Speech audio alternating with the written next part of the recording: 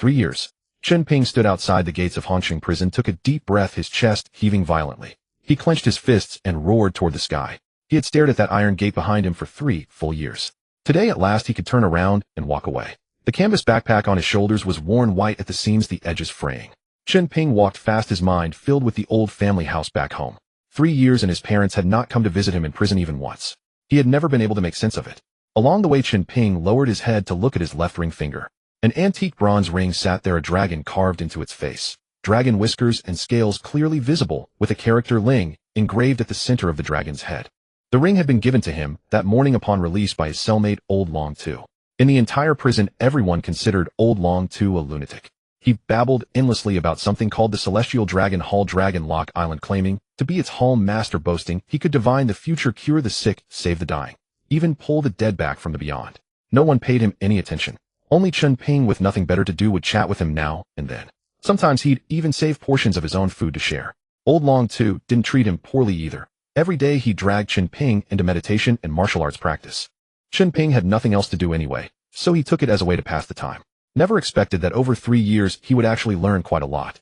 Medical arts, martial skills, all sorts of odd things. He picked up a bit of each.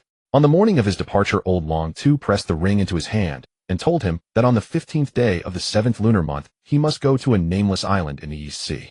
Once on the island, show the ring, and someone would receive him. He would encounter a great destiny. Chen Ping believed those words. Everything Old Long Tu had taught him was real skill. But the 15th of the 7th month was still far off. Right now he had more pressing matters. Standing at the door of his own home, Chen Ping froze. The house was even more dilapidated than 3 years ago. Chunks of wall plaster had fallen off, and a crack in the window was haphazardly taped over. His heart ached. Back then he'd acted on impulse and done that terrible thing. His parents must have suffered terribly too. The memory of that night, 3 years ago, pressed heavy on his chest. That night, he was walking his girlfriend Geng Shanshan home. They were nearly at the wedding stage, college classmates who'd dated for 2 years. On the way they ran into Xiao Lei. That bastard was dead drunk. Xiao Lei was infamous in Hongcheng. A privileged scoundrel who, backed by his wealthy family, would do any vile thing he pleased. That night, he took one look at Geng Shanshan and reached for her without a second thought. Geng Shanshan was Chen Ping's girlfriend. Xiao Lei didn't even see Chen Ping as worth noticing. Just a poor nobody he could trample without consequence.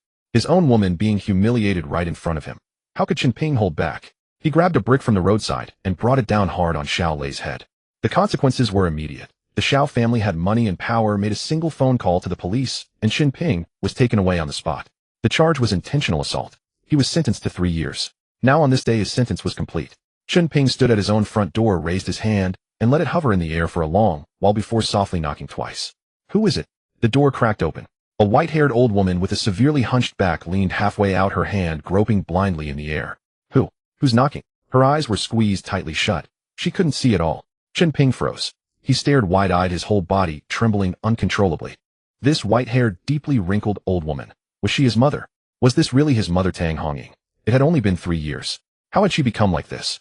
Mom, it's me. Chen Ping stepped forward, at once gripping her arm, his voice trembling. It's me, Chen Ping. Chen Ping. Tang Hongying's shaking hands groped up to touch his face, tears suddenly spilling over. Is it really you? Is it really my Ping? Mom, it's me, I've come home. Chen Ping's nose stung and his eyes reddened. Mom, what happened to you? What on earth happened? He didn't understand. When he went inside, his mother had been perfectly fine. Sai, come inside and I'll tell you. Tang Hongying led him inside. The room was nearly empty. There was barely any furniture. Chen Ping was dumbfounded.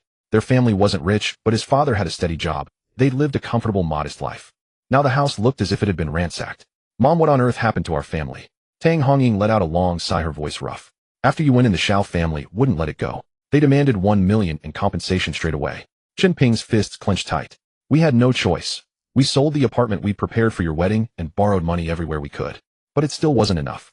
In the end, we still owed 300,000. We can only pay it back in installments. Your father lost his job too. Now he earns a living sweeping the streets.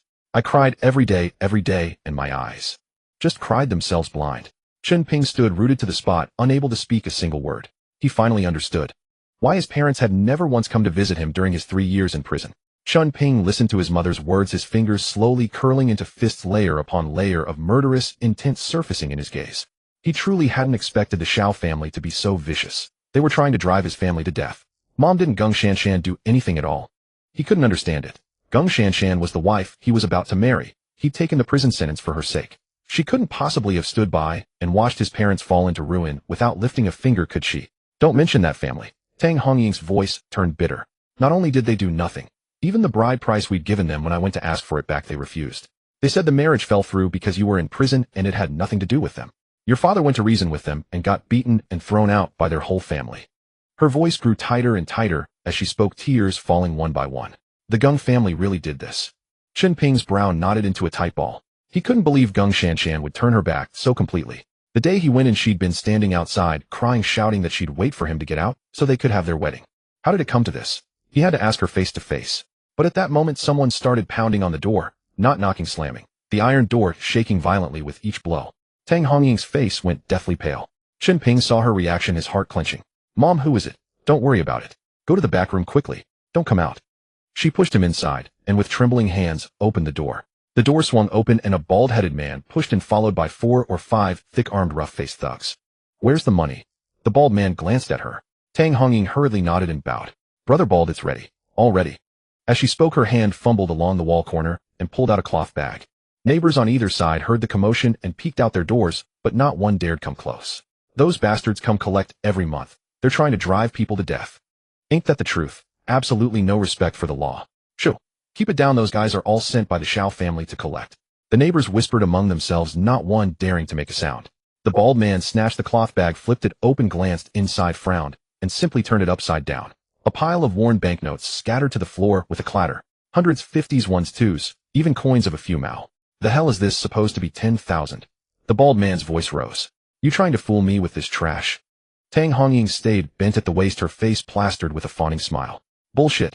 The bald man kicked her in the stomach, sending her flying half a meter and crashing to the ground. You want me to count it one bill at a time? I don't have that kind of patience. Get it all changed into hundreds. Mom. Chen Ping burst out from the back room and caught Tang Hongying in his arms. His gaze swept coldly across each of the bald man's faces, his eyes sharp as knives. The bald man and his thugs shivered involuntarily under that sweeping gaze. Chen Ping, what are you doing out here? Go back, don't get involved. Tang Hongying struggled to push him back inside. Mom, since I'm here, I'll handle this. You sit down. Chen Ping pressed her onto the stool and turned to stare at the bald man. The bald man looked him up and down, then grinned. Well, isn't this the sucker who took a brick for young Master Shao and did 3 years in the slammer? Out already. He licked his lips and continued, what perfect timing. Today your girlfriend is marrying young Master Shao. The wedding is so lavish. Don't you want to go as the ex and make an appearance? Cuckold. Ha ha ha. The bald man's lackeys behind him doubled over, laughing. What did you say? Chen Ping's brow knotted into a tight mass, his eyes full of disbelief. I said that girl who you took the fall for is getting married today. The wedding is at the Fuhao Grand Hotel. Big affair. Aren't you going to take a look? The bald man stared at Chen Ping with open mockery. Chen Ping's brow furrowed deeper and deeper, his fist clenching with a grinding sound. Behind him, Tang Hongying's face went pale, then flushed, her whole body trembling with rage. Her son had served 3 years in prison for that Gung Shanshan, and now she turned around and married his enemy. Kneel. Apologize to my mother. I can spare your lives. Chen Ping's eyes flashed with cold light, and a sudden blast of killing intent erupted from his entire being. The temperature in the room seemed to plummet several degrees in an instant. The bald man and his men's laughter died abruptly in their throats. After a few seconds of stunned silence, the bald man snapped back, his face twisted with rage. What did you just say? You want me to kneel and apologize? The words barely left his mouth before he swung his fist straight at Chen Ping. Given Chen Ping's slender frame, that punch would have knocked him flat on the ground. But the instant the bald man lunged forward, Chen Ping delivered a swift kick. The bald man collapsed to the ground, curling up as he clutched his crotch in agony, sweat pouring down his face, howling in pain. Chen Ping, that's enough. You can't keep hitting people. Tang Hongying shouted at him anxiously. Her son had gone to prison once for fighting. He'd barely gotten out. If he got sent back again, how could she bear it? Beat him to death. Kill him. The bald man hissed through gritted teeth, his eyes blazing with malice.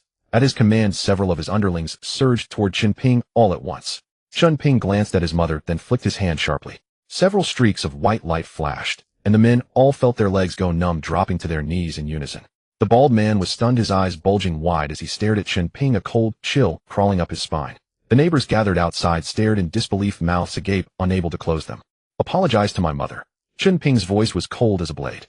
The bald man hesitated for 2 seconds, but the moment he met Chen Ping's eyes, his knees buckled, and he knelt down obediently. I'm sorry. The bald man and his lackeys mumbled their apologies. Get lost. Chen Ping waved his hand dismissively. He didn't want to make a scene in front of all the neighbors. If he'd truly wanted to finish off these thugs, it would have taken no more than the blink of an eye. The bald man was helped up by his underling, shot Chen Ping one last hateful glare, then limped away, clearly still unwilling to let it go. But Chen Ping didn't take it to heart. He wasn't afraid of any retaliation. Mom, are you hurt? Those people are gone now. After the bald man left, Chen Ping turned to ask Tang, Hongying, his tone softening. Sigh. You just got out, why go provoking them? Tang Hongying kept sighing, muttering. Hurry and pick up the money on the ground. Every cent of it was saved bit by bit. Chen Ping bent down and carefully gathered the scattered bills and coins one by one, stuffing them back into the cloth bag. Mom, from now on I'll be the one earning money for this family. You and Dad just rest at home. Your eyes. I'll find a way to treat them too. He tied the bag securely and handed it to Tang Hongying. It's enough that you have the heart. As Tang Hongying spoke, tears began to fall your back. Mom's heart can finally rest at ease. These past few years, if I hadn't been thinking of you, I wouldn't have lasted. Seeing his mother like this, Chen Ping's eyes reddened. Boom. He couldn't hold back any longer and slammed his fist into the only table in the house. Crash. The table splintered into pieces across the floor. The Xiao family. The Gung family. I'll remember this debt. One day I'll make every single one of you pay. Chen Ping's fury burned hot. Tang Hongying sensed something was wrong and quickly grabbed him. Chen Ping, don't cause any more trouble. Now that you're out, find a proper job and life will get better. Don't worry, Mom. I know what I'm doing. I'm heading out for a bit. Chen Ping comforted her briefly, then turned and walked out the door. He was going to find Gung Shanshan and get answers from her face to face. The fire in his chest was still burning as he stepped out, his whole body radiating barely restrained fury. But just as he reached the middle of the road, a red Porsche came barreling toward him at terrifying speed. Boom! Chen Ping was sent flying by the impact. Chen Ping's back slammed hard against the ground, his head spinning from the impact. Had he not trained under Old Long Tu for years, a few of his bones would have shattered for sure. What kind of crappy driving is that? Got eyes in the back of your head. He'd already been holding in his anger, and getting hit the moment he stepped out made him even more furious. He was about to push himself up and curse them out when a sharp, angry voice cut through first. Are you blind when you walk? Beside the Porsche stood a girl. White dress, stiletto heels, undeniably beautiful. But that gaze cut like a blade, fixing directly on Chen Ping. Chen Ping frowned, started to get up, then laid back down deliberately. Who's blind here? You hit me, and somehow it's my fault. Pretty face like that, but your mouth smells like a sewer. He didn't back down with his words. How dare you insult me? The girl's eyes widened, and she lifted her leg to kick him. Those stiletto heels were sharp as awls. A direct hit would have left a bloody wound. Yuchi, stop! Just as the heel was about to land on Chen Ping, the rear door opened. A middle-aged man stepped out. His face was expressionless, but the pressure of his presence was heavy. A man who'd long held a position of power. But this man's face was terrifyingly pale, his breathing rapid and labored. After calling out that one word, he gripped the car door, his chest heaving violently. Dad, why did you get out? The girl was startled and rushed over to support him. Don't delay, hurry to the hospital. The middle-aged man said in a strained voice. The girl nodded, turned, and walked to Chen Ping, pulled a thick stack of red bills from her bag, and threw them directly at him. 10,000 yuan. Take it and get lost. We don't have time. Chen Ping didn't touch the money. He stood up from the ground, glanced at the middle-aged man not far away, and said calmly, no need to go. There's no time. After saying that, he turned to leave. He could tell the middle-aged man wouldn't last more than a few minutes. He'd never make it to the hospital. Stop. The girl chased after him in a few quick steps, blocking his path, her eyes wide. Explain yourself clearly. If you don't explain today, don't even think about leaving. The middle-aged man also furrowed his brow, stepped forward a few paces, and stared at Chen Ping. Your father's old injury is flaring up. It's in his left lung. At most 5 minutes, and his breathing will fail. He'll suffocate to death. Which hospital can you reach in 5 minutes? Chen Ping's tone was flat, as if stating something completely trivial. You're talking nonsense. My dad just caught a cold. Yuchi. The middle-aged man stopped her. He stared at Chen Ping, shock in his eyes. Young man, how do you know my left lung was injured? Even if I told you, you wouldn't understand. I have things to do. No time to waste here. Chen Ping turned to leave. Hey, young man. The middle-aged man called out to him, followed by a fit of violent coughing. After catching his breath, the man stepped forward and grabbed Chen Ping's arm. You diagnosed my condition at a glance. You must have a way to treat it. Please save my life, young man. I'll give you anything you want. Here's my card. The man pulled a business card from his pocket and held it out to Chen Ping. Originally, Chen Ping really didn't want to take it, couldn't be bothered to care. But the moment his eyes swept the name on the card, he immediately reached out and took it.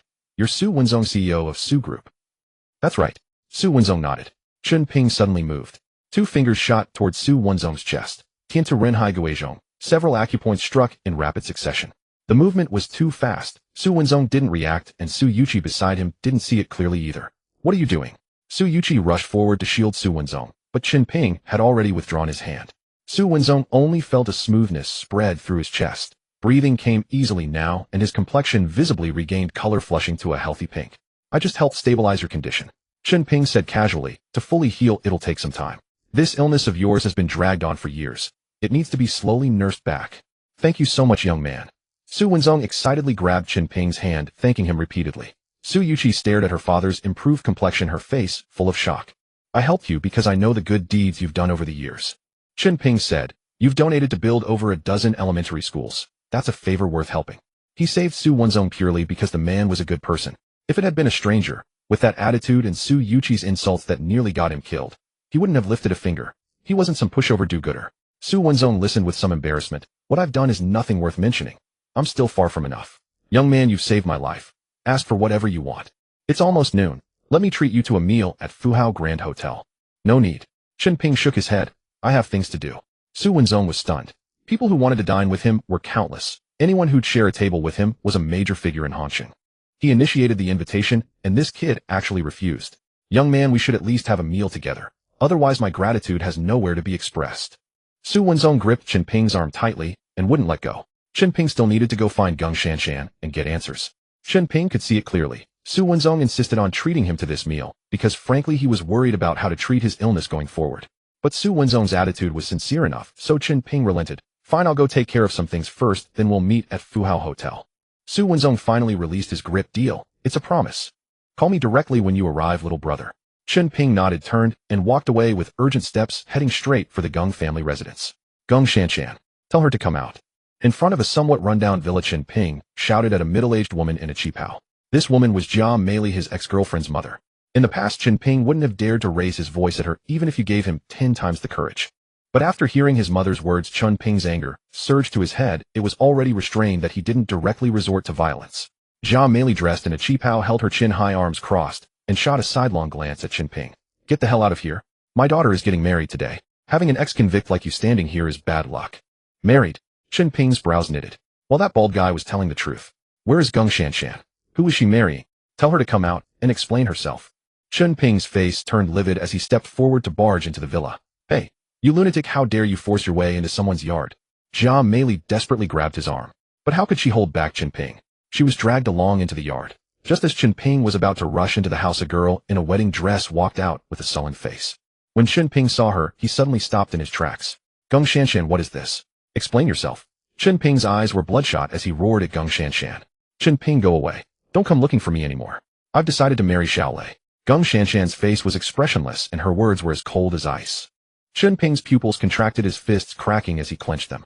Although he had guessed it in his heart, hearing it from her mouth still felt like a knife stabbing his chest, leaving him suffocating and breathless. His imprisonment was all thanks to Xiaolei. And now, his girlfriend was going to marry that man. Was there anything more absurd in this world? Chen Ping suddenly grinned, letting out a self-deprecating laugh. He felt he had been utterly pathetic. Is this your own choice?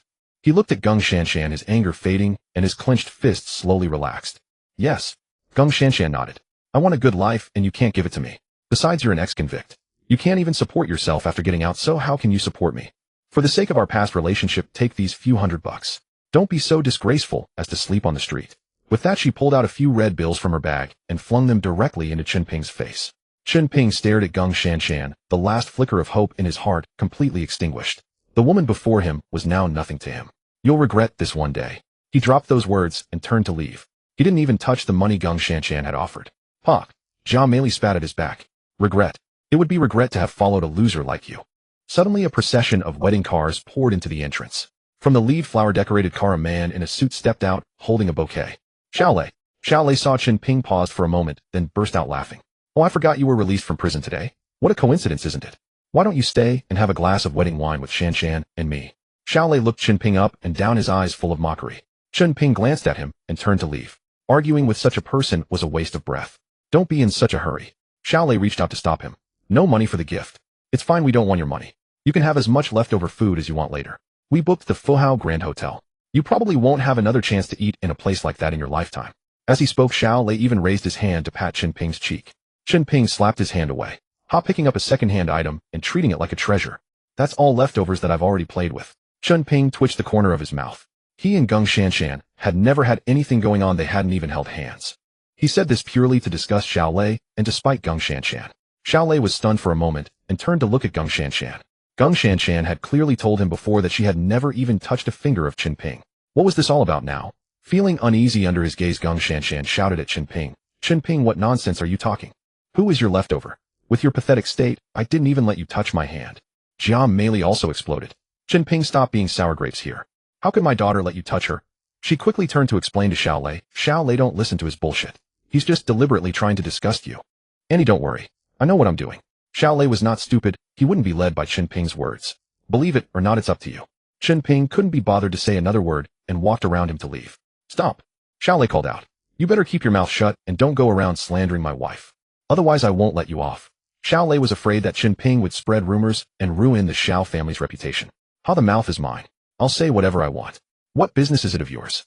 Chen Ping stared at Xiao Lei, his tone as cold as a knife. You should be careful. One day you might die inexplicably without even knowing how you ended up.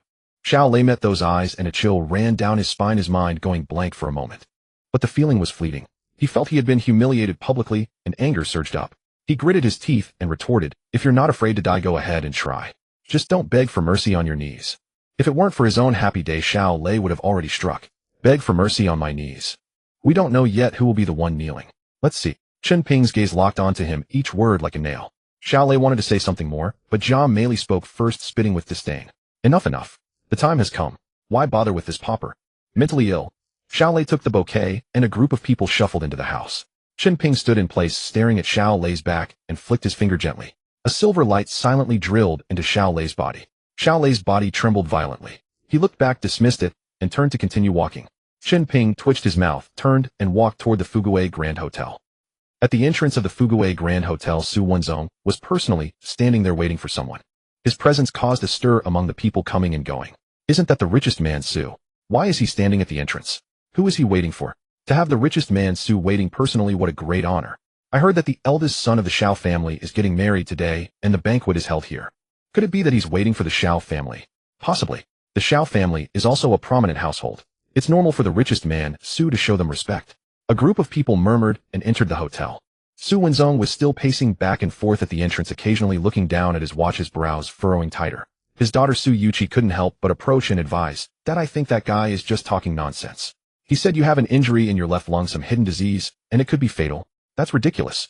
You just have pneumonia from a cold. Don't wait anymore. I'll go with you to the hospital. Su Wenzong had been waiting for nearly half an hour, and no one had shown up. Su Yuqi increasingly felt that Chen Ping was just talking nonsense. Besides, her father had never mentioned having an injury in his left lung, and nothing like this had happened before. Su Wenzong sighed, his face darkening. Yuqi, there are some things you don't know. This injury on my body can't be detected even in the hospital. It's an old injury from over 20 years ago. I've been hiding it from you all along because I didn't want you to worry unnecessarily. Su Yuqi was stunned after hearing this. She grabbed Su Wenzong's arm, her voice trembling. Dad, you explain clearly what exactly is going on. Don't scare me, don't scare me. I've already called DR. Son, he'll be here soon. Su Yuqi was completely panicked. Since she could remember, she had never seen her biological mother. Su Wenzong had raised her alone, the two of them relying on each other. If something really happened to Su Wenzong, she truly didn't know how she would go on living. It's a long story. I'll tell you slowly later, Dad. After saying this, Su Wenzong looked down at his watch again, glanced into the distance, and his expression grew increasingly anxious. When he saw Chen Ping's figure appear at the street corner, Su Wenzong's spirits lifted instantly, and he hurried over in large strides. Brother, you're finally here. Quick, please come in. Su Wenzong grabbed Chen Ping's hand, finally letting out a sigh of relief. President Su, I said I would come, and I won't break my word. Chen Ping understood that Su Wenzong was afraid he would change his mind. Su Wenzong was a bit embarrassed and smiled. Brother, let's go inside and talk. His posture was extremely humble. People passing by saw this scene and whispered about what background this young man had. Su Yuqi stood by watching her father grovel, while Chen Ping stood upright, and anger instantly flared up in her heart. What's wrong with you? My dad waited at the door for over half an hour, didn't you see? Look at his face, it's getting worse and worse. Do you even know how to treat him? She already had a lot of grievances against Chen Ping. At first, when Chen Ping stabilized Su Wenzong's condition, she thought he had some skills. But soon Su Wenzong's face turned from rosy to ashen. The more Su Yuqi looked, the more she felt Chen Ping was a fraud, perhaps even here to swindle money. Yuqi, stop making a scene. Apologize to this young man. Su Wenzong's face darkened, and he yelled at Su Yuqi. Why should I apologize to him? Look at him, he's still wet behind the ears. At best, he's a charlatan. Su Yuqi glared at Chen Ping. She thought that Su Wenzong refused to go to the hospital because he had been fooled by this guy. Seeing his daughter's disobedience, Su Wenzong's face flushed crimson, with anger, his breathing becoming rapid and labored. Cough. Cough. He tried to speak, but his lips parted only to produce a violent fit of coughing instead of words.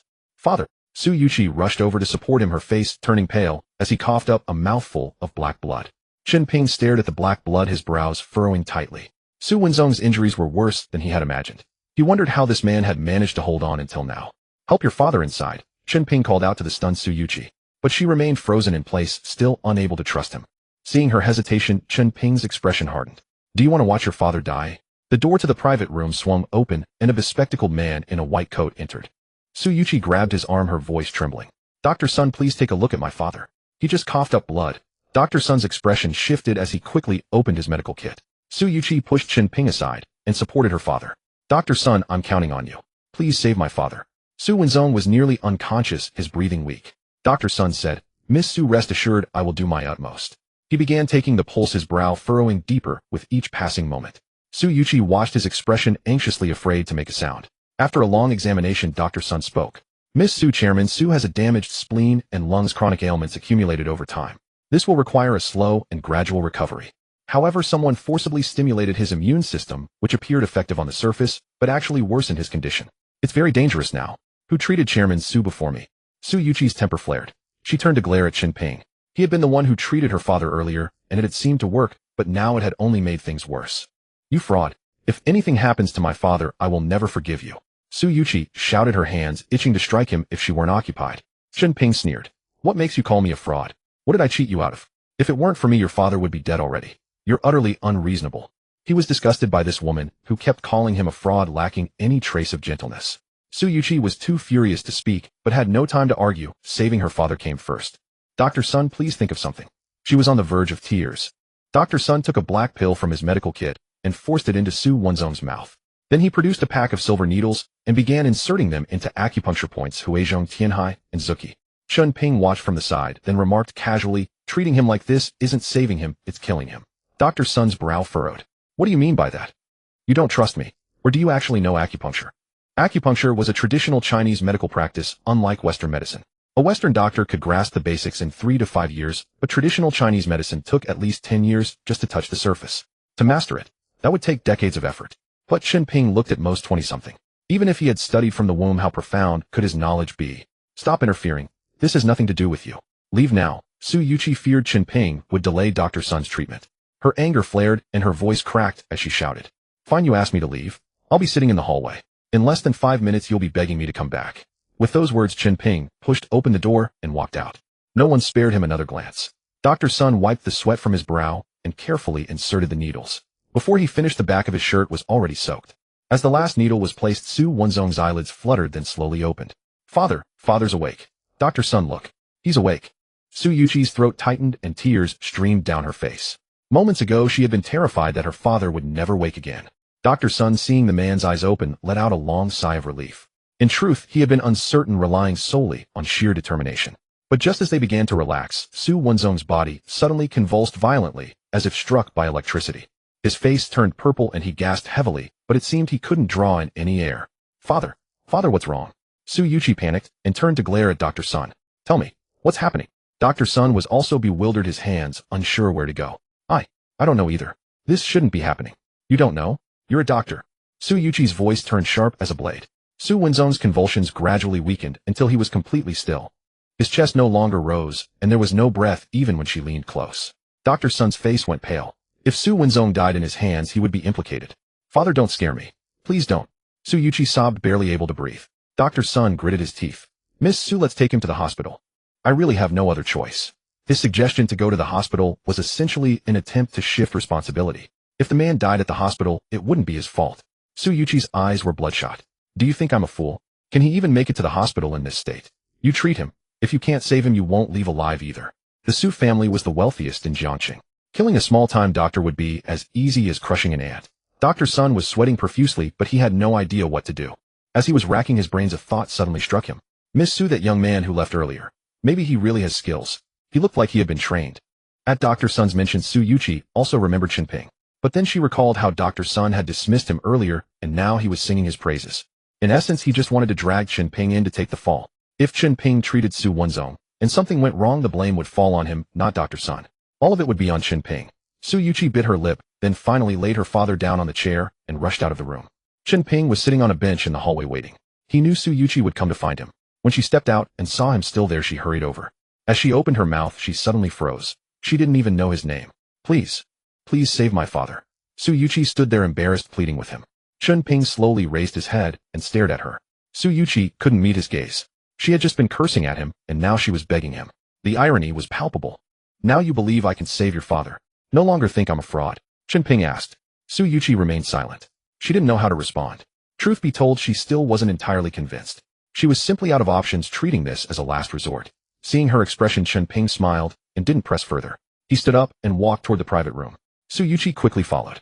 Inside, Dr. Sun was pacing frantically, sweat dripping down his face. When he saw Chen Ping enter, it was like seeing a savior. Whether Chen Ping could cure the man or not, as long as he took over, the blame would be shifted. Young man, I was wrong earlier. Please take a look at Chairman Su. Dr. Sun humbled himself, pleading repeatedly. Compared to his livelihood, what was a few soft words? Chen Ping glanced at Su Wenzong and sighed softly. Looks like I'll have to give it my all today. He turned to Dr. Sun.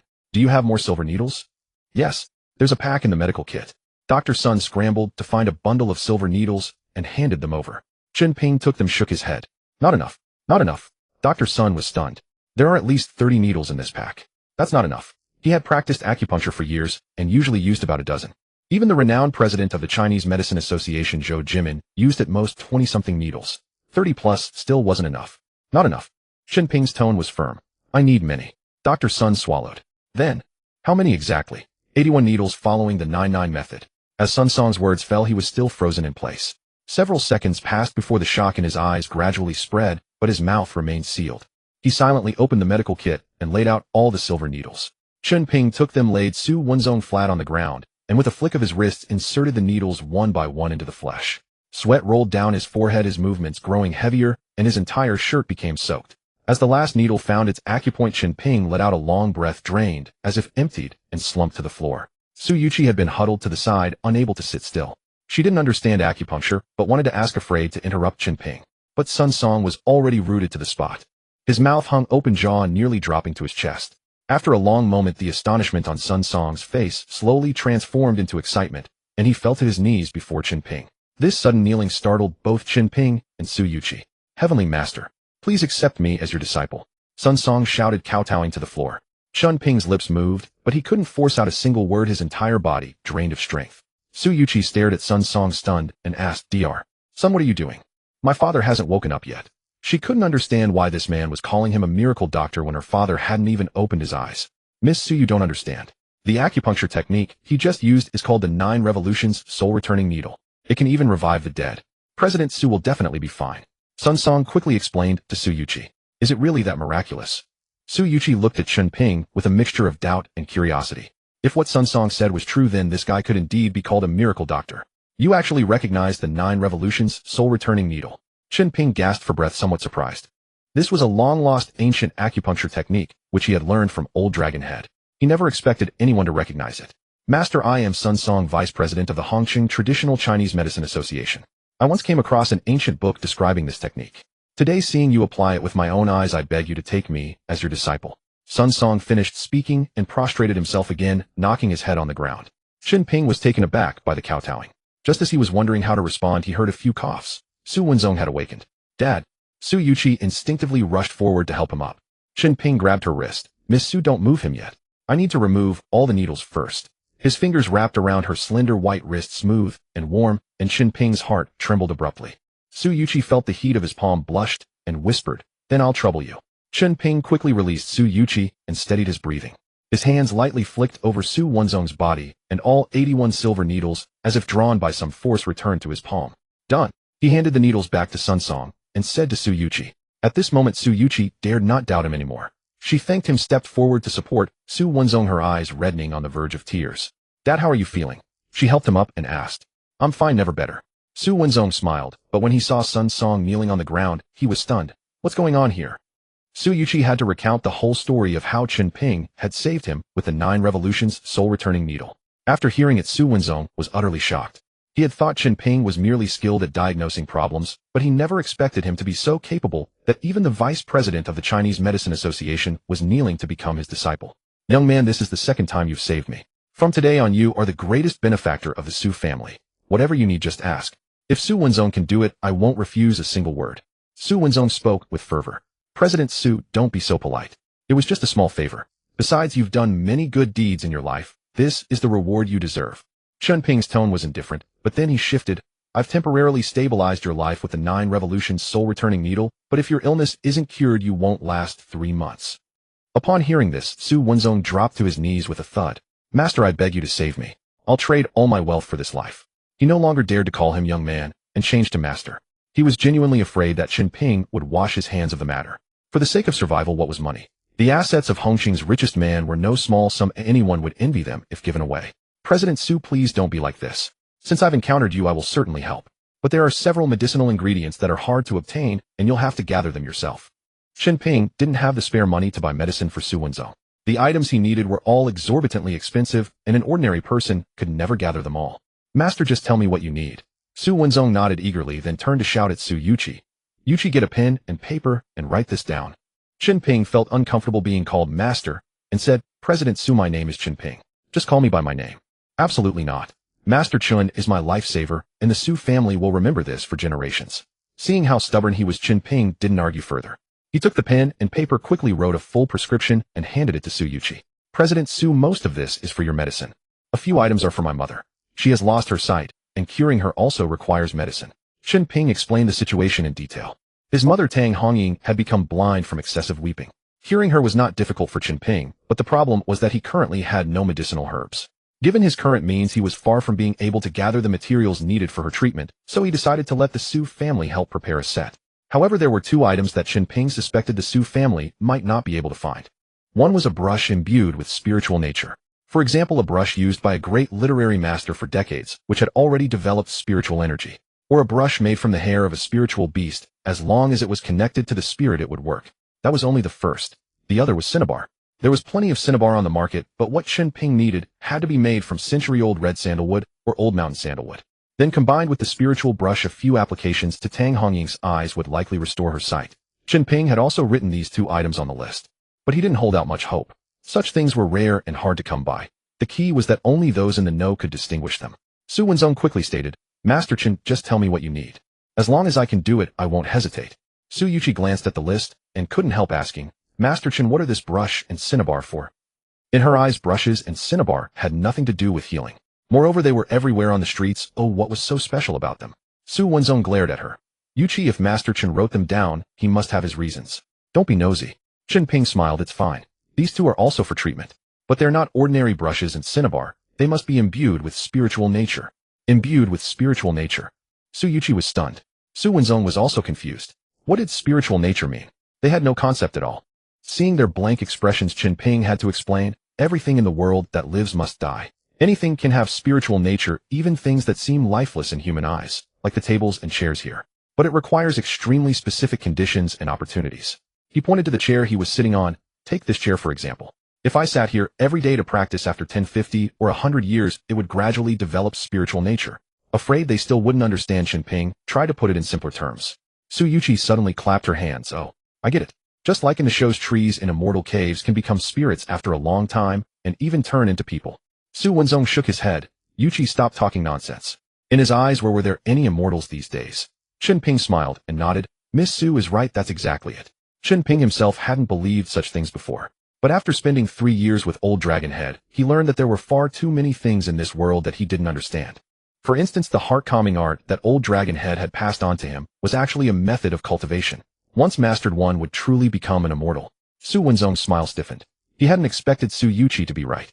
If anyone else had mentioned spiritual nature or immortals, Su Wenzong would have dismissed it as nonsense. But since it was Chen Ping who said it, he wavered inside. As the 2 chatted, Chen Ping didn't even glance at Sun Song, who was still kneeling on the ground. That fellow wasn't bad by nature, but he couldn't handle pressure, so Chen Ping didn't want to take him on. Besides, without Old Dragon Head's consent, he couldn't casually take disciples. After chatting for about 10 minutes, Chen Ping finally understood how Su Wenzong had been injured. In his youth, a business rival had struck him with a palm. At the time, there were no external injuries and tests showed nothing wrong, so he didn't take it seriously. But as time passed, his health deteriorated day by day until breathing became difficult, and he had to rely on expensive tonics to keep going. Su Wenzong had kept this hidden for fear of worrying his family. Su Yuqi had no idea her father had such a hidden ailment. Chen Ping understood immediately. The person who injured Su Wenzong was a martial artist who had already cultivated internal energy, clearly intending to kill him. If not for Su Wenzong's wealth, which allowed him to buy rare herbs to prolong his life, he would have died long ago. If not for meeting him, this man probably wouldn't last much longer. I beg Master Chen to accept me as your disciple. Sun Song, still kneeling, shouted again. His legs were completely numb, and he was grimacing in pain. Chen Ping glanced at him. Get up. I don't take disciples. But if you have any questions, I can offer some guidance. Seeing that Sun Song had knelt for so long, showing sincerity, Chen Ping relented. But taking him as a disciple was out of the question. Sun Song was overjoyed, repeatedly thanking him. Thank you, Master Chen. Thank you, Master Chen. He slowly stood up, but his legs were so numb and painful that he couldn't steady himself. Chen Ping reached out and tapped his leg. The numbness and pain vanished instantly. Sun Song's eyes widened, and he was speechless for a long time. President Su, my mother is waiting at home, so I'll take my leave now. Call me when the herbs are ready. Chen Ping stood up and said. He was worried about his mother being alone. Master Chen, where are you staying now? Su Wenzong asked. Happiness Lane Community. Is there something? Chen Ping looked puzzled. A small token. I happen to have a vacant house on hand unoccupied all this while. I'll give it to Mr. Chen. It's a quiet place ideal for recuperation. I hope you don't mind. Su Wenzong finished speaking, fished a key from his pocket, and handed it over. Then, thank you, President Su. Chen Ping initially wanted to refuse. He hadn't treated people for personal gain. But on second thought, his parents were still stuck in that shabby house. Relying on his own savings to buy a house would take forever. He accepted it. The moment the key touched his palm, Chen Ping froze. It was a key to the Panlongwen Villa District. Panlongwen Villa District was the most prestigious residential area in all of Hongcheng. The entire district occupied a single hilltop with an environment so exquisite that the air itself seemed sweet. Those who lived here were either wealthy or influential. All were prominent figures in the city. Ordinary people couldn't even afford the property management fees, let alone live there. President Su, this is too much. Please take it back. Chen Ping hurriedly tried to return the key. Mr. Chen, there's no need to decline. Is my old life not even worth a house? Su Wenzong smiled. With the words spoken so plainly, Chen Ping could no longer refuse, so he kept it. Then Su Wenzong pulled out another card and slid it across the table. There was 10 million in the account. Chen Ping knew further politeness was futile, so he simply pocketed the bank card as well. Just as he was about to take his leave, a commotion erupted downstairs, so loud it was clearly audible through the floor. Chen Ping's brow furrowed. Su Wenzong noticed and immediately summoned the hotel manager. What's going on? What's all this racket? President Su, today is the wedding of young Master Xiao of the Xiao family. A banquet is being held in the second-floor ballroom, hence the noise. The manager quickly explained. Su Wenzong didn't pursue the matter further. Since he ran a business, it was only natural for people to celebrate a joyous occasion with some liveliness. President Su, I'll take my leave now. Chen Ping cupped his hands, turned, and exited the private room. Just as he reached the ground floor, he ran straight into Xiao Lei, who was carrying the bride Geng Shanshan in his arms as they walked toward the hotel entrance.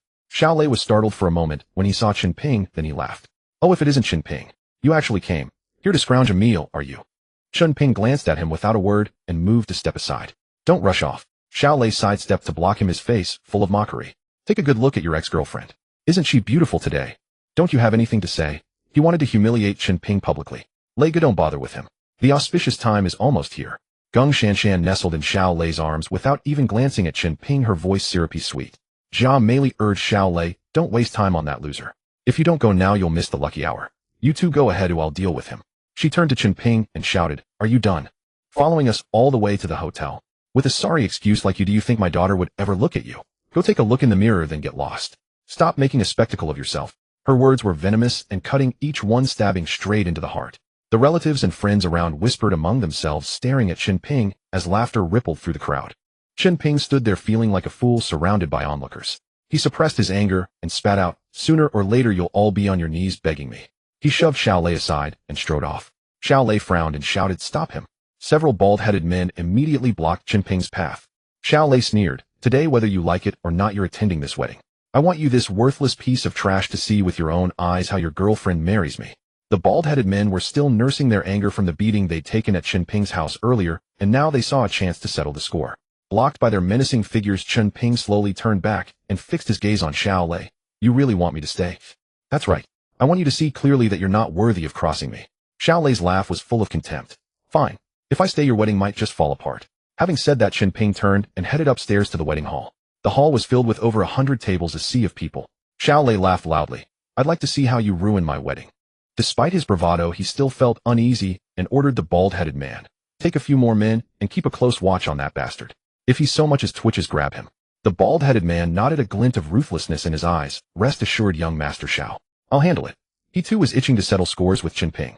In the wedding hall, Chen Ping found a corner and sat down. The guests at the Xiao family wedding were either wealthy or powerful, all the notable figures of Hongcheng. Someone like Chen Ping, an ordinary person, had no business being at such an event. The moment he sat down, the gazes of the surrounding guests shifted. In such a lavish wedding venue, a young man in cheap clothes looked completely out of place. Soon word of Chen Ping's identity spread among the guests. More eyes turned his way. Most were mocking and a few held a hint of pity. Chen Ping didn't care at all. He sat alone in the corner, slowly cracking sunflower seeds, his face utterly expressionless. The bald-headed man and a dozen others stood behind him, watching without blinking. If Chen Ping so much as moved, they would strike immediately. Oh, if it isn't Chen Ping. Out of the slammer, are you? A harsh female voice cut through the air. Chen Ping looked up. A woman gaudily dressed with makeup caked on her face like plaster was walking toward him. A man accompanied her. The woman's voice was loud enough for all the wedding guests to hear. At first, everyone thought Chen Ping was just a pitiful guy attending his ex-girlfriend's wedding, but that shout made it clear he had been to prison. Now every eye in the room was fixed on Chen Ping. He recognized the woman's face, and his brow furrowed. Jiang Wenjing, an old classmate. Back in school, she had pursued him quite aggressively. At that time, Chen Ping's father had a stable job with a salary that matched 2 months of others' pay. So many girls had flocked to him. But Chen Ping had never been interested in someone like Jiang Wenjing. He had chosen Geng Shanshan instead. In his mind, Geng Shanshan was more reliable and looked cleaner, not as calculating as Jiang Wenjing. Looking back now, both women were cut from the same cloth. He really had been blind. What's the matter? Don't recognize an old classmate. Cack out your tongue. Jiang Wenjing laughed even more gleefully. You were so impressive back in school. Student council president, the teacher's pet. If they knew you ended up in jail after graduation, wouldn't that be a sight to see? The man beside her chimed in. Fu Wei, Chen Ping's college roommate. They used to be as thick as thieves. The problem was that Fu Wei also had his eyes on Geng Shanshan. When Chen Ping won her over, a thorn lodged itself in Fu Wei's heart. Later, he had often schemed behind the scenes trying to break the couple apart, but never succeeded. Once Chen Ping found out their friendship was over. After graduation, they went their separate ways and never kept in touch. Seeing these two together today, it was obvious that Geng Shanshan had invited them. Given their social standing, they wouldn't have had the clout to get into such an event otherwise. Chen Ping couldn't be bothered with them. He glanced at them, then lowered his head to sip his tea. His reaction only spurred Fu Wei and Jiang Wenjing on. Just out of the joint. Got a job yet? Fu Wei's lips curled into a malicious grin. Want me to put in a word? How about cleaning out latrines? It's dirty, but at least you'll have something to eat. Your dad's lost his job now, so relying on him won't keep you fed. Back in school, Fu Wei had always been overshadowed by Chen Ping, whose father had a good job. Now that Chen Ping's family had fallen from grace, Fu Wei could finally hold his head high. Fu Wei, what are you saying? Jiang Wenjing covered her mouth with a laugh. He was the student council president after all. How can you suggest latrine duty? Shouldn't it be something cleaner? Maybe sweeping the streets? Ha ha. The taunts from Fu Wei and Jiang Wenjing sent the bald-headed man and the entire hall into a fit of laughter. Only then did Chen Ping slowly raise his head, his voice flat and cold. If you want to live, get out now. His face was impassive and his tone carried no trace of anger. But the moment those words reached Fu Wei and Jiang Wenjing's ears, both shuddered involuntarily. Jiang Wenjing felt it most acutely. Her whole body turned cold as if plunged into an ice cellar, numb and rigid, unable even to meet Chen Ping's gaze. All the venomous words they had prepared got stuck in their throats, not a single syllable escaping. It took a long while before Fu Wei recovered, his face flushing red as if he'd been stepped on. He roared at Chen Ping. You're an ex-convict. Who do you think you're threatening? Your own woman married someone else, and you didn't even dare to squeak. Now you come here to throw your weight around. Exactly. Do you know what the Shao family is capable of? You're a coward. You don't dare to mess with them, so you take it out on us. We're not pushovers either. Jiang Wenjing snapped out of her trance, pointed a finger at Chen Ping, and her tongue loosened. Chen Ping only said, don't push me. Then he lowered his head again. What the hell, I'm forcing you, so what? This is Mr. Zhao's turf. You dare to mess around. Fu Wei cursed as he rushed over, grabbing Chen Ping by the collar and lifting him off the ground. Their targeting of Chen Ping was nothing but a display of loyalty to Shaolei. If Shaolei was pleased, their careers would be smooth sailing from then on. Fu Wei hoisted Chen Ping into the air, about to strike, when Chen Ping raised his hand and delivered a slap. The sound cracked through the entire banquet hall. Fu Wei was sent flying sideways, crashing heavily onto a table. The table shattered into pieces, bowls and teacups breaking into smithereens. All the guests turned to look. On the wedding stage, Shaolei and Geng Shanshan were completely ignored. Even they couldn't help but glance toward the commotion. Baldhead saw Chen Ping make a move, his eyes lighting up as he shouted, "Damn it, you're asking for death. Everyone get him. Kill him." He had long been looking for an excuse to deal with Chen Ping, and now he had the perfect justification. Knowing Chen Ping was skilled, Baldhead didn't charge himself, but instead ordered the dozen or so underlings behind him to pounce. Kid daring to cause trouble at Mr. Zhao's wedding. You must be tired of living. A dozen thugs brandished clubs and rushed at Chen Ping. Seeing this, the guests shook their heads. Everyone knew that Chen Ping would be lucky to walk out of there alive. Fu Wei, who had been sent flying by Chen Ping's slap, clutched his face as he got up, his voice distorted. Get him. Beat him to death. On the wedding stage, Xiao Lei's lips curled into a cruel smile. Everyone waited to see how Chen Ping would die. No one sympathized with him, and no one would help. As the dozen men closed in, Chen Ping smirked and stomped forward. With that stomp, the entire floor trembled, and the hall swayed as if an earthquake had struck. The thugs didn't even have time to scream before they were sent flying backward, crashing into tables and chairs, sending splinters and dishes flying everywhere. The entire hall of guests was stunned. Baldhead stared at his men, lying in a row on the floor, a chill running up his spine, his back instantly drenched in sweat. Beside the wedding stage, a man in his 40s in a suit furrowed his brow deeply. He was Xiao Yan, head of the Xiao family and Xiao Lei's father. Naturally, he was present at his son's wedding. He had clearly seen Chen Ping's move that sent over a dozen men flying. Being a martial artist himself, he could tell at a glance that this kid was no ordinary fighter. Xiao Lei on the stage darkened his expression at the sight. Useless bunch. He cursed and then dashed forward. Honey. Geng Shanshan hurried after him. Leier, don't be impulsive. Xiao Yan, who had been sitting nearby, also moved, fearing his son might get hurt. What's going on? What's going on? A dozen hotel security guards rushed into the hall, carrying rubber batons. In the 5 or 6 years the Fortune Hotel had been open, no one had ever dared to cause trouble there. Everyone knew that the hotel was a property of the Su family, the richest in Hongcheng. And today the Xiao family's eldest son was holding his wedding banquet. The Xiao family was almost on par with the Su family. To cause trouble at such a moment was truly asking for death. On the 3rd floor in a private room, Su Wenzong listened to the commotion downstairs, and his face darkened. The hotel manager rushed in, sweating. What's happening downstairs? Su Wenzong asked, displeased. Mr. Su, someone started a fight at the Xiao family's wedding, injured people, and broke a lot of things. The manager explained hastily. Someone dared to cause trouble in my place. Su Wenzong's face turned grim. What are you people doing? Send the security guards over immediately. Don't let them ruin the hotel's reputation. They've already been sent. The manager said. Then why are you still standing here? Do you have to wait until they tear the place down before you act? Su Wenzong roared, and the manager turned and fled in fright. Dad, your health is not good, don't get upset. I'll go down and take a look. Su Yuqi soothed him and then left the private room. Most of the Su family's affairs were now managed by her.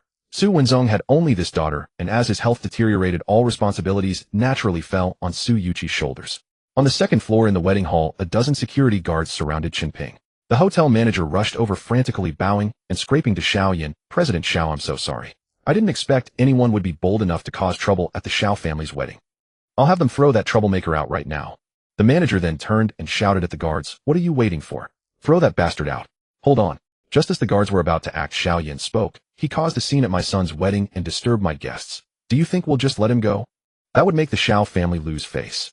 Today, even if we don't kill him, we'll at least break an arm or a leg before he leaves. This? The hotel manager looked troubled. If they really chopped off limbs here, that guy might hold a grudge and come back to take revenge on the hotel. Xiao Yan saw through his thoughts and sneered. The Xiao family will handle this ourselves. You all get lost. Yes, we'll leave right away. Relieved to be rid of the mess, the manager nodded with a fawning smile. Dad, I don't want his arms or legs. I want his life. How dare he ruin my wedding? I'll kill him. Xiao Lei glared at Chen Ping with venom. Chen, you must die today. I'll show you what happens when you cross me. I told you earlier. If I came to your wedding, you wouldn't be able to get married. You didn't believe me. Now do you believe? Chen Ping looked at Xiao Lei and laughed carelessly. Believe your mother. Xiao Lei swung his fist at Chen Ping. A dull thud and a crisp crack of bone echoed. Xiao Lei's arm bent at an unnatural angle, clearly broken. The excruciating pain made Xiao Lei scream in agony. Everyone was stunned. Chen Ping had dared to do such a thing to Xiao Lei. He must have truly lost his will to live. Later, Xiao Yan rushed to support his son. Upon examination, he found the arm was broken. It would take months to heal. Bastard. You dare to hurt my son. I'll make you pay with your life. Xiao Yan had originally planned to merely teach Chen Ping a lesson, but now the only thought in his mind was to kill Chen Ping. Otherwise, in front of all the businessmen of Hongcheng, his old face would be completely disgraced. Xiao Yan pulled out his phone and summoned all the family bodyguards. These men were hired at great expense. Each was a martial artist. They were on a completely different level from Baldhead's crew. Baldhead and his men were just street thugs, always sucking up to Xiao Lei, the rich 2nd generation. Xiao Yan called for reinforcements, but Chen Ping was in no hurry. He sat back down, picked up a cup of tea, and sipped it slowly. This infuriated Xiao Yan even more. It was clear that Chen Ping had no regard for the Xiao family. Dad, kill him. Kill him. Xiao Lei's arm, broken face, flushed red, screamed hoarsely. Don't worry, son. If I don't throw this kid into the river to feed the fish today, my name isn't Xiao Yan. Xiao Yan looked at his son's pitiful state and vowed. He could see that Chen Ping had some skill, so he didn't rush. Instead, he waited for his bodyguards to arrive. The door to the 2nd floor wedding hall suddenly swung open, and Su Yuqi strode in quickly. She wanted to see who dared to cause trouble there. Uncle Xiao, what's going on? Su Yuqi asked as soon as she entered. This punk caused trouble at my son's wedding and hurt Layer. Today I'll be spilling blood right here in your hotel. Xiao Yan pointed at Chen Ping, who was sitting at the table drinking tea. Su Yuqi followed his gaze and froze. She never expected the troublemaker to be Chen Ping. Hadn't he left? Mr. Chen. Su Yuqi frowned. What are you doing here? Surprised Miss Su. Chen Ping smiled at her. Niece Yuqi, you know him. Xiao Yan's brow furrowed. Uncle Xiao, this might be a misunderstanding. Mr. Chen is the one I invited to treat my father's illness. There must be some mistake. Su Yuqi quickly explained. Treating illness. Xiao Yan's frown deepened. Who are you? What nonsense are you talking? This guy doesn't know how to treat anyone. He just got out of prison today. How could he possibly know medicine? I've known him for years, and I've never seen him treat anyone. Don't be fooled by him. Gung Shanshan yelled at Su Yuqi. Su Yuqi's face instantly turned cold. She glanced at Gung Shanshan in her wedding dress, knowing she was the new bride of the Xiao family, and held back her anger. I know well enough whether Mr. Chen can treat illness. Just because you've never seen it doesn't mean he can't. Give it up. Do you think I don't know his abilities? We were classmates for 4 years in college, and we dated for years. Every time I had a cold or fever, I had to go to the hospital. Once during a heavy rain, he even carried me there. If he could treat illnesses, why would we need to go to the hospital? Gung Shanshan said with disdain. In her eyes, Chen Ping was nothing but a useless waste now. Hearing that from Gung Shanshan, Su Yuqi glanced at Chen Ping and understood in her heart why he had acted that way at the wedding. Niece Yuqi, don't meddle in this. Your father's illness. I've already invited a specialist from abroad to treat him. But today this brat must die. Xiao Yan's tone was rigid, leaving no room for negotiation. He was older than Su Yuqi in seniority, so he didn't need to mince words. Su Yuqi stepped in front of Chen Ping, spreading her arms to shield him. No one touches Mr. Chen. Her father's life was still in Chen Ping's hands, as she couldn't stand by and watch him be beaten. Xiao Yan's face darkened. Niece Yuqi, are you forcing my hand? As soon as the words left his mouth, dozens of Xiao family bodyguards surged in from outside, all burly and imposing.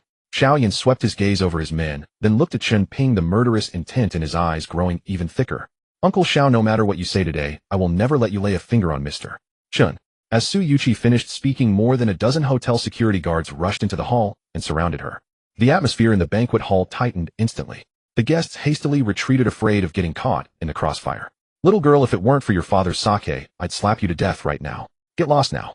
Do you think these pathetic security guards can stop me? Xiao Yan was furious, no longer sparing Su Yuqi any face. The moment he spoke, the dozens of Xiao family bodyguards unleashed their auras. Just that oppressive force turned the security guards behind Su Yuqi pale with fear. Su Yuqi's expression was also unpleasant, but she clenched her teeth and stood firm in front of Chen Ping, her eyes unwavering. Old Xiao, at your age, isn't it inappropriate to bully a young girl? The door to the banquet hall swung open again. Su Wenzong walked in, a look of displeasure on his face. Seeing Su Wenzong appear, Xiao Yan sneered, Old Su, perfect timing. Take your daughter away. Today I'm going to kill this brat. Su Wenzong ignored him, turned to Chen Ping, and bowed slightly. Mr. Chen, I apologize for the disturbance. His obsequious demeanor stunned everyone around. It's fine. The Xiao family can't touch me. Chen Ping smiled, his tone light and dismissive. This remark only stoked Xiao Yan's anger further. Brat, if I don't kill you today, how can the Xiao family still hold its head up in Hong City? He turned to the dozens of bodyguards and shouted, whoever kills him gets a reward of 1 million. The words 1 million hit like a hammer, and the bodyguards' eyes turned red, fists clenched, eager to act. Everyone stop right there. Su Wenzong thundered, his gaze sweeping across the room. Take a good look. This is my territory, my hotel. Even before he finished speaking, dozens more security guards rushed in hastily. The old butler of the Su family, sweating profusely, scurried to Su Wenzong's side. Master, everything has been arranged as you ordered. All the security from the hotel and the company are on their way, and the Su family guards will arrive shortly. After reporting in a low voice, the old butler stepped back. Su Wenzong nodded. Hearing this, Xiao Yan's brows knitted tightly. Su Wenzong, are you willing to fight to the death over a mere whelp? Xiao Yan, if you insist on killing Mr. Chen today, the Su family will fight you to the bitter end. Do you think I'm afraid of you? Su Wenzong's words were resolute, without a tremor. The Xiao family and the Su family were evenly matched in strength. A real clash would only bring mutual destruction, with no one gaining anything. The guests had already shrunk into the corners, calculating their own interests. If these two families truly went to war, others would surely seize the advantage. Xiao Yan's face flushed crimson, the murderous intent in his eyes almost overflowing. Su Wenzong, you're forcing me. Don't blame me for being ruthless. Have you forgotten? Master Tiger owes the Xiao family a life debt. The moment those words were uttered, Su Wenzong's face changed drastically, his pupils wide with terror. Even the bystanders shuddered at the name Master Tiger, a chill running down their spines. Master Tiger, whose real name was Lin Tianhu, was the chief of the Ji Hall. He was the true underworld emperor of Hong City. There was a saying in Hong City, rather offend the king, never cross Ji Hall. That single line was enough to show the weight of Ji Hall. If Lin Tianhu stomped his foot, Hong City would tremble. Seeing Su Wenzong's defeated expression, Xiao Yan smiled with smug satisfaction. Su Wenzong, if you take your people and get out now, I'll pretend nothing happened. Don't force me to call Master Tiger. Su Wenzong's eyes twitched uncontrollably. He hesitated. The name Lin Tianhu was too fearsome. The Su family couldn't withstand it. President Su, this is my affair. I'll handle it myself. Take your people and leave. Chen Ping could see Su Wenzong's hesitation and spoke up directly. Su Wenzong gritted his teeth. Mr. Chen, you saved my life. Are you slapping my face? If a fight breaks out, I'll have Yuchi protect you and escape. Neither Lin Tianhu nor Xiao Yan would dare touch me. Dad. Su Yuchi clutched Su Wenzong's sleeve tightly. Yuchi, after you take Mr. Chen away, go straight to the Su family's secret chamber. You know where it is. Stay there until the storm outside passes. Su Wenzong gave his instructions carefully. Su Wenzong, have you made up your mind? Do I really have to trouble Master Tiger to come here? Xiao Yan pressed, seeing Su Wenzong still undecided. Xiao Yan, I will protect Mr. Chen no matter what. Su Wenzong's tone was as hard as stone. Fine, you've got guts. Xiao Yan gnashed his teeth in fury and directly pulled out his phone to dial Lin Tianhu's number. He had really hoped not to use this favor. It was the Xiao family's ultimate trump card. Years ago, Xiao Yan's father had taken in Lin Tianhu for a night's shelter on a rainy day. Back then, Lin Tianhu was still young, and before leaving, he left a promise. He owed the Xiao family a favor redeemable at any time. The Xiao family had intended to save this favor for a time when the family was on the verge of collapse. But today, if Xiao Yan didn't kill Chen Ping, his anger would never subside. The Xiao family's face would also be lost. That was why he had cashed in this favor and called Lin Tianhu. The moment the call ended, a thunderous rumble sounded from outside. Then a cacophony of chaotic footsteps exploded. Many people craned their necks to look out the window, and they were instantly stunned. A group of men in black suits, each clutching something, surrounded the Fortune Hotel, leaving no gap. At least several hundred people, every one of them with eyes like blades. Seeing this scene, Su Wenzong's heart sank. It was over. Chen Ping probably wouldn't escape today. Creak. The door to the banquet hall was pushed open. First, more than 20 towering men over 9 meters rushed in, all in black suits, their muscles straining the fabric, faces utterly expressionless. They stood on either side, back straight, forming 2 rows. Welcome, Master Tiger. 20 voices shouted in unison. The sound was so loud that the chandeliers swayed. Quite the entrance. Of course it's Master Tiger. Shut up, do you want to die? The crowd murmured briefly, then fell silent. All eyes focused on the doorway. A man nearly 50 years old walked in. His suit was perfectly tailored, his shoes polished to a mirror shine. This was the true ruler of Hong City's underworld, the chief of Ji Hall, Lin Tianhu. Master Tiger. Xiao Yan hurried over, his tone dripping with reverence. Lin Tianhu got straight to the point. I'm short on time. Who do you want to kill? Xiao Yan pointed at Chen Ping. Him. Lin Tianhu's gaze swept over Chen Ping. Plain clothes, a lean build. Nothing remarkable. Why did Xiao Yan insist on his death? Lin Tianhu walked toward Chen Ping. Su Wenzong and Su Yuchi stood in front of Chen Ping, but as Lin Tianhu approached, the father and daughter began to tremble. Move aside. Lin Tianhu frowned at the Su family blocking his way. Just those 2 words, and the pressure radiating from him exploded. Su Wenzong and Su Yuchi were nearly suffocated by that oppressive force.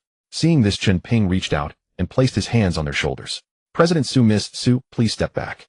This is my affair. I'll handle it. He pushed Su Wenzong and Su Yuchi aside and stepped forward, facing Lin Tianhu directly. Master Tiger, don't kill him too quickly. Take your time, play with him. Xiao Lei, seeing Lin Tianhu's arrival, immediately shouted. Lin Tianhu raised an eyebrow and looked at Xiao Lei. Are you giving me orders? At that glance, Xiao Lei's soul nearly fled. His legs trembled, and he stumbled back several steps. No, I wouldn't dare. Xiao Yan rushed over and slapped his son across the face to sound sharp. You blind fool, how dare you be so reckless with Master Tiger? Then he turned and put on a flattering smile. Master Tiger, the child is ignorant. Please be magnanimous and overlook his rudeness. Lin Tianhu's face darkened. Xiao Yan, let me make this clear. I owe the Xiao family a favor, but I am not your family's lackey. You'd better remember that. Yes, of course. Master Tiger is an honored guest of the Xiao family, not a servant. Cold sweat dripped from Xiao Yan's forehead. He turned and glared fiercely at his son. Xiao Lei's arm was already broken and throbbing with pain, and after receiving a slap from me, he now shrunk his head into his neck, not daring to utter a single word. Lin Tianhu saw that Xiao Yan was being sensible, so he shifted his gaze back to Chen Ping. Su Wenzong quickly approached and explained with a placating smile, Master who Mr. Chen was just venting his anger. The bride was originally Mr. Chen's lover, but Xiao Lei snatched her away, so he's burning with resentment. Oh. Lin Tianhu nodded, finally understanding. This seemingly utterly ordinary young man dared to crash the Xiao family's wedding. It turned out his fiancée had been stolen away. But then Lin Tianhu frowned, turned to stare at Su Wenzong, and asked, what did you just call him? Su Wenzong, after all, was the richest man in Hongcheng. How could he address a nondescript young man in his early 20s as Mr.? This matter was definitely not simple. Mr. Chen, of course. Su Wenzong paused, then understood Lin Tianhu's implication and quickly added, Mr. Chen saved my life. No matter what, I must protect him today. With that, Lin Tianhu finally grasped the whole story. To be honest, it wasn't a big deal. But with the Su family and the Xiao family butting heads, the nature of the situation had changed. The Xiao family had invited him here, probably for this very reason. Just this trivial matter, and you two families have made such a scene. Lin Tianhu glanced at Su Wenzong and Xiao Yan. You're both prominent figures in Hongcheng. Mind your image. That kid started a fight at the wedding and struck the Xiao family's young master. He can't just get away with it, but it doesn't have to cost him his life. Have him break his own arm, apologize, publicly admit his mistake, and get lost. Su Wenzong and Xiao Yan both dared not speak. Lin Tianhu had secured his position as the underground emperor of Hongcheng not only through brute force, but also through intelligence. He could have had Chen Ping killed over this trivial matter, but that would have completely offended the Su family. He wasn't afraid of the Su family, but there was no need. The Xiao family merely wanted to save face, have Chen Ping break his own arm and bow his head in public, so that Xiao Lei could vent his anger, and the Xiao family could maintain their dignity. That way the Xiao family would have their face, and the Su family wouldn't have to fall out. For Lin Tianhu, it was a win-win. What do you two think of my plan? Seeing that Su Wenzong and Xiao Yan remained silent, Lin Tianhu pressed further. He hadn't bothered to ask Chen Ping's opinion at all. In his eyes, this kid was just a pawn. Tell him to go east, and he wouldn't dare go west. Whatever Master Hu says.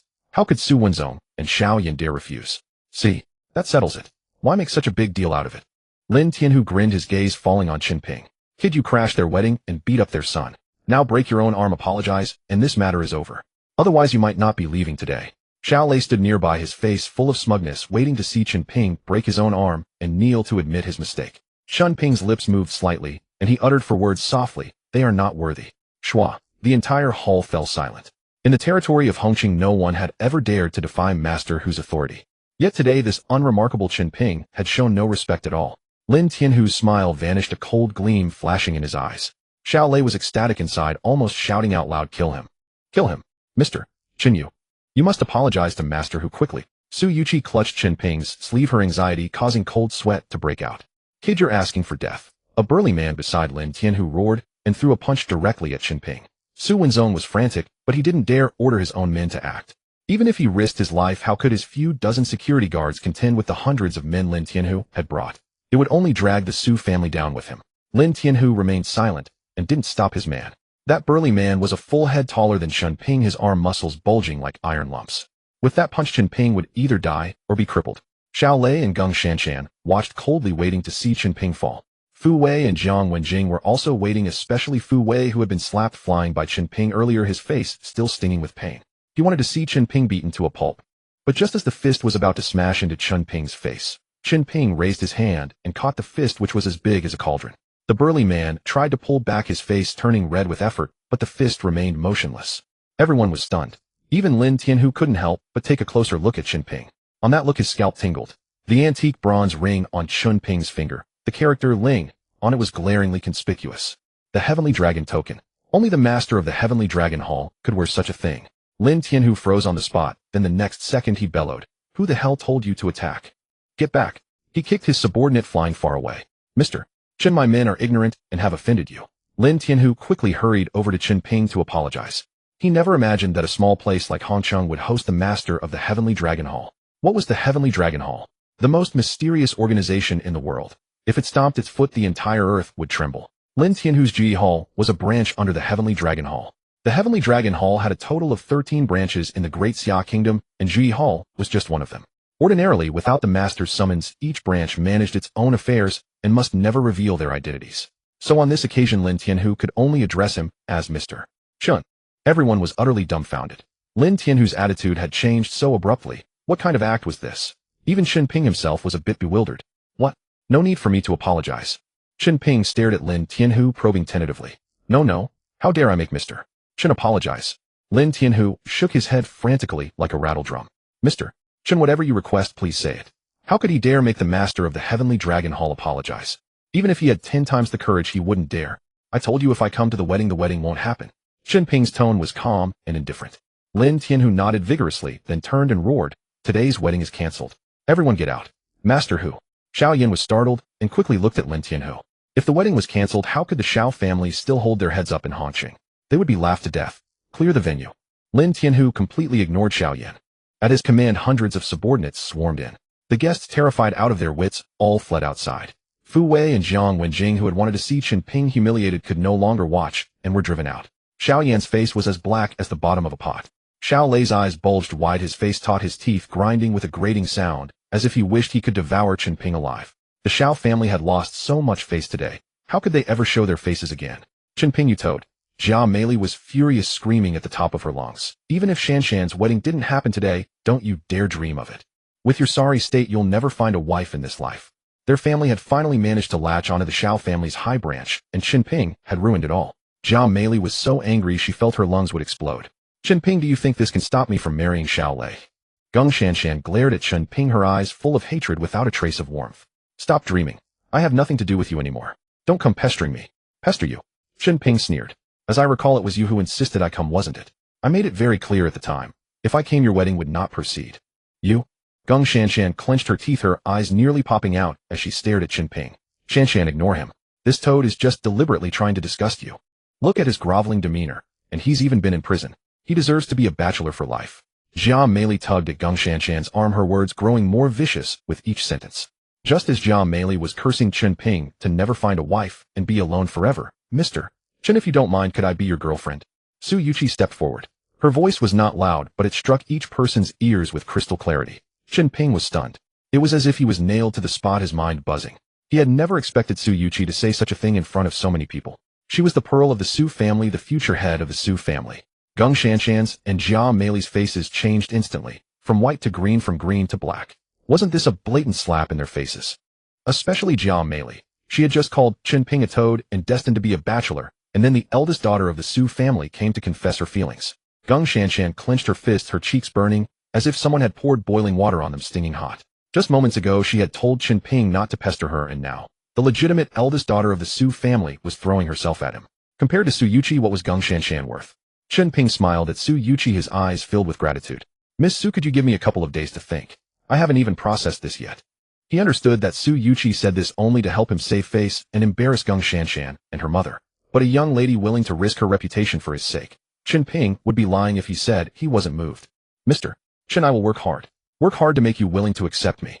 Su Yuqi smiled faintly. The Xiao family and Geng Shanshan's family all retreated in disgrace. As he left, Xiao Yan's gaze was as if he wanted to devour Chen Ping alive. This was far from over. Su Wenzong and Su Yuqi were also politely escorted out by Lin Tianhu's men. The wedding hall was instantly empty, leaving only Chen Ping and the Ji Hall group. If you want to use a blade or play dirty tricks, just lay out the rules. Chen Ping knew full well that Lin Tianhu clearing everyone out wasn't for reminiscing. But before he could finish speaking, thud, Lin Tianhu's knees hit the ground, kneeling straight before Chen Ping. Then the hundreds of people from Ji Hall collapsed to their knees in a cascade. This truly stunned Chen Ping. He even wondered if Lin Tianhu had lost his mind. Your subordinate Lin Tianhu, Hall Master of Ji Hall, pays respects to the sovereign. Paying respects to the sovereign. The hundreds of voices rang out in unison, the sound waves causing the roof beams to hum. Chen Ping was startled. He had no idea what sovereign he was supposed to be. You have the wrong person. I have nothing to do with your sovereign. Chen Ping waved his hands repeatedly. The one bearing the Tianlong token is the sovereign of the Tianlong Hall. No mistake. Lin Tianhu spoke. Boom. The words exploded like thunder in Chen Ping's mind, and suddenly everything became clear. When Old Dragon Head was in prison, he always boasted about being the master of the Tianlong Hall. Later he stuffed this ring into Chen Ping's hand, and now Lin Tianhu saw it, and took him for the real master. Chen Ping slipped the ring off his finger and held it up to his eyes. Is this the reason you mistook me?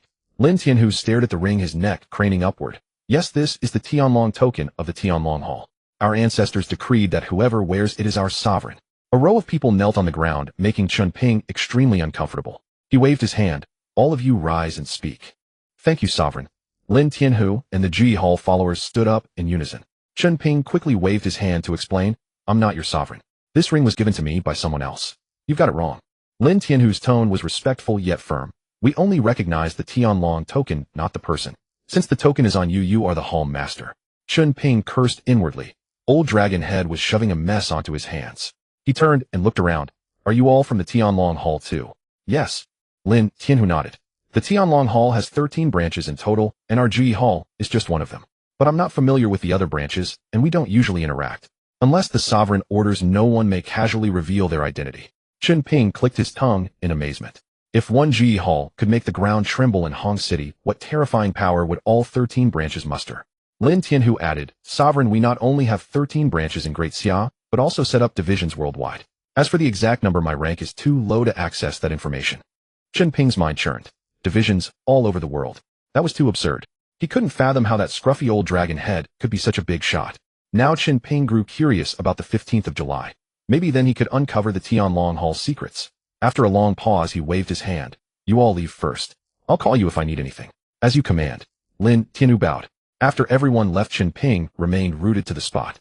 His mind was in turmoil, and he couldn't digest this sudden identity. At the top floor of the Fortune Hotel, Su Wenzong and Su Yuqi hadn't left. The entire floor belonged to the Su family, so they could stay as long as they wanted. Su Wenzong stared at his daughter. Yuqi, were you serious about what you said to Mr. Chen just now? Su Yuqi blinked, playing dumb. What words? Don't play that game with me. Su Wenzong snorted. A father knows his daughter. Do you think I can't see what's on your mind? A slight smile curled at the corner of Su Wenzong's mouth. Dad, I was just saying a word for Mr. Chen. How could I be smitten at first sight? Su Yuqi rolled her eyes, but the tips of her ears blushed. Mr. Chen is decent in character, not bad-looking, and his medical skills are impeccable. But I'm not sure about other aspects. Su Wenzong indeed had a favorable impression of Chen Ping. But relying solely on medical skills to become the Su family's son-in-law was far from enough. He had only one daughter, and the vast Su enterprise would eventually be handed to Su Yuqi. She needed a man who could help manage the company. Dad, stop worrying about nothing. Su Yuqi turned her face away, unwilling to engage with Su Wenzong. But she knew in her heart that she already had some fondness for Chen Ping, especially when facing Lin Tianhu. Earlier, Chen Ping had pushed her aside and stepped forward himself. In that instant, a sense of security she had never felt before welled up in her heart. Mr. Su Lin Tianhu and his men have left, and Mr. Chen has also departed. The hotel manager walked into the office to report. Good, understood. Su Wenzong nodded and turned to Su Yuqi. Yuqi, go procure the medicinal herbs Mr. Chen requested as soon as possible. Also send 2 people to keep an eye on him secretly. The Xiao family won't let this go easily. Understood. Su Yuqi acknowledged and left to make arrangements. Chen Ping left the Fortune Hotel and headed straight home. It was already noon. His mother would surely be waiting for him to eat. Pushing open the door, the table was laden with dishes, and his parents sat waiting. Is that Chen Ping? Hearing the door, Tang Hongying quickly asked. Mom, it's me. Chen Ping strode over and supported Tang Hongying. You child just home, and you run out for half a day. Your father had the meal ready long ago waiting for you to eat. Tang Hongying complained with words, but her face was full of smiles. Mom, I went out to handle something. Chen Ping explained, looking up to see Chen Baoguo coming out of the kitchen. His father's hair was completely white, his face deeply lined, and he looked much older. Back. Chen Baoguo saw his son, a flicker of emotion in his eyes, but he didn't show it, merely asking calmly. Chen Ping nodded, his eyes stinging. His father used to hold an iron rice bowl, wearing suits and ties, envied wherever he went. But now, in just 3 years, he seemed to have aged 10 years, all his vitality drained away. Eat quickly, the food is getting cold. Chen Baoguo said, pushing a bowl of rice toward Chen Ping. The family discipline was strict, yet home his word was law. Growing up, Chen Ping had never seen his father fill a bowl of rice for him, let alone step into the kitchen. But now, everything had changed. Environment truly transforms people. At the table, Chen Baoguo ate in silence, and Chen Ping followed suit. In front of his father, Chen Ping still couldn't shake off that timidness. Tang Hongying, however, chattered nonstop. Pinger, now that you're back, find a proper job, and then find a partner. Our family is poor, but if you and your father work hard, we'll make it through. Your father can save some money sweeping the streets. Later, I'll ask your 6th aunt to find someone for you. We won't be picky, even if she's remarried. Once you marry and have a child, everything will be fine. Don't think about Geng Shanshan anymore. She's now the young mistress of the Xiao family. We can't provoke them, but we can avoid them, right? This time, learn your lesson and don't mess up again. If you go back inside, your mother's old life will really be over. Tang Hongying rambled on, and Chen Ping could only nod repeatedly. After the meal, Chen Ping volunteered to wash the dishes. Chen Baoguo put on his orange sanitation worker's vest, ready to leave. Dad, don't sweep the streets anymore. I'm back now. I'll take care of the family. Chen Ping said, pulling out a key and jingling it. A friend of mine has an empty house, and lend it to me. Let's pack up and move there. No need to stay in this place. This shabby place was old and dirty. Chen Ping wanted to move his parents to Panlong Bay, but he didn't dare tell the truth, so he made up the excuse of a friend's house. He was even more afraid to let his parents know about the bank card with 10 million. What could he say? That he practiced immortal arts in prison for 3 years and became the sovereign of the Tianlong Hall. If he said that, his parents would likely send him to a mental hospital. Your friend's house. Where is your friend's house? Tang Hongying leaned in to ask. Panlong Bay. Chen Ping tried to keep his voice steady. What? Tang Hongying and Chen Baoguo exclaimed simultaneously. Panlong Bay was the most exclusive neighborhood in Hong City. Everyone who lived there was either rich or noble. Even if Chen Baoguo hadn't lost his job, working for 100 years wouldn't buy a toilet in Panlong Bay. What friend of yours owns a house in Panlong Bay and lends it to you? Chen Baoguo's face darkened as he stared at Chen Ping. Just an ordinary friend. Chen Ping answered evasively. Oomph. Chen Baoguo sneered. Do you think your mother and I are fools? Making up such lies to fool us. Where would you get a friend like that? Who would lend you a house in Panlong Bay for free? You didn't learn anything good in prison, but your boasting skills have improved. From now on, find a proper job and stop dreaming those daydreams. Chen Bao will put on his work clothes and turn to leave. He didn't believe Chen Ping could get the keys to Panlong Bay. Dad, you didn't even see it with your own eyes. How can you say I'm bragging? Chen Ping raised his voice. From childhood until now, I've never heard you say a single word of praise. Is it really that hard? Today I will move you all and no matter what. Chen Baowen never uttered a kind word about his son. Chen Ping had excelled in college, becoming student union president, yet none of this could earn him a single word of approval. Perhaps this was his way of teaching his son. Tang Hongying quickly stepped in between. Enough. Can't you say something nice? The child just got out. After scolding her husband, she turned to Chen Ping. Mom believes you. Take me to Panlong Bay. I've never seen what it's like inside. All right, I'll go call a cab and pack up our things. As Chen Ping walked out passing his father, he lowered his voice. Dad, I'm not lying. Come see for yourself. The door closed. Chen Bao was stood there for a moment before finally removing his work clothes. At the entrance of the Panlong Bay Villa community, 2 rows of security guards stood at attention. Serving duty here brought honor to one's face. Without connections, there was no way to get such a position. A taxi stopped in front of the gate. The security guard hurried forward, raising his hand to halt it. Who are you here to see? The guard's eyes filled with suspicion. In 3 years on the job, this was the first time he'd seen someone arrive at Panlong Bay by taxi. Everyone who lived here was wealthy. Their families owned several cars with multiple drivers. Chen Ping stepped out from the passenger seat, speaking politely. We're property owners. Property owners? The guard looked him up and down, then glanced at the elderly couple in the back seat. He curled his lip. I've seen plenty like you.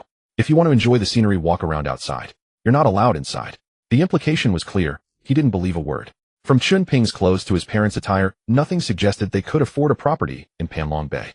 The scenery here was beautiful, and every now and then someone would pretend to be a property owner to sneak in for a look around, treating it like a tourist spot. The guard thought he'd encountered another such person. Chen Ping furrowed his brow. I really am an owner. I have a key to a villa here. He produced the key. Su Wenzong had given it to him. The golden Panlong Bay emblem was embedded in it, the craftsmanship exquisite. It clearly was genuine. The guard took the key, turning it over, repeatedly examining it several times before fixing his gaze on Chen Ping. Tell me, where did you get this key? This is the key to the villa at Panlong Bay's mountaintop, the most expensive property in the entire community. Old Master Su purchased it years ago. How does it come to be in your hands? Chen Ping was taken aback. He never expected Su Wenzong's gift to be the most expensive villa in Panlong Bay. This was quite a generous gesture. Mister, Su gave it to me. Chen Ping answered honestly. The guard's expression hardened. Bullshit. This is clearly stolen or picked up. Mister, Su would give you this house. With a wave of his hand, 4 or 5 guards behind him immediately closed in. Keep an eye on them. I'm making a phone call. With that parting remark, the guard clutched the key and strode away quickly.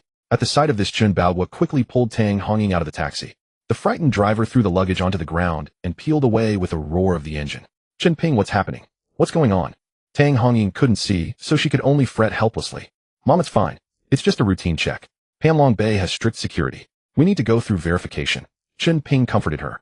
Of course. This is the best community in Hongcheng. Mom can smell the flowers from here. Tang Hongying's face beamed with excitement. Chen Baowa, however, wore a dark expression, staring fixedly at Chen Ping. The anger in his eyes was barely contained. They were stopped, surrounded by guards. Something clearly had gone wrong. He simply couldn't believe that Chen Ping had anyone willing to lend him a property in Panlong Bay. At that moment, a black Mercedes slowly pulled up in front of them. Oh, isn't this Chen Ping? Fu Wei stepped out from the passenger seat, his face filled with mockery. What is your whole family doing here? Traveling with bags and bundles. Surely you aren't planning to move into Panlong Bay. Geng Shanshan and Jiang Wenjing stepped out of the car as well. The 3 of them stood in a row, eyeing Chen Ping's family with knowing smiles. They had come to Panlong Bay for a stroll. Geng Shanshan wanted to show off the wedding house Xiao Lei had purchased here, so she'd specifically brought Fu Wei and Jiang Wenjing along. They happened upon this scene, and the 3 of them were more than happy to watch the drama unfold. Chen Ping gave them a cold glance and ignored them. Geng Shanshan turned to the guard and asked, what's going on? The guard looked at her dignified attire and the Mercedes she drove. He dared not neglect her and lowered his voice. Ma'am, these people claim to be property owners. They even have a key to a villa inside. Our captain suspects the key was obtained illegally, so he's gone to verify.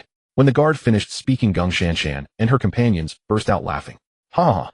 Fu Wei doubled over with laughter. Chen Ping, you're quite something.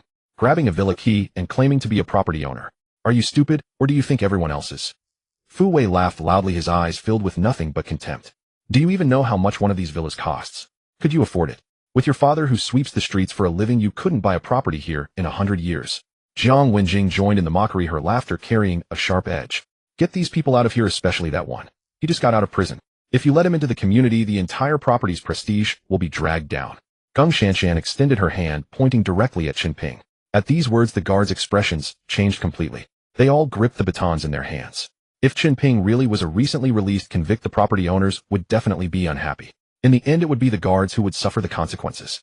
Chen Ping, hurry up and take your blind mother and street-sweeping father and get lost. Do you really need the guards to throw you out before you'll make it look good? Fu Wei curled his lip into a cold sneer. When Chen Ping heard Fu Wei speak about his parents like that, his fists clenched tight, his knuckles turning white. What, you want to hit me? Fu Wei wasn't the least bit afraid. He laughed, even more, stepping forward, getting right in Chen Ping's face. I know you learned a few tricks inside, but look carefully where you are. Touch me and see what happens. Believe me, I can send you right back inside. With that, Fu Wei thrust out a hand and shoved Chen Ping hard. Tang Hongying quickly grabbed Chen Ping's arm, her voice carrying a plea. Chen Ping, let's go. Let's just go. She was afraid Chen Ping would cause trouble again. He had just been released today, already carrying a criminal record. If he got arrested again for fighting, Tang Hongying truly didn't know if she had the strength to carry on. Chen Bao's face turned green with fury. He glared at Chen Ping. What are you waiting for? Grab your things and get out of here. Haven't you caused enough humiliation? He bent down to pick up the parcels on the ground, preparing to shoulder them and walk home. This old face, it was truly unbearable. Fu Wei had had his fill of laughter. He spat in Chen Ping's direction. Get lost. Next time I see you, I'll settle the score for that slap from last time. Gung Shanshan urged from beside him. Come on, get in the car. Even talking to someone like this lowers our value. With that, all three turned and climbed into their vehicle. With a burst of the accelerator, they drove directly into the Panlong Bay Villa community. Chen Ping turned to Tang Hongying and said, Mom, just wait a bit longer. This house really was lent to us by a friend. Tang Hongying said nothing, standing there with a helpless expression. But Chen Bao erupted. Wait for what? Wait to be thrown out by the guards. Wait to be made a laughingstock.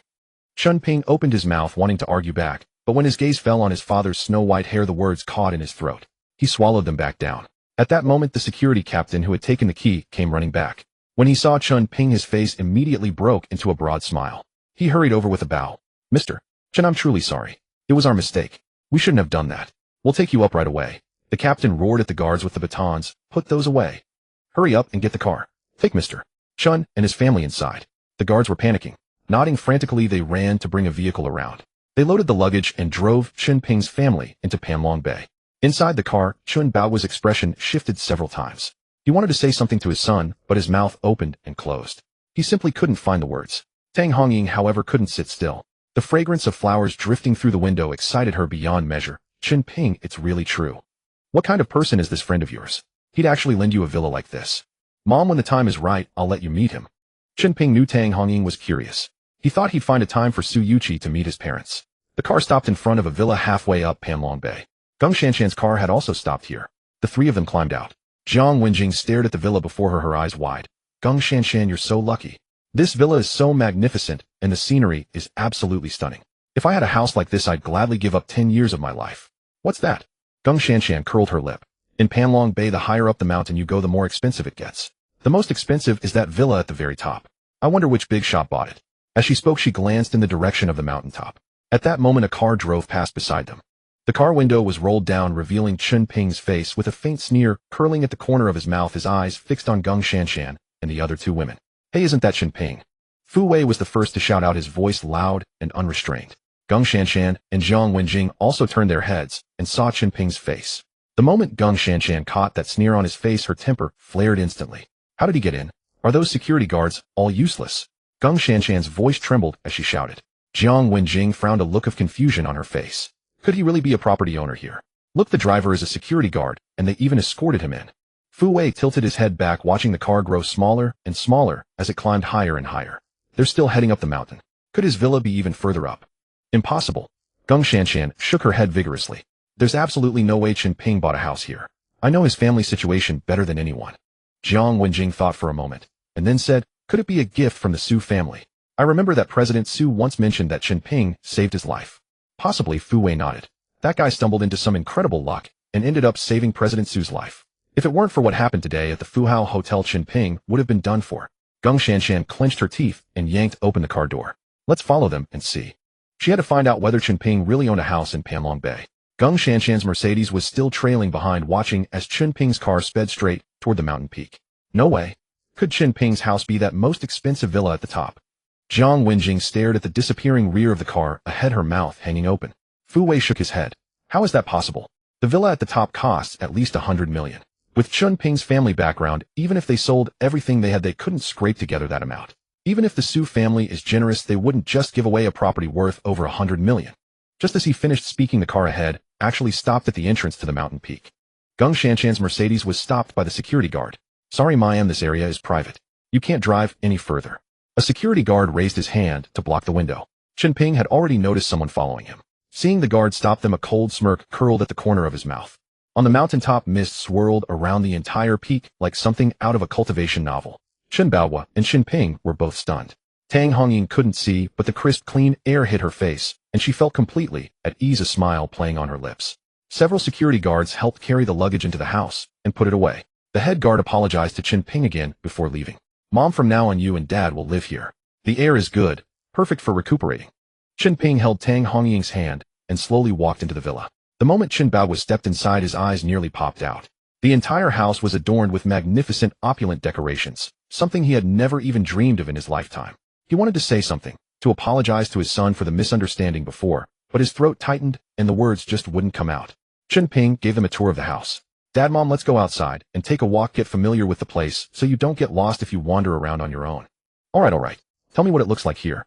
I may not be able to see, but I can feel it in my heart. Tang Hongying smiled, her face wrinkling with joy.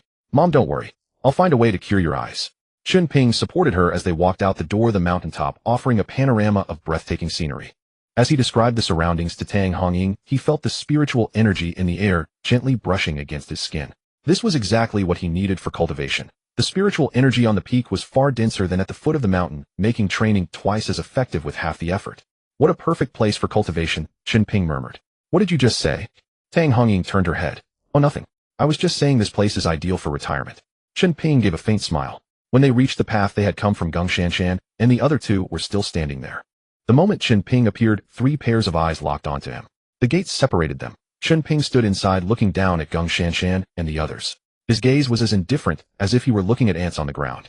Gung Shanshan ground her molars, the sound grating. She racked her brain, but couldn't figure out how Chen Ping had become the owner of the mountaintop villa. Xiaoqin, your friend, is really generous lending you such a big house. Make an appointment with them sometime. Oh, let's have a meal together. Tang Hongying didn't know Gung Shanshan was outside. She turned to Chen Ping and spoke. Sure, Chen Ping replied. Gung Shanshan heard this and felt relieved. Damn, it's borrowed. Scared me for a second. Fu Wei scrolled through his phone and leaned in. I checked. This villa belongs to the Su family. That kid Chen Ping borrowed it to show off. Saving Su Wenzong's life once, and he plans to mooch off the Su family forever. Even borrowing the house to put on heirs. Jiang Wenjing sneered along with him. The 3 of them resumed their contemptuous expressions, the earlier feeling of being inferior completely gone. So what if it's borrowed? It's still better than you. If you're so capable, come up here too. Chen Ping beckoned them with his finger. How long can you keep this up? Can the Su family protect you forever? Gung Shanshan spat and turned to leave. She didn't want to look up at Chen Ping. It only made her angrier. Tang Hongying heard Gung Shanshan's voice and sighed. Xiaoqin, stay away from that woman. She has a venomous heart. Getting involved with her will only bring trouble. Mom, I know. Let's walk a bit more. Chen Ping supported Tang Hongying as they walked further in, with Chen Baohua following behind with his hands clasped behind his back. After tiring themselves out from the walk, they returned to the villa to rest. A red Porsche was parked at the entrance. Su Yuqi had arrived. What are you doing here? Chen Ping was a bit surprised. I told you don't call me Miss Su. Just call me Yuqi. Su Yuqi got out of the car. The security called and said they suspected you of stealing the keys. I was afraid there might be a misunderstanding, so I came over quickly. A warmth spread through Chen Ping's heart. It's fine, it's been cleared up, but I need to ask you for another favor. Go ahead. I told my parents that the house is borrowed. Please back me up and say you lent it to me. There are some things I don't want them to know. Chen Ping lowered his voice. Simple. Su Yuqi's lips curved into a smile, and she turned to walk into the villa. But after only 2 steps, she suddenly turned back and stared at Chen Ping. Think about it. Does this count as my first time meeting the in-laws? Chen Ping's tongue tied, and he stood frozen. Just kidding. Look at how nervous you are. Su Yuqi laughed and stepped through the door. Chen Ping twitched the corner of his mouth and followed her inside. When those words, meeting the parents, hit him, his heart did skip a beat. Who was he? A penniless ordinary man. And Su Yuqi, the eldest daughter of the Su family. There was a Milky Way between them, or just thinking about it made Chen Ping shudder. Dad, Mom, this is the friend I told you about, the one who lent me the house, Su Yuqi. Entering the living room, Chen Ping introduced her to Chen Baohua and Tang Hongying. Upon hearing that the villa belonged to this young woman, Tang Hongying and Chen Baohua, who had been lounging on the sofa, shot up to their feet. Hello, uncle. Hello, auntie. I came in a hurry and didn't have time to bring you anything. Su Yuqi spoke politely. Miss Su, you're too considerate. For you to lend this big house to Chen Ping, our whole family doesn't know how to thank you enough. If it weren't for you, we'd never have even touched the doorstep of a place like this in our lives. Tang Hongying spoke humbly, then nudged Chen Baohua's arm. Old man, hurry up and pour Miss Su a cup of tea. Right. Chen Baoguo nodded quickly. He had been stunned. He never imagined Chen Ping could know such a beautiful young lady. Judging by Su Yuqi's attire and demeanor, she was clearly from a wealthy family. A prominent one, or else she wouldn't have been able to afford a villa in Panlong Bay. If Chen Baoguo knew that Su Yuqi was the daughter of Su Wenzong, the richest man in Hongcheng, his legs would probably give out. Uncle, no need to fuss. I'll help myself. Su Yuqi quickly went over and poured herself a cup of tea. Then she poured a cup of red date tea for Chen Baoguo and Tang Hongying each. Since this was her own house, she knew exactly where everything was. Uncle, auntie, this is red date tea. It's slightly sweet and helps lower blood lipids and blood pressure. Perfect for people your age. Su Yuqi placed the teacups in front of the elderly couple. Miss Su, you're too kind. Although I can't see, I can tell from your voice that you're a beautiful young lady with a good heart. Whoever marries you will have burned incense for 8 generations. Tang Hongying's words carried a hidden meaning. No matter who Su Yuqi was, the fact that she lent this villa to Chen Ping meant she at least didn't dislike him. Maybe even had some feelings. Who would casually lend a multi-million-dollar property to an ordinary friend? Tang Hongying wanted to probe Su Yuqi's intentions and see what the young lady was really thinking. Auntie, you flatter me. I'm not that easygoing. Chen Ping often complains that I'm impatient, and he's even snapped at me before.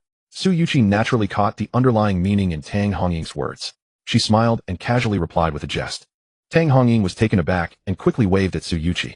Is that so? Then come sit over here. My boy usually seems well-behaved, but sometimes, just like his father, he's as stubborn as an ox. If he ever dares to raise his voice at you again, you tell me, and I'll deal with him on your behalf. Su Yuqi chuckled at that. Like a stubborn mule. As she laughed, she glanced at Chen Ping. He felt embarrassed under her gaze and became quite uneasy. Mom, you're talking nonsense. She has things to do. She doesn't have time to chat idly with you. Chen Ping was trying to urge Su Yuqi to leave. If she stayed any longer, heaven knew what Tang Hongying might reveal. It's fine. I'm really enjoying my chat with Annie. Su Yuqi then sat down right next to Tang Hongying. Tang Hongying's smile broadened as she took Su Yuqi's hand, and the two of them began chatting away like mother and daughter. They talked for a full 2 hours until the sky was completely dark before Su Yuqi finally rose to take her leave. As soon as Su Yuqi left, Tang Hongying turned to Chen Ping and said, Chen Ping, this Miss Su is truly remarkable. Just from her speech you can tell she comes from a good family, yet she's not the least bit pretentious. You need to step up your game.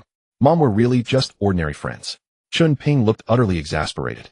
I think she's a fine girl too. Listen to your mother, put more effort into it. Your father has a keen eye for people, he's never been wrong. This time, even Chen Baoguo chimed in, which surprised Chen Ping, as his father rarely spoke to him about such matters. He had truly taken a liking to Su Yuqi and felt she was reliable, so he decided to advise his son. All right, don't you two worry yourselves. Chen Ping, too lazy to argue further, turned and went into the bedroom. After closing the door, instead of lying down to rest, he sat cross-legged on the bed, closed his eyes, focused his mind, and immediately began circulating the mind concentration art. The surrounding spiritual energy surged towards him like a tide. For 3 years, Chen Ping had never missed a day of cultivation, a rule set by Old Dragon Head back then. Now that Old Dragon Head was no longer around to enforce it, Chen Ping still adhered to the discipline himself. The spiritual energy from the mountain peak seeped into his body with every breath. The spiritual energy swirled around him, forming a small vortex before being gradually absorbed. At his current stage, the Qi refinement period, he could only attract a limited amount of spiritual energy during breath control. Even if he could draw in more, his physical body couldn't digest it all at once. He had to take it step by step, slowly building up his strength. Time passed, and the sky began to pale. As the sun rose, Chen Ping slowly opened his eyes. He let out a long breath, feeling an immense sense of comfort throughout his body. The spiritual energy here was far denser and purer than in the prison. After cultivating, he felt no fatigue at all. Chen Ping, come out for breakfast. Tang Hongying called from outside. Chen Ping stretched his limbs and pushed the door open to go out. Breakfast was prepared by Chen Baoguo, who had laid out a full table. After Su Yuqi's visit yesterday, Chen Baoguo's attitude towards Chen Ping had softened noticeably. He had a smile on his face and no longer wore a stern expression. After the meal, Tang Hongying asked Chen Baoguo to accompany her for a stroll. Chen Ping planned to go down the mountain and look around the antique market, hoping to find spiritually charged brushes and cinnabar. He wanted to cure his mother's illness as soon as possible to restore her sight. Halfway up the mountain in Geng Shanshan's villa, the three of them had stayed overnight. Geng Shanshan's face was full of anger. Just thinking about how Chen Ping had disrupted her wedding yesterday made her blood boil. Even more absurd was that the guy now lived right above her. Geng Shanshan couldn't swallow that insult. Fu Wei, when are those buddies of yours arriving? Geng Shanshan turned to ask Fu Wei. Soon. These brothers of mine are all trained fighters. Dealing with the Chen Ping will be more than enough. And they're all seasoned in the underworld, reliable. Fu Wei, still nursing his anger from the slap he received, had called in some friends, both to help Geng Shanshan vent and to avenge himself. Good. I don't believe Chen Ping can hide on that mountain forever. Can the Su family protect him for his whole life? Geng Shanshan gritted her teeth. That waste broke Brother Lei's arm and ruined my wedding. He deserves to die. After cursing, she said to Fu Wei, I'm going to the hospital to see Brother Lei. You handle the matter of dealing with Chen Ping. If you succeed, you'll be well rewarded. Don't worry, just wait for my good news.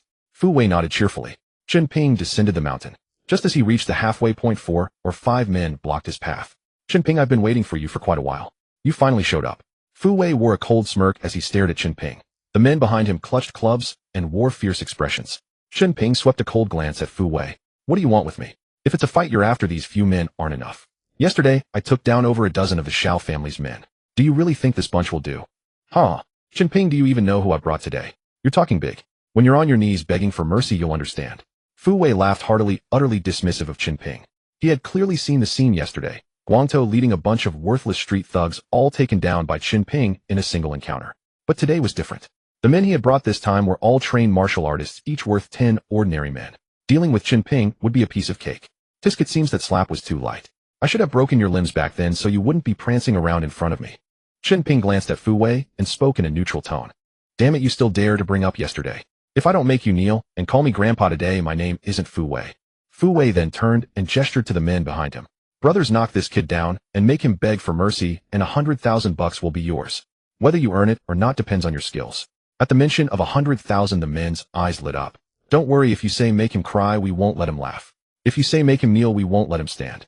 Just look at him, skinny as a bamboo pole. One kick, and I'll make him not even recognize his own parents. The men sized up Chen Ping with contempt, not taking him seriously at all. This 100,000 Gung Shanshan is paying for it, right? Chen Ping asked Fu Wei. That's right. I'm not afraid to tell you. Do you even dare to go after her? You've already beaten up the young master of the Shao family. Do you think they'll let you off? I'm just giving you an appetizer, letting you taste what's coming. Fu Wei spoke without any concealment. Alright, it seems I really shouldn't have been so soft. Chen Ping shrugged helplessly, then suddenly kicked out. With a loud bang, Fu Wei was sent flying. The men who had been sneering just moments before stood frozen, their faces etched with disbelief. A kick that sent a man flying. The power was no joke. Looks like this kid really had some skills. Cough. Cough. Fu Wei hit the ground, spitting out a mouthful of bloody foam, his face twisted in pain. Kill him. Kill him for me. The 4 or 5 men exchanged glances. The thought of $100,000 spurred them on, and they charged forward. These men were indeed trained and coordinated with some skill. Too much nonsense. Chen Ping let out a cold laugh and met them head on. Thump, thump, thump. In less than half a minute, the martial artists Fu Wei had brought were all sprawled on the ground, groaning in agony, their faces contorted with pain. This time Fu Wei was completely stunned. He swallowed hard, his eyes filled with shock. He couldn't fathom what Chen Ping had experienced during those 3 years in prison that had made him so ferocious. The men he had hired were all graduates from martial arts schools with some reputation on the streets. Yet Chen Ping had taken them all down. Still want to kill me? Chen Ping looked down at Fu Wei lying on the ground, a playful smile curling at the corner of his mouth as he stepped closer.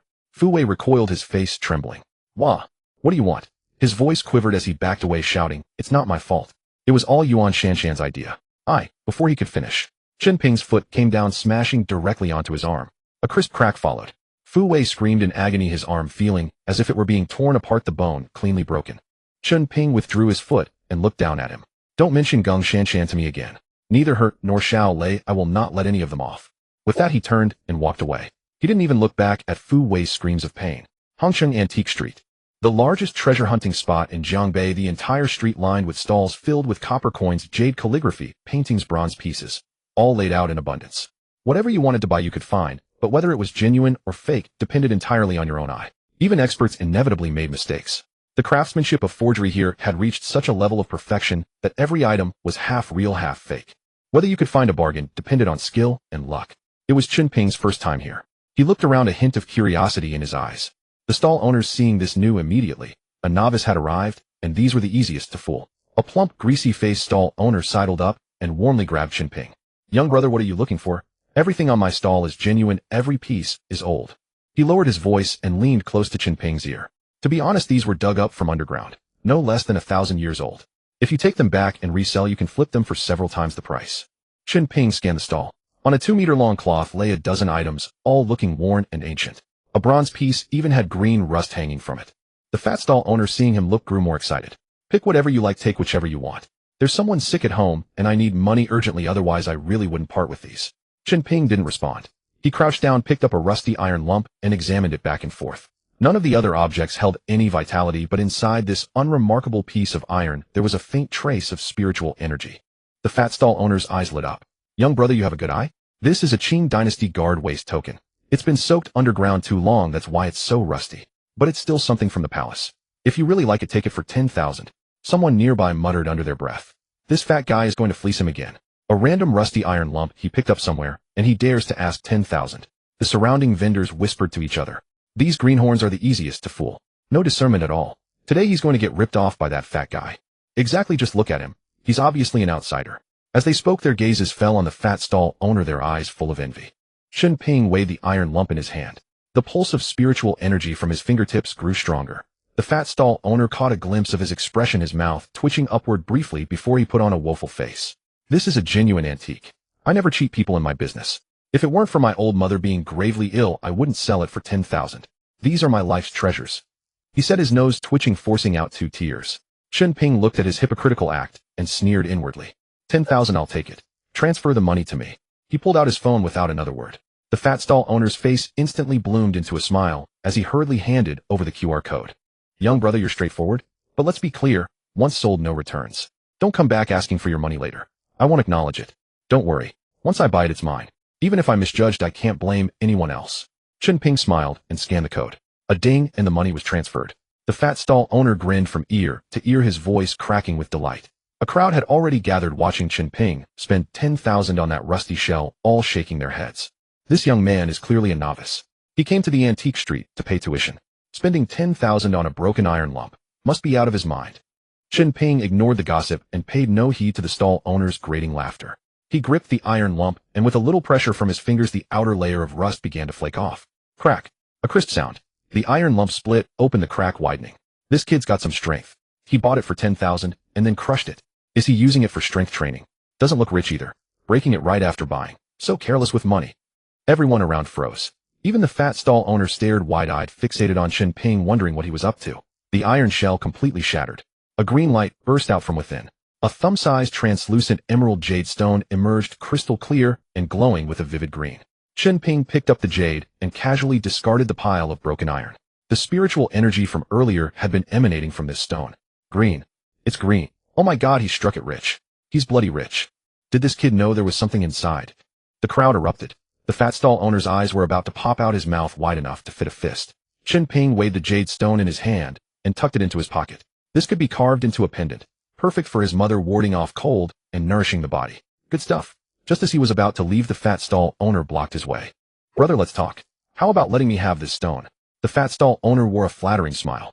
No. Chen Ping shook his head and tried to sidestep around him.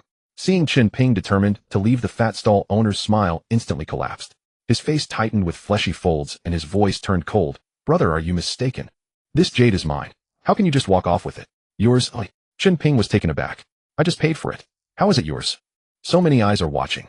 I sold you that pile of rusty iron on the ground. This jade wasn't part of the deal. Take the iron and leave the jade behind. The moment the fat stall owner finished, 5 or 6 burly men rushed out from the shop behind him, all with hostile expressions. This young man is still green. If he knew there was something inside, why not open it at home? Opening it right here is just asking for trouble. Well, a bird in the hand is gone. That emerald is worth at least $1 million. I'd say more than $1 million. The onlookers felt sorry for Chen Ping, but none spoke up. Chen Ping scanned the burly men and curled his lip. What's this? A black shop? Robbing me in broad daylight. Cut the crap. Hand over the jade, and you can go wherever you want. Refuse, and you won't leave this street today. The fat stall owner dropped all pretense, his face fully stripped of disguise. I've heard the antique street is murky, full of swindling and robbery. Today I've seen it for myself. I'd like to see what you can do if I don't give it. Chen Ping sneered without a trace of fear on his face. With those words, he had offended the entire street. Many nearby stall owners joined in the uproar, some shouting for the fat man to attack and teach the kid a lesson. Kid, you're asking for death. The fat stall owner swung his fist at Chen Ping. The punch whistled through the air, showing he had some training. He wouldn't have dared to open a shop and cheat people here without some skill. Chen Ping snorted and raised his hand to slap back. His palm struck first, landing squarely on the fat stall owner's greasy face, sending him spinning several times before he stopped. Half of his face swelled up high. With his already fat head, he looked even more like a pig's head. All of you get him. The fat stall owner roared. The burly men charged with angry shouts, their fists aiming at Chen Ping. Thump, thump, thump. In the blink of an eye, they had rushed forward. All the burly men were kicked over by Chen Ping, and once they hit the ground, none could get up. Now it was everyone else's turn to be dumbfounded. The stall owners who had been shouting and stirring up trouble earlier fell silent. A few even shrank their necks and slipped away. They knew they had run into a tough customer today. The fat stall owner was stunned for a moment, then his fleshy face twisted as he gritted his teeth. Kid, you dare to start a fight on Antique Street. Do you know who runs this place? Ji Tang. Lord whose territory? You're as good as dead. The fat stall owner felt confident. The name Ji Tang alone would make even the gods tremble. Many had fought on this street, patrol chiefs, guild masters, and the like. But what of it? Once the name Ji Tang was invoked, they all tucked their tails and fled. Ji Tang. Chen Ping gave a cold laugh. What if I say I'm not afraid of Ji Tang? What can you do? Who dares not fear my Ji Tang? Before Chen Ping's words had even faded, a cold voice cut in. The crowd of onlookers parted automatically, making way. A man approached with a scar on his left cheek. Behind him followed a dozen or so men, all with fierce expressions. Whether stall holders or onlookers, everyone's face showed fear at the sight of them. The fat stall owner, seeing the scarred face, scrambled over. Brother Scar. It's this kid. He started a fight here and snatched the jade I was going to present to Lord Hu. That's an ice-type emerald green. Lord Hu's favorite. The fat stall owner's flattery was truly masterful. Emerald green. The scarred man's eyes lit up. Kid, take out that jade and let me have a look. Are you one of Lin Tianhu's men? Chen Ping stared at the scarred man and asked. Bullshit. How dare you call Lord Hu by his name? The fat stall owner jumped up again, pointing at Chen Ping. This is Brother Scar, Lord Hu's top general. He's in charge of all security on Antique Street.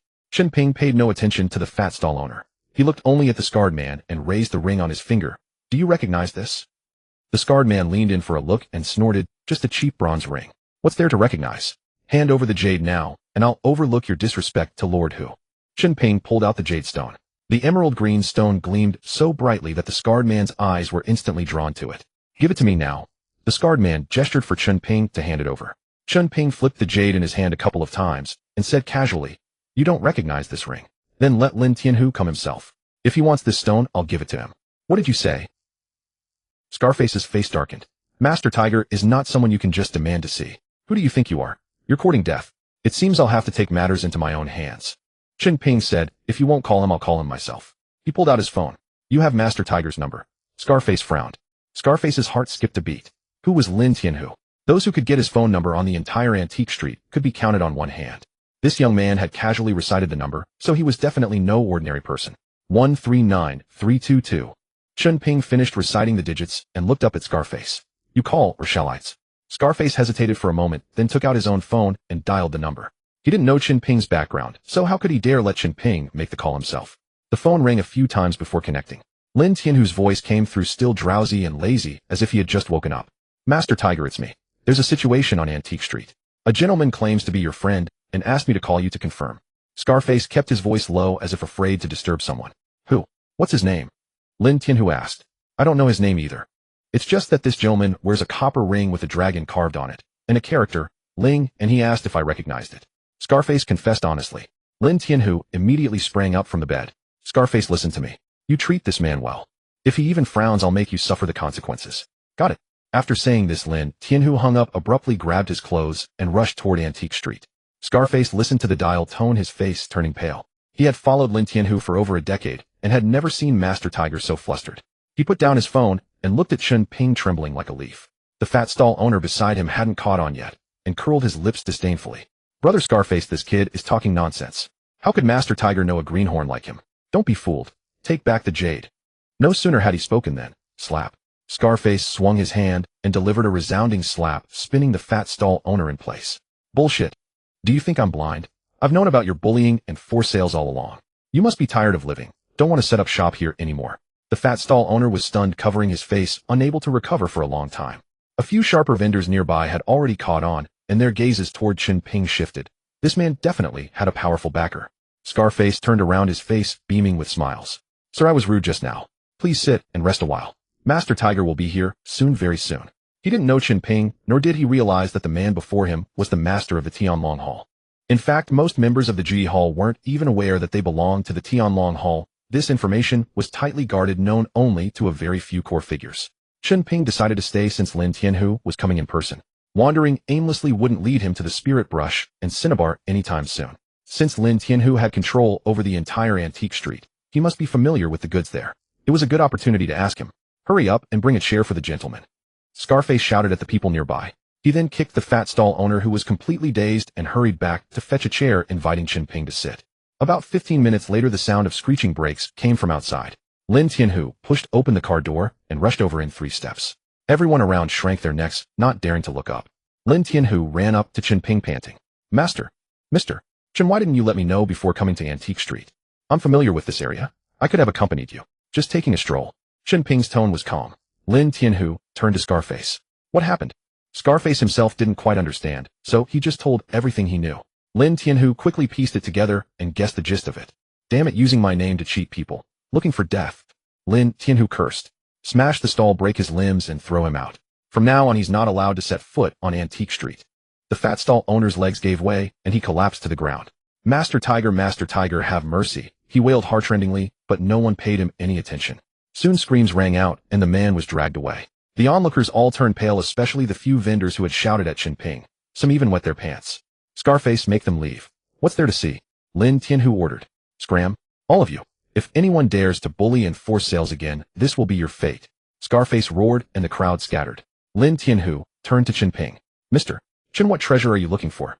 The stuff outside is just street goods, the real items are inside.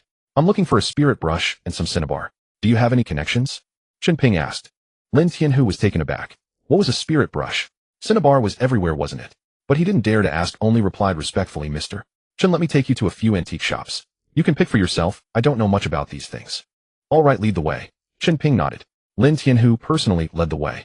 The owners of various antique shops, upon seeing Lin Tianhu, brought out their most prized possessions. But Chen Ping wasn't interested in any of them. Lin Tianhu was a bit troubled. Mr. Chen, this is the whole Antique Street. The best goods are basically here. Maybe I'll have my men search elsewhere. No need. Chen Ping waved his hand. These things are hard to come by. Even if you found them, you wouldn't know their worth. That's true. Lin Tianhu nodded. Well, you go ahead with your business.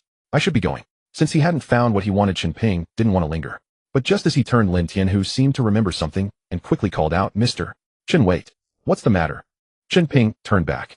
I suddenly remembered a place that might have what you're looking for. Lin Tianhu then had someone drive the car to the entrance and invited Chen Ping in. After driving a short distance, Lin Tianhu began to explain. The place he was taking Chen Ping to was an old courtyard whose owner was Gu Wentian, a former high-ranking official from the province. After retiring, Gu Wentian found a scenic spot in Hongcheng, built a courtyard, and settled down to enjoy his old age. But this old man had a hobby, collecting antiques. His courtyard was filled with old objects, some even brought back from abroad. Compared to Gu Wentian's residence, the goods on Antique Street were nothing. Chen Ping hadn't expected such a high-level figure to be hidden in the small city of Hongcheng. If he hadn't spent 3 years learning from the old dragon head, his previous experience would never have allowed him to get close to someone like this. Before long, the car stopped in front of an ancient-style courtyard gate. A servant hurried over, whispered a few words to Lin Tianhu, then ran back. Soon a white-bearded old man came out leaning on a cane. Seeing Lin Tianhu, he laughed heartily. Master Tiger, what a rare honor. Elder Gu, you're flattering me. Just call me Xiao Hu or Lin Tianhu. In front of you, I dare not claim the title of master. Lin Tianhu hurried forward, smiling broadly. A former high-ranking official from the province, even in retirement, still wielded considerable influence.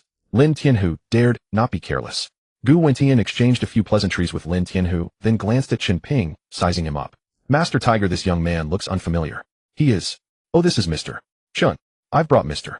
Chen to visit you today, Elder Gu. Please don't take offense. Lin Tianhu quickly explained. Gu Wentian was surprised to hear Lin Tianhu address a young man in his early 20s as Mr. Chen, but the surprise quickly faded. Both of you come in. Gu Wentian nodded slightly at Chen Ping, acknowledging him. In his view, a mere youth in his 20s being called Mr. by Lin Tianhu was likely due to some family background, not because of any real ability. Lin Tianhu and Chen Ping stepped into the courtyard. As soon as he entered, Chen Ping felt a thick, viscous wave of spiritual energy. Several large trees that would take 2 people to embrace blocked most of the sunlight. Further in rockeries, flowing water pavilions and towers exuded an intense, ancient atmosphere. Those old trees in the courtyard, how old were they? Chen Ping stared at the large trees and couldn't help but speak. The spiritual energy emanating from these trees was so dense, it was almost overflowing. Mr. Chen, these trees must be several hundred years old. The courtyard was built around them. Lin Tianhu chimed in. Chen Ping nodded softly. Now he understood. Gu Wentian, a grandee of the provincial government, wondered why he insisted on retiring in such a small place. The abundance of spiritual energy here made living comfortable. Over time, the gradual nourishment of this qi could keep one vigorous. Crossing a corridor, Gu Wentian led Lin Tianhu and Chen Ping into the hall. The room was filled with antique objects exuding an old-world charm. Any single item picked out would be centuries old. The most eye-catching was the dragon throne placed in the center of the hall, engraved with 9 dragons. A yellow cushion lay on the throne, showing signs of frequent use. Chen Ping glanced at the throne, his brows furrowing slightly, a strange expression crossing his face. Please sit. Gu Wentian waved a hand casually and took the dragon throne himself. After Lin Tianhu and Chen Ping had settled, he ordered servants to serve tea. Master Hu, you never come without a reason. Speak plainly. If I can help, I will. Gu Wentian knew well that Lin Tianhu's visit must be for a favor. Lin Tianhu glanced at Chen Ping, who took over. We heard that you Elder Gu are a collector. We were wondering if you have any spirit brushes, the ones used by ancient literary masters. Incidentally, do you have cinnabar made from animal blood? Spirit brushes? Gu Wentian frowned, thinking. Elder Gu, rest assured we won't take them for free. Name your price, and I, Lin Tianhu, won't haggle. Lin Tianhu quickly added, afraid Gu might have reservations. Gu Wentian smiled faintly. Master Hu, you're being too polite. If I truly had any, I would gladly give them to you. What use is money to me now? Yes, you're right, Elder Gu. In your eyes, money is nothing but dirt. Lin Tianhu nodded repeatedly. But brushes are fragile, though very few survive through the ages.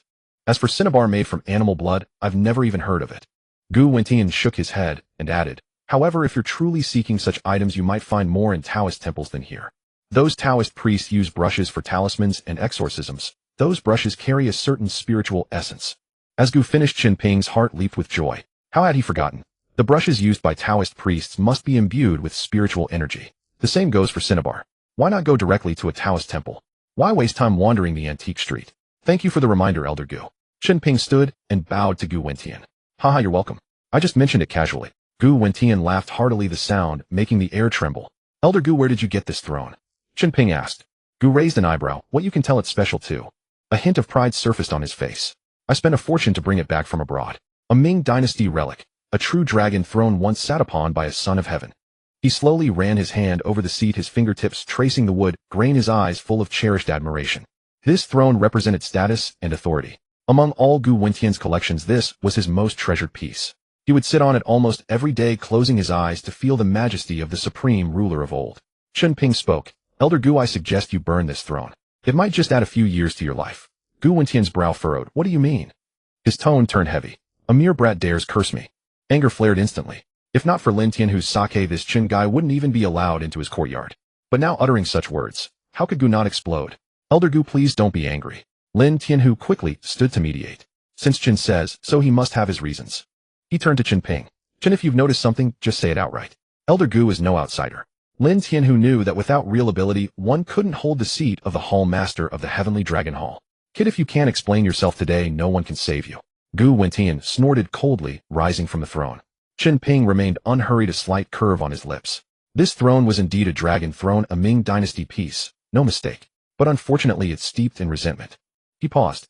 If I'm not mistaken, the emperor of that time died on this very throne, otherwise the resentment wouldn't be so intense. You haven't felt it because this place has excellent feng shui, abundant spiritual energy that suppresses the malevolent qi. But now the 9 dragon heads have been devoured by resentment. If you keep it, your life hangs by a thread. Haven't you noticed? The 9 dragon heads have changed color. They're turning black. Gu Wentian's body went rigid. He looked down at the throne. Sure enough, the heads of the 9 dragons were a different shade, faintly darkening. Stop trying to scare me. Gu slammed his hand on the table. The dragon heads turned black from age, oxidation. What resentment? Nonsense. Chen Ping smiled. Believe what you will. He shrugged. I only wanted to help because you gave me a hint earlier. If you don't appreciate it, that's your fate. Don't think you're fine now. You've been having the same dream every night, haven't you? A python coils around you, suffocating you until you wake up gasping. That dream has haunted you for at least a month. With that, Chen Ping turned to leave. Chen. Lin Tianhu's face stiffened. He quickly followed. Gu Wentian stood frozen, his mind in turmoil. He had never mentioned his dreams to anyone.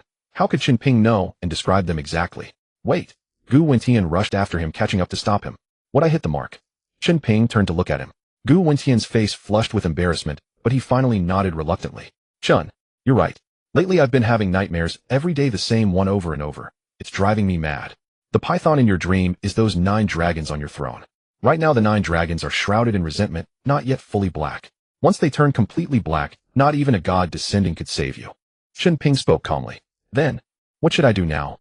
Gu Wentian was already 80% convinced. Burn the throne, but not with ordinary fire. Use spirit money to ignite it. Burn it completely, leaving not a single splinter. Chen Ping was straightforward. But, Gu Wentian stared at the throne, his heart aching. This chair had cost him a fortune to bring back from overseas. Burning it was a painful thought. He ventured. Chen, is there any other way besides burning it? There is. Chen Ping nodded. I can absorb the resentment from the throne and deal with those resentful dragons. Gu Wentian's eyes lit up instantly. Then please, Chen, take action. Why should I help you? Didn't you think I was a fraud? Chen Ping sneered. Gu Wentian's face flushed red. He quickly lowered his posture. Chen, I was an old fool blind to recognize a true master.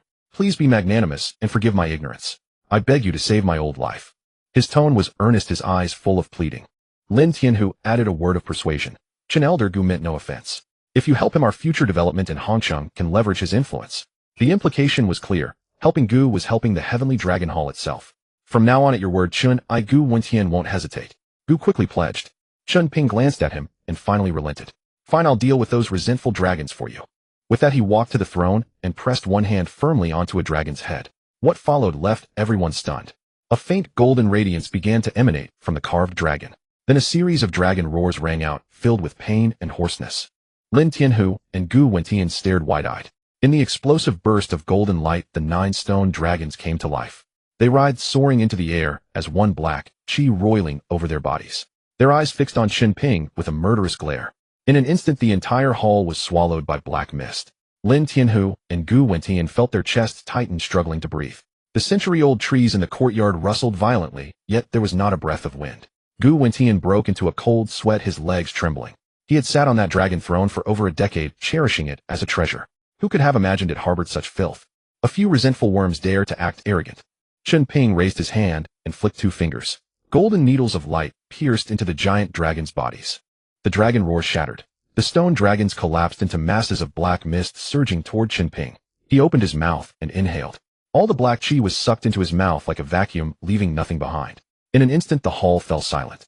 The mind-condensing art that old dragon gave me sure works wonders. Even resentment can be devoured. Chen Ping rejoiced inwardly. This art could refine not only spiritual energy, but also resentment, anger, and any kind of chaotic chi, transforming it into his own power. That single gulp had sent his cultivation base surging, far more effective than 10 days of secluded meditation. Gu Wentian was stunned for a long time before he came to his senses. He stumbled over, bending so low he resembled a shrimp. Mr. Chen, you saved my life. I will remember this for the rest of my days. None of that empty pleasantries. We each took what we needed. Chen Ping waved his hand. Gu Wentian opened his mouth, wanting to ask what each took what we needed meant, but dared not speak. How could a mere mortal comprehend the actions of a celestial being like him? After hesitating for a long time, he asked cautiously, Mr. Chen, what about the dragon throne? It's just an ordinary wooden stool now. You can sit on it for the thrill, but it's utterly useless otherwise. Chen Ping gestured with his chin toward the courtyard. Those old trees, though, you must have them well tended. They are the true treasures that will grant you a few extra years of life. It was a pity such trees could not be transplanted, or Chen Ping would have dug a few up to plant atop Panlong Bay. The spiritual energy they emitted was highly beneficial for his cultivation. I will arrange for men to guard those trees day and night. Gu Wentian nodded repeatedly. As for the spiritual brush and cinnabar you require, I will seek out Abbot Buxu of Laming Temple. We are old friends, he will be accommodating. Thank you for your trouble, old Gu. Chen Ping glanced at his watch. It was nearly noon, he needed to go home for lunch. Gu Wentian smiled ingratiatingly and tentatively asked, Mr. Chen, if you do not mind, would you care to have a simple meal here? I will have the kitchen prepare it immediately. He was now utterly convinced by Chen Ping and wished for more opportunities to ingratiate himself. Chen Ping shot him a look and nodded. Then I shall trouble you, old Gu. No trouble at all. Gu Wentian beamed with joy and quickly ordered the servants to prepare a feast. At Hongcheng Hospital, Xiao Lei's arm was wrapped in thick bandages, with Geng Shanshan keeping vigil by his bedside. That bastard Chen Ping. Once I'm better, I'll kill him. Xiao Lei ground his teeth, a raging fire burning in his chest. His arm was broken, his wedding ruined. The Xiao family had become a laughingstock in Hongcheng. He could not swallow this humiliation. Geng Shanshan peeled an orange and coaxed. Lei Good, don't be angry. I had Fu Wei hire some people to deal with him. These are real martial artists, this time guaranteed to beat Chen Ping half to death. If it weren't for the Su family protecting him, that dog would have died 100 times over. Xiao Lei's eyes blazed with murderous intent. He snatched the orange from Geng Shanshan's hand and shoved the whole thing into his mouth. His phone rang. Geng Shanshan answered it. After listening for a moment, her expression changed. She hung up. Who was that? Fu Wei. He said Chen Ping beat them all. Fu Wei's arm is broken too. Geng Shanshan frowned. What did Chen Ping learn in those 3 years in prison? How did he suddenly become so formidable? Useless. Xiao Lei cursed. Your classmates can only find a few third-rate fighters. They're utterly worthless. It seems I'll have to handle this myself. The fire within him burned hotter. He yanked Geng Shanshan over and tore at her clothes. Ah, Lei Good. Geng Shanshan was startled. This was a hospital ward. Xiao Lei cared nothing for that. He only wanted to vent his rage. But when he tried, he found himself utterly incapable. Panic set in. His arm was broken, but why was something else failing too? Lei Gu, are you too tense? Geng Shanshan asked timidly. Tense my ass. Get down. Xiao Lei shoved her away and struggled on. After a long struggle, it was all for naught. Ahem. Xiao Yan pushed the door open and immediately saw what his son was doing with Geng Shanshan. He flushed and coughed dryly. Xiao Lei was terrified. Geng Shanshan scrambled to put her clothes back on. Nonsense. Xiao Yan scolded sternly. Your arm is broken and you're still fooling around. Xiao Lei lowered his head, but the fire in his eyes burned even brighter. Dad, I want Chen Ping dead. I must have him dead. Xiao Lei felt he was ruined, and it was all Chen Ping's fault.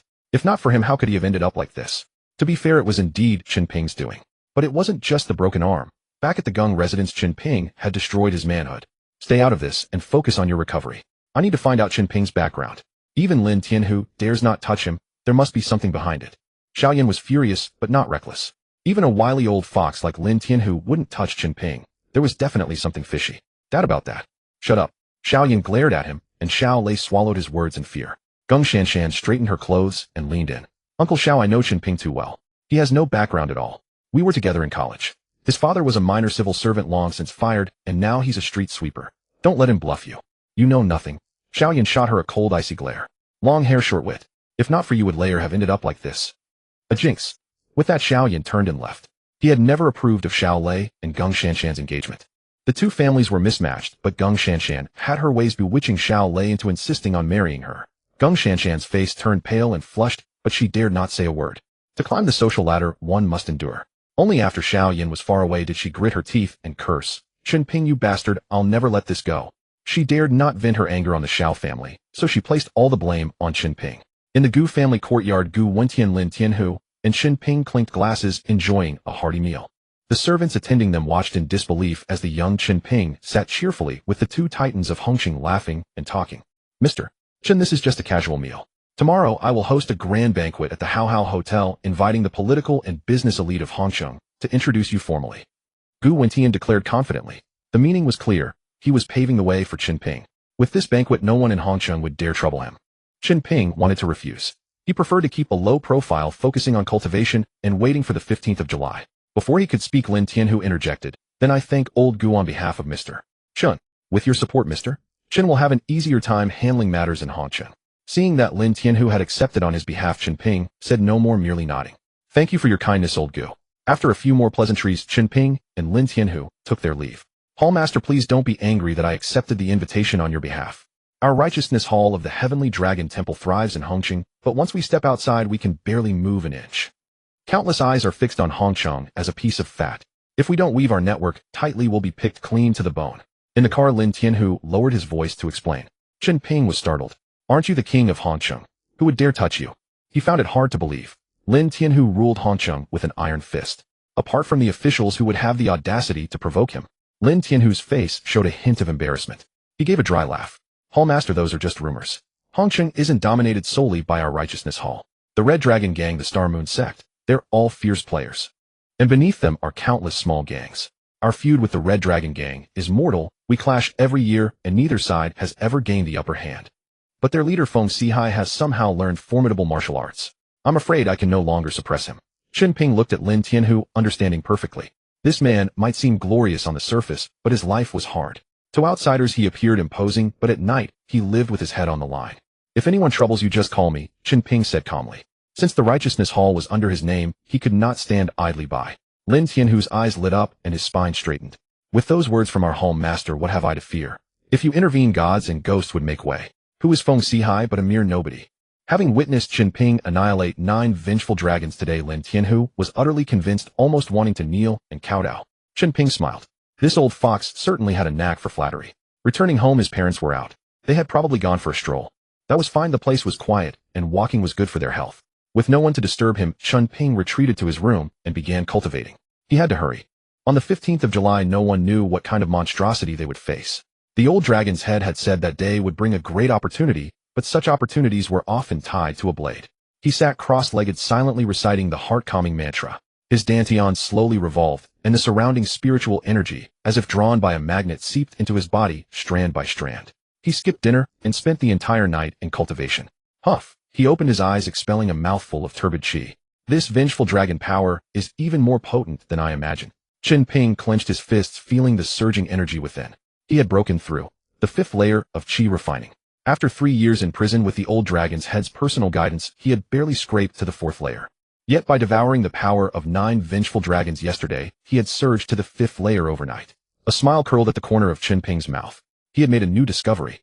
Resentment and hatred. The more you absorb such things, the faster your cultivation speed. The problem is these are not so easy to find. They're everywhere, yet you can't just grab someone and force them to hate you. He exhaled, rolled off the bed, and casually smoothed the wrinkles on his clothes.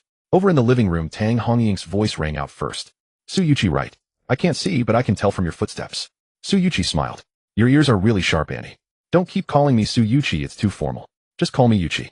Tang Hongying beamed, nodding vigorously like a pestle pounding garlic. Yes, I was being too polite. Yuqi, you're here to see Chen Ping, right? That kid is still in his room. She raised her voice and shouted toward the bedroom. Chen Ping, get up quickly. Yuqi is here. Su Yuqi waved her hand. Auntie, no need to call. I'll go in and get him. With that, she walked straight toward Chen Ping's bedroom. Tang Hongying heard the footsteps drawing closer and nearly jumped up. She muttered to herself, this kid told me they were just ordinary friends. Would an ordinary friend just barge into the bedroom? I really want to see what my future daughter-in-law looks like. Chen Baohua leaned close to Tang Hongying's ear and lowered his voice. Let me tell you, with Su Yuqi's looks, you won't find a second one in Hongcheng. Tang Hongying was startled. She knew Chen Baohua had very picky taste. Back when Chen Ping was with Geng Shanshan, Chen Baohua absolutely refused to agree. Now that he could say such a thing, Su Yuqi's appearance must be unquestionable. My son is really accomplished. Just out, and he's already found such a girlfriend, and he kept it from us. Tang Hongying looked smug. Chen Baohua also laughed. Of course the son takes after me. With me leading the way, how could he be bad? Alright, stop bragging. Hurry up and take me out for a walk, give the kids some space. Tang Hongying finished speaking, grabbed Chen Baohua, and walked out of the villa gate. On the other side, Su Yuqi pushed open Chen Ping's door. Seeing him fully dressed standing by the bed, she was startled. Weren't you already up? Chen Ping curled his lips. What, you don't want me to get up? Want to see me take off my clothes? Pa wants to see you take off your clothes. Su Yuqi rolled her eyes at him, but inside she felt a little thrill. The fact that Chen Ping could joke with her like this showed that the distance between them had narrowed considerably. I have something to discuss with you. Come with me. With that, she grabbed Chen Ping's hand and pulled him out. Before Chen Ping could ask where they were going, he was already stuffed into the car. Tianyuan Mall, the most famous shopping center in Hongqing, from the 1st to the 7th floor, all filled with domestic and international brands. Chen Ping glanced at the time. There was still a while before Gu Wentian's invitation, so he didn't stop Su Yuqi and let her pull him inside. Are you going shopping? Chen Ping's tone carried a hint of hesitation. Accompanying a girl to the mall, he had a shadow in his heart about that. Back then, Geng Shanshan dragged him around from morning till night, his legs almost broken. Since then he had been afraid of this kind of thing. What, not happy? Su Yuqi tilted her head to look at him. No. Chen Ping shook his head. To be honest, walking side by side with Su Yuqi here, he felt a bit proud. This woman, just her face alone could make every man in the mall steal a few extra glances. Not to mention her status. But Gu Wentian had invited him for lunch, and he couldn't just leave him waiting. I have a lunch engagement, afraid I might not make it in time. Chen Ping confessed honestly. You'll have to accompany me through this first. Su Yuqi finished speaking and directly pulled him into the entrance. The lights in the mall were dazzlingly bright, with all kinds of counters neatly arranged. Su Yuqi didn't head to the women's section. Instead, she dragged Chen Ping straight to the men's clothing area, picking up one piece of clothing after another to compare against him. Chen Ping was stunned. You're buying this for me? Who else would I buy it for? My wardrobe is already stuffed. Su Yuqi said while not stopping her hands. After picking for a while, she took out a dark suit, stuffed it into Chen Ping's arms. Go try it on. Chen Ping held the clothes, but stood still. What are you waiting for me to go in and help you put it on? Su Yuqi raised an eyebrow. No. Chen Ping quickly waved his hand and turned to duck into the fitting room. Seeing his flustered manner, Su Yuqi couldn't help but laugh, a soft light brightening in her eyes. When Chen Ping came out in the new clothes, Su Yuqi's eyes lit up. She looked him up and down, a bit surprised. I didn't expect you to have such a good figure. With this suit on, you look like a completely different person. Chen Ping felt a bit uncomfortable under her gaze, so he looked at himself in the mirror. Indeed, he looked much more spirited. Ever since he started cultivating under Old Dragon Head, he had become less and less concerned about food and clothing.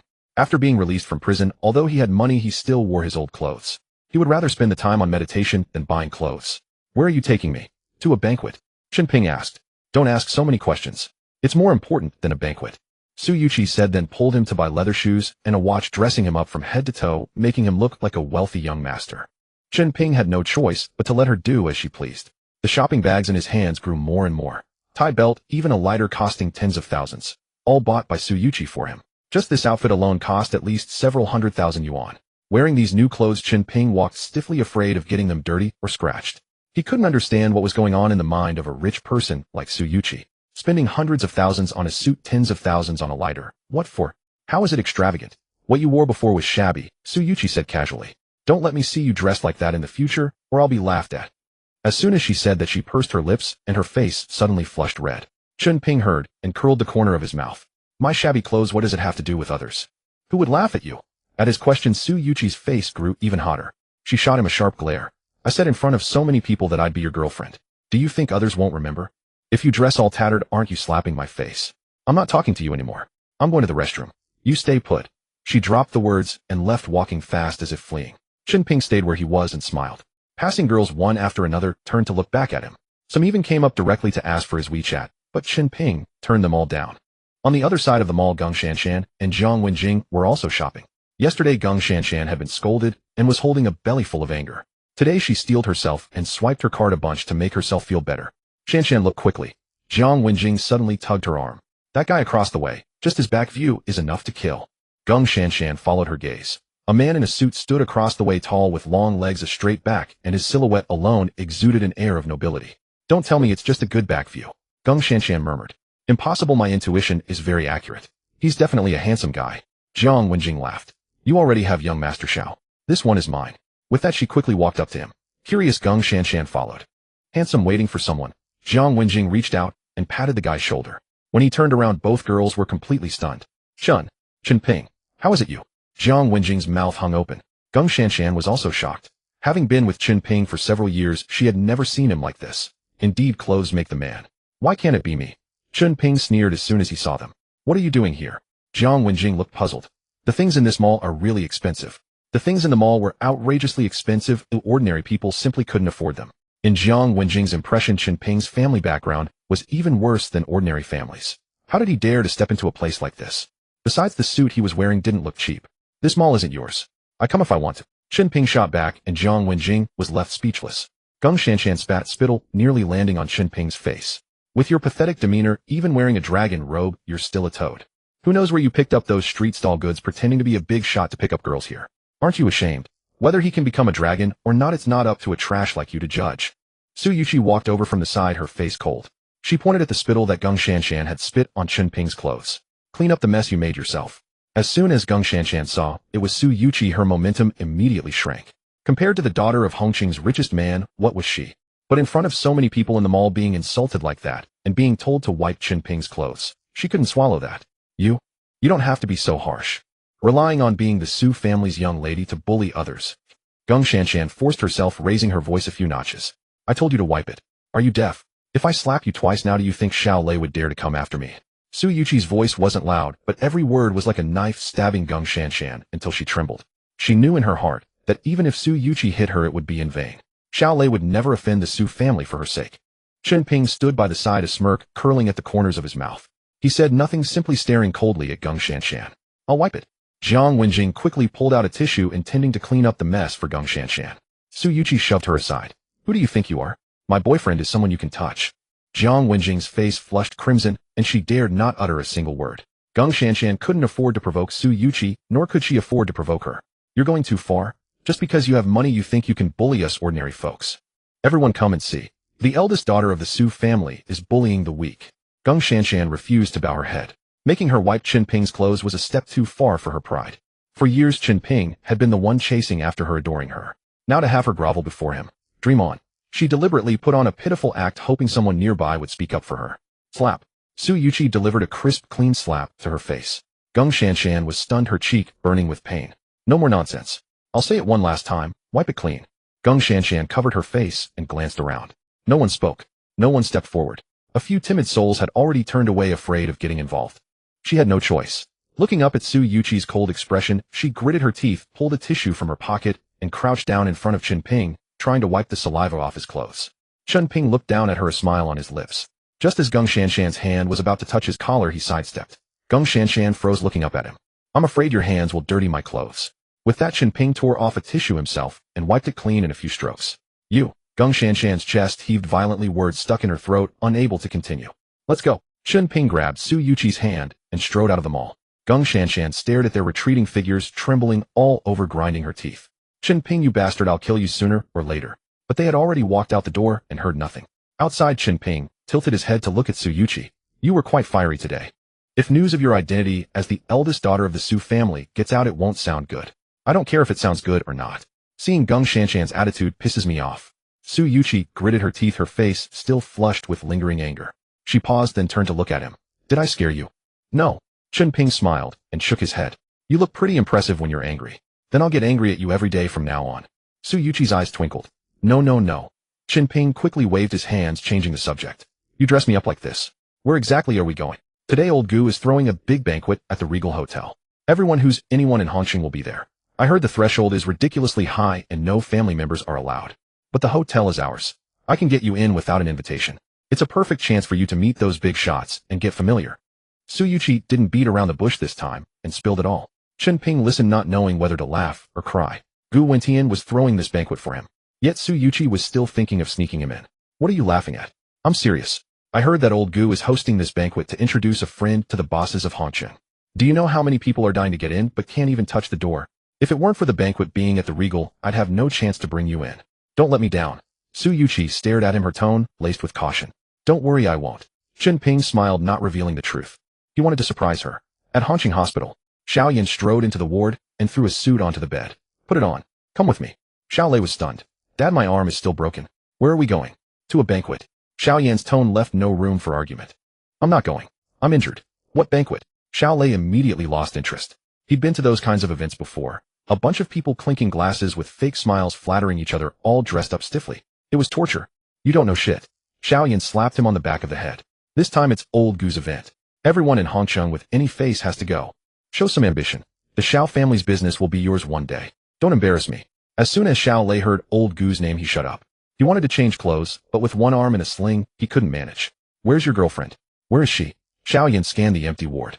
Have her help you dress. 11 o'clock Regal Hotel. Don't be late. I have things to do. With that, Xiaoyan left. Xiaolei glanced at the clock and didn't dare delay.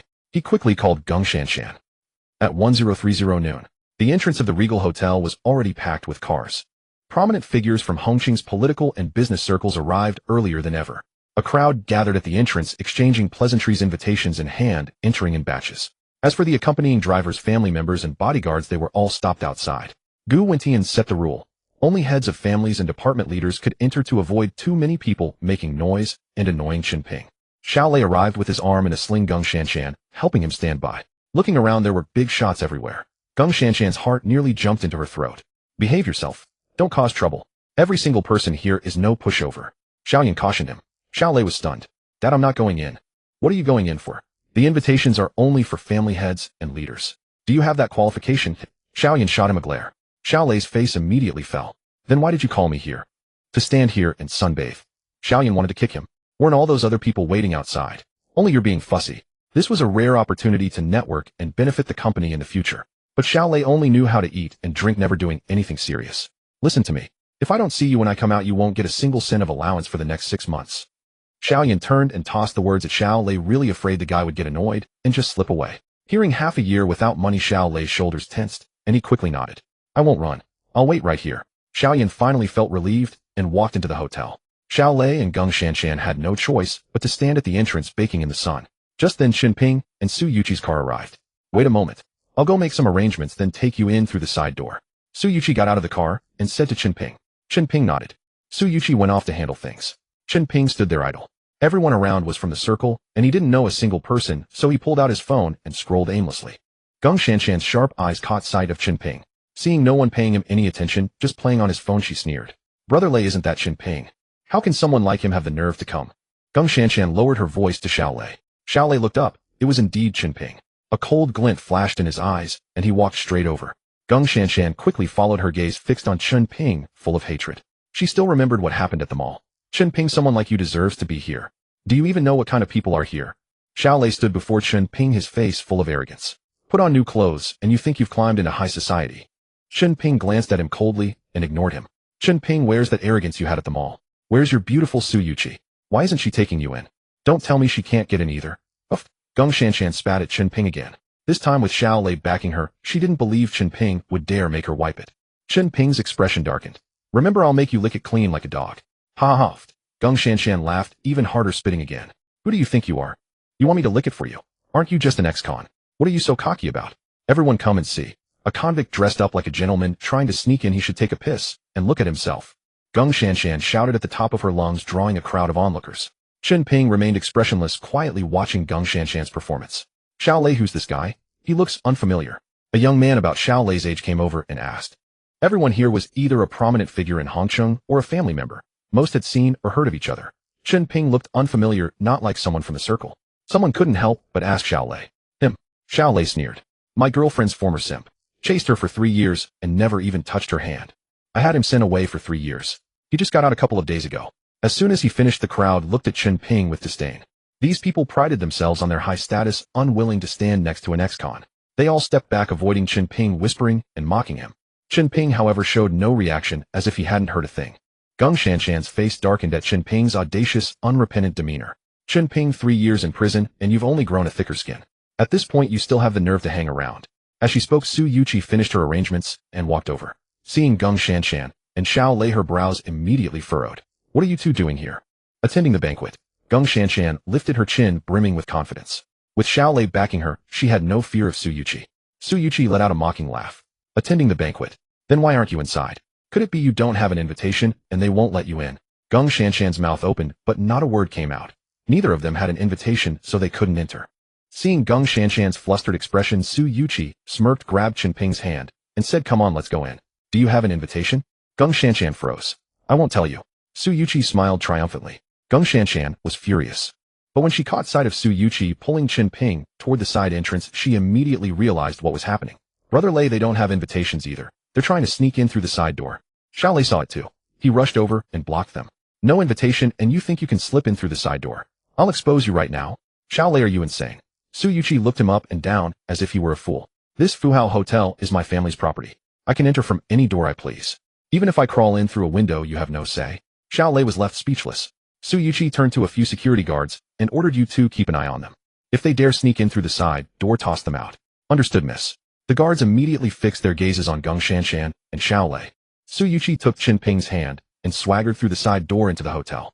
Xiao Lei and Geng Shanshan stared at their retreating figures, stomping their feet in frustration. As Chen Ping stepped into the hotel lobby, his fingers swiftly tapped the phone screen, sending a message to Lin Tianhu. Have Xiaoyan kicked out. He had no intention of sitting at the same table with the Xiao family. Neither did he want them to get a clear picture of his background. He was curious to see how much longer Xiao Lei and Geng Shanshan could keep up their antics. In the hall, a crowd surrounded Gu Wentian. Some bowed to hand him gifts, their faces plastered with smiles. Others, aware of Gu Wentian's fondness for antiques, produced items from unknown sources and pressed them into his hands. Beside Gu Wentian stood a burly man, his expression cold and hard, his eyes cutting through every person like a knife.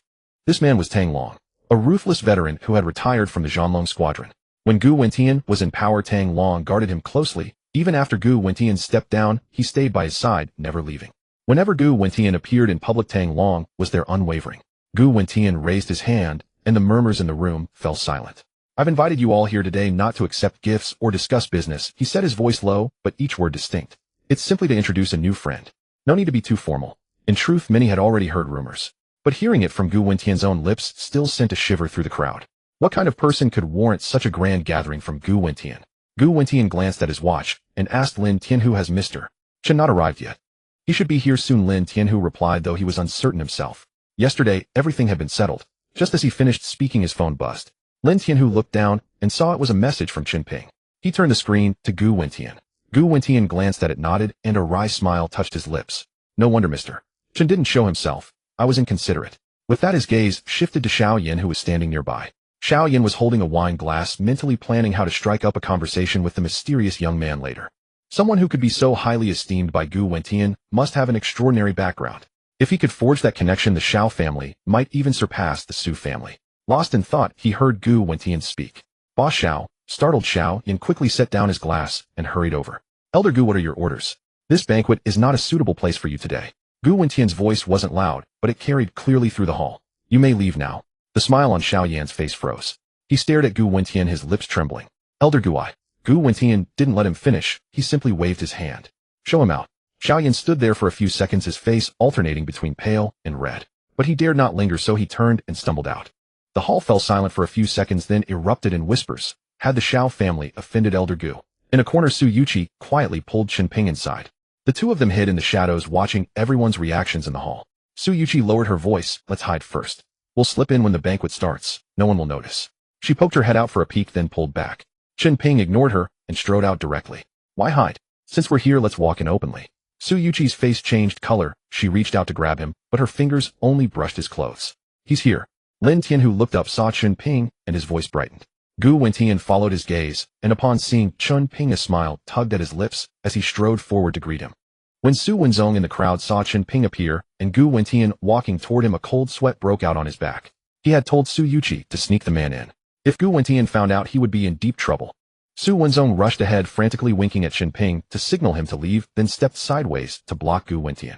Elder Gu, this is a waiter from our hotel. He took a wrong turn and wandered in by mistake. By then Su Yuchi had caught up to Chen Ping, tugging his arm and pulling him back. How do you do your job? Can't you watch where you're going? Stop. Gu Wentian's voice rang out directly, calling Su Yuchi to halt. She froze and let go of Chen Ping. Su Wenzong's sweat dripped. Elder Gu, it's my oversight. I let a subordinate disrupt the scene. I'll make sure to give you a proper explanation later. He was terrified of Gu Wentian's anger. Gu Wentian blinked. Are you saying Mr. Chun is your servant? Yes, Su Wenzong nodded, then suddenly realized Chun. Mr. Chun. His mind struggled to keep up. How did Gu Wentian know Chen Ping's surname? And why was he calling him Mr.? That's right, Gu Wentian said matter-of-factly. The guest I invited tonight is none other than Mr. Chun. All of you are merely accompanying guests. Su Wenzong and Su Yuchi were both dumbfounded, unable to grasp the situation. Chen Ping stepped forward, a smile on his face. Elder Gu, I hope I'm not late. You're right on time. Gu Wentian's gaze shifted to Su Yuchi behind him. And this is... Su Wenzong, ever the seasoned veteran, quickly interjected. Elder Gu, this is my daughter. She and Mr. Chen are friends. Upon hearing this, Gu Wentian laughed heartily. A hero matched with a beauty, a perfect pair. At his words, the crowd immediately chimed in, praising Chen Ping and Su Yuchi's compatibility. Su Yuchi's face flushed deep red. She dared not lift her head. Lin Tianhu stepped forward and gestured to Chen Ping. Mr. Chen, please take the seat of honor. We've been waiting for you. Chen Ping didn't decline and walked directly to the main seat.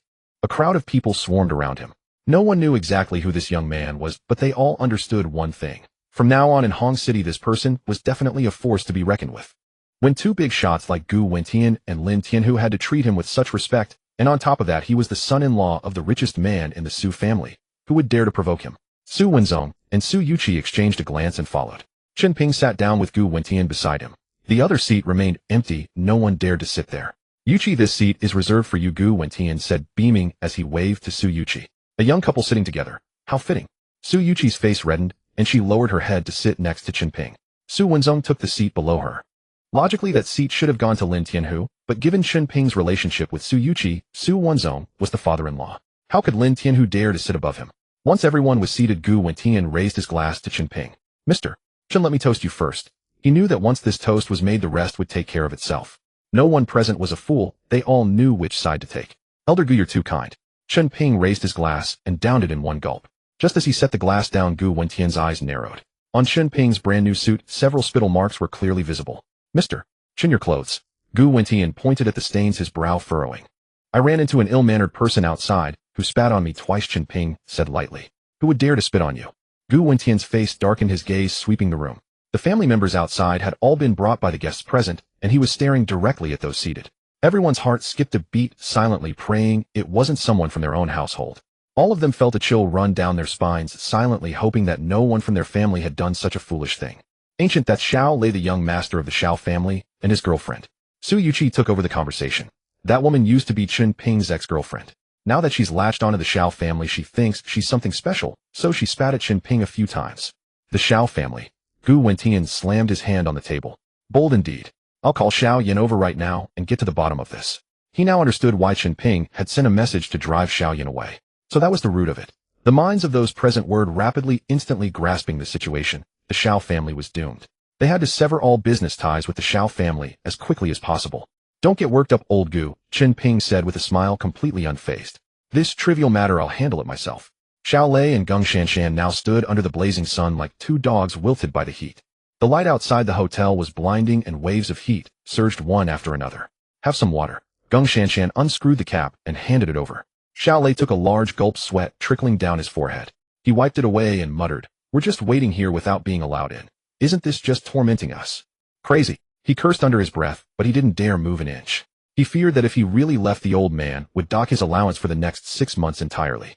As he was drinking, he caught a glimpse of someone coming out of the hotel entrance. It was his father. Xiao Lei's eyes lit up, and he dragged Geng Shanshan forward. "Dad's out. We'll definitely be able to get in now." When father and son met face to face, the smile on Xiao Lei's face hadn't faded yet. Dad, why are you out? Can we get in? Xiao Yan's expression was grim. Get in? I've been kicked out myself. As soon as these words were spoken, Xiao Lei's smile froze on his face. Dad, what's going on? Why would they kick you out? How should I know? Xiao Yan glared at him. Stop making a fool of yourself here. Come home with me. They had rushed over with such eagerness, and now they slunk away in utter humiliation. The two of them hadn't even gotten a clear look at the hotel's grand entrance before they had to turn back. At the banquet, the festivities had already lasted over 2 hours. The atmosphere at the table was lively, everyone was flushed from drinking, their voices growing louder and louder. Su Yuqi finally seized a moment to pull Chen Ping aside.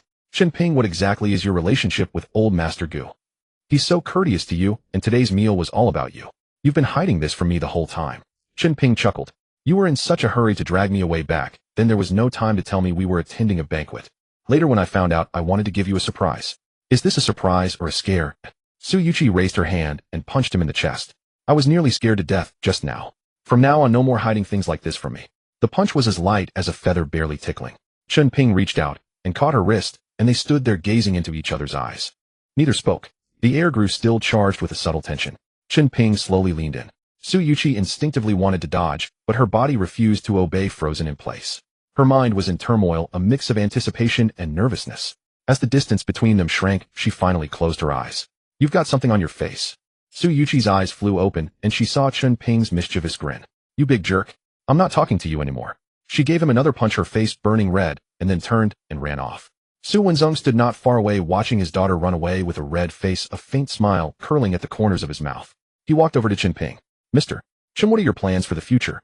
Have you ever thought about starting your own company? Su Wenzong looked up at Chen Ping. What do you think? Without a second thought, Chen Ping shook his head. No interest. Right now he only had one thing on his mind. Cultivation, getting stronger as fast as possible. The whole business and company scene didn't appeal to him, nor was he any good at it. All right then. Su Wenzong was taken aback for a moment by his blunt refusal, then smiled. That's fine. Yuqi may be a girl, but she's a real ace at running companies and managing business. Leave it to her. With that, Su Wenzong turned and left. Chen Ping watched his retreating figure and gave a wry smile. He understood what Su Wenzong meant.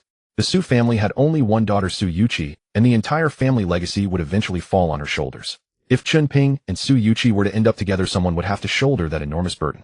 But Chen Ping simply couldn't muster any enthusiasm for business. Not long after the banquet was nearly over and everyone began to take their leave. Just then the doors of the banquet hall were suddenly pushed open. Dozens of people rushed in, each brandishing weapons. The leader, a burly man with a face full of menace, exuded a fierce aura, clearly a seasoned fighter. Everyone present was startled. Gu Wentian's face darkened. His bodyguard Tang Long immediately drew the weapon at his waist and stepped in front of Gu Wentian. Security. Where are the security guards? Su Wenzong shouted toward the entrance, but there was no response from outside. President Su, don't bother. None of your security guards are getting in. The leader spoke in a sinister tone. Feng Sihai, what do you think you're doing by barging in here? Don't you know this is old Gu's venue? Su Wenzong demanded sternly. The intruders were from the Red Dragon Gang, and the leader was none other than the gang's boss, Feng Sihai. Feng Sihai strode quickly to Gu Wentian and bowed slightly. Old Gu, I mean no offense. I'm here today for Lin Tianhu. Lin Tianhu's fists were already clenched.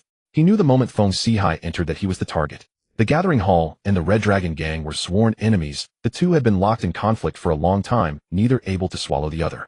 Normally Lin Tianhu would bring a group of brothers when he went out, but today was Gu Wentian's gathering, and he had been careless coming without backup.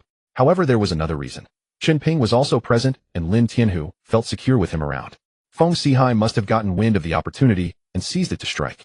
If he could kill Lin Tianhu, the Gathering Hall would be leaderless, and the Red Dragon Gang could easily absorb it. I don't care who you're looking for, but this is my banquet. Do you think you can just barge in? Gu Wentian's face was cold, his voice low and threatening. Old Gu, I've said it. I'm only here to settle accounts with Lin Tianhu. Barging in was unavoidable. Feng Sihai's tone was respectful. Nonsense. Gu Wentian slammed his palm on the table, making the cups and plates rattle. Are you challenging me? Old Gu, I'm not challenging you. But this opportunity with Lin Tianhu is too rare to let slip. Besides, your banquet is of such high status. You invited Lin Tianhu, but not me, Feng Sihai. That's clearly belittling my Red Dragon Gang, isn't it? Feng Sihai's words were polite, but his attitude was stubborn. Anger simmered inside him. Gu Wentian hadn't invited him because he knew of the deep enmity between him and Lin Tianhu, fearing trouble. Gu Wentian's face flushed. Feng Sihai, you. Before he could finish, Lin Tianhu stepped forward. I'll take responsibility for my own actions. If you've come for me, then let's settle it between the two of us. He assumed a fighting stance, his body tensed, ready to respond at any moment. Feng Sihai grinned. You've got guts. Then today I'll kill you, and I'll take over the Gathering Hall as well. With that he charged forward. Outrageous. Gu Wentian slammed his hand on the table again, shaking with fury. Everyone in the room was stunned by the shout. Tang Long, standing beside Gu Wentian, saw the old man's real anger. He lifted his toes and flew forward, landing steadily in front of Lin Tianhu. Feng Sihai, you won't even respect an old man's face. You're asking for death. Tang Long's muscles bulged, his joints cracking loudly, his battle intent blazing. Feng Sihai halted, his brows furrowed. Tang Long, if we really fight, you might not come out on top. Besides, I've got dozens of brothers behind me. Whether I win or lose, we'll find out when we try. Tang Long snorted, also assuming a fighting stance. Old Gu, I didn't want to fall out with you. But if you force me, my Red Dragon gang isn't to be trifled with. Let's go down together, and no one in this room will walk out alive. Feng Sihai's eyes gleamed with cold light, clearly ready to go all out. Gu Wentian trembled with rage, his face alternating between red and white. He had been active in Hong City for so many years, and no one had ever dared to flout his authority like this. But the dozens of murderous men behind Feng Sihai were indeed a formidable threat. This man had planned this thoroughly. If things really turned ugly, the situation would be difficult to control. Lin Tianhu saw Gu Wentian's predicament. Old Gu, don't get involved in this. I'll settle this with Feng Sihai here and now. With that, he lunged straight at Feng Sihai, throwing a punch that whistled through the air. The speed was swift, the power immense, holding nothing back. Against a man like Feng Sihai, even the slightest hesitation meant death. Feng Sihai saw Lin Tianhu make the first move, and a cold smile curled at the corner of his mouth. He didn't dodge or evade, he took the punch head-on. Thud! Lin Tianhu's fist slammed into Feng Sihai's chest, but the recoil sent him stumbling back 3 steps, his heels scraping loudly against the floor. As for Feng Sihai, he stood as still as a mountain, completely unharmed. Lin Tianhu's face turned pale, his eyes filled with shock as he stared fixedly at Feng Sihai. This man's strength had clearly increased again. Ha ha ha. Feng Sihai threw his head back and laughed heartily. Lin Tianhu, your fists are no different from scratching an itch. Keep going, don't stop. Lin Tianhu, a man of some standing, could hardly bear such public humiliation. With a roar, he grabbed a solid wooden stool and charged forward. Crack! The stool shattered into several pieces upon striking Feng Sihai, splinters flying everywhere. Feng Sihai remained as nonchalant as ever, standing still, without even a wobble. Lin Tianhu, I've already mastered my hard qigong. You can't hurt me. Now it's my turn. The moment his words fell, Feng Sihai lifted his foot and kicked. Lin Tianhu had no time to dodge, and was sent flying, spitting a mouthful of blood. He crashed to the ground, his face contorted in pain. Chen Ping frowned, and was about to rise, but Su Yuqi grabbed him. Don't be impulsive. That man looks formidable, you're no match for him. She was afraid Chen Ping would get hurt. She still didn't know the relationship between Chen Ping and Lin Tianhu. No matter how formidable Feng Sihai was, Chen Ping couldn't stand by idly. Before Chen Ping could act, Gu Wentian spoke first. Tang Long, teach him a lesson. Tang Long nodded, clenched his fist, and charged straight at Feng Sihai. This punch came with ferocity, and Feng Sihai dared not stand still and take it. Whether in power or speed, Tang Long was far more ruthless than Lin Tianhu, already at the peak. Feng Sihai sidestepped, dodging Tang Long's fist. He didn't counter immediately, but looked at Gu Wentian. Old Gu, I said I didn't want to oppose you. Are you really forcing my hand? Gu Wentian's face darkened, and he remained silent. Tang Long, having been dodged so easily, felt his pride wounded, and his anger flared. Stop the chatter, take this. He swung a roundhouse punch at Feng Sihai's head. If that landed, it could smash brains out.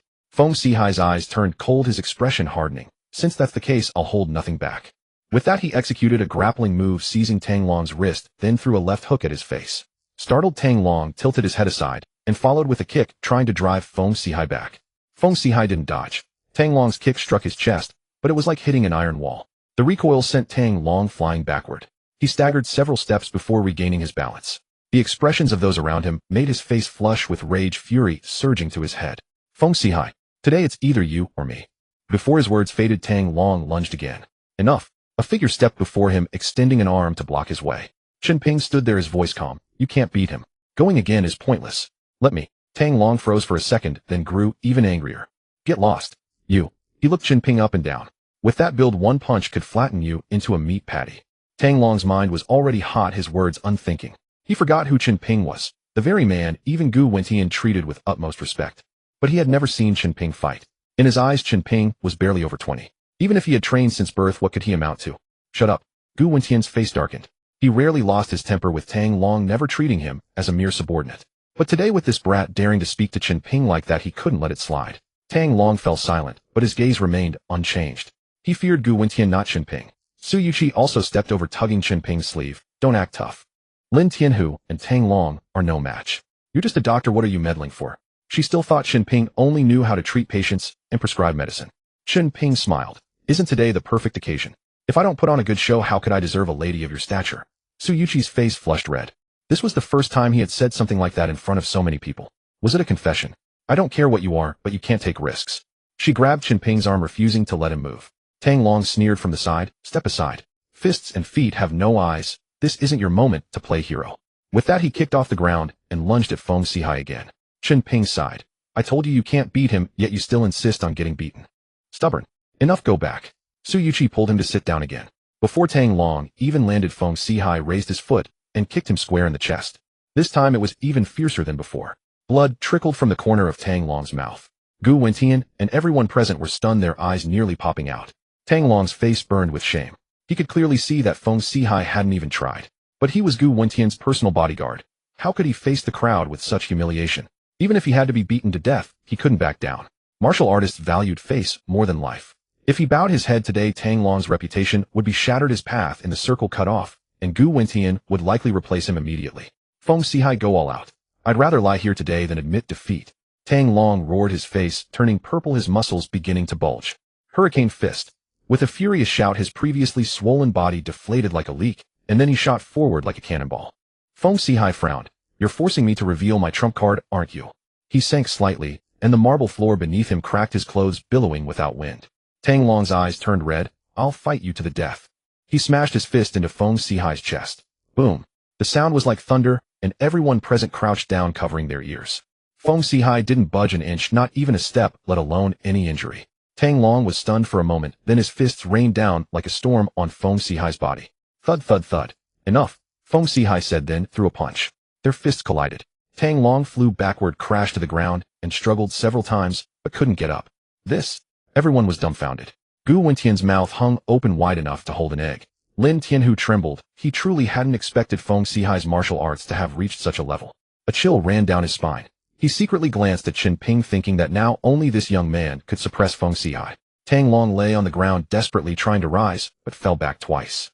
You? Where did you learn that hard qigong? Feng Sihai straightened up. Yi Fengchun. Ever heard of him? At that name, Tang Long's face turned ashen, his eyes filled with fear. Lin Tianhu trembled like a leaf in the wind. Both of them clearly knew who that was, and knew he was a formidable figure. As for the others, they were utterly bewildered, never having heard the name. Yi. Master Yi is your... Tang Long pressed. He is my master. I learned all my skills from him. Feng Sihai's words had barely landed when Tang Long's face fell. He sighed and shook his head. No wonder I couldn't beat you. So you've taken Yi Fengchun as your master. I concede this round. The same Tang Long who had been ready to fight to the death immediately backed down upon hearing the name Yi Fengchun. Chen Ping frowned and turned to Lin Tianhu. Who is Yi Fengchun? Mr. Chen, he is an ancient martial arts master with terrifyingly deep inner energy. No one knows his full extent. It's said that at his level he can kill with a leaf. Lin Tianhu spoke with lingering fear. Plucking a leaf to wound. Chen Ping's lips curled into a smile. Is that what you mean? He picked up a toothpick from his hand, flicked it with his thumb. The toothpick shot out like a dart, embedding itself into Feng Sihai's arm. Feng Sihai didn't even react. He looked down to see half the toothpick protruding from his flesh. Who? Which bastard ambushed me? Feng Sihai yanked the toothpick out, roaring with rage, his face flushed. But there was a hint of panic in his eyes. He had trained his hard qigong for years. Though it couldn't stop a blade, ordinary sharp objects could barely break his skin. And a toothpick had pierced him. There was a hidden master in this room. Everyone exchanged glances, but no one spoke. Only Lin Tianhu's eyes widened, his gaze fixed on Chen Ping with pure admiration. Chen Ping stepped forward. I did it. You? Feng Sihai swept his eyes over him, frowning. A young man barely over 20 possessing such skill. Suyuchi panicked, reaching out to pull Chen Ping back. Chen Ping, don't be foolish, it wasn't him. Lin Tianhu blocked her hand. Miss Su, rest assured, Mr. Chen will be fine. Kid, playing the hero can cost you your life. Are you really going to take the hit for Lin Tianhu? Feng Sihai's voice was icy. Chen Ping's expression remained unchanged, save the talk. If you want to fight, get on with it. I don't have time to waste with you. At that moment, a faint layer of white mist began to emanate around Chen Ping, barely visible unless one looked closely. The surrounding spiritual energy converged upon him, automatically forming a protective shield. Suyuchi kept shouting for Chen Ping to come back quickly. The others remained motionless. They were eager to see what skills Chen Ping possessed that could make a figure as esteemed as Gu Wentian treat him with such respect. You're courting death. A flash of cold light flickered in Feng Sihai's eyes. He lunged forward, moving as fast as a shadow, and in the blink of an eye he was before Chen Ping, his fist clenched like a massive boulder swinging at him. Feng Sihai's punch came with blinding speed. Chen Ping stood still, not even lifting his eyelids, as if he hadn't seen it. Ah, don't! Suyuchi screamed in terror, her face turning pale. But Feng Sihai showed no sign of stopping, landing his fist squarely on Chen Ping's chest. Boom. The punch carried at least several hundred Jin of force, enough to send an ox sprawling to the ground in convulsions. Yet the bizarre thing was that Chen Ping's slight frame of about 100 Jin didn't even tremble. Instead, Feng Sihai's arm bent at an impossible angle. A sharp crack echoed. The broken bone pierced through the skin and flesh, exposing the stark, white bone fragments. Ah! Feng Sihai howled in agony, staring at his ruined arm with disbelief.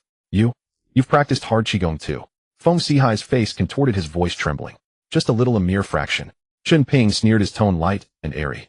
Who would believe that? Even Feng Sihai himself couldn't break his own hard qigong, and you call it just a fraction. Su Yuqi's mouth hung wide open, her eyes filled with surprise as she saw Chen Ping completely unharmed. At that moment, Chen Ping's image in her heart soared even higher, and her feelings for him deepened further. Who taught you? My master Yi Fengchuan's exclusive hard qigong.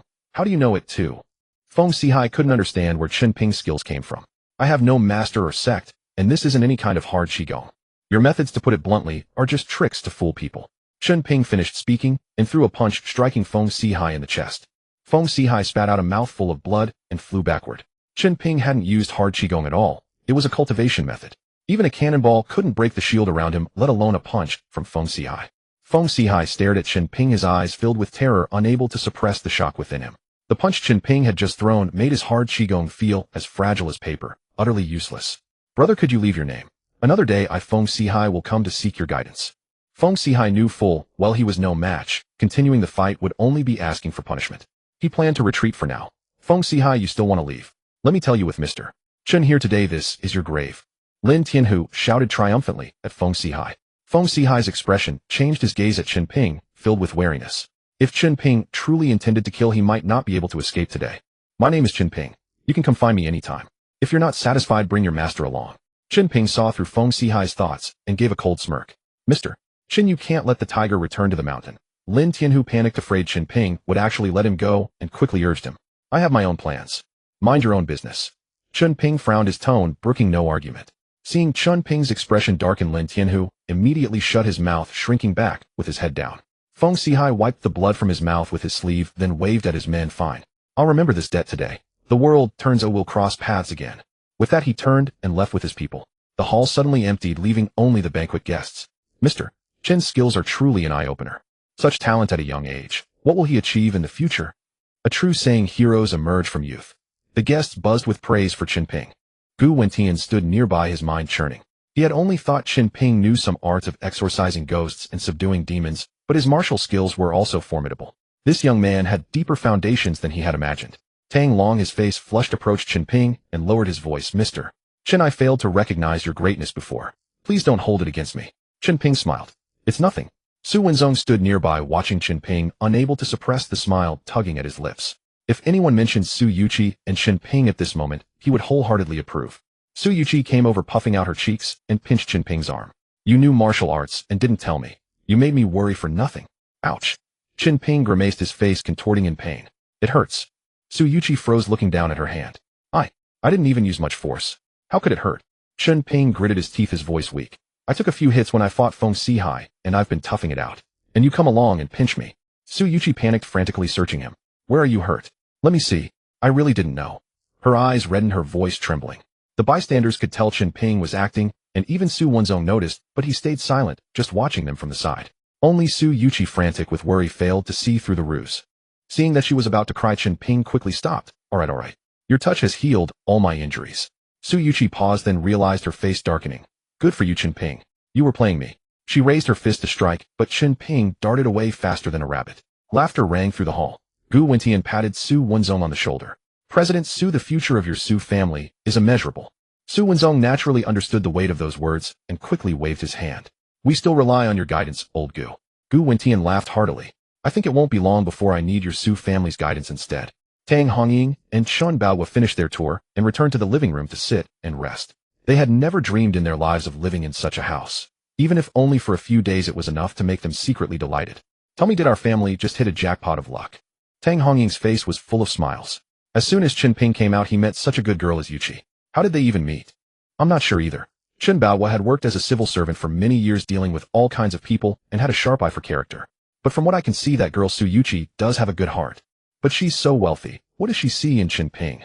Tang Hongying always felt uneasy. The gap between the two families was real, they weren't well matched. Chen Baohua opened his mouth to reply, but the doors suddenly swung open. A man in a suit strode in. Chen Baohua froze. I'll give you the answer. The man wore a cold smirk. Yuqi is just playing around with Chen Ping. Do you really think the eldest daughter of the Su family would fall for your poor son? Spare yourselves the trouble. Use your brains. What does your Chen Ping have? A graduate of an ordinary university, a worthless ex-convict. If your daughter fell for someone like that, would you approve? He happened to save Yuqi's father's life, so they're repaying the favor by pretending to be so warm. Do you really think they'll get married? I'm Yuqi's real boyfriend. We've known each other for years. Childhood sweethearts, perfectly matched. Give up this hope. You know what your son is like. The man finished sneered at Chen Baohua, and Tang Hongying, his eyes full of contempt. Tang Hongying's face flushed alternately red and white. Chen Baohua couldn't find the words to refute him. Every word struck home. Their family was ordinary. Chen Ping was utterly unremarkable, and he had been in prison. What parent would willingly push their daughter into a fire pit? The man, satisfied with their expressions, pulled out a stack of cash from his bag and threw it before them. Take this money and get lost. Don't wait for me to kick you out. Then don't blame me for being rude. With that, he turned and left. A sports car was parked outside the yard. The man got in, revved the engine, and sped away. In the living room, only Tang Hongying and Chen Baohua remained. The two sat there dazed, as if they had been violently yanked down from the sky and slammed back to the ground. After a long silence, Chen Baohua sighed. He stood up and began packing their things. People of their status didn't deserve to live in such a house. Tang Hongying's eyes reddened, tears welling up. Chen Baohua finished packing, walked over, and patted Tang Hongying on the shoulder. Let's go. When Chen Ping comes back, we'll have a good talk with him. Make him see that he and that Su girl aren't meant for each other. They left and returned to their old place. As soon as they entered the yard, a middle-aged woman poked her head out. Hongying, I heard you moved into a big villa. Why are you back? Tang Hongying recognized the voice of their old neighbor Wang Changfeng and forced a smile. And Wang, we just couldn't get used to it over there, so we moved back. Wang Changfeng had a hard life. Her husband passed away when her child was only about 10, leaving her to raise her daughter alone. It's so good to have you back. We old sisters can finally chat again. Wang Changfeng had a loud voice. Chen Ping just got out of prison. What good deed would rain from the sky, lending him a big villa to live in? Aren't you afraid of being used as someone's pawn? Once he goes back inside, his whole life will be over. The words were harsh, but Tang Hongying knew she meant no ill will. She was the type with a sharp tongue, but a soft heart. I understand. Tang Hongying nodded with a smile. At the Fureo Hotel, the banquet had long since ended. Gu Wentian had kept Chen Ping behind. Mr. Chen, regarding the spiritual brush and cinnabar you asked me to find, Taoist priest Su Wu has gone out to seek medical treatment. He won't be back for some time. Chen Ping smiled.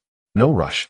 Elder Gu, thank you for your trouble. His mother's eyes had been delayed for so long already, a few more days made no difference. This matter could not be rushed. Mr. Chen is too kind. If there's ever anything you need from an old man like me in the future, don't hesitate to ask. Gu Wentian spoke with genuine warmth. After some polite exchange, Chen Ping was about to leave when Tang Long stepped in front of him. With a thud, Tang Long fell to his knees. Mr.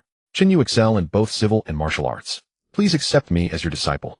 Having witnessed Chen Ping's abilities earlier, he was determined to become his apprentice. Chen Ping grabbed his shoulder, gave a gentle lift, and pulled him back to his feet.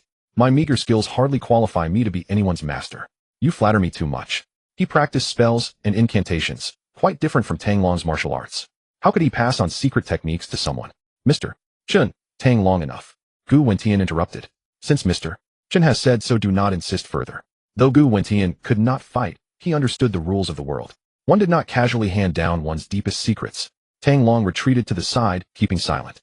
Chen Ping offered him an apologetic smile. Brother Tang, we can certainly exchange knowledge in the future.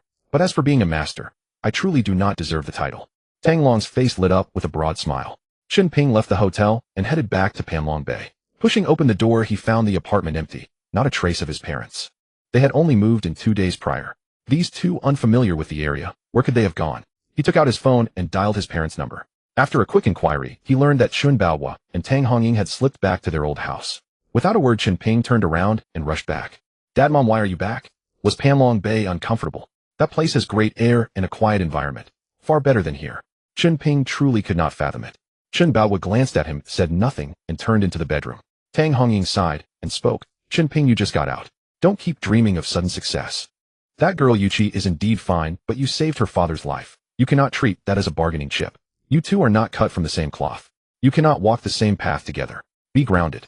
Find a job and stop daydreaming. Mom, did someone whisper poison in your ears? Chen Ping frowned. None of your business. Let me be clear. Do not see Su Yuqi anymore. Return the apartment at Panlong Bay to them. Your father and I will not move back. I don't expect you to become rich and powerful. Just get a proper job, marry, have a child. That's all I ask. Tang Hongying's tone was stern. She was genuinely angry. Seeing his mother furious, Chen Ping dared not say another word, and could only nod. Mom, I'll do as you say. Over the years his mother had wept until her eyes went blind and suffered enough for his sake. Chen Ping did not want to upset her again. Seeing her son yield so readily, Tang Hongying softened. I had your father contact Uncle Zhang. Tomorrow we'll go ask if he can help you find work. Also, Annie Wang's Henin has graduated. I heard she found a good job and earns quite well. You two have known each other since childhood, true childhood sweethearts. If neither of you objects, I'll bring it up with Annie Wang. Tang Hongying may have been blind, but her heart saw everything clearly. Bring up what? If the two children are willing, I have no objections. I've watched Chen Ping grow up. That imprisonment was not his fault. Wang Chongfeng stepped through the door carrying a large bowl. I made some sauce myself. Come taste it. Auntie Wang. Seeing her enter, Chen Ping quickly reached out and took the bowl. Chen Ping had moved to Hongcheng as a teenager and lived next door to the Wang family ever since. The two households shared a deep bond. Auntie Wang, you're being too formal. I've watched Henin grow up too. Such a sensible, pretty girl. If our two families could become related by marriage, that would be wonderful. Tang Hongying rose and pulled Wang Chongfeng to sit beside her. Sister Hongying, if Henin truly came to your family, I would be at ease. After all, she's my only daughter. When I'm old, I'll rely on her. I don't want her marrying too far away. I'll call her tonight and ask her to come back so our two families can have a meal together. A smile played on Wang Chongfeng's face. It was clear she had a good impression of Chen Ping. That would be wonderful. I heard Henin found a good job and earns quite well, is that right? Tang Hongying nodded repeatedly, her eyes full of joy. She does earn well, but she's never home. It's hard even to catch a glimpse of her. Wang Chongfeng spoke while dialing her daughter's number on her phone. It rang twice before being answered. Wang Henin's voice came through lazy and slow. Mom, why are you calling this afternoon? I'm still sleeping. What time is it? Still sleeping. Don't you have work? Wang Chongfeng paused in surprise. Oh, I work nights, sleeping during the day to catch up. Something the matter? Wang Henin's tone grew clearer. Your brother Chen Ping is out now? I was thinking you could come back tonight so our two families can have a meal together. Wang Chongfeng said. Mom, I'm busy. How about sometime later? These past 2 days have been crazy. With that, Wang Henin hung up directly. Wang Chongfeng listened to the busy signal, her face losing its warmth. Sister Wang, if Henin is busy, another day works too. It's not like it can't wait. Tang Hongying hurried to smooth things over, fearing she might take offense. Sigh. Children grow up and can't be controlled anymore. Wang Chongfeng let out a weary breath. Wang Chongfeng stayed at the Chen residence until evening. With nothing to do, Chen Ping planned to go out for a walk. His phone rang. It was Lin Tianhu saying he wanted to treat him to a meal. Before Chen Ping, Lin Tianhu always considered himself a junior and was keen to curry favor. Chen Ping had initially wanted to refuse, but then thought, if he returned home, Wang Chongfeng would still be there and the dinner table would surely turn into a lecture with his parents. So he agreed. Lin Tianhu offered to pick him up by car, but Chen Ping declined and hailed a taxi to the restaurant Lin Tianhu had mentioned. During those years Chen Ping spent in prison, Hongcheng had developed rapidly. A modest city had sprouted dozens of bars and KTVs. When night fell, neon lights flashed all over the streets, and fashionable young men and women filled every corner. As the taxi passed a bar called Finyue, Chen Ping caught sight of a familiar figure. A woman in eye-catching clothes was chatting and laughing with several other girls as they walked into the bar. Wang Henin. Chen Ping frowned. She said she had to work overtime tonight. Why was she at a bar? Was this Wang Henin always working at bars? Suspicion stirring in his heart, Chen Ping told the taxi to pull over, paid the fare, and stepped out. He followed Wang Henin straight into the bar. Inside the bar, the lights swirled dizzily, and the music pressed heavily against the chest. Strobe lights swept back and forth, the entire venue buzzed with noise. Wang Henin followed several women into the bar, and 2 servers immediately escorted them to the back. Chen Ping tried to follow, but was stopped by a hand on his shoulder. Sir, the back area is for staff only. Guests may not enter. Chen peered inside, but they had already disappeared. He found a corner and sat down, determined to see what Wang Henin was really doing there. Before long, Wang Henin and the other girls emerged. They wore only tight undergarments, large patches of fair skin exposed for all to see. The 4 of them hurried onto the central stage. Several beams of bright light snapped onto them, and the venue instantly erupted. Cheers and whistles mingling into a roar. Wang Henin swayed to the music, her movements somewhat stiff, less uninhibited than the other girls. But she was trying hard, forcing a smile onto her face. The audience noticed her awkwardness, their eyes fixed on her. Someone pulled out banknotes and threw them toward the stage. Chen Ping's brows knit tightly as he stared at Wang Henin on stage, unable to believe his own eyes. He never imagined that the shy, obedient Wang Henin he had known would end up dancing like this in a bar. Money scattered across the stage floor. Wang Henin bent over, picking it up bill by bill and tucking it into her chest. The men below had red-rimmed eyes, their gazes locked onto her body like wolves circling prey. Chen Ping stood up and walked to the edge of the stage. He pulled a thick wad of cash from his pocket and threw it onto the stage, at least several thousand yuan. Wang Henin saw someone toss so much money, her face lighting up instantly. Thank you, big brother. But the moment her gaze met Chen Ping's, her entire body froze. Her smile could no longer hold, and her expression became deeply unnatural. She quickly averted her gaze, pretending not to have seen Chen Ping, and bent down to pick up the scattered money from the floor. She continued twisting on the stage, but the smile had completely vanished from her face. Chen Ping's move drew the attention of many onlookers. Yet when they saw his cheap, shabby attire, scornful smirks adorned their faces. Brother, your whole outfit probably costs less than 200 yuan, right? That girl on stage is out of your league. Best to leave now. You don't make much in a month, and you'll just blow it all here. A middle-aged man patted Chen Ping on the shoulder, his words laced with mockery. Chen Ping ignored him, his gaze locked onto Wang Henin. 3 years. In just 3 years could a person change so drastically? Wang Henin turned her back to him and began to gyrate in the opposite direction. Several other girls on the stage crowded around. Handsome, want to make some friends. One girl crouched down, extending her fair arm, reaching out to touch Chen Ping's face. Men like Chen Ping were all too familiar to them. Barely any money in their pockets, but once hooked they'd faithfully hand over their monthly wages. Chen Ping slightly tilted his head, dodging the hand. His eyes still never left Wang Henin. Beautiful, want to chat. A man beside him, wearing a lecherous grin, grabbed the girl's wrist and yanked her down. The girl lost her footing and tumbled straight off the edge of the stage. The surrounding men swarmed like wolves, reaching out with greedy hands to grope her. Everyone wanted to take advantage of the chaos. All of you get the hell out. Tired of living. A woman in a professional suit, heavily made up, charged over and shouted. Behind her followed 4 burly, muscular men. The men who had been causing a ruckus scattered, instantly slinking back to their seats. Sister Yen. The girl who had been pulled down stood up, her clothes crumpled and her undergarments twisted out of shape. She looked at the woman with a pitiful expression. Get out of here. Sister Yen frowned and barked coldly. The girl trembled in fear and hurriedly fled backstage. Sister Yen swept her gaze across the room, pausing momentarily on Chen Ping, who stood by the stage. She said nothing, then turned to Wang Henin on stage. Henin, come down. Wang Henin stopped moving and stepped off the stage. Sister Yen, did you need me for something? The big boss is here. He wants you to keep him company. Sister Yen stated bluntly. Wang Henin's body stiffened, reluctance written all over her face, but she dared not utter a single word of defiance. She could only follow Sister Yen. As she passed Chen Ping, she deliberately lowered her head, avoiding his gaze. Henin. Chen Ping reached out and grabbed her arm. You know him?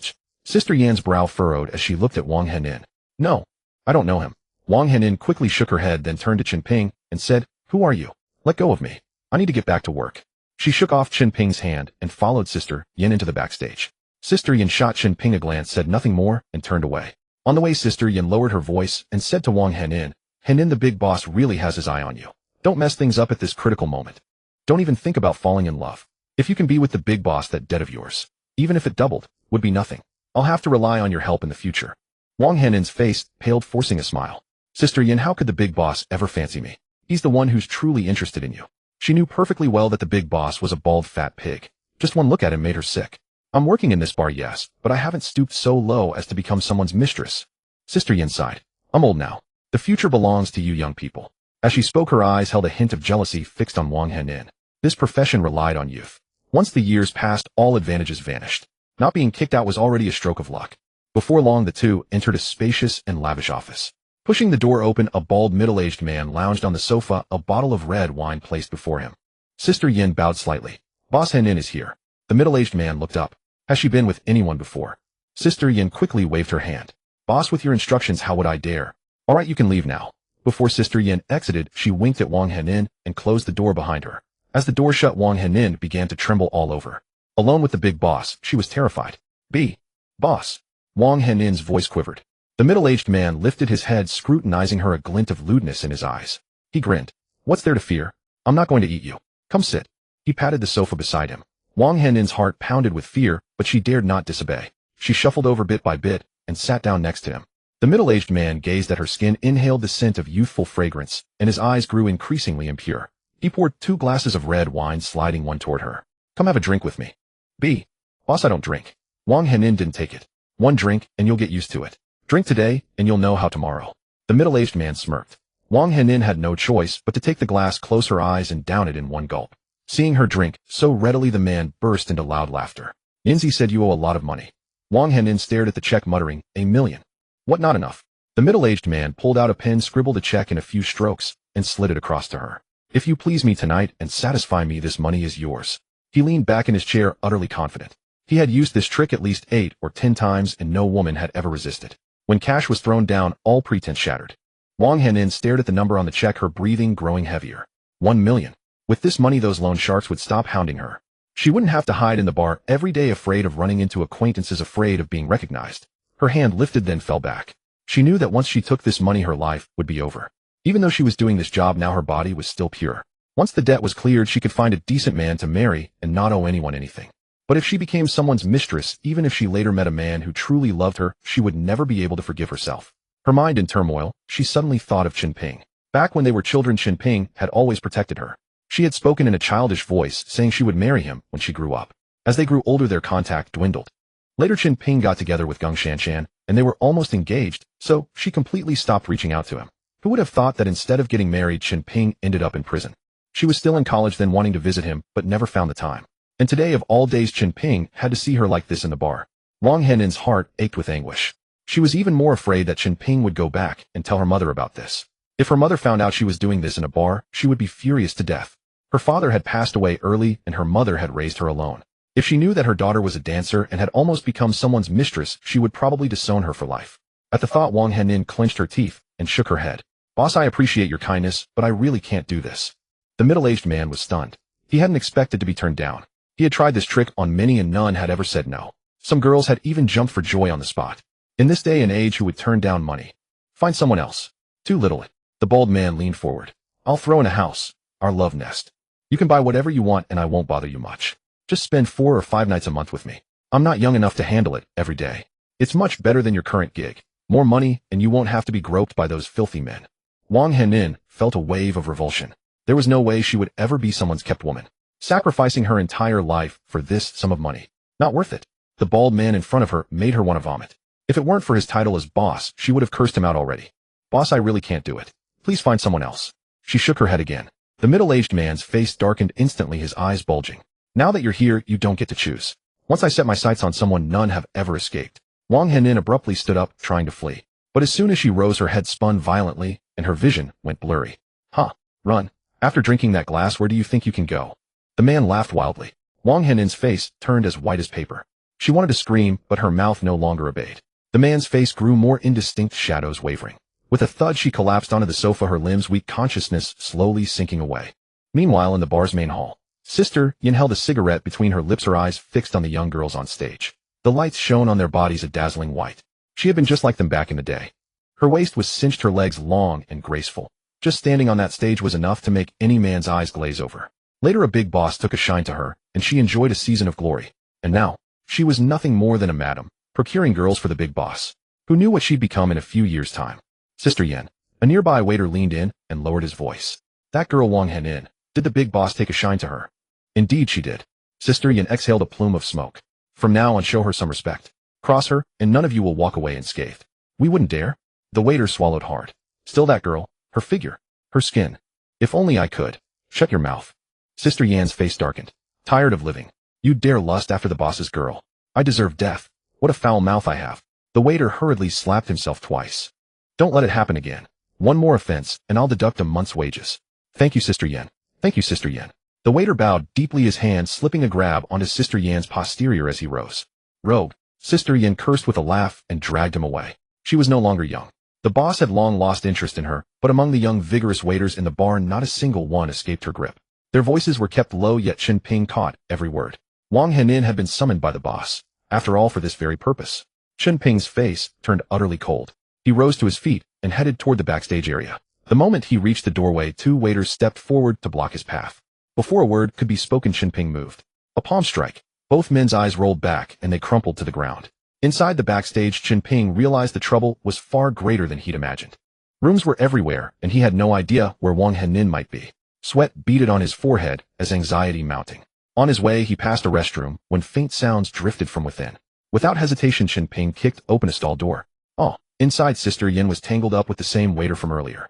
The waiter spotted the intruder and opened his mouth to scream, but Chen Ping's palm crashed down, and he fell unconscious instantly. Chen Ping seized Sister Yin by the collar. Where is Henin? The moment Sister Yin recognized Chen Ping, she began cursing. Before the words could fully form, Chen Ping's hand clamped around her throat. Sister Yan's face turned the color of cured liver. Breathing grew labored, and fear finally flashed in her eyes. In the office. She gasped out immediately. Take me there.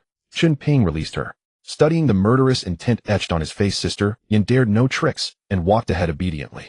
At the office door, Chen Ping kicked it open. Crash. The door panel slammed against the wall with a thunderous bang.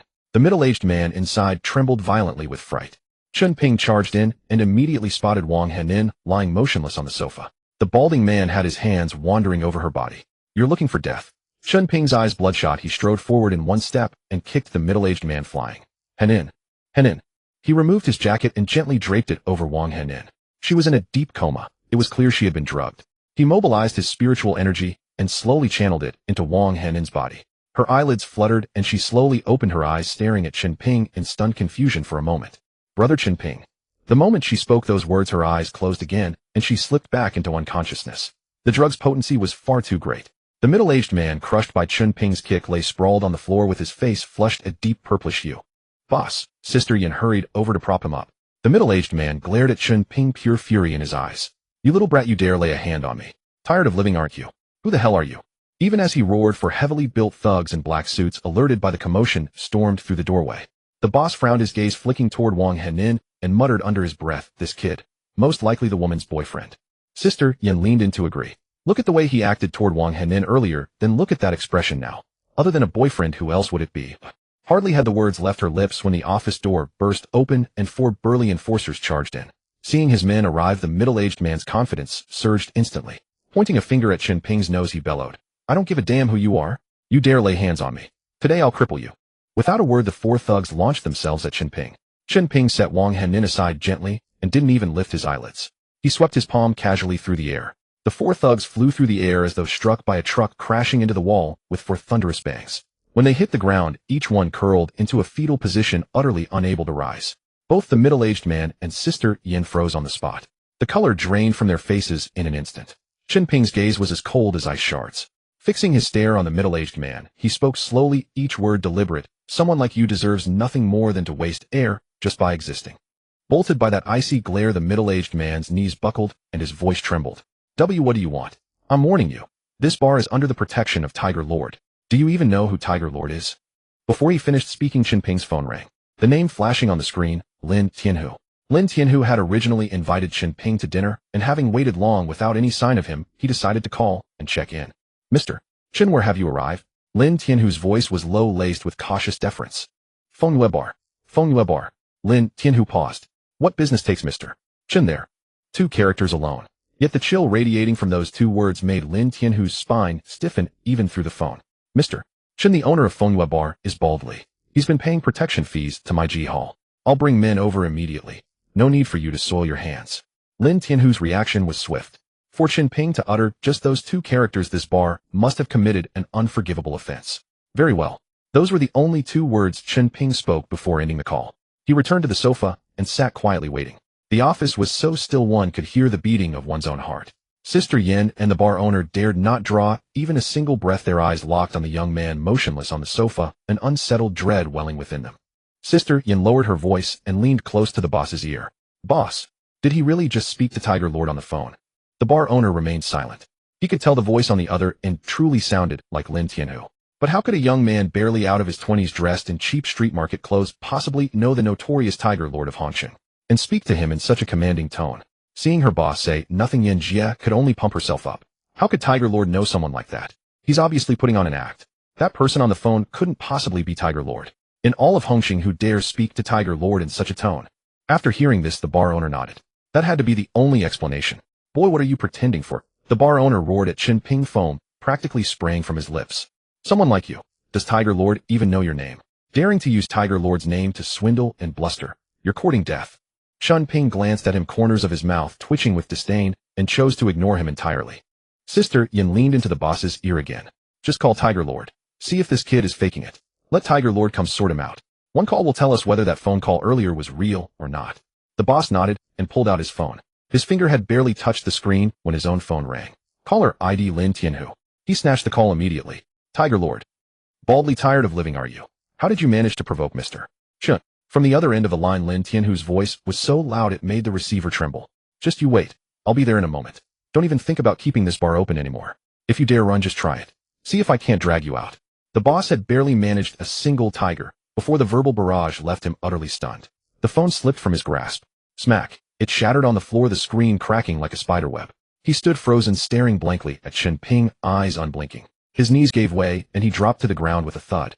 Sister Yan's face went chalk white, her whole body trembling as she fell to her knees beside him. Mr. Chen. Mr. Chen, I was wrong, please spare me. The boss banged his head against the floor again and again. Chen Ping didn't even glance their way. He was holding Wang Henin's hand, steadily channeling spiritual energy into her. This girl had been dosed with something. The potency was frightful. After considerable effort, Chen Ping finally managed to stir her eyelids. They fluttered, and she slowly opened her eyes. Brother Chen Ping. Wang Henin's voice was faint and hoarse, tinged with embarrassment. Working as a promotional server at a bar, it wasn't exactly dignified to talk about.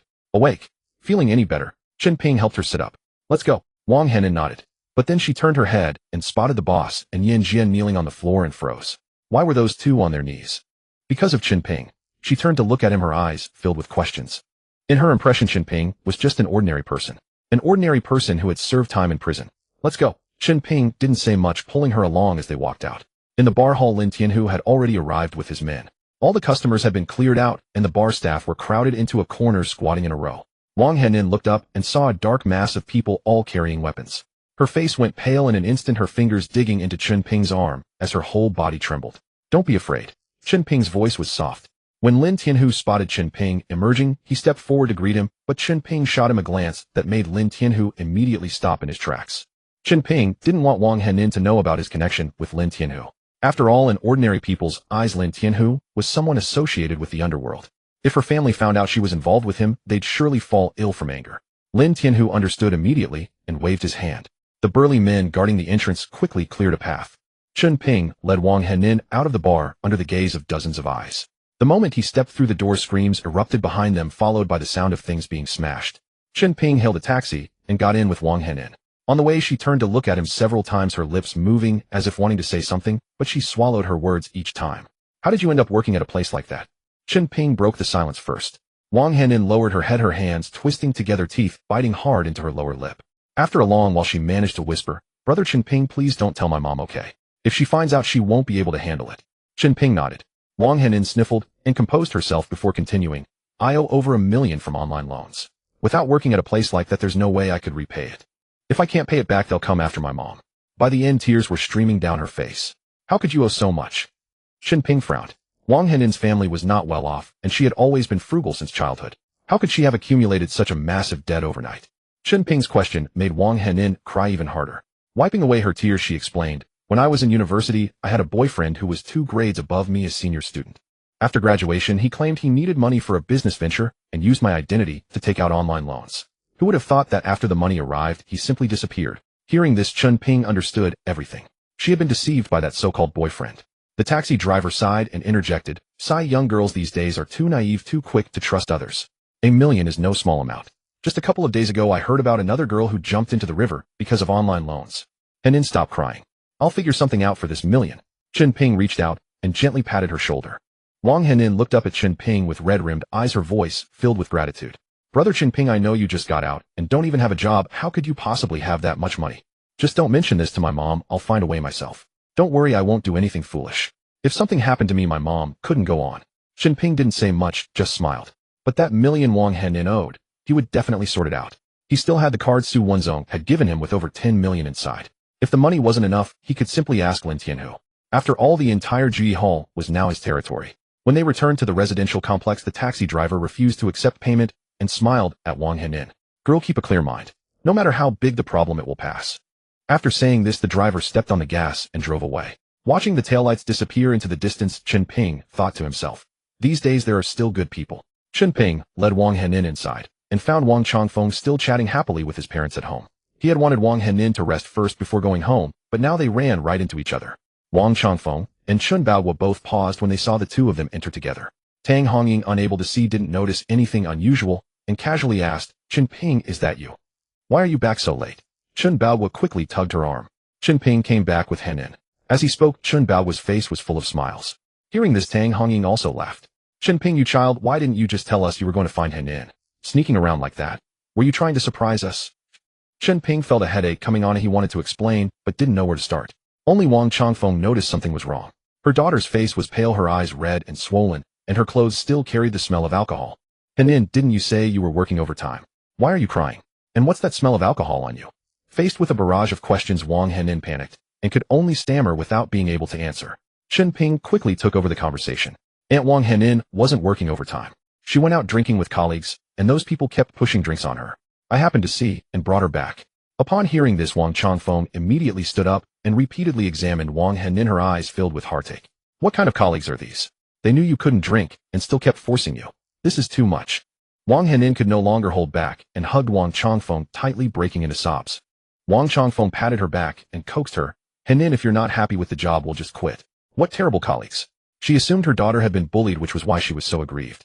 After all, Wang Henin had only started working for a short while and was considered a newcomer, and many companies love to bully new employees. All right, Henin, stop crying. If things really don't work out, we'll just quit. Tomorrow when your Uncle Chen goes to find work for Chen Ping, he'll ask around for you as well. You're a college graduate, what do you have to worry about? Tang Hongying quickly encouraged Wang Henin. I'll ask tomorrow too, there shouldn't be any major problems. That's my old comrade in arms, his word carries weight. Chen Baoguo also chimed in. The more they urged her, the harder Wang Henin cried. Only Chen Ping understood deep down why she was crying so fiercely. With no other option, Wang Changfeng could only take Wang Henin home first. Chen Ping, you should also go to sleep early. Tomorrow I'll take you to see your uncle's son and have him arrange a job for you, and also ask around for Henin. That girl has such a hard life. Tang Hongying sighed and added, you can't bully her in the future, you need to treat her better. The uncle's son that Tang Hongying mentioned was surnamed Sun Fuhai, Chen Baoguo's comrade in arms from his military days. After being discharged, Chen Baoguo joined the government as a civil servant. Sun Fuhai took his demobilization fee and went straight into business. Now he's thriving and living quite comfortably. Mama, enough, go to sleep. Tang Hongying didn't wait for him to finish and turned to leave. Chen Ping felt quite helpless. He had always treated Wang Henin as a younger sister, never having those kinds of thoughts. But how could he explain this to his parents? Shaking his head, Chen Ping also returned to his own room. He dared not go back to Panlongwen for now. He was afraid his parents would get angry. The next morning, Tang Hongying called out in a loud voice. Chen Ping, get up quickly. Dress nicely, don't be sloppy like usual. Your uncle's son even took a day off specifically for us. I know. Chen Ping opened his eyes and responded. After hastily finishing breakfast, the three of them hurried out the door. They hailed a taxi and headed straight for Sun Fuhai's home. Sun Fuhai lived in Phoenix Manor, a quite famous residential area in Hongcheng. The average price for apartments there started at over 10,000 per square meter, so a single unit would cost at least $1 million or so. For ordinary people in a small place like Hongcheng, this price was completely unthinkable. Chen Ping, when we get there, be sweet-tongued and don't skip any proper etiquette. We're asking for a favor, so keep that in mind. With your background, finding a job isn't easy. Which company would want someone who's been to jail? Figure it out yourself. In the taxi, Tang Hongying kept giving instructions, worried that Chen Ping might make some mistake. All right, save it. So what if he's been to jail? Does that mean he's no good?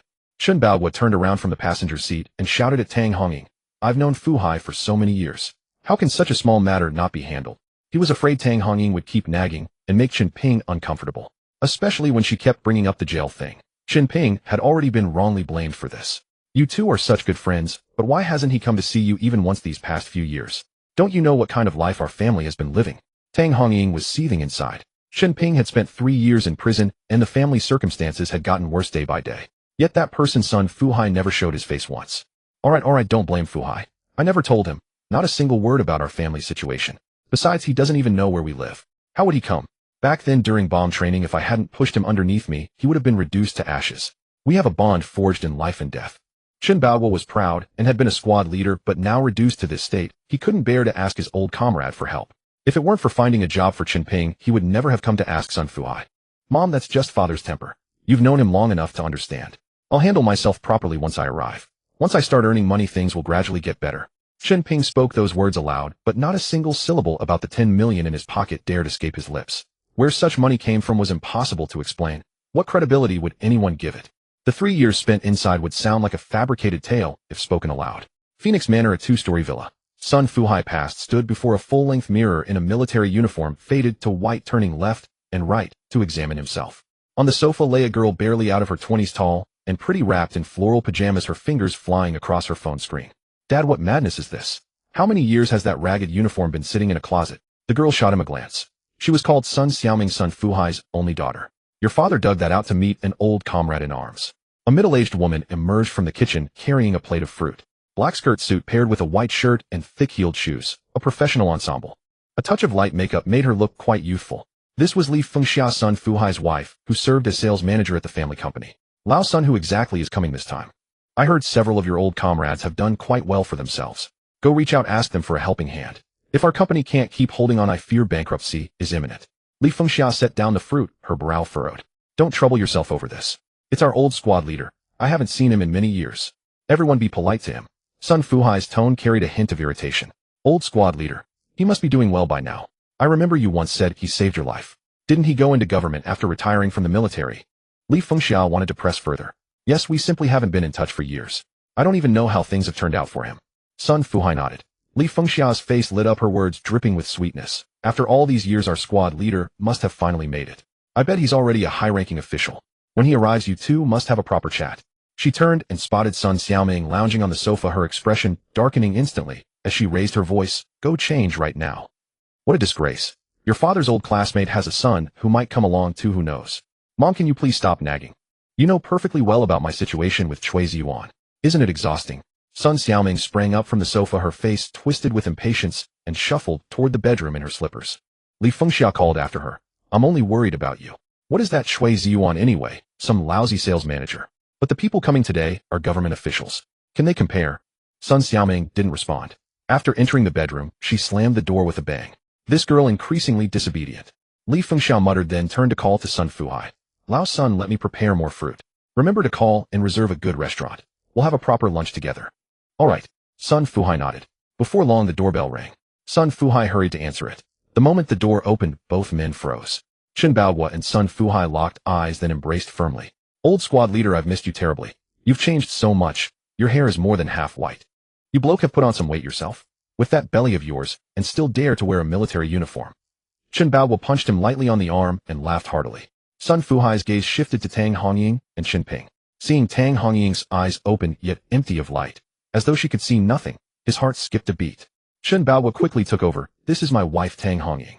She fell ill a few years back and lost her sight. Sun Fuhai promptly bowed. Greetings, Sister Tang. Please come in and rest. It's cold outside. A smile lingered on Tang Hongying's face as she nodded repeatedly. Hello, hello. At home, old Chen always recounts those stories from back then. If not for our old squad leader back then, I would have lost my life. As Sun Fuhai spoke, he reached out to support Tang Hongying's arm. Uncle Sun, let me. Chen Ping stepped forward first, guiding Tang Hongying inside. Chen Baohua added from the side, this is my son Chen Ping. I'm a fine young man, just like you were back then. Sun Fuhai scrutinized Chen Ping from head to toe and praised him with a grin. Chen Ping smiled in return.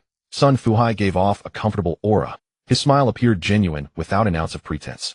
No one noticed that the moment Sun Fuhai finished speaking, Chen Baohua and Tang Hongying's expressions stiffened imperceptibly, though the change came and went as swiftly as a breath. Lao Sun is the squad leader here. Li Fengxia rushed out of the kitchen bearing a huge platter of fruit, her face plastered with a smile. Old squad leader, this is my wife Li Fengxia. Sun Fuhai stepped aside and gestured toward Chen Baohua. Brother-in-law, long time no see.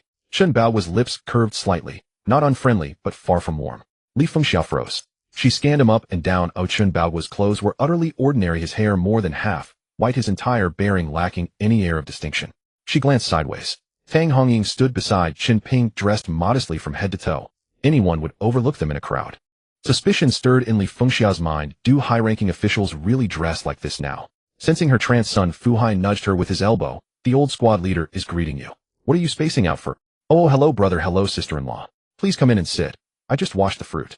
Li Fengxia snapped out of it, forcing a smile as she ushered them inside. Chen Baohua's family of three settled onto the sofa.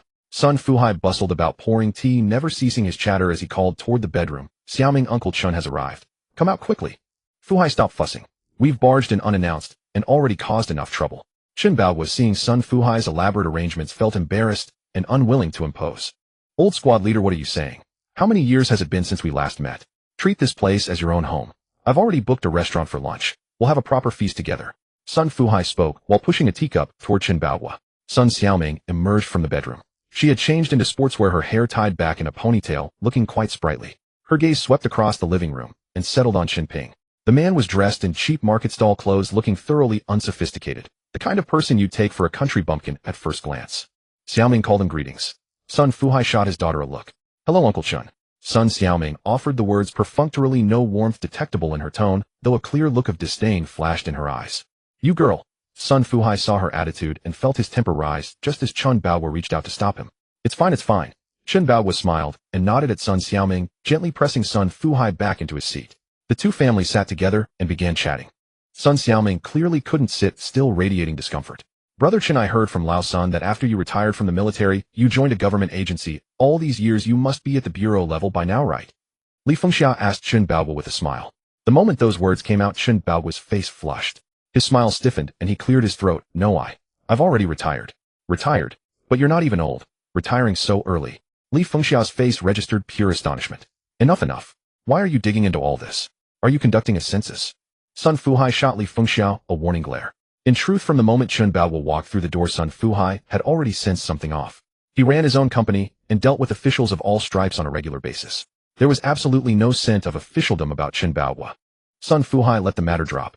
He knew his wife all too well. Her judgment was shallow, and if she learned Chen Baoguo's family were nothing but ordinary folk, she would turn hostile in an instant. I was just making casual conversation. Why are you so quick to get angry? Li Fengxia shot Sun Fuhai a resentful look, then turned back to Chen Baoguo, her smile, now conspicuously forced. Brother Chen, at what rank did you retire? Chen Baoguo knew there was no escaping the question. Besides, he was here to ask for a favor. Playing coy served no purpose. He let out a bitter laugh and spoke in a low voice. I was dismissed. Then he poured out everything that had happened over the years. Face and pride meant nothing anymore. When your stomach is empty, dignity is the cheapest commodity. Li Fengxia's smile vanished the moment she heard this. Her eyes rolled upward, nearly disappearing into her head. Sun Fuhai, however, sat stunned for a long while, his voice hoarse. Old squad leader, after all these years. Why didn't you tell me? It's all water under the bridge. Chen Baoguo waved his hand and bent his waist slightly. Now that Chen Ping is out, I'd like to ask a favor. Help him find some work. Hard or tiring, it doesn't matter. A convict. Li Fengxia spoke before Sun Fuhai, could her lip curling disdainfully. Which company in this world would dare hire someone like that? In less than 5 minutes her attitude had flipped completely. Sun Fuhai's brow tightened, and his expression grew dark. Chen Baoguo sensed something was off and quickly added, if it's too much trouble, forget it. I'll just have him carry bricks at a construction site or something. Sun Fuhai sighed. Old squad leader, I won't lie to you. My company is in big trouble now. If we can't get through this, we might have to shut down. Bringing Chen Ping in would be doing him a disservice. Chen Baoguo's face flushed with embarrassment. Fuhai, I'm sorry for causing you trouble. Forget about Chen Ping. What's going on with your company? What's going on? Can you fix it? Li Fengxia interjected sarcastically. Chen Baoguo opened his mouth, but said nothing, his face turning bright red. Shut up. Sun Fuhai glared at Li Fengxia, then softened his tone. Old squad leader, don't mind her, she's just a woman. I have a payment from Fuyao Decoration that they're holding back. My cash flow is cut off, though I can only last a few more days. He paused, then added, but I'll still have Xiaoming ask about Chen Ping's situation. Their company is a group, the benefits are decent. Let him start from the bottom and work his way up. Dad. Sun Xiaoming exploded on the spot. I'm just a salesgirl. How could I have that kind of pull? Don't cause me trouble. If you don't have the ability, Chui Ziyuan does, right? Sun Fuhai's voice turned stern. He's a sales manager. Can't he even hire someone? Sun Xiaoming opened her mouth, but didn't dare retort. Alright, that's settled. If that Chui Ziyuan doesn't even have that much capability, then you two might as well call it quits early. Before Sun Xiaoming could speak again, Sun Fuhai dropped a harsh ultimatum. Sun Xiaoming immediately shut up, pouting with obvious displeasure. Old Sun Xiaoming worked hard to get into that company. You're just making trouble. Besides, that's a legitimate big corporation. Would they casually let someone who's been in prison in? Li Fengxia glanced sideways at Chen Ping, her tone dripping with dissatisfaction. Chen Ping felt a knot in his chest hearing her repeatedly say been in prison. But Sun Fuhai was a sincere man, so Chen Ping couldn't make a scene. Dad, I'm telling you now. I'll get him in the door, but whether he passes the interview is his own business. Sun Xiaoming rolled her eyes and got up to return to her bedroom. Old squad leader, she's just like that. Don't take it to heart. Sun Fuhai felt embarrassed and quickly explained to Chen Baoguo. Chen Baoguo smiled bitterly. When you've fallen this low, what's there to be offended by? Fuhai, thank you for your trouble. I have some things to take care of, so I'll be going now. He knew in his heart that staying any longer would only be unpleasant. He didn't want to stir up trouble in their home. Old squad leader, I've already booked a banquet. Let's have a meal together. Sun Fuhai hurriedly tried to keep him. No, another time. Chen Baoguo waved his hand. Chen Ping helped Tang Honging to her feet. Sun Fuhai knew that his wife and daughter's attitude would make anyone uncomfortable. But he had no choice, so he gave an awkward smile. Another day then. I'll have a couple of drinks with you alone later. He saw the Chen family out the door. Li Fengxia remained seated on the sofa the whole time, not moving an inch. Uncle Sun, what's the name of the company that owes you money? As he stepped out, Chen Ping turned back to ask. Fuyao Decoration. Do you have a contact inside, nephew? Sun Fuhai was taken aback. Chen Ping shook his head. No, but I want to try to help Uncle Sun get the money back. Nephew, I appreciate the thought. You've just gotten out, you can't get involved in anything illegal again. Take good care of your parents. Don't worry about my affairs. Sun Fuhai thought Chen Ping was planning to use strong-arm tactics to collect the debt. After all, he had just been released, he might know some shady characters. Chen Ping smiled. Uncle Sun, don't worry. I won't do anything foolish again.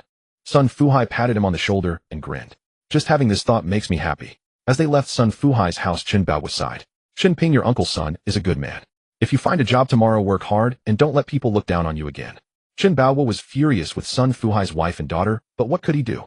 He had no ability himself, and he had to ask for favors. Alright, I understand. Chen Ping nodded. Tang Hongying was worried. What about Henin? With the situation today, how could we even bring it up? They had planned to help Wang Henin find a job, but they hadn't even mentioned it. Chen Bao lit a cigarette and smoked in silence. He didn't know how to explain to Wang Changfeng. Dad, Mom, don't worry about it. I'll figure out a job for Henin. If I can get into the company, I'll bring her along. Chen Ping comforted them. That's all we can do. Chen Bao was sighed. The three of them hailed a taxi and headed home. Sitting in the car, Chen Ping took out his phone and sent a message to Lin Tianhu telling him about Sun Fuhai's situation and asking him to recover the money from Fuyao decoration. After finishing, Chen Ping put away his phone and closed his eyes to rest for a while.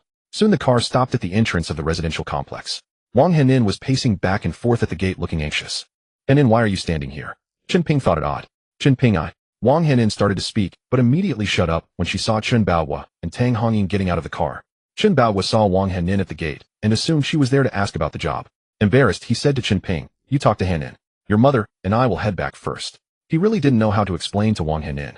Yesterday he had assured her, but today he had accomplished nothing. After the two elders left, Chen Ping asked, Henin, what's wrong? Chen Ping, I'm scared. Those loan sharks are coming for me. If my mother finds out. Wang Henin's eyes reddened, panic-stricken. Don't be afraid. I'm here. If they come, I'll deal with them. Chen Ping gently patted her shoulder. Chen Ping, don't fight them. I don't want you to go back inside because of me again. Wang Henin could only rely on Chen Ping now, but she feared he would get into a fight for her sake. Don't worry, I won't fight. Chen Ping smiled. Just then an off-road vehicle screeched to a halt in front of them. The door opened, and 4 burly men stepped out. The leader wore a thick gold chain around his neck, had a crew cut, and a face full of rough features. Wang Henin was so frightened she instinctively shrank behind Chen Ping. Have you got the money together? If you can't pay today, I'll take everything valuable in your house. The man with the gold chain smirked, tilting his chin at Wang Henin. I can't pay right now. Can you give me a few more days? Wang Henin's voice trembled as she stepped back. More days? No way. Not even 1 day. If your family really has nothing valuable, then you'll have to come with me. You're not bad looking, you can cover a lot of the debt. With that, the gold chain man reached out to grab Wang Henin's arm. He didn't even spare a glance at Chen Ping standing beside her. The moment his fingers extended, they were seized. I'll pay her debt. Don't touch her. Chen Ping's tone was calm, his grip on the man's wrist firm. The gold chain man looked him up and down. Chen Ping's outfit from head to toe couldn't have cost more than 200 yuan. He sneered. You? Do you know how much she owes? 1 million. Chen Ping said. 1 million. Not enough. The gold chain man curled his lip, a cold snort escaping his nose. Wang Henin's voice shot up in panic. How can it not be enough? Last week you said yourself, just pay back 1 million, and it's settled. Last week was last week. Don't you think my money earns interest? Now it's 1.3 million. Not a single cent less. The gold chain man laughed casually, contempt in his eyes. Wang Henin stood frozen. In just 1 week, an extra 300,000. Even if she sold herself, she could never pay off this debt. Fine. 1.3 million. I'll pay it. Chen Ping's tone remained as indifferent as ever. The gold chain man was taken aback. Wang Henin also stared wide-eyed at Chen Ping. Chen Ping, where do you have that kind of money? She knew full well that he had just been released a few days ago and didn't even have a job. How could he possibly have over 1 million? Hearing this, the gold chain man's face darkened. He pulled a folding knife from his pocket and scraped it across his own chin a couple of times. Kid, are you sure you've got it? If you're messing with me, have you thought about the consequences? Wang Henin's face went pale with fear, and she shrank behind Chen Ping, clutching his clothes. Chen Ping didn't move, his expression unchanged. I said I'll pay you, so I'll pay you. Come with me to the bank. The gold chain man stared at him for a few seconds, a hint of intrigue in his eyes. All right, you've got guts. I'll go with you. He stepped aside, clearing the path. One of his underlings immediately opened the car door. Get in. The man with the gold chain tilted his head toward the door. Chen Ping turned and whispered to Wang Henin, Henin, you go back first. Don't mention this to my mother or your parents. I'll be back soon. Brother Chen Ping. Wang Henin tugged at his arm, her eyes brimming with worry. Relax, it's fine. Chen Ping smiled, turned, and walked toward the car. As the car drove away, Wang Henin stood rooted to the spot, watching the taillights fade, tears streaming down her cheeks. She couldn't fathom what would become of Chen Ping after being taken away. Before long, the car stopped in front of a bank. The man with the gold chain leaned in, lowering his voice. Don't try anything clever. We'll be watching you from outside. Chen Ping said nothing, pushed open the door, and stepped straight into the bank lobby. Inside, a long line of people waited. Chen Ping stood at the back. A uniformed staff member approached, speaking politely. Sir, if you're making a withdrawal, you can use the ATM over there. No need to queue. Chen Ping smiled. The amount I need is quite large, the ATM can't handle it. The staff pressed. May I ask how much you're withdrawing? Over 1 million. As soon as the words left his mouth, everyone in the queue turned to stare at him. After all, $1 million plus was enough to make anyone take a second look. Chen Ping. From the front of the line, a woman in flashy clothes and heavy makeup called out to him. A pair of large sunglasses covered half her face. Chen Ping frowned, sizing her up. You are. The woman removed her glasses. It's me, Li Dongmei. Chen Ping slapped his forehead. I really didn't recognize you. Li Dongmei was his middle school classmate, and they had even been desk mates. Back then she was a scruffy girl. Nothing like the woman standing before him now. Li Dongmei looked him up and down, a hint of mockery in her voice. I heard you went to prison. When did you get out? In public, she brought up his prison sentence outright, clearly trying to humiliate him. Back when they were desk mates, Li Dongmei had even written him a love letter. After all, Chen Ping's father was a politician back then, and his family was well off. Many girls pursued him. But Chen Ping had never paid her much attention. Li Dongmei at that time was utterly unremarkable. Just got out a few days ago. Chen Ping smiled faintly, neither hiding nor denying. And you're here to withdraw over $1 million right after being released. Pretty wealthy, huh? Li Dongmei sneered. Chen Ping chuckled, not taking the bait, and changed the subject. When did you come to Hongcheng? I heard you dropped out after middle school. Yeah, I did. But I'm doing much better now than you college graduate. Li Dongmei pointed to a middle-aged fat man sitting on a nearby bench. That's my boyfriend. He runs his own company, assets in the tens of millions. Today we're here to open a card. From now on, all the family money will be under my control. She said this with utter smugness. The man looked older than her own father, but she didn't care, as long as he had money. Chen Ping glanced at the fat man and smiled faintly. Congratulations on finding a rich man. His smile was light, but something in it made Li Dongmei's skin crawl. She felt he was mocking her. At the counter, after learning that Chen Ping was a freshly released ex-convict, the teller's tone hardened. Sir, withdrawals over 500,000 require advance notice. Have you made an appointment? It's urgent. No, I didn't have time. Can you make an exception? Chen Ping asked. Li Dongmei sneered. Chen Ping, you're in a hurry to get over $1 million. You don't look like you have that kind of money. Are you just trying to show off? Chen Ping ignored her, pulled out a bank card, and placed it on the counter. There's 10 million in this card. I only need to withdraw 1.3 million. Can you make an exception? 10 million. Li Dongmei laughed even louder. Are you kidding me? An ex-con just out of prison with that much money. The teller was also annoyed, her face darkening. Even if it were 20 million, the rules must be followed. You can't. Halfway through, her eyes landed on Chen Ping's card, and she froze, her eyes nearly popping out. This card was given by Su Wenzong. Bank cards from Hongcheng's richest family, the Su family, all bore a special mark. Bank employees could recognize it at a glance, a Su family card. Whoever held such a card could not possibly be an ordinary person. None of your business. Chen Ping's lips curled into a cold smile. Chen Ping, listen to me. Forging bank documents is a crime. An ex-con just out of prison. Where would you get 10 million? Don't treat me like a child. Your family is still living in that rundown hovel, your father sweeping streets every day. How could you possibly have 10 million? Li Dongmei refused to believe it. If he really had that kind of money, would he still live in such a shabby place? Besides, Chen Ping had only been out of prison for a few days. Unless he'd robbed a bank, where would he get 10 million? She was certain he was just putting on a brave face in front of her, pretending to be rich. Other customers in the bank overheard and turned to stare at Chen Ping. Nowadays, who carries cash? Everyone uses cards. Whether there's money in the card or not, a swipe at the machine reveals everything. Would anyone be stupid enough to bluff with a fake card? Not long after, the staff member who had left returned with a middle-aged man.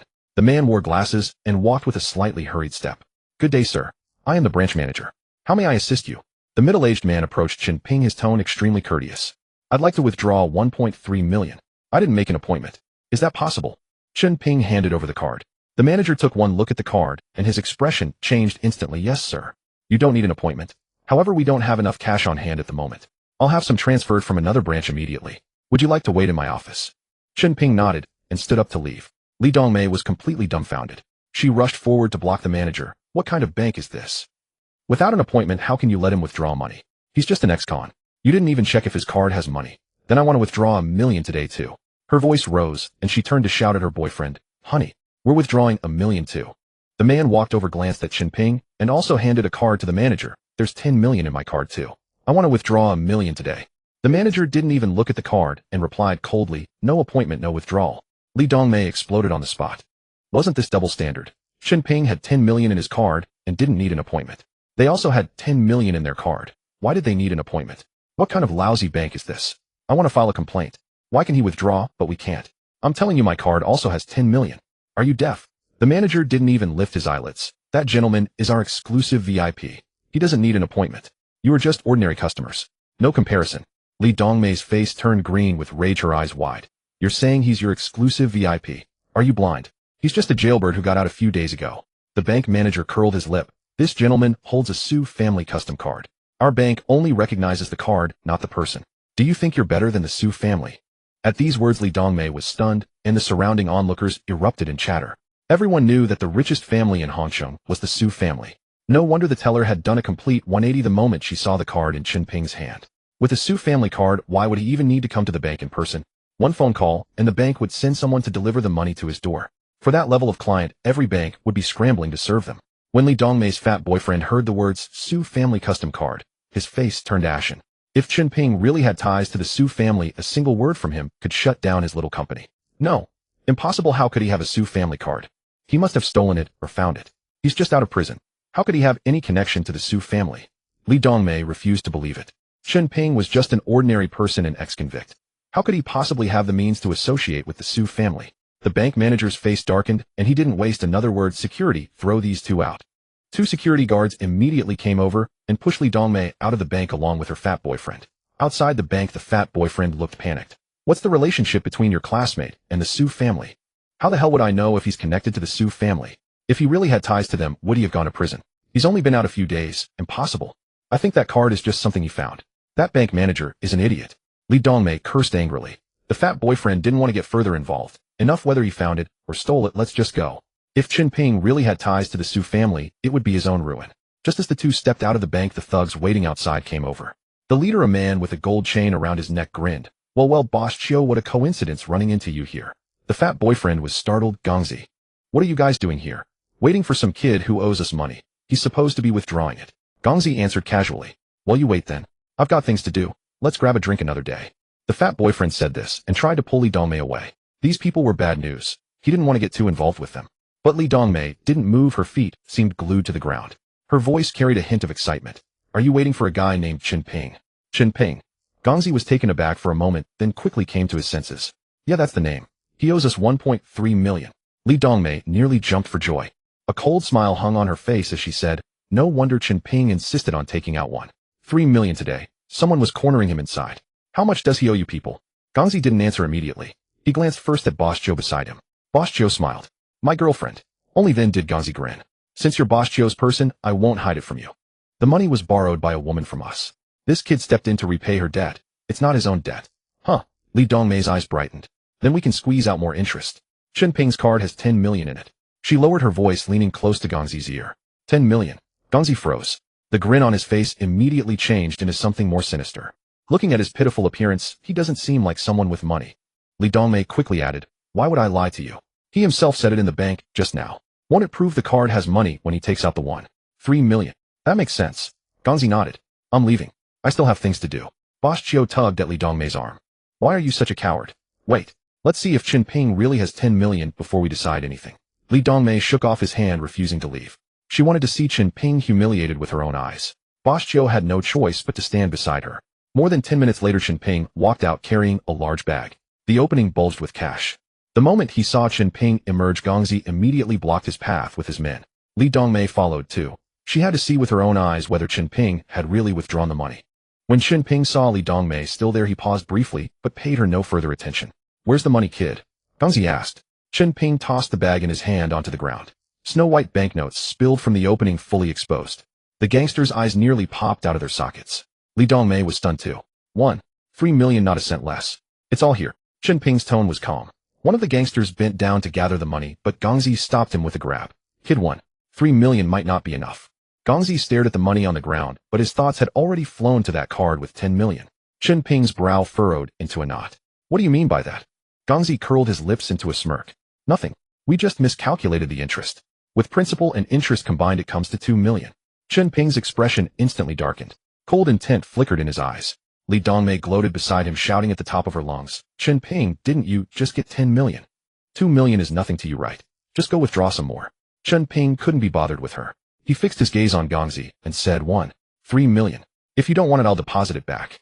He bent down to pick up the money bag. Gongzi stomped on it, pinning the opening beneath his foot. Kid, this money isn't yours anymore. Don't touch it. Two gangsters beside him immediately reached out, preparing to restrain Chen Ping's shoulders. But when they pushed with all their strength, they froze. Chen Ping didn't budge an inch, rooted to the spot like a nail driven into the earth. Chen Ping's gaze turned icy. He raised his hand and seized both gangsters' wrists, his fingers tightening. Several crisp snaps echoed through the air as the two thugs howled in agony. Gongzi's face changed color the moment he saw this. You're touching my men. You want to die? He launched a kick toward Chen Ping. Li Dongmei hopped excitedly, her voice nearly screaming itself hoarse. Crash. The moment Gongzi raised his foot, Chen Ping's kick had already landed. Striking first and arriving first, it sent Gongzi's entire body flying. Immediately after, Chen Ping twisted both hands.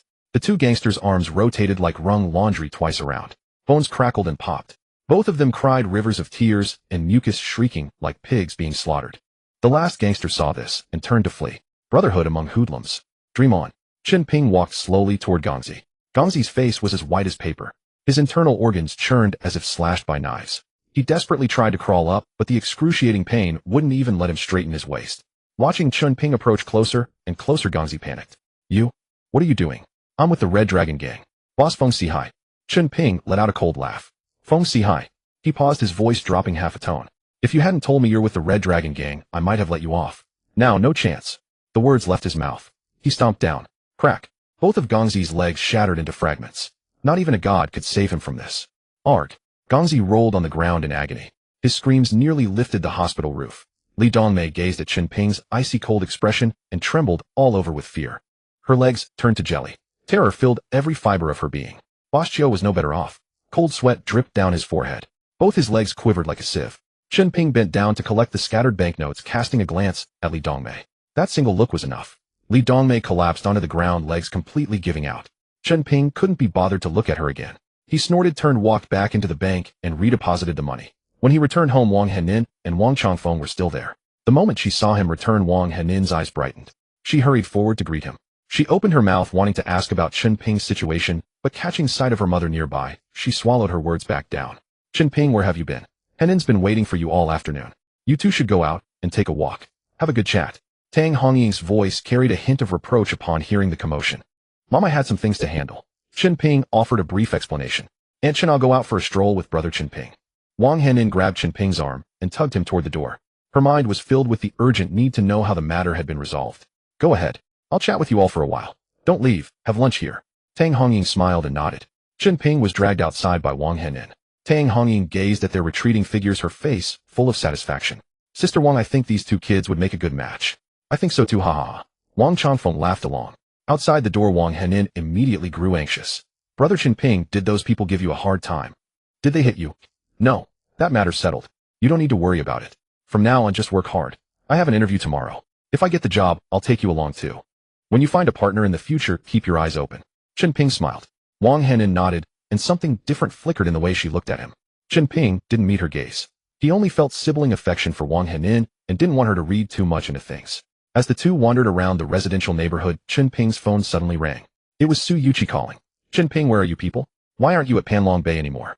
I asked the security guard, and they said you all left. My parents weren't comfortable living over there, so we moved back. This place is run down, but all the neighbors are familiar faces. It's lively. Chen Ping casually fabricated an excuse. In truth, he wasn't sure himself why his parents had suddenly wanted to move. Oh, Su Yuqi responded, her voice carrying unmistakable disappointment. After chatting for a few more minutes, Chen Ping hung up. Brother Chen Ping, is she your girlfriend? Wang Henin asked quietly. Chen Ping was momentarily speechless. He wasn't sure how to answer. Was Su Yuqi his girlfriend? He couldn't be certain himself. After all, neither of them had formally acknowledged that layer between them. Seeing Chen Ping lost in thought, Wang Henin curved her lips slightly. If you don't want to talk about it, just don't. I'm not going to force you. Chen Ping forced a smile, but said nothing in response. The two wandered around the neighborhood for a few more rounds before heading back for lunch at the appointed time. At the same time, at Hongcheng People's Hospital, Xiao Lei lay sprawled on the hospital bed, staring blankly at the ceiling.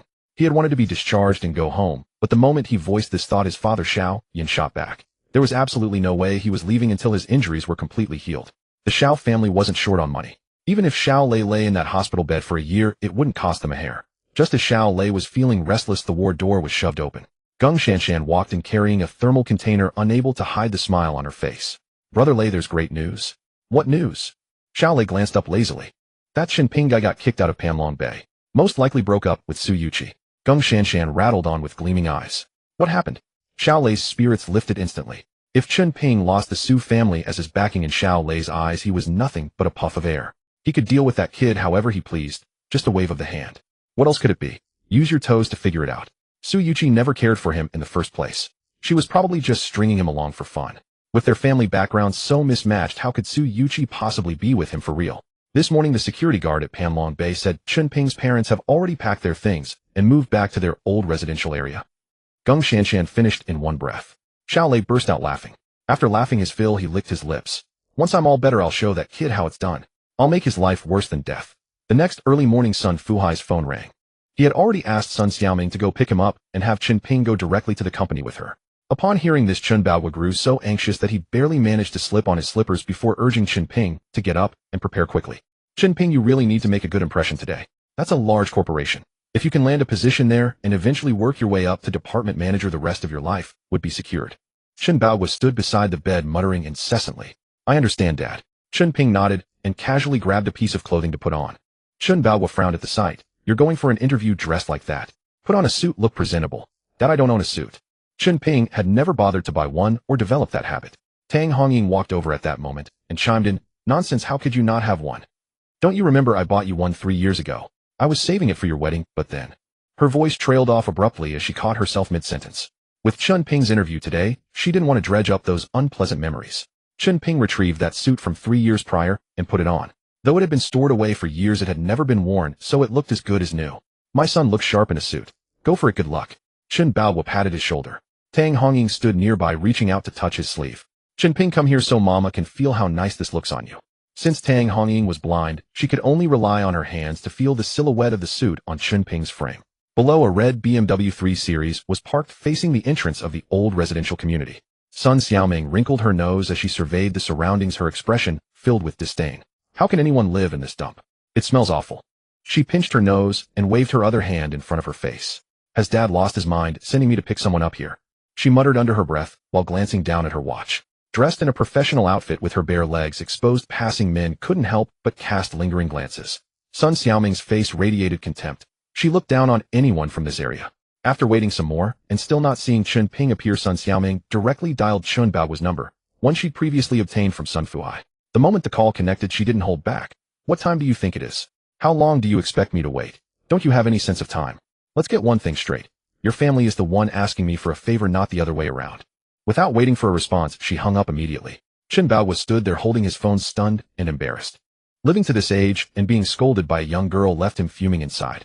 But remembering that Chen Ping's job depended on her connection, he had no choice but to swallow his anger. Dad, who was that? Chen Ping asked. It's Xiaoming. She's already waiting downstairs. Hurry down and remember to be polite. Chen Baohua urged him out the door. Chen Ping went downstairs and spotted Sun Xiaoming standing at the entrance. He approached her with an apologetic tone, sorry to keep you waiting. The moment Sun Xiaoming saw him, her expression turned cold. If my dad hadn't insisted, I wouldn't have come. What is that thing you're wearing? Where did you dig that suit up from? It's so outdated. Chen Ping frowned, but kept his temper in check. I bought it 3 years ago, barely worn it, it's still pretty new. New doesn't matter. Who wears these old-fashioned styles anymore? Sun Xiaoming pursed her lips. Then, should I go back and change? Chen Ping offered tentatively. Change what? There's no time for that. Get in the car. Sun Xiaoming opened the door and slid into the driver's seat with a cold expression. Chen Ping reached for the passenger door, but before he could open it, Sun Xiaoming shouted, Go sit in the back. Do you think you're worthy of the passenger seat? Chen Ping furrowed his brow, but stayed silent, opening the rear door and getting in. Before he'd even settled, Sun Xiaoming stomped on the gas and sped off. Fortunately, Chen Ping had training and kept his balance. An ordinary person would have tumbled forward. Let me remind you, once we get to the office, don't mention that we know each other to anyone. Whether you pass the interview depends entirely on your own abilities. Don't expect me to help. Getting you an interview is all I can do. Throughout the ride to the company, Sun Xiaoming kept talking repeatedly, making it clear that Chen Ping was someone she couldn't be associated with. Fine, Chen Ping replied with just that single word. The car pulled up in front of a 10-plus story office building. The company where Sun Xiaoming worked was a group enterprise with an impressive facade. Sinew Daily Chemical Co., Ltd. Chen Ping looked up at the large sign and frowned slightly. If he remembered correctly, this company belonged to the Su family. Su Yuqi had mentioned that her father Su Wenzong had gifted her the company for her birthday. Su Yuqi held the titular positions of chairman and legal representative, but rarely appeared or involved herself in operations. Exactly, it's the enterprise of the Su family, the richest in Hongcheng. Many people would dream of working here. The compensation and benefits are light years ahead of other companies. Sun Xiaoming said this with her chin held high. Chen Ping smiled without responding and followed her inside. At the entrance stood a young man in a well-tailored suit, handsome and tall. Sun Xiaoming's boyfriend, Cui Ziyuan. Xiaoming, why are you so late today? The moment Cui Ziyuan spotted her, a smile spread across his face, and he hurried to meet her. Don't ask. My dad made me go pick up his comrade-in-arms son, that's why I'm late. Sun Xiaoming pouted, looking thoroughly displeased. Chui Ziyuan glanced at Chen Ping, following behind Sun Xiaoming, a flicker of disdain crossing his eyes. He took Sun Xiaoming's hand, and they walked ahead, leaving Chen Ping to trail behind them. Chui Ziyuan lowered his voice. If you don't want him working here, I'll reject him during the interview. It's my turn to conduct interviews today anyway. Don't make it too obvious, or he'll tell my dad, and I'll get scolded. Just use his recent release from prison as the reason. That's perfectly reasonable. Sun Xiaoming whispered into Chui Ziyuan's ear. They thought Chen Ping couldn't hear them. But Chen Ping's hearing was far beyond that of an ordinary person. Every word of their conversation reached his ears clearly. Chen Ping's mouth curled into a cold smile behind their backs. He didn't care at all whether he passed the interview or not. He was only there to go through the motions. Following Sun Xiaoming and the others to the sales floor, Sun Xiaoming pointed at Chui Ziyuan and told Chen Ping, go with him. Remember what I said. Don't tell anyone here that you know me. Chen Ping nodded and followed Chui Ziyuan toward the interview room. The corridor was already filled with applicants, all drawn to this group company. With its excellent compensation and benefits, everyone was desperate to get in. Looking at their credentials alone, graduates from Tsinghua and Peking University, overseas returnees, there were plenty to choose from. Wait here, someone will call you soon. Chui Ziyuan tossed this over his shoulder and pushed open the office door. Chen Ping found a chair and sat down. A bespectacled young man next to him leaned over. Bro, you're here for the interview too? Yeah. Which school did you graduate from? Let me tell you, most of the people interviewing today are impressive. See that one in the dress? Tsinghua or Peking University grad. And the guy over there with the backpack, overseas master's degree. The young man's eyes sparkled with envy as he kept talking. Chen Ping smiled and replied, Beijing Business College. The other guy paused, then widened his eyes. Beijing. Isn't that just?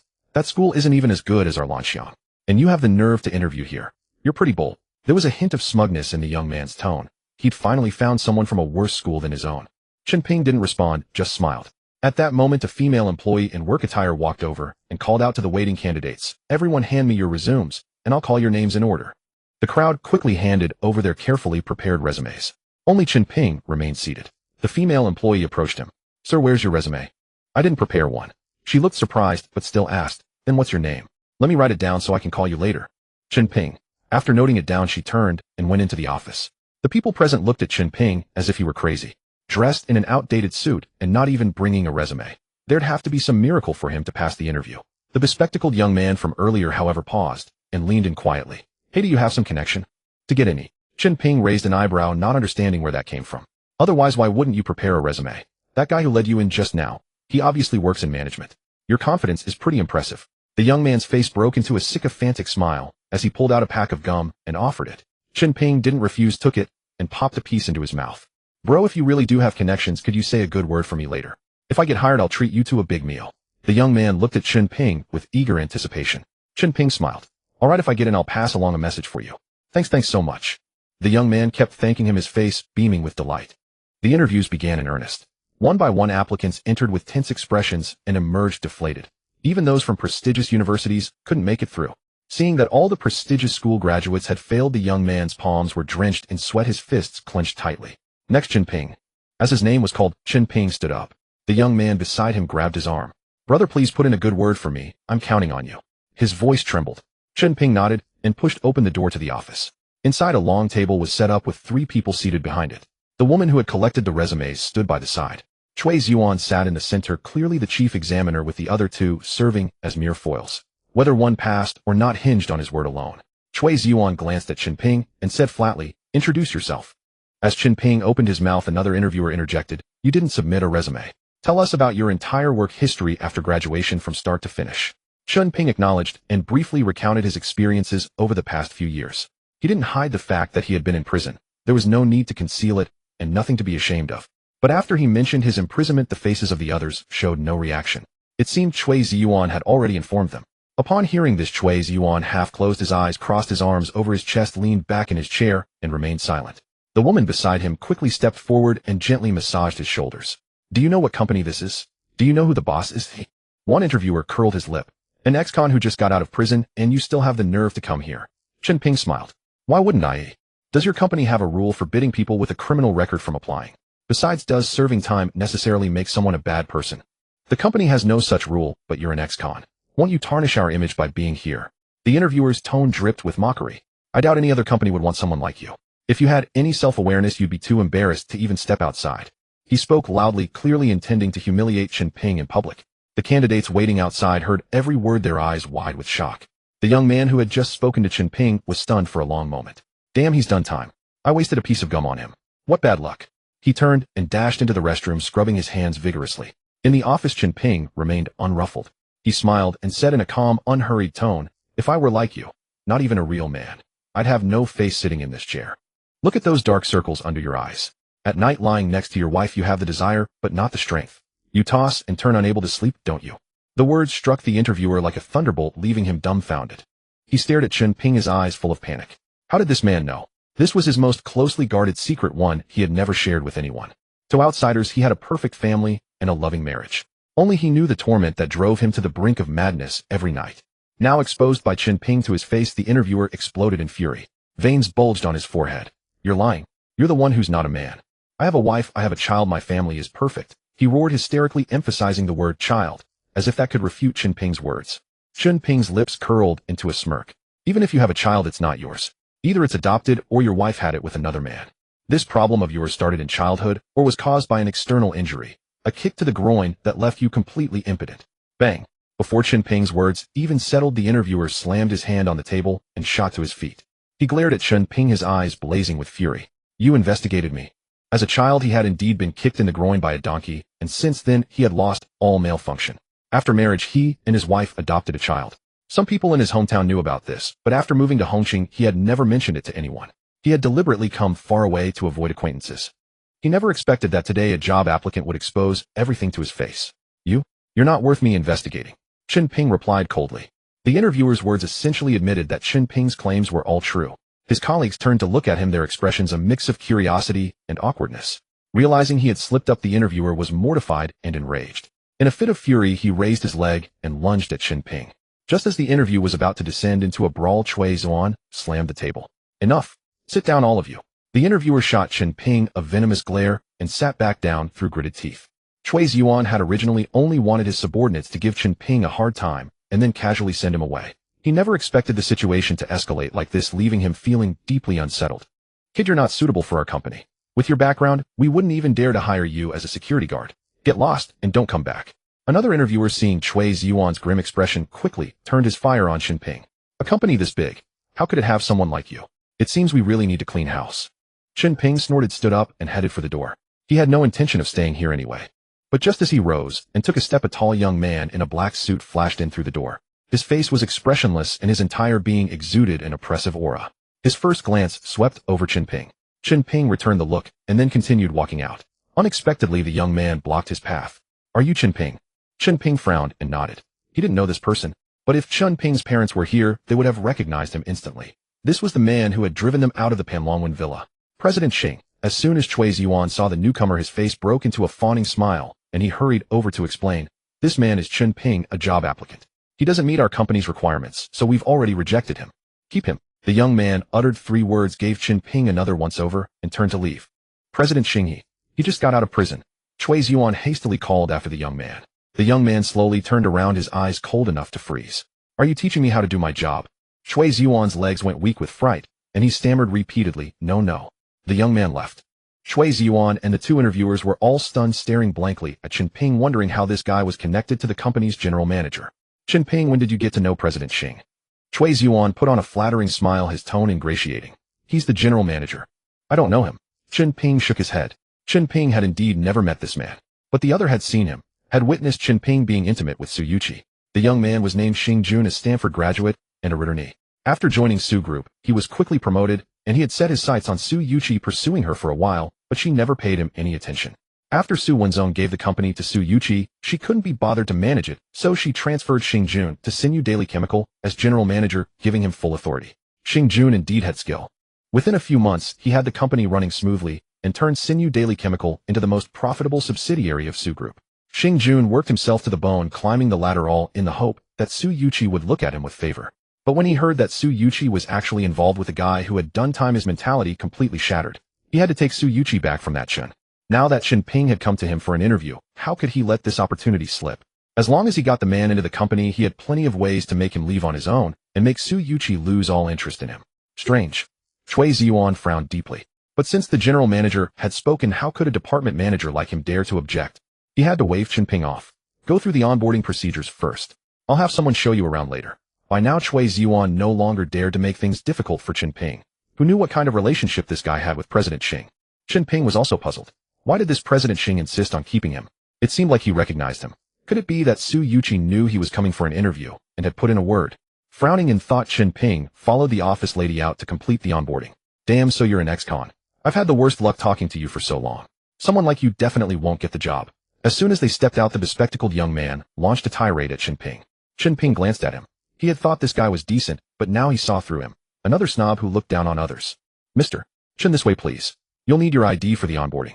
Do you have it with you? The woman who had followed Chen Ping out asked. Yes. Chen Ping handed over his ID and smiled at her. He knew she had asked that deliberately, just to let the bespectacled man hear it. Sure enough, when the bespectacled man heard that Chen Ping had passed the interview, his eyes nearly popped out in disbelief. Chen Ping ignored him, let out a cold laugh, and followed the woman away. While Chen Ping was handling the paperwork in the sales department manager's office, Sun Xiaoming was raging at Chui Ziyuan. What are you doing? Didn't I say we weren't hiring him? Now he's already in, won't I be annoyed to death? My dad will definitely make me bring him to work every day. Blame me. Who knew what that guy's relationship with President Xing is? President Xing personally approved it. What could I do? Chui Ziyuan was also filled with anger. Didn't you tell President Xing that he's an ex-convict? Sun Xiaoming pressed on. I did. President Xing's gaze almost scared my soul away. If I had said any more, I'm afraid I wouldn't even keep this manager position. Chui Ziyuan recalled Xing Jun's gaze, and his back still felt a chill. Sun Xiaoming furrowed her brows and muttered, does this guy really know President Xing? Chui Ziyuan lowered his voice and warned her, don't jump to conclusions yet. If he really has a connection with President Xing, we can't mess with him from now on.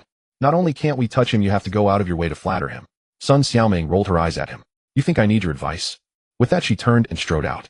In the sales department, a dozen or so people were already buzzing with the news. The general manager had personally requested to hire an ex-convict just released from prison. Such gossip spread faster than anything in the company. This Chen Ping must have some connection with President Xing, otherwise how could he get in? Working in the same department as someone who's been in prison gives me the creeps. When he comes later, everyone be sharp. If he really has ties with President Xing, who among us can afford to offend him? A group of people huddled together whispering. Sun Xiaoming came out of the office and saw the scene. She pulled a long face and said, what are you doing? All work finished. She was just an ordinary salesperson, but she put on airs in the department. Everyone knew she was close to Chui Ziyuan, so no one dared to provoke her. As soon as she yelled, the crowd quickly dispersed. Only a short-haired girl approached. This girl was named Wang Lanlin, on good terms with Sun Xiaoming. Xiaoming, have you heard? Our department has a new ex-convict said to be personally approved by President Xing. Most likely he's related to President Xing. Wang Lanlin lowered her voice. Sun Xiaoming curled her lip. Not a damn bit of relation. If he really has a connection with President Xing, it's just dumb luck. Nothing big. Wang Lanlin was taken aback. Do you know that Chen Ping? Sun Xiaoming realized she had slipped up and quickly shook her head. How could I possibly know an ex-convict? I just think someone just released from prison. Can he really latch on to President Xing? Don't guess blindly. Later I'll have Manager Chui ask President Xing, and we'll find out. About an hour later, Chen Ping completed the onboarding procedures, received his employee badge, and walked into the sales department. As soon as he entered, everyone's eyes snapped to him, as if they were looking at some rare animal. Chen Ping felt uncomfortable under all the stares. Chui Ziyuan stepped forward, his tone deliberately even. Chen Ping, welcome to the sales department. This opportunity is rare, cherish it well. He wasn't sure about the exact relationship between Chen Ping and Xing Jun, so he dared not act rashly. Chen Ping nodded. Tongjin, come here a moment. Chui Ziyuan waved at a bespectacled young man who looked quite green. The young man trotted over and asked timidly, Manager, you're looking for me. From now on you'll be Chen Ping's mentor. You two are a team. Teach him more about the business. Chui Ziyuan tilted his chin at the young man. The young man glanced at Chen Ping, his face falling, his lips moved, but no sound came out. What, not willing? Chui Ziyuan glared. The young man quickly shook his head. Willing. Chui Ziyuan's expression eased then, and he turned to Chen Ping. Go with him, your desk is next to his. With that he turned and went back to his office. The other staff in the sales department wore expressions of anticipation for a spectacle. Sun Xiaoming's lips curled slightly, and she also returned to her seat. Brother, my name is Zhang Tongjian. Please take care of me. At the desk, Zhang Tongjian nervously extended his hand. Chen Ping could tell the kid was afraid of him. That puzzled him a bit. My name is Chen Ping. I think it's you who should take care of me. Chen Ping shook his hand and smiled. No. I've only been here a few days myself. We'll help each other. Zhang Tongjian spoke hurriedly. Chen Ping could tell at a glance that he wasn't a veteran employee. Are you afraid of me? Chen Ping asked bluntly. No, not afraid. Zhang Tongjian shook his head, his eyes not daring to meet Chen Ping's gaze. What do you know? Chen Ping knew in his heart that this guy must have heard something to be so scared. Zhang Tongjian hesitated for a moment, then nodded. Brother, what did you go in for? You don't seem like a bad person to me. Chen Ping laughed upon hearing that. So this kid was terrified because he had heard that Chen Ping had been to prison. Now that he knew the reason, Chen Ping didn't hide it and gave a brief account of the matter. Soon the two became familiar. Zhang Tongjian no longer felt intimidated. Brother Chen, that's really unfair. But since you're out, let's just work steadily. It's just. Zhang Tongjian's words got stuck. It's just what? Chen Ping pressed. Brother Chen being assigned to my group, I'm afraid neither of us will last long. Zhang Tongjian sighed. What's going on? Chen Ping was startled. Zhang Tongjian opened a folder on the computer and pointed at the screen. Brother Chen, these accounts are all the ones our group has to collect. The previous salesperson left, leaving a pile of debts for us to collect. If we can't recover them this month, both of us will be packing our bags. Chen Ping glanced at the dense numbers on the screen and furrowed his brows. So many people owe my wife money. Brother Chen, what did you say? Zhang Tongjian didn't catch it. Oh, I mean, why are so many people in debt? Chen Ping quickly corrected himself. Zhang Tongjian sighed heavily. It's tough in every industry these days. I've already calculated. These are all tough nuts to crack. I'm sure we won't be able to collect. Chen Ping finally understood. No wonder many people were snickering when he was assigned to Zhang Tongjian's group. Don't worry, not a cent of this money will be lost. We can get it all back. Chen Ping patted Zhang Tongjian on the shoulder to encourage him. This company belonged to Su Yuqi. The company's debts were Su Yuqi's debts, and Su Yuqi's debts were Chen Ping's debts. Chen Ping never allowed others to owe him money. Let's work together. Encouraged. Zhang Tongjian nodded vigorously. Chen Ping began to review all the company's debt records. He would recover every single cent. The day passed in a flash. Chen Ping stretched his arms and muttered casually, there's way too much debt. Is the general manager just a figurehead? Brother Chen, don't say that. If someone hears and reports you, it'll be bad. Zhang Tongjian warned in fright. Is it that serious? Just a general manager hired anyway. Does he really treat this place as his own home? Does he think he's an emperor? Chen Ping didn't expect the employees to be so afraid of that President Xing. Xing Jun was, after all, just a professional manager hired by the Su family. He hadn't yet reached the point of dominating the company. The problem was that Su Yuqi hardly ever came to the company and never interfered in company affairs, which allowed Xing Jun's power to grow unchecked. After work, Sun Xiaoming approached Chen Ping. Chen Ping, there's a company rule: newcomers have to treat everyone to a meal. Where do you plan to take everyone? Everyone in the office stared at Chen Ping, waiting to fleece him. Every time a newcomer came, they got taken for a costly meal. There's such a rule. Did the board of directors set it? Chen Ping was taken aback. Brother Chen, there really is such a rule. When I came, I treated everyone and spent nearly 10,000 yuan. If you don't treat, you'll probably be ostracized later. Zhang Tongjian leaned in and whispered, Chen Ping, since you've entered my sales department, you have to follow the sales department's rules. I set this rule when I became manager. Chui Ziyuan walked over and spoke. You said it. Chen Ping let out a cold laugh. Sorry, I don't have money. If you want to eat, go pay for it yourselves. It's not like you're beggars begging me for a meal. With that, Chen Ping ignored Chui Ziyuan's already livid face and turned to leave. This Chen Ping is too arrogant. Who does he think he is? Just because he has some connection with President Xing, his eyes are on top of his head. He doesn't even put Manager Chui in his eyes. Wang Lanlan was the first to jump out, her words full of indignation on Chui Ziyuan's behalf. Exactly. Even if he has connections, he can't talk to Manager Chui like that. He even called us beggars. Who wants his stupid meal anyway? Looks like he doesn't know how tough the sales department can be. Tomorrow we'll have to teach him a lesson. The sales department group chattered noisily, all with angry expressions. Zhang Tongjian cowered in a corner, not daring to utter a sound. He was extremely upset inside. Chen Ping acting like this was sure to bring trouble, and as his teammate, he wouldn't be able to escape.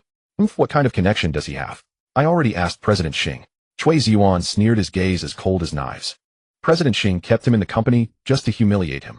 He had already inquired indirectly. Xing Jun's original words were simple: make Chen Ping lose face in the company. As for why Chui Ziyuan couldn't figure it out, but he dared not disobey the general manager's orders. Since Chen Ping wasn't treating anyone, the sales department couldn't be bothered to stay and dispersed one by one. Chui Ziyuan was about to bid Sun Xiaoming farewell and leave when her phone rang. The caller ID showed Li Fengxia, Sun Xiaoming's mother. Sun Xiaoming quickly answered. Xiaoming, wonderful news. Fuyao Decoration has paid off all the arrears. Our family's company is saved. Li Fengxia's voice trembled with excitement.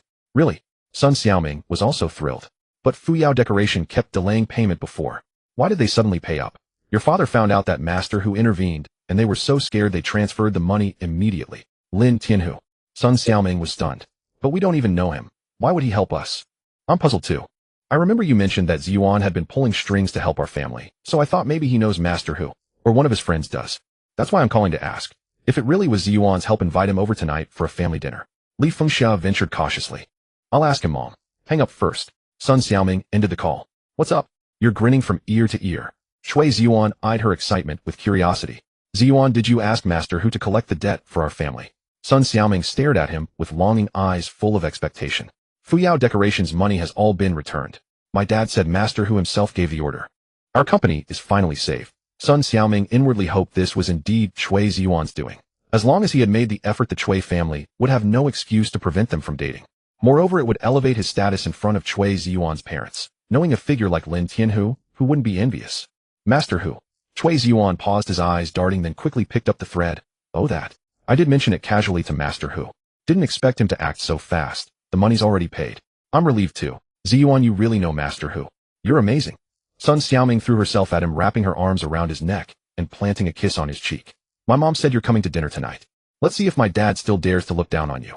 Sun Xiaoming linked her arm through Cui Ziyuan's, and the two walked toward the parking lot, chatting and laughing. Meanwhile, as soon as Chen Ping entered the house, Tang Hongying came up to ask, how did the interview go? What position did they give you? Mom, I passed. Sales position, decent pay. Chen Ping smiled. Oh, wonderful. You got into sales directly. We must thank Xiaoming properly. We'll pay a visit to thank her family someday. Now that you have a proper job, I can finally relax. Tang Hongying's smile was unstoppable. Chen Ping saw how happy his mother was, and said no more. Chen Baohua came in from outside, phone in hand, and called to Chen Ping. Chen Ping, go wash up and change clothes, we'll go out to eat later. Uncle Sun just called, said we should get together. Baohua, why did Fu Hai suddenly invite us to dinner? He helped Chen Ping get a job. We should be the ones treating him. Tang Hongying was puzzled. Seems their company's debts were cleared, and the business is back on its feet. Chen Baohua said. That's great. Good people are rewarded. Tang Hongying was delighted too.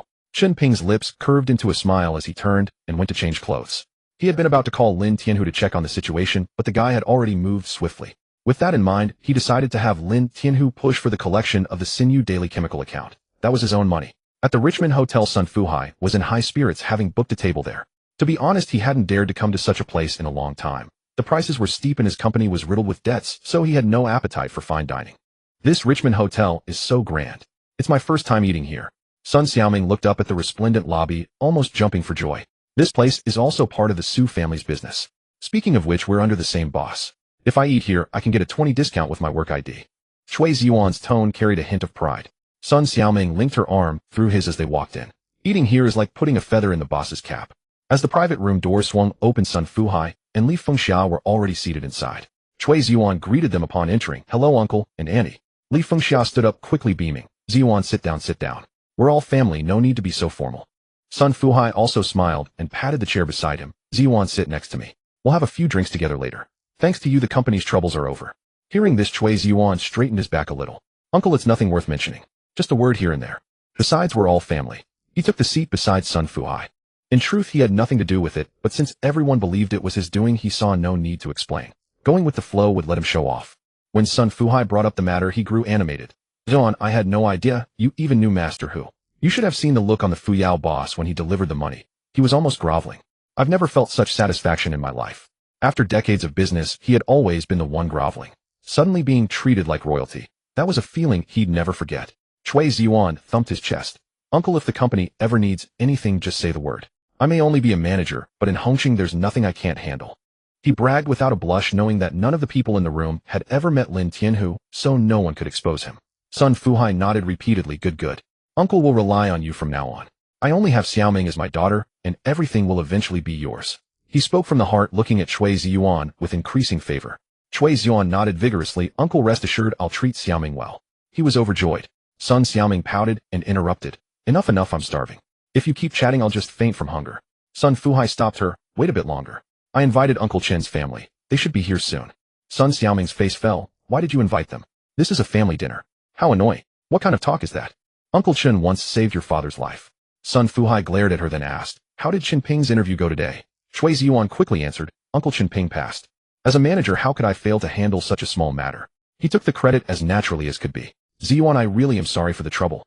Sun Fuhai nodded gratefully at Cui Ziyuan. Just then the door opened, and Chen Ping's family entered. Sorry we were delayed on the way. Chen Baohua smiled apologetically when he saw that Sun Fuhai's family was already seated. Old squad leader, what are you saying?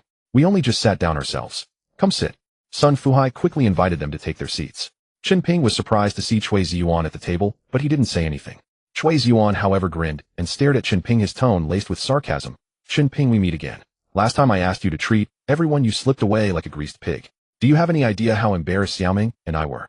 As soon as Cui Ziyuan finished, Chen Baohua turned to look at Chen Ping, his eyes full of questions. Tang Hongying also asked from the side, Chen Ping, what's going on? Sun Fuhai looked puzzled too, waiting for an explanation. He passed the interview, and there's a rule in the sales department that new hires must treat their colleagues to a meal. But he said he had no money and just ran off. Ziyuan and I were so embarrassed. Sun Xiaoming pouted, glaring at Chen Ping unhappily. Chen Ping, is that true? Chen Bao's face darkened and his voice turned cold. Dad, shut your mouth. Chen Bao cut him off sharply, raising his voice. Our family may be poor, but we can afford a meal. They helped you, so you should follow the rules. You don't even understand such a simple principle of reciprocity. How can you work there in the future? Chen Bao was scolding left Chen Ping completely speechless. Old squad leader, don't get so angry. Chen Ping was just trying to save money. It's no big deal. If you didn't treat, then don't treat. Today's meal is to celebrate Chen Ping passing the interview. Sun Fuhai quickly mediated, afraid the father and son would really argue. Uncle, it's not about the meal. We wanted him to use the chance to get familiar with his colleagues, so work would go smoother, right? Chui Ziyuan's words made Chen Ping seem even more petty. Yes, it was Chen Ping's fault. Let him make it up tomorrow. The company's rules can't be broken because of us. Chen Baowu looked at Chui Ziyuan with an apologetic expression. I say we do it this way. No need to wait until tomorrow. After dinner, I'll contact a few colleagues from the company. Let's go sing some karaoke, and Chen Ping can foot the bill. I'll also explain things to them. Chui Ziyuan said. All right. Chen Baowu nodded repeatedly. Ziyuan, your Uncle Chen's family isn't well off. Don't go overboard. Don't spend too much. Sun Fuhai advised. Uncle, don't worry. It won't cost much. Just 200 or 300 yuan. Chui Ziyuan replied with a smile. Fuhai is this Xiaoming's boyfriend. He's indeed handsome and handles things thoroughly. The way Chui Ziyuan raised his wine glass was like he was holding a trophy. A smile lingered on his lips as his eyes swept across the private room, finally resting on Chen Ping. Chen Ping, you're a grown man, and you can't even drink. The bar was clear to everyone at the table. Chen Ping smiled unfazed. It's not that I can't drink. Alcohol and water are the same to me. I'd rather have tea. It saves money. Chui Ziyuan paused for 2 seconds, then burst out laughing. So you're saying you can hold your liquor? Never been drunk. For words spoken lightly. The room fell silent for a moment. Chui Ziyuan's smile faded slightly, his expression shifting. All right, I've met my match today. Let's have a contest. I've never met anyone who could outdrink me either. Let's have some real fun. He raised his hand and called the waiter, ordering another case of white liquor. Tang Hongying frowned and tugged at Chen Ping's sleeve. Since when can you drink white liquor? Don't brag. There are no outsiders here. Why show off? Mom, I know what I'm doing. Chen Baowu wanted to stop him, but Sun Fuhai reached out and held his arm. Old squad leader, it's good for young people to have some spirit. Remember when we were in the army? We used to have drinking contests too. Let them have their fun. Chen Baowu opened his mouth, but said nothing. Chui Ziyuan unscrewed the bottle cap and poured 2 full glasses. The pungent smell of white liquor filled the air. He pushed one glass toward Chen Ping. Come on, let me see what never been drunk looks like. Chen Ping didn't take the glass. His gaze swept over, and he said slowly, Are you sure? What's scared? I'm afraid you can't handle it.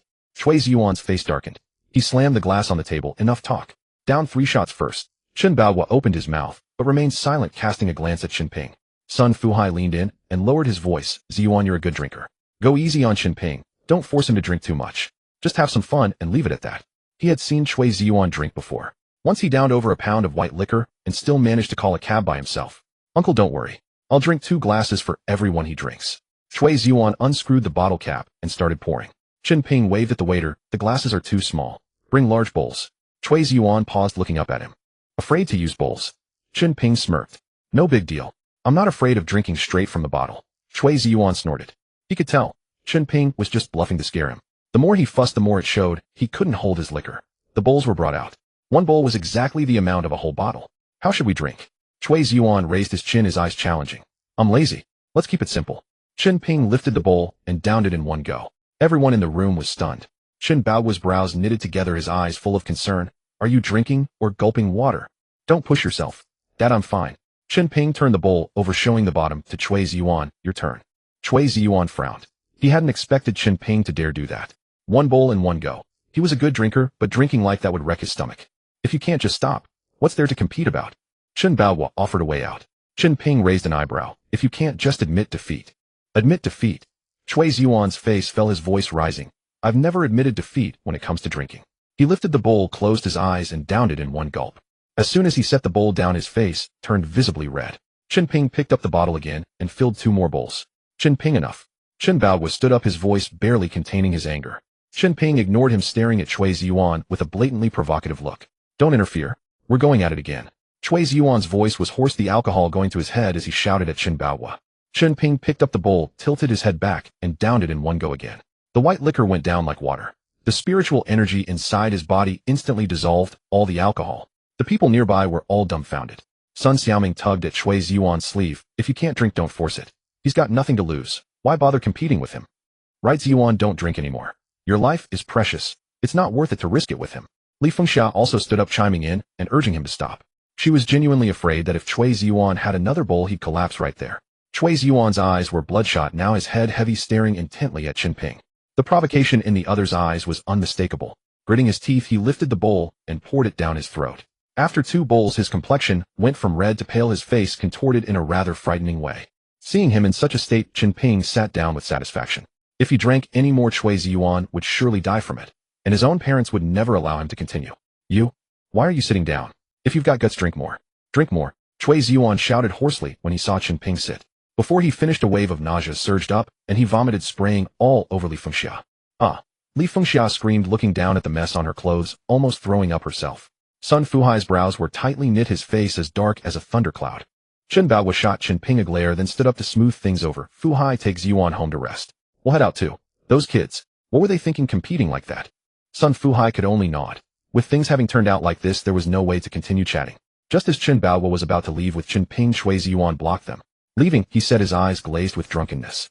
We agreed to go sing karaoke. Are you backing out? Afraid to pay? Ziyuan, you're drunk. Let's go another day. Sun Fuhai tried to persuade him. No, we're going today. I already told everyone in the group. If I don't go, where will I put my face? Chui Ziyuan swayed, insisting that Chen Ping treat them. Sun Fuhai looked at Chen Baohua with a troubled expression. Dad, you two go ahead. I'll take them to sing. Chen Ping said to Chen Baohua. Chen Baohua couldn't say much more, so he just warned, don't be too late. And for heaven's sake, don't drink anymore. He pulled out a handful of bills from his pocket. Loose change totaling just over 300 yuan. Take this. Karaoke isn't cheap. He pressed the money into Chen Ping's hand. Chen Ping wanted to refuse, but knowing his father's temperament, he simply pocketed it. Just then Sun Fuhai also took out his wallet and counted out 1,000 yuan, handing it over. Chen Ping, take some more in case it's not enough. Sun Xiaoming snatched the money from Sun Fuhai's hand. Dad, you've never been this generous with my allowance before. You little brat, give the money back to Chen Ping. Sun Fuhai frowned. It's the same if I keep it. If he runs short, I'll cover it. With that, Sun Xiaoming stuffed the money into her own pocket. Chen Ping smiled. Uncle Sun, I have enough on me. If it's not enough, I'll ask Xiaoming to make up the difference. Sun Fuhai let out a sigh and had no choice but to go along. The group exited the private room. As Sun Fuhai headed toward the front desk, Chui Ziyuan staggered after him. I have my work ID here. It gets us a 20% discount. He slapped the card on the counter. The cashier didn't even raise her eyes. Sir, your table has already been comped. No payment is needed. The cashier's tone was polite. Sun Fuhai was stunned. Comped? How is that possible? Chui Ziyuan heard this and immediately broke into a grin. My work ID really works wonders. As soon as I pulled it out, the meal was free. The Su family does things right. Sun Fuhai nodded along, also believing it was Chui Ziyuan's ID that did the trick. After all, Chui Ziyuan worked for the Su family, so it was only natural he had some privileges. The cashier glanced at Chui Ziyuan, but said nothing. The meal was comped because of Chen Ping. Everyone at the Fuhao Hotel knew about Chen Ping's relationship with Su Yuqi. The future son-in-law came to eat. Who would dare charge him? The group walked out of the hotel. Sun Fuhai and Chen Baohua said their goodbyes. All right, enough dawdling. The smell of alcohol on you is overwhelming. It's all Chen Ping's fault. How could he force Ziyuan to drink like that? Look what he's done. Li Fengxia grumbled, shooting Chen Ping a glare. Chen Ping didn't respond. Chen Baohua, full of apologies, said goodbye to Li Fengxia and pulled Tang Hongying away. Sun Fuhai also went home with Li Fengxia. Only Chen Ping, Chui Ziyuan, and Sun Xiaoming remained. Chen Ping, you reek of alcohol. Take a cab yourself. Don't dirty my car. Sun Xiaoming's tone was cold. Chen Ping had managed to get Chui Ziyuan this drunk, and she was still fuming inside. Chen Ping, meet me at the Imperial KTV later. Don't you dare disappear halfway. Chui Ziyuan's speech was already slurred. After he finished speaking, Sun Xiaoming pulled him into the car. The vehicle sped away in a flash. Chen Ping stood by the roadside staring at the receding car with a cold gaze. Chui Ziyuan had been picking fights repeatedly, and Chen Ping had taken note of that score. As for Sun Xiaoming, if it weren't for Sun Fuhai's sake, he would have lost his patience long ago. Hailing a taxi, Chen Ping was about to head to the Imperial KTV when his phone suddenly rang. It was Wang Henin calling. He answered promptly. Chen Ping, where's your family? My mom made dumplings and wanted to bring some over, but the house was empty, Wang Henin asked. We ate out, Chen Ping said. Oh, are you done? I'm feeling cooped up at home. I want to go for a stroll. The implication was clear as she wanted him to accompany her. Chen Ping thought for a moment and said, I'm heading to the KTV now. I passed the interview today, so I'm going to hang out with some colleagues. I'll forget it then. Wang Henin's voice dropped, tinged with reluctance. Where are you? Want to come along? Chen Ping reconsidered. It would be a good opportunity to introduce her to the company people, making things easier later. Is that okay? Wang Henin wanted to go but felt a bit shy. What's the problem? I was planning to bring you to the company tomorrow anyway. A quick introduction ahead of time won't hurt. I'll pick you up. With that, Chen Ping told the driver to first swing by the neighborhood, pick up Wang Henin, and then head to the Imperial KTV. Meanwhile, at the Imperial KTV, Chui Ziyuan and the others had already arrived and booked a large private room. What's Chen Ping playing at? Taking forever. Has he run off? With his shabby ways, I'm really afraid he can't afford to pay. Wang Lanlan muttered under her breath. Several others chimed in, worried that if Chen Ping didn't show, who would cover the cost of the room. Chui Ziyuan collapsed onto the sofa, legs crossed, casting a glance at the corner and fixing his eyes on Zhang Tongjian. Tongjian, if Chen Ping doesn't come, your group buys the tab tonight. Zhang Tongjian shrank his neck, nodded reluctantly, yet dared not talk back. Hearing that someone had their back, the others perked up and started ordering fruit platters and beer. Zhang Tongjian's heart pounded desperately, hoping Chen Ping would show up. Otherwise, he'd be bleeding cash again with his credit card nearly maxed out. Chui Ziyuan lay sprawled on the sofa, asking Sun Xiaoming to massage his temples. After downing some water, the effects of the alcohol subsided a bit, but his head remained foggy. Listen up. When Chen Ping gets here, I want you to drown him in drinks. Whoever takes him down, their bonus this month doubles, Chui Ziyuan instructed the group. At the mention of a doubled bonus, everyone got fired up. Rest assured, Manager Chui, I'll make sure he crawls out of here. If he dares to come, I'll drink him into a stupor. The room was buzzing with energy, everyone rolling up their sleeves, just waiting to ply Chen Ping with alcohol. With so many people, a round-robin assault would surely leave him drunk. Even Zhang Tongjian was tempted. A doubled bonus was hard to ignore. But after some thought, he decided not to actually go after Chen Ping. As the group was drinking and singing, the door to the private room suddenly swung open. Chen Ping walked in, leading Wang Henin. Seeing Chen Ping actually show up, everyone in the room was stunned. Then when they noticed Wang Henin beside Chen Ping, several men's eyes lit up. Chui Ziyuan, who had been drowsy and nearly shutting his eyes. But the moment he saw Wang Henin, his eyes snapped wide open. Sun Xiaoming was pretty, but the youthful aura around Wang Henin was too striking. Although Wang Henin had worked as a hostess in a bar before, deep down, she was actually quite reserved. Chen Ping, I thought you were too scared to come because you couldn't afford the tab. Chui Ziyuan shot a glance at Chen Ping, then quickly fixed his gaze back on Wang Henin. Who's this young lady? Hello everyone, I'm Wang Henin, Chen Ping's neighbor. Sorry if I'm intruding. Wang Henin introduced herself gracefully. No intrusion. Sit, please sit. Have some fruit, there's fruit over here. A group of men scrambled to show off their hospitality, leaving Chen Ping completely ignored. Chui Ziyuan cleared his throat. I'm Chui Ziyuan, Chen Ping's manager. Hearing he was a manager, Wang Henin's expression immediately tensed. She extended her hand. Hello, Manager Chui. Hello. Chui Ziyuan's eyes gleamed, and he grabbed Wang Henin's hand, refusing to let go. Everyone present could see it. Chui Ziyuan was completely smitten with Wang Henin. Sun Xiaoming was furious. Wang, where are you working now? Chui Ziyuan, completely oblivious to Sun Xiaoming's glare, continued grinning as he asked. I don't have a job. Wang Henin looked a bit embarrassed. Chui Ziyuan's smile widened, practically beaming. He pulled out a business card and handed it over. Here's my card. If Miss Wang is interested in our company, feel free to come by any time. Really? Wang Henin's eyes widened in surprise. Of course. As a department manager, I have the authority to make that call. Chui Ziyuan was full of smugness. Chui Ziyuan. Sun Xiaoming finally couldn't take it anymore and let out a roar. Only then did Chui Ziyuan remember Sun Xiaoming.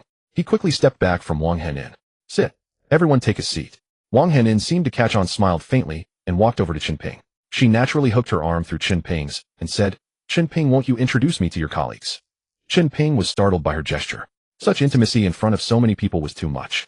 But Wang Henin did it on purpose, to make every man in the room give up, and to keep Sun Xiaoming from getting jealous for no reason. Wang Henin sat close to Chen Ping, the closeness obvious to everyone.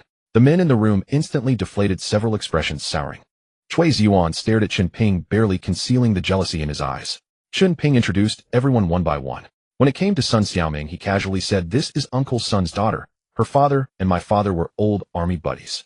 Wang Henin caught on quickly. Shin Baohua had previously asked someone to find a job for him, and that someone was probably Sun Xiaoming's father. She immediately leaned in, grabbing Sun Xiaoming's hand. Sister Xiaoming, you're so beautiful. Chen Ping and Uncle Chen always talk about your family, but I never had the chance to meet you. Sun Xiaoming flattered smiled. Henin, you're not bad either. This is Zhang Tongjian from our group. Chen Ping gestured toward the corner. The bespectacled boy there was shrinking back. Wang Henin smiled and extended her hand. Hello. Zhang Tongjian's face flushed bright red. He touched her hand briefly and then withdrew it. Hello. The crowd burst into laughter at his pathetic demeanor. The atmosphere soon heated up. Some started singing, others clinked glasses. Chen Ping became the target, with people coming one after another to drink with him. Wang Henin stepped in front of him. You're all going to make him collapse. Let me drink for him. She downed a glass in one go. The men naturally didn't refuse. In their eyes, a girl like Wang Henin would be done after 2 bottles of beer. But soon they couldn't laugh anymore. Wang Henin chugged glass after glass, her face unchanged, not even a frown. Everyone was dumbfounded. Chen Ping also stared at her as if looking at a monster. Who would have thought such a delicate girl could hold her liquor like a demon? At her feet lay over 30 empty bottles, and she was still as cool as a cucumber, while the men opposite her were flushed red, some barely able to sit upright.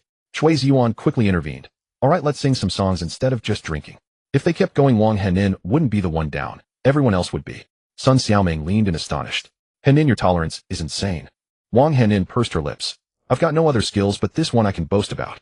Wang Lanlan plopped down beside her, eyes sparkling. Girl, you're incredible. If I had your skill, no one would dare challenge me at the dinner table. Sister Lanlan, you can train your tolerance.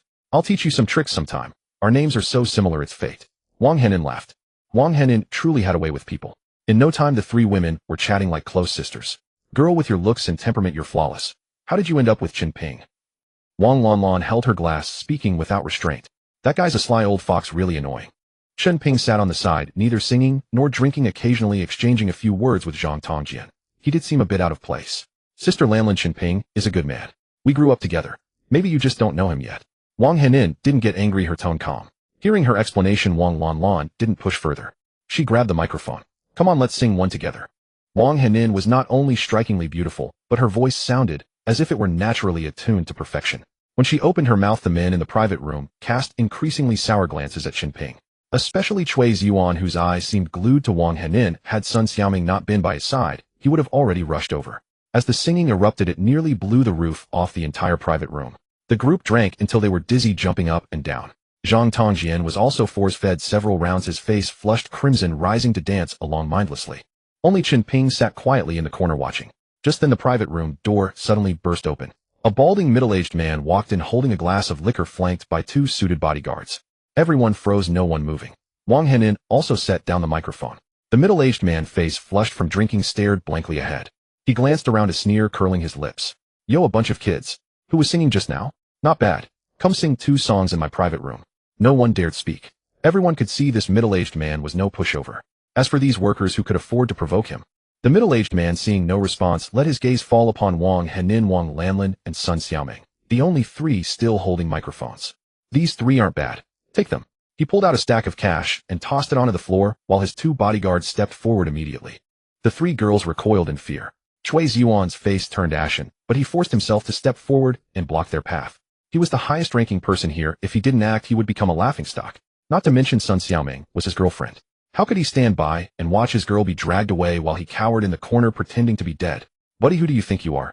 We're just here to sing and unwind. These 3 are our friends, not paid companions. Cui Ziyuan fixed his gaze on the balding middle-aged man as he spoke. Does it matter whether they accompany or not? I have money. You come here and only order a few bottles of beer? Isn't that pathetic? Send those 3 girls over to share a drink with me, and I'll reward you with a few bottles of Lafite. The middle-aged bald man stepped forward and casually patted Cui Ziyuan's cheek. The gesture wouldn't cause real harm, but it carried enough humiliation. Cui Ziyuan was clearly not being taken seriously at all. Cui Ziyuan's face darkened as he shoved the bald man away, nearly sending him stumbling. But the moment his hand made contact, he regretted it. He had no idea who this man was. If he had truly provoked someone dangerous, there would be no escaping the consequences. The hell? You dare push me? The bald man's expression shifted instantly. Get him! His 2 bodyguards lunged forward immediately, and Cui Ziyuan froze in terror. Seeing the scene unfold, the others abandoned their fear and grabbed wine bottles from the table, charging forward. Cui Ziyuan was their manager. If he didn't stand up now, when would he? There were only 3 opponents on the other side, yet their entire group was coming at them. How could they possibly suffer a loss? The 2 bodyguards were stunned by the sight. They hadn't expected these young people to unite so fiercely, and for a moment neither dared to strike first. Cui Ziyuan finally felt a sense of vindication. Seeing the 2 bodyguards falter, he strode forward and kicked one of them hard. Get out of here now, and I'll pretend this never happened. The balding middle-aged man narrowed his eyes. With so many young men before him, all reckless and fearless, any fight would likely leave him at a disadvantage. Gritting his teeth, his face grim, Kid, you're going to regret this. If you've got the nerve, give me your name and see what I do to you. My grandfather is Cui Ziyuan, right here waiting for you. Do you think my brothers are just here for show? Cui Ziyuan felt like a mob boss at that moment. The sensation was absolutely intoxicating. Fine, fine, fine. The bald man repeated 3 times before turning and leaving with his 2 bodyguards. Once they were gone, Cui Ziyuan felt an immense sense of relief. He had never felt so commanding before floating on air. Manager Cui, that kick was absolutely brutal. That bastard didn't even dare make a sound. I thought you were some triad boss based on how you carried yourself just now. Manager Chui, you're impressive. Did you used to be involved in that world? Surrounded by people praising him enthusiastically, Chui Ziyuan felt like he was ascending to the heavens. Though pleased inside, he maintained a dismissive expression. They're just being generous with their compliments. Since my brothers are being so generous, I, Chui Ziyuan, can't be stingy. Let's open a few bottles of Lafite today and give everyone a taste. President Chui. Manager Chui, you're a boss. The moment they heard about the Lafite, the private room erupted in cheers. These working-class folks would never normally afford to touch such wine. Sun Xiaoming tugged at his arm. Ziyuan, we should leave. If they really call for backup, things could escalate badly. Chui Ziyuan was riding high on alcohol and the praise from the crowd, completely dismissing the balding middle-aged man. Muming, don't worry. As long as I'm here, the sky won't fall. He patted his chest with confidence. One employee cautiously spoke up. Manager Chui, I heard this KTV belongs to the Ji Hall owned by Lin Tianhu. Could there be trouble after what just happened? What's there to fear? I know the tiger quite well. It'll be fine. Chui Ziyuan waved his hand, dismissively speaking with great arrogance. Sun Xiaoming felt relieved upon hearing it was Lin Tianhu's territory. That makes things easier. Ziyuan has a close relationship with Master Tiger. That messy debt our company was struggling with, the one Master Tiger helped us collect, was settled with just one word from Ziyuan. With those words, everyone's perception of Chui Ziyuan shifted entirely. Having connections with the underground emperor of Hongcheng was no ordinary feat. It was enough to boast about for a lifetime. Manager Chui, you're full of surprises. You even know Master Tiger. With Master Tiger on our side, what's there to fear? If those bastards dare show up, we'll beat them until their teeth scatter across the floor. Let's drink. With Manager Chui commanding us, who would dare cause us trouble? Hearing that Chui Ziyuan knew Lin Tianhu only made the group bolder. Chen Ping remained hidden in the corner, a faint smile playing on his lips as he stayed silent. This Chui Ziyuan wouldn't learn his lesson until he suffered consequences. And you have the nerve to smile at. Wang Lanlan spotted Chen Ping.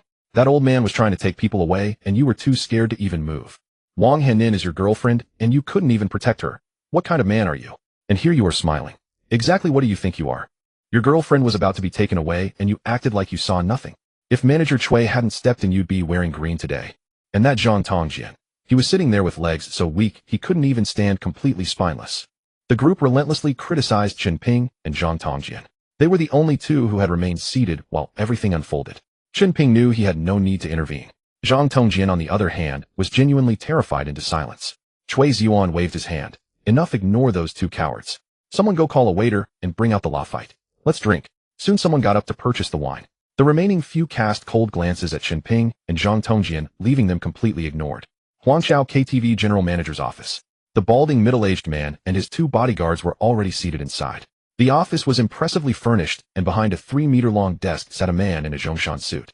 Behind him stood a young woman in a qipao with a slit nearly reaching her waist, her pale skin exposed. Her makeup was so heavily applied it could almost be scraped off, and she was massaging his head. This man in the Zhongshan suit was Ho Chunlei, manager of Huangchao KTV and Lin Tianhu's right-hand man. If Lin Tianhu didn't trust him, he would never have handed over the KTV to his care. Boss Qian, what has you so agitated? Ho Chunlei asked lazily, his eyes half closed.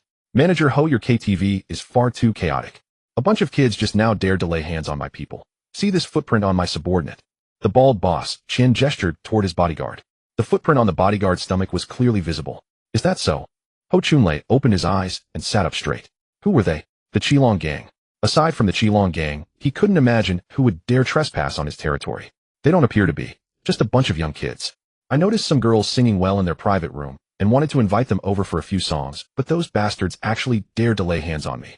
Boss Qian's eyes turned cold as he gritted out. I'm only coming to you because of Master Tiger's favor. If you won't handle this, I'll deal with it myself. Don't say I didn't warn you. Just some young punks, boss. Qian, there's no need to lose your temper. I'll send someone with you to sort this out. Ho Chunlei called out to the doorway bins. A man with a broad face and arms covered in tattoos pushed open the door and entered. Brother Ho. Binzi stood with his hands at his sides. Someone caused trouble downstairs. Go with Boss Qian and check it out. Just don't let anyone get killed. Master Tiger wants us to keep a low profile recently. After giving his instructions, Ho Chunlei waved his hand dismissively. Understood, Brother Ho. Binzi nodded. Manager Ho, thank you. Boss Qian clasped his fists in gratitude. You're too kind, Boss Qian. Any insults suffered under my roof is my responsibility to address. Just bring your business here in the future. Ho Chunlei offered a slight smile. Boss Qian led Binzi out the door, followed by over a dozen KTV enforcers heading straight for Chen Ping's private room. In the private room, Chui Ziyuan and his companions were drinking Lafite, their faces flushed and voices hoarse as they shouted with abandon. Suddenly the door was kicked open. Everyone was dumbfounded. Seeing that it was the bald, middle-aged man returning with his people, their faces instantly changed color. This time was different. Behind him followed a dozen burly men, all with fierce expressions and glaring eyes, menacing figures.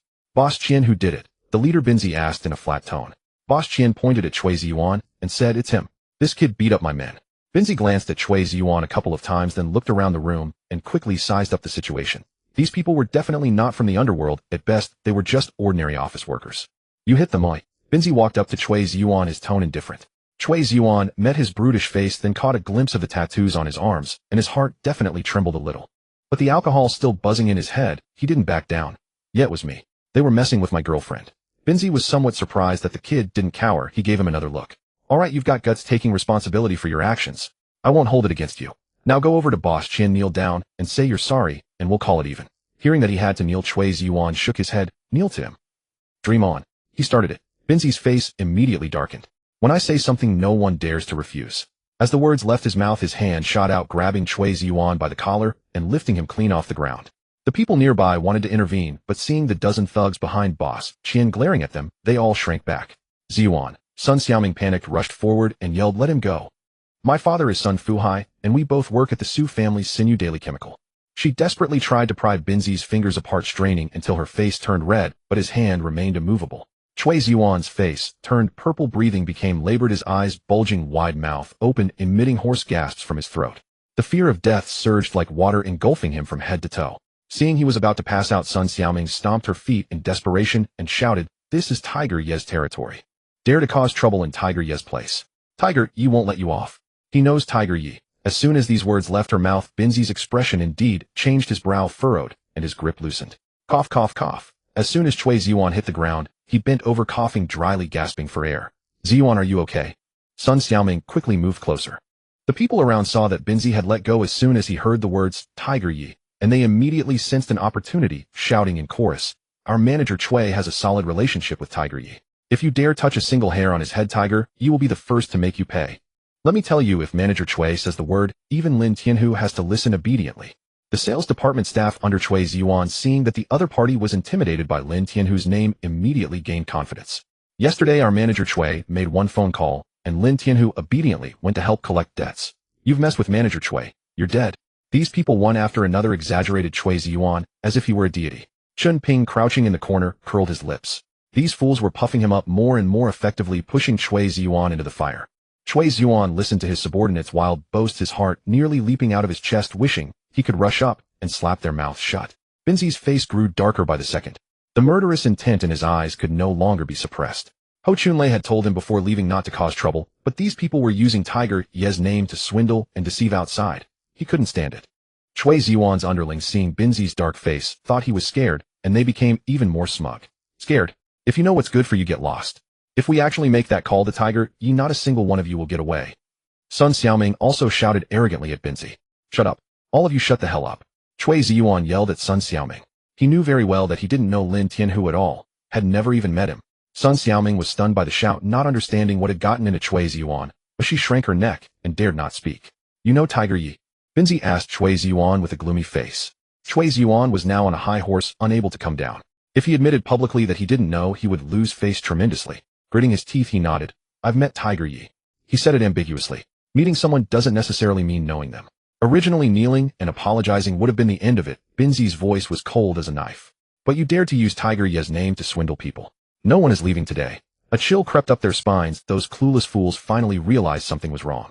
Boss Qian burst into laughter. "You little punks, do you know who this is? He's the top enforcer under Brother Ho, who works for Tiger Ye.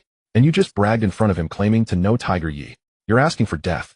These people were all nothing but ordinary folks. How could they possibly know Lin Tianhu? Boss Qian saw through their bluff at a glance. Cold sweat broke out on Chui Ziyuan's forehead. He never imagined that his boast would hit the bullseye. But his subordinates didn't think so. They still firmly believed that Chui Ziyuan really knew Lin Tianhu. Sun Xiaoming had always been convinced that Chui Ziyuan had a connection with Lin Tianhu. Even if he didn't know him, at least one of his friends must. Otherwise, how could Lin Tianhu have voluntarily helped them settle their debts? "Boss Qian, we were all drunk just now and offended you. I apologize and hope you'll be magnanimous." Chui Ziyuan softened, bowing and scraping, starting to speak placatingly. Before he could finish, Binzi cut him off. "Using Tiger Ye's name to swindle, and you think a simple apology will settle it? Whether you walk out alive depends on your luck." Binzi waved his hand, and signaled to the men behind him, "Take them all back. Let Brother Ho handle it." A dozen burly thugs immediately surrounded them, and Shui Ziyuan's son Xiaoming and the others turned pale instantly. Zhang Tongjian in the corner was shaking like a leaf, his pants soaked with urine, his hands clutching Chen Ping's sleeve tightly. He was a fresh graduate who had never seen such a scene. His soul was nearly scared out of him. Chen Ping, seeing his cowardice, patted his shoulder and said, "Don't be afraid. It's okay." The group was escorted to Ho Chunlei's office. Ho Chunlei was enjoying a shoulder massage from his secretary with his eyes closed. When he saw Binzi leading in a bunch of young people, he frowned. "Binzi, what are you bringing a bunch of brats here for?" "Brother Ho, these are the ones who beat up Boss Qian's men," Binzi replied. "Didn't I tell you to handle it yourself? Why bring them to me?" Ho Chunlei's face darkened. "That kid claims to know Tiger. Yi says he's quite familiar with him. I didn't dare to decide on my own, so I brought them for you to interrogate," Binzi hurriedly explained. "Moi." Ho Chunlei sat up straight upon hearing this, staring coldly at Chui Ziyuan. "You know Tiger Yi?" I. Chui Ziyuan's tongue tied. "My friend knows." "What's your friend's name?" "I've been with Tiger Yi for years. I know all the friends he knows." Ho Chunlei pressed on. Chui Ziyuan was stunned. He didn't know anyone close to Lin Tianhu at all. With his lowly status, how could he ever be connected to Tiger Yi? Slap. Ho Chunlei slammed his palm on the desk and stood up abruptly, quite bold, daring to use Tiger Yi's name to swindle everywhere. The slam made everyone flinch. A chill ran down Chui Ziyuan's spine, and the alcohol buzz completely wore off. He had just been momentarily vain, boasting off the top of his head. How could he have imagined it would lead to real trouble? Boss Qian saw Chui Ziyuan's guilt, sneered, stepped forward, and slapped him hard across the face. "Weren't you so arrogant? Hitting my men, and even invoking Tiger Yi's name. I think you've lived long enough." That slap from Boss Qian made Chui Ziyuan completely sober. His legs gave way, and he begged repeatedly, "Boss Qian, I was wrong. I won't dare again, really I won't." Chui Ziyuan's surrender stunned his companions and Sun Xiaoming on the spot. Everyone finally understood. Chui Ziyuan didn't know Lin Tianhu at all. It was all a bluff. This was the end. Everyone began to tremble. Without Lin Tianhu as their backer, what were they worth? "Apologize." Boss Qian sneered. "It's too late for that now. You're all doomed." Hearing this, Chui Ziyuan couldn't hold on any longer. He fell to his knees with a thud. "Brother Ho, I really won't dare to use Tiger Yi's name again. Please just let me off this once." He was a mess of snot and tears, his heart filled with deep regret. With Chui Ziyuan in such a state, the others were even more ashen-faced. Sun Xiaoming stared at Chui Ziyuan, her eyes mixed with indescribable emotions. Ho Chunlei glanced at the kneeling Chui Ziyuan, then at the terrified young people, and turned to ask Boss Qian, "Old Qian, this mess started with you. What do you think should be done?" He was showing respect to Boss Qian. After all, he was a big client of the KTV. A bunch of hot-headed kids, no point in dealing with them. Boss Qian waved his hand. "All of you get out." Chui Ziyuan, upon hearing this, kowtowed like a pestle, thanking him profusely. Yet just as everyone breathed a sigh of relief, Boss Qian's gaze shifted abruptly, his eyes sweeping over the three girls, Wang Henin, Sun Xiaoming, and the other one. As he let out a sly chuckle, "All the men can leave, but these three women stay to keep me company." The moment those words escaped his lips, Wang Henin and the others turned pale as death. Chui Ziyuan's expression also froze in place. Sun Xiaoming was his girlfriend. He could ignore Wang Henin and Wang Lanlin, but not Sun Xiaoming. Sun Fuhai had only just acknowledged him as his son-in-law. Chui Ziyuan forced a smile onto his face. "Boss Qian, this is my girlfriend. Could you please show some mercy and let her leave with me? Keep the other two. I've been living with her for over a year. You probably wouldn't be interested anyway." In truth, he had never even touched Sun Xiaoming. He said this only to secure her escape. Sun Xiaoming glanced at him, but said nothing. At that moment, the priority was to flee. Sure enough, upon hearing this, Boss Qian's eyes flickered with disgust, and he waved his hand dismissively. "Get lost. Leave those two behind." Chui Ziyuan quickly thanked him and turned to leave. "Manager Chui, don't abandon me. Please don't leave me behind." Wang Lanlan panicked, clutching desperately at Chui Ziyuan's arm. Wang Henin was equally terrified, her helpless gaze landing on Chen Ping. At this moment, he was the only one she could count on. She didn't know anyone else well enough to expect them to risk offending this group for her sake. The moment Wang Lanlan was pushed forward, her heart turned to ice. Chui Ziyuan released his grip and shoved her toward Boss Qian. "Lanlan, just have a few drinks with Boss Qian. It'll be fine. I'll come pick you up later." Wang Lanlan's face was ashen, her lips trembling, unable to utter a word.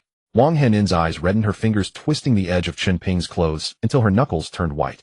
She wanted to tell Chen Ping to leave quickly, but the thought of being left alone terrified her, leaving her mind in turmoil. Chen Ping looked down at her and smiled. "Don't worry. I'm not leaving." Wang Henin looked up, tears clinging to her lashes, staring at him in a daze. Zhang Tongjian was the first to reach the door, shouting back, "Brother Chen, let's go." Sun Xiaoming also turned her head, and seeing Chen Ping standing still, she called out again, "Chen Ping." Boss Qian realized this young man wasn't planning to leave. His face darkened as he stepped forward. "What, can't bear to part with your little girlfriend? Don't want to leave?" As he spoke, he reached out his hand, aiming directly for Wang Henin's face. Wang Henin was frozen with fear, her face drained of all color, rooted to the spot, unable even to dodge. Just as his hand was about to touch her face, Chen Ping moved. He seized Boss Qian's wrist firmly. I wasn't planning to leave in the first place. With that, Chen Ping tightened his grip. A crisp crack, the sound of bone breaking, rang out clearly. Boss Qian's wrist was snapped cleanly. The excruciating pain made him howl on the spot, a heart-wrenching scream that set everyone's teeth on edge. Fuck. My hand. Let go. I'll kill you. I'll mess with your girlfriend too. Boss Qian's face contorted, his voice cracking as he roared. Thump. Chen Ping delivered a kick, striking Boss Qian squarely in the groin. Boss Qian flew backward, crashing to the ground, curling into a ball, his face flushed to a liverish purple. That single kick likely ensured he would never be a man again. Ho Chunlei's face turned iron gray instantly. How dare someone beat his guest right in front of him? This was a slap in the face that rang loud and clear. Kid, you've got guts. Ho Chunlei's voice was as cold as a blade. He waved his hand grandly, shut the door. No one leaves today. Chui Ziyuan and the others who had already reached the door were all forced back inside. The office door slammed shut again. This time, everyone erupted. They glared at Chen Ping as if they wanted to devour him alive. If it weren't for this show-off throwing the first punch, they would have been long gone by now. Chen Ping, what the hell are you playing at? Now we're all screwed. Chui Ziyuan's roar was so loud his neck bulged. They were letting us go, but you had to play the hero for a woman and drag us all down. If you want to die, go die alone. Don't take us with you. Yeah, who do you think you are? If you're so tough, go fight on the street. We're doomed, utterly doomed. This bastard has ruined us. The entire room was cursing Chen Ping. Wang Lanlan was also panicking. She had been left behind to drink with them, and if necessary, she might have to sleep with someone to smooth things over. But now with the man beaten to such a state, just sleeping with him wouldn't be enough to settle it. Only Wang Henin, her eyes red-rimmed, clung tightly to Chen Ping's sleeve, her voice trembling. Brother Chen Ping, I'm sorry. It's all my fault. She knew deep down that if it weren't for her, Chen Ping would never have struck. Now they were in serious trouble. They might end up in jail, or worse, lose their lives. Don't be afraid. It's fine. Chen Ping smiled, his face showing no sign of tension. His nonchalant attitude completely ignited the fury of those around him. The curses grew louder, the taunts more vicious. Ho Chunlei's face was so dark it looked like it could drip water, and he gritted out through clenched teeth, Binzi, cripple him. Binzi nodded, pushed off the ground, and shot forward like an arrow. His fist, clenched like a sledgehammer, flew straight toward Chen Ping's temple. If that punch landed, it would shatter his skull. The onlookers shrank back in fear, hoping to avoid being splattered with blood. Only Wang Henin stepped in front of Chen Ping, her teeth gritted so hard they ground together, her gaze fierce and resolute. Since Chen Ping was willing to risk everything for her, she would do the same. She couldn't just watch Chen Ping die before her eyes. The wind of the punch rushed toward her face. Wang Henin squeezed her eyes shut, gripping Chen Ping's hand, tightly shielding him behind her. Henin, Sun Xiaoming couldn't help but cry out. She hadn't known Wang Henin long, but the girl was sensible and gracious, truly likable. If she ended up being hurt for Chen Ping's sake, it would be a terrible waste. The fist was about to smash into Wang Henin's face, and she already sensed the scent of death. But after a gust of fierce wind, everything stopped. She slowly opened her eyes. Binzi's fist was suspended just inches from her nose, only a few centimeters away. Chen Ping had caught Binzi's fist with one hand, clamping down like a vice, halting all his strength. Everyone's eyes widened in disbelief. Binzi's face changed too, his pupils contracted sharply. He could clearly feel an endless surge of power flowing from within Chen Ping. He struggled several times, but couldn't budge an inch. For Lin Tianhu's sake, I'll spare you this once. Chen Ping released his grip, and Binzi stumbled backward several steps before landing on the ground with a thud. Ho Chunlei exploded. Damn it. You useless piece of shit. Can't even handle a brat. He kicked Binzi viciously. Binzi scrambled to his feet, head bowed, face flushed red. He had fallen hard, but was uninjured. Chen Ping had clearly held back. After all, these men were all trained by Chen Ping himself. The door was wide open, and Ho Chunlei's men poured in. At least 40 or 50 of them. Each one brandished gleaming weapons, the blades reflecting light that sent chills straight to the bone. When the first dozen surrounded them, despite their menacing looks, they were empty-handed, and Chui Ziyuan and the others had managed to maintain their composure. But now, with dozens of cold steel blades aimed at their heads, a few of the timid ones immediately collapsed. Some fainted on the spot, their eyes rolling back. Others wet their pants, the stench of urine spreading. Chui Ziyuan couldn't hold it together either. His thighs trembled, and his trousers were soaked through. Ho Chunlei grinned, his fleshy face creasing into a mass of wrinkles. Little brat, I'll chop you into mincemeat today, believe me. Chen Ping's face remained expressionless, his voice steady. I heard Lin Tianhu told you to stop using knives and guns, and to focus on doing business properly. Are you sure you want to make such a big scene without asking him first? Ho Chunlei faltered, his eyes scanning Chen Ping's face for a moment. After a short silence, he turned to his subordinates and jerked his chin. Keep them all under watch. No one escapes. I'm going to call Tiger. With that, he pulled out his phone and stepped out of the room. The moment Ho Chunlei left, Chui Ziyuan and the others completely broke down. The name Lin Tianhu was synonymous with the underworld in Hongcheng. A ruthless killer with terrifying methods. If he were truly roused, every single one of them would be lucky to leave alive. Worst death wasn't the worst outcome. They would be tortured beyond endurance before they died. Chui Ziyuan's eyes were bloodshot, spittle flying as he screamed at Chen Ping. Chen Ping, you've doomed us all. No one will escape. You've brought the tiger down on us. It's over. It's all fucking over. Chen Ping's brow furrowed slightly, his gaze turning cold as it swept over Chui Ziyuan. Just that one look made Chui Ziyuan feel as if he had been plunged into an ice cellar, a chill creeping up his spine. His teeth clenched, and all the words died in his throat. Sun Xiaoming was already terrified out of her wits, muttering over and over, I don't want to die. Dad. She seemed almost insane. The room erupted into a cacophony of weeping, some wailing, others sobbing, the sounds blending together like a slaughterhouse. Meanwhile, Ho Chunlei dialed Lin Tianhu's number. Ordinarily, he would have handled such a trivial matter himself. A few reckless youngsters easily disposed of and dumped in the outskirts without a ripple. But this time he felt the need to check. But now he couldn't. Lin Tianhu had given strict orders, no more weapons, no more killing. He wasn't sure how to handle it, so he had to report. Lin Tianhu was already asleep. He answered the phone with a yawn, his voice groggy. Monkey, what's wrong at this hour? Trouble at the KTV. Bossu, I've got some reckless little brats here. They started a fight in the KTV and even beat up Binzi. Let me take care of them, all right. Ho Chunlei lowered his voice, testing the waters. Lin Tianhu frowned. Little brats. What were they? From the Red Dragon gang. He'd been running Hong City for years, and no one had dared to cause trouble in his territory. Unless it was the Red Dragon gang. Feng Sihai had been beaten by Chen Ping just 2 days ago. They might be looking for payback. No, it's a bunch of hotheads. They said they're employees from the Su family. The leader is called Chen Ping. He's the one who hit Binzi.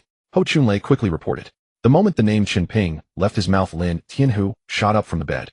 Monkey, listen carefully. I'm coming over right now. Until I arrive, not a single one of your men moves. Stay put. He hung up and rushed out the door. Ho Chunlei stared at the dead, lying dumbfounded. What the hell was going on? But the boss had spoken, and he didn't dare disobey. Back in the office, the stench was overwhelming. Damn. Ho Chunlei covered his nose and ordered the windows opened. The wind rushed in, carrying away most of the smell. Since Lin Tianhu said to wait, he could only wave his hand and send all the knife-wielding thugs out to avoid the boss seeing them when he arrived. I called Boss Hu.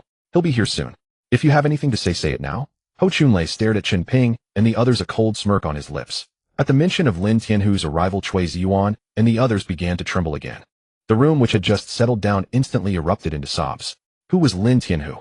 Even a 3-year-old in Hong City knew his name. He was a man who didn't blink when it came to killing. Brother Ho, please. It was all Chen Ping's doing. We had nothing to do with it. Let us go. Chui Ziyuan knelt again. The rest followed, their heads thudding against the floor.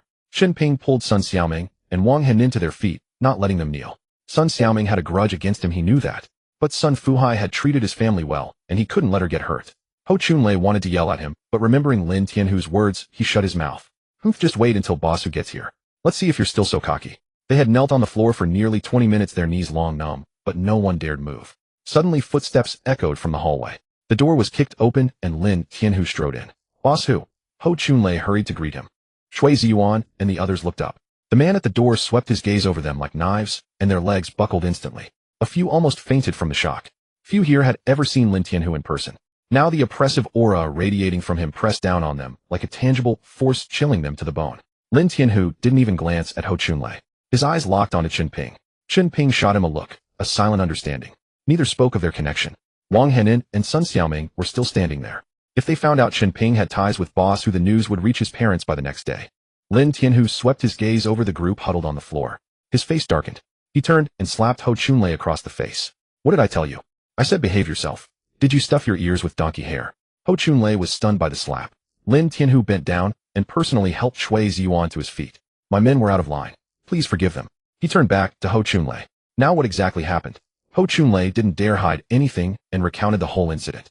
When he heard that Boss Qian was the one who started it, Lin Tianhu's face turned even darker. His gaze fell on Boss Qian, who was cowering on the floor trembling. Boss Hu, Boss Qian met those eyes, struggled to stand, and tried to explain. Break his arms and legs and throw him out. If this man ever sets foot in the Imperial Dynasty KTV again, I'll hold you responsible. Lin Tianhu didn't give him a chance to explain. The sound of Boss Qian's screams came from outside. Chui Ziyuan and the others wet their pants again. The savagery Lin Tianhu displayed was more terrifying than any gangster movie they'd watched on TV. Today's incident was my men's fault. Tonight's bill is on me. I'll have some good wine sent over.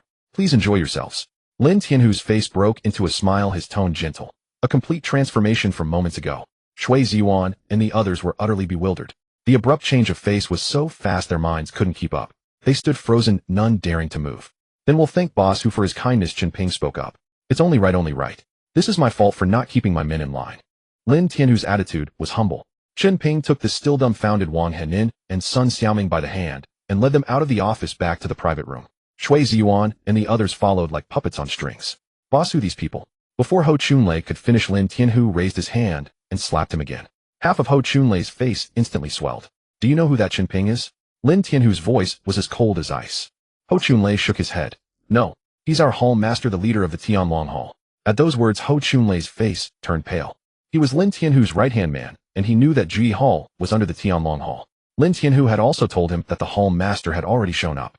But he never expected that the hall master was the very Chen Ping from today, that unremarkable guy who would blend into any crowd. Then, Feng Sihai was taken out by him. Ho Chunlei's eyes widened. Lin Tianhu shot him a cold glance. What do you think? You should be grateful you're still alive today. Go get a few bottles of good wine and deliver them personally. Remember, the hall master doesn't want his identity exposed. Understood, boss who? Ho Chunlei, still trembling, turned to carry out the order. Back in the private room, after Chen Ping and the others returned, the atmosphere was dead silent. Everyone's eyes were practically popping out. No one could believe that the man who had just bowed and scraped so obsequiously was Lin Tianhu, the underground king of Hong City. Chui Ziyuan raised his hand and slapped himself hard across the face. The pain made him wince. Is this real? Am I dreaming? He couldn't believe that everything that had just happened was real. The others were also stunned, their eyes filled with confusion. Chen Ping, do you know Lin Tianhu? Sun Xiaoming stared at Chen Ping in shock.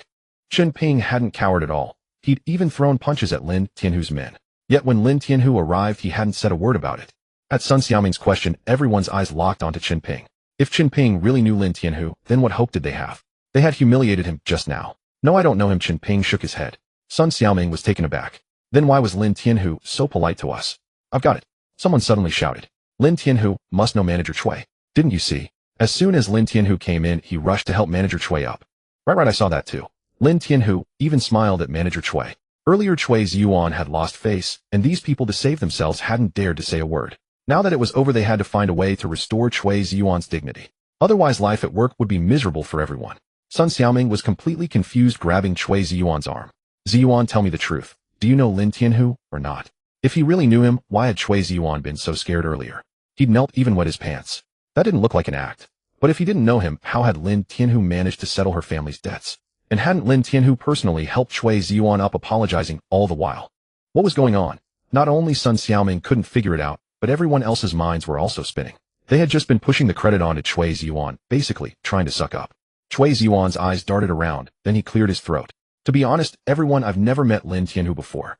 But I have a close buddy who's tight with Lin Tianhu. They eat together every few days. My buddy probably mentioned me to Lin Tianhu, or showed him my photo. So when Lin Tianhu saw me, he recognized me right away. Chui Ziyuan had no choice but to make up this story. Otherwise, he could never explain away the kneeling and wetting his pants. When he said that, everyone suddenly looked enlightened. The matter was settled, but no one had the heart to keep partying. Their pants were all soaked through, sticky and unbearable. Just as Chui Ziyuan was about to lead everyone away, the door to the private room suddenly burst open. Ho Chunlei strode in with his people. At the sight of Ho Chunlei, Chui Ziyuan's face drained of color instantly, and everyone else retreated in unison. Ho Chunlei hastily waved his hand to explain. Ladies and gentlemen, I apologize for my earlier mistake. I came without fully understanding the situation. I came specifically to make amends. I have 2 bottles of Louis XIII here for you all to enjoy. If there's anything you need, just let me know. Ho Chunlei bowed low, his attitude extraordinarily humble, yet his eyes furtively darted toward Chen Ping. Chen Ping had already noticed Ho Chunlei watching him. He subtly gestured for Ho Chunlei to leave. The moment Ho Chunlei departed, chaos erupted in the private room. Louis XIII. I've heard a single bottle costs 100,000 yuan. I never dared to dream I'd ever get to taste wine like this. All thanks to Manager Chui, otherwise we'd never have the chance to drink something worth 100,000 per bottle. I really wouldn't dare drink this. A single sip would cost me a whole month's wages. A crowd huddled around the 2 bottles of Louis XIII, their eyes nearly popping out of their heads. For people like them working ordinary jobs, they would never have tasted such wine in their entire lives if not for today's circumstances. Even Chui Ziyuan's eyes grew slightly red. Though he earned several 10,000 yuan monthly, he wouldn't dare spend 100,000 on a bottle of red wine. That was just too extravagant. But Chui Ziyuan couldn't appear too eager, or it would make him seem beneath his status. All right, why are you all crowding around? You look like country bumpkins who've never seen anything. It's just a bottle of Louis XIII. No need to make such a fuss. Chui Ziyuan put on an air of someone accustomed to the finer things, his voice tinged with smugness. When I drink with my friend, this wine is always on hand. I've drunk Remy Martin and the like too. Now to brag like this, he relied entirely on a friend who didn't even exist. After all, with his own means, how could he afford Louis XIII every day? Manager Chui, what does your friend do for a living? He's incredibly wealthy. He even knows Lin Tianhu. Quite the connection. Someone chimed in with a question. Caught off guard, Chui Ziyuan stammered. Oh, my friend. He's... How could he possibly explain the background of someone he'd made up on the spot? He's an import-export trade and travels abroad frequently. His mind racing, Chui Ziyuan finally found an excuse. With this, it wouldn't be easy for anyone to meet his supposed friend. Being overseas made it reasonable they couldn't meet. The crowd showered him with flattery after hearing this, nearly elevating Chui Ziyuan to the heavens. The wine was opened and Chui Ziyuan poured himself a small half cup. There was no share for Chen Ping. Earlier, Chen Ping's icy glare had made his heart tremble. That score hadn't been settled yet, so why should Chen Ping drink such fine wine? Each sip cost over 1,000 yuan. Chen Ping didn't care in the slightest. Watching a group of grown men make fools of themselves, wetting their pants with excitement as they cradled their glasses, he barely contained his laughter. Han, it's getting late. Let's head back. Chen Ping turned to Wang Henin. She glanced at the time and nodded. Chen Ping followed Wang Henin toward the exit, and Chui Ziyuan couldn't be bothered to care. Chen Ping was an eyesore anyway. Xiaoming, don't stay out too late. Before leaving, Chen Ping called out to Sun Xiaoming with a reminder. Her expression immediately soured. What business is it of yours? Are you my dad or my mom? Are you my elder? I'll play as late as I want. Mind your own business. Chen Ping, just take your own girlfriend home. I don't need you looking after my girlfriend. You've got too much free time. Chui Ziyuan added with a cold snort. Chen Ping fell silent. He'd delivered the message. If Sun Xiaoming chose to stay, there was nothing he could do about it. Upon returning home, Wang Changfeng was still waiting in the residential courtyard. Seeing Wang Henin come back with Chen Ping, she smiled. Han, you went out with brother Chen Ping without telling me. I was worried sick at home for nothing. Aunt Wang, I invited Han to a colleague's gathering. Tomorrow I'm taking her for a job interview at the company. Chen Ping quickly explained. Wang Changfeng gave Chen Ping a meaningful look. You don't need to explain anything to me. Wherever Han goes with you, I feel completely at ease. Even if you two stayed out all night, I wouldn't say a single word of complaint. This left Chen Ping somewhat embarrassed. Wang Changfeng really didn't hold back with her words. Mom, what are you spouting? Wang Henin's face flushed with embarrassment, tugging Wang Changfeng along as she left. After a couple of steps, she glanced back at Chen Ping. After today's events, Wang Henin's feelings for Chen Ping deepened considerably. The next morning, just as dawn broke, Chen Ping took Wang Henin to the company together. Yet when it was time for work, not a single soul appeared. Chen Ping and Wang Henin waited for another half hour before people finally started trickling in. Each person had dark rings under their eyes. Clearly they'd partied too hard last night and could barely get up in the morning. As for Chui Ziyuan, he didn't drag himself in until after 10, yawning the whole way, and the moment his backside hit the chair, he brewed himself a cup of tea. Chen Ping pushed open the door and entered the office, demanding of Chui Ziyuan, "What time is it? Is this how you do your job?" The company belonged to Su Yuqi, which meant it was naturally his. Chen Ping was naturally displeased about employees being late. Chui Ziyuan froze for a moment, then his temper flared. "Chen Ping, who do you think you are? Don't forget I'm the manager here. What gives you the right to lecture me? You should take a good hard look at yourself first, you worthless." Just as he was ranting, Sun Xiaoming walked in with Wang Henin. "What's all this noise early in the morning? This Chen Ping doesn't know his place. He actually criticized me for being late. How ridiculous." Chui Ziyuan curled his lip. "Chen Ping, today you're going to collect 1/3 of your team's outstanding payments. If you can't collect them, you can stay late to work overtime." Chui Ziyuan was leveraging his position to intimidate Chen Ping, trying to establish who was really in charge. Chen Ping let out a cold laugh and walked out without another word. 1/3 was nothing. He intended to collect every single debt owed. What irritated him most was people who owed him money. Once Chen Ping left, Sun Xiaoming had Chui Ziyuan process Wang Henin's hiring paperwork and assigned her to her own team. It was clear Sun Xiaoming had taken quite a liking to Wang Henin. Truthfully, Sun Xiaoming wasn't a bad person. She just had a bit of a temper and looked down on most people. Still, based on how she treated Wang Henin, her heart wasn't unkind. After completing Wang Henin's paperwork, Chui Ziyuan slumped back against his chair and fell asleep. Last night they hadn't stopped playing until dawn, and he'd had to wash his wet pants at home before finally going to bed late. While he slept, company president Xing Jun pushed open the door and walked in. Seeing Chui Ziyuan dozing off, Xing Jun furrowed his brow. "Don't you know how to knock before entering?" Roused by the door opening, Chui Ziyuan didn't even lift his eyelids before snapping impatiently. In the sales department, Chui Ziyuan had run roughshod over everyone. Nobody dared cross him. After his outburst went unanswered for a moment, he opened his eyes, only to find Xing Jun staring right at him. The shock sent him slipping off his chair, tumbling to the floor in a heap. Xing. President Xing, when did you arrive?" Chui Ziyuan's face went as pale as paper. Xing Jun rarely showed up in the sales department more than once or twice a year. What brought him here today? Xing Jun ignored him completely, giving him a cold glance before turning to look out through the glass window. His gaze fell on the group outside, specifically landing on Chen Ping. Wang Henin happened to be walking over to discuss something with Chen Ping. They stood quite close together. The familiarity between them suggested an unusual relationship. Xing Jun's brow furrowed. Manager Cui, who's that woman? Cui Yuan quickly glanced in the direction Xing Jun was looking, recognized Wang Henin, and hastily replied. President Xing, that's Chen Ping's girlfriend Wang Henin. She just joined the company today. Chen Ping's girlfriend. Xing Jun seemed taken aback. Watching Xing Jun's reaction, Cui Yuan's heart sank. He nodded cautiously. Yes. His girlfriend. Xing Jun's surprise faded quickly, and a cold smile crept across his face. Find a way to snap some intimate photos of those two. Do it secretly, don't let anyone notice. Send them to me once you have them. Consider it done. Cui Yuan agreed with a nod. Satisfied, Xing Jun departed, leaving Cui Yuan scratching his head in bewilderment, unable to fathom why the big boss suddenly cared about such trivial matters. Brother Chen, the worst debtor in our team, is this boss Ming. Nearly 1 million yuan owed for 2 years. Previous salespeople have all tried, but they didn't get a single cent back. Zhang Tongjian, seated at his workstation, pointed to the debt records on the computer. Chen Ping glanced at the time and nodded. We'll start with him. We can go collect it now and grab lunch right after. Just the two of us. Zhang Tongjian's eyes went wide. What, you want me to bring a whole crew? Chen Ping asked. Brother Chen. Zhang Tongjian's expression fell. That boss Ming used to run with the underworld, and even though he's gone legitimate with his business now, he's still got a bunch of people backing him up. If we go, aren't we just walking into a beating? How many salespeople have already failed there? I heard a female salesperson went and ended up pregnant. Are you scared? Chen Ping stared at him, asking with genuine seriousness. Zhang Tongjian opened his mouth, but couldn't utter a word. He was indeed intimidated. Who wouldn't be afraid of such a client? If you're afraid, don't do this job. How do you know it won't work if you haven't tried? After saying this, Chen Ping printed out boss Ming's information, grabbed it, and walked out. Brother Chen Ping. Wang Henin hurriedly chased after him. Wang Henin knew that Cui Yuan had assigned Chen Ping that kind of task. At this moment, Chen Ping was definitely heading off to collect debts. She wanted to follow, fearing that Chen Ping's hot temper would flare up and lead to a fight.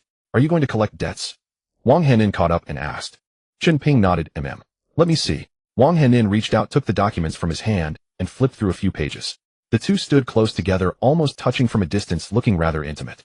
Cui Yuan in the office saw this scene, immediately pulled out his phone, secretly snapped several photos, and sent them all to Xing Jun. Brother Chen Ping, this debt might be hopeless. It's been overdue for 2 years, and we've urged them countless times. Wang Henin frowned, staring at the numbers on the paper. This is the biggest account. No matter how hard, we have to try our luck. Chen Ping smiled. All right, I'll go with you. Wang Henin nodded. No need, I can go alone. Don't follow me. Chen Ping quickly waved his hand. Your temper is too quick. Let me go. Women have an easier time collecting debts than you men. After saying this, Wang Henin directly took Chen Ping's arm and led him out the door. Cui Yuan snapped a few more photos from behind, all sent to Xing Jun. As Chen Ping and Wang Henin walked out of the company gate, Zhang Tongjian chased after them, hurrying to Chen Ping's side. Brother Chen, we're partners. I can't let you face this alone. Even if it means getting beaten up, I'll accept it. Zhang Tongjian had finally thought it through and came chasing after them. Chen Ping looked at him, following a hint of relief appearing on his face. He patted Zhang Tongjian on the shoulder. Don't worry, with me here, you won't get beaten. Zhang Tongjian could only force a bitter smile. He gritted his teeth and followed, ultimately to protect his job. He and Chen Ping were in the same team. If Chen Ping went alone and the higher-ups found out, his job would be in jeopardy. The three of them followed the address on the documents and found Boss Ming's company. It wasn't large, just 2 stories. The sign at the entrance looked dusty, covered in grime. Has this company gone under? Is anyone still inside? Wang Henin stared at the sign, feeling uncertain. If the company had collapsed and the owner had fled, this debt would be completely lost. Let's go in and check. After saying this, Chen Ping stepped in first. As soon as he entered, he heard a noisy commotion inside. The room was thick with smoke choking their throats. In the hall, 7 men, bare-chested with flashy tattoos, cigarettes dangling from their mouths, and poker cards in their hands, were playing a heated game. Their eyes were bloodshot. Zhang Tongjian's legs went weak at the sight. He secretly tugged at Chen Ping's sleeve. Brother Chen, how about we come back another day? Wang Henin's face turned pale. This place was nothing like a legitimate company, it was a den of gamblers. Chen Ping, however, looked indifferent. Since we're already at the door, we should at least see the boss before leaving. Just then someone noticed them, stood up, and walked over. What are you 3 doing here? From Sinew Daily Chemical, looking for Boss Ming. Chen Ping spoke nonchalantly.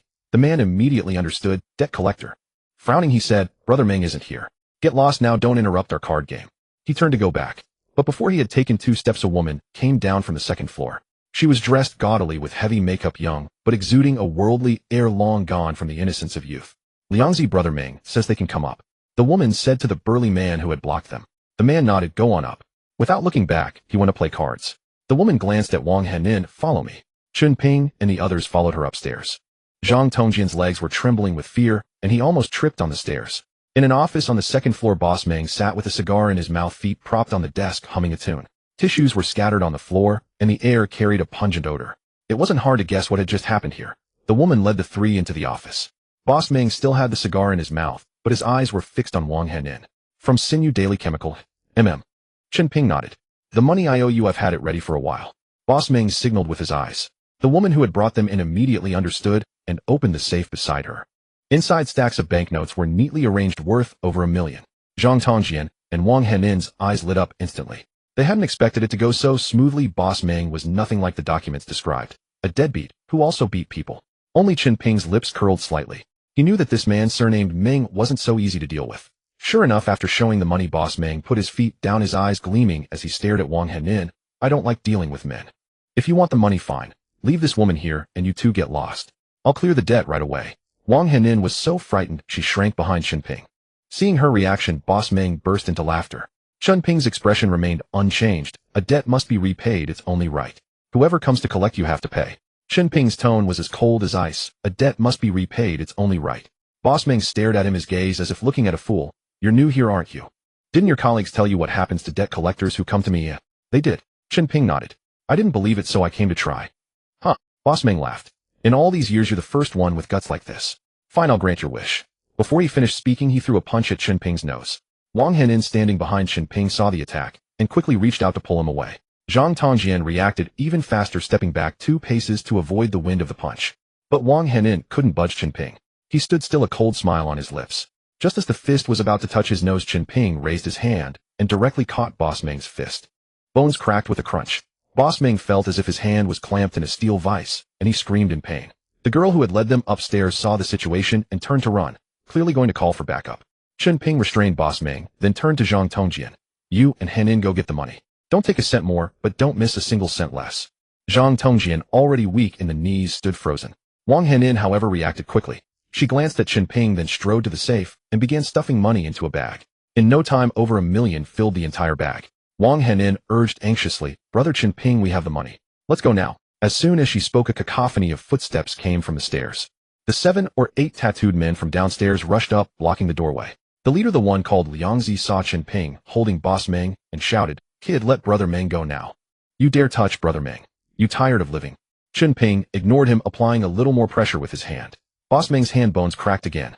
He was drenched in sweat from pain, his eyes blazing with fury, but he was helpless. He could only grit his teeth and shout, All of you get out of the way. The crowd parted to make a path.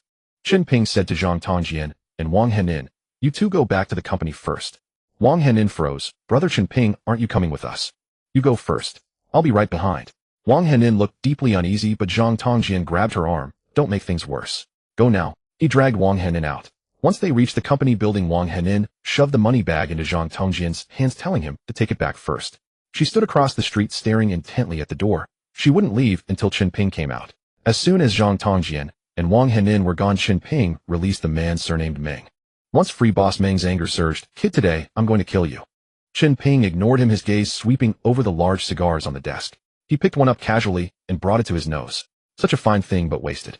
After saying that, he put the cigar in his mouth, struck a match to light it, took a deep drag, and let the smoke slowly drift from his lips.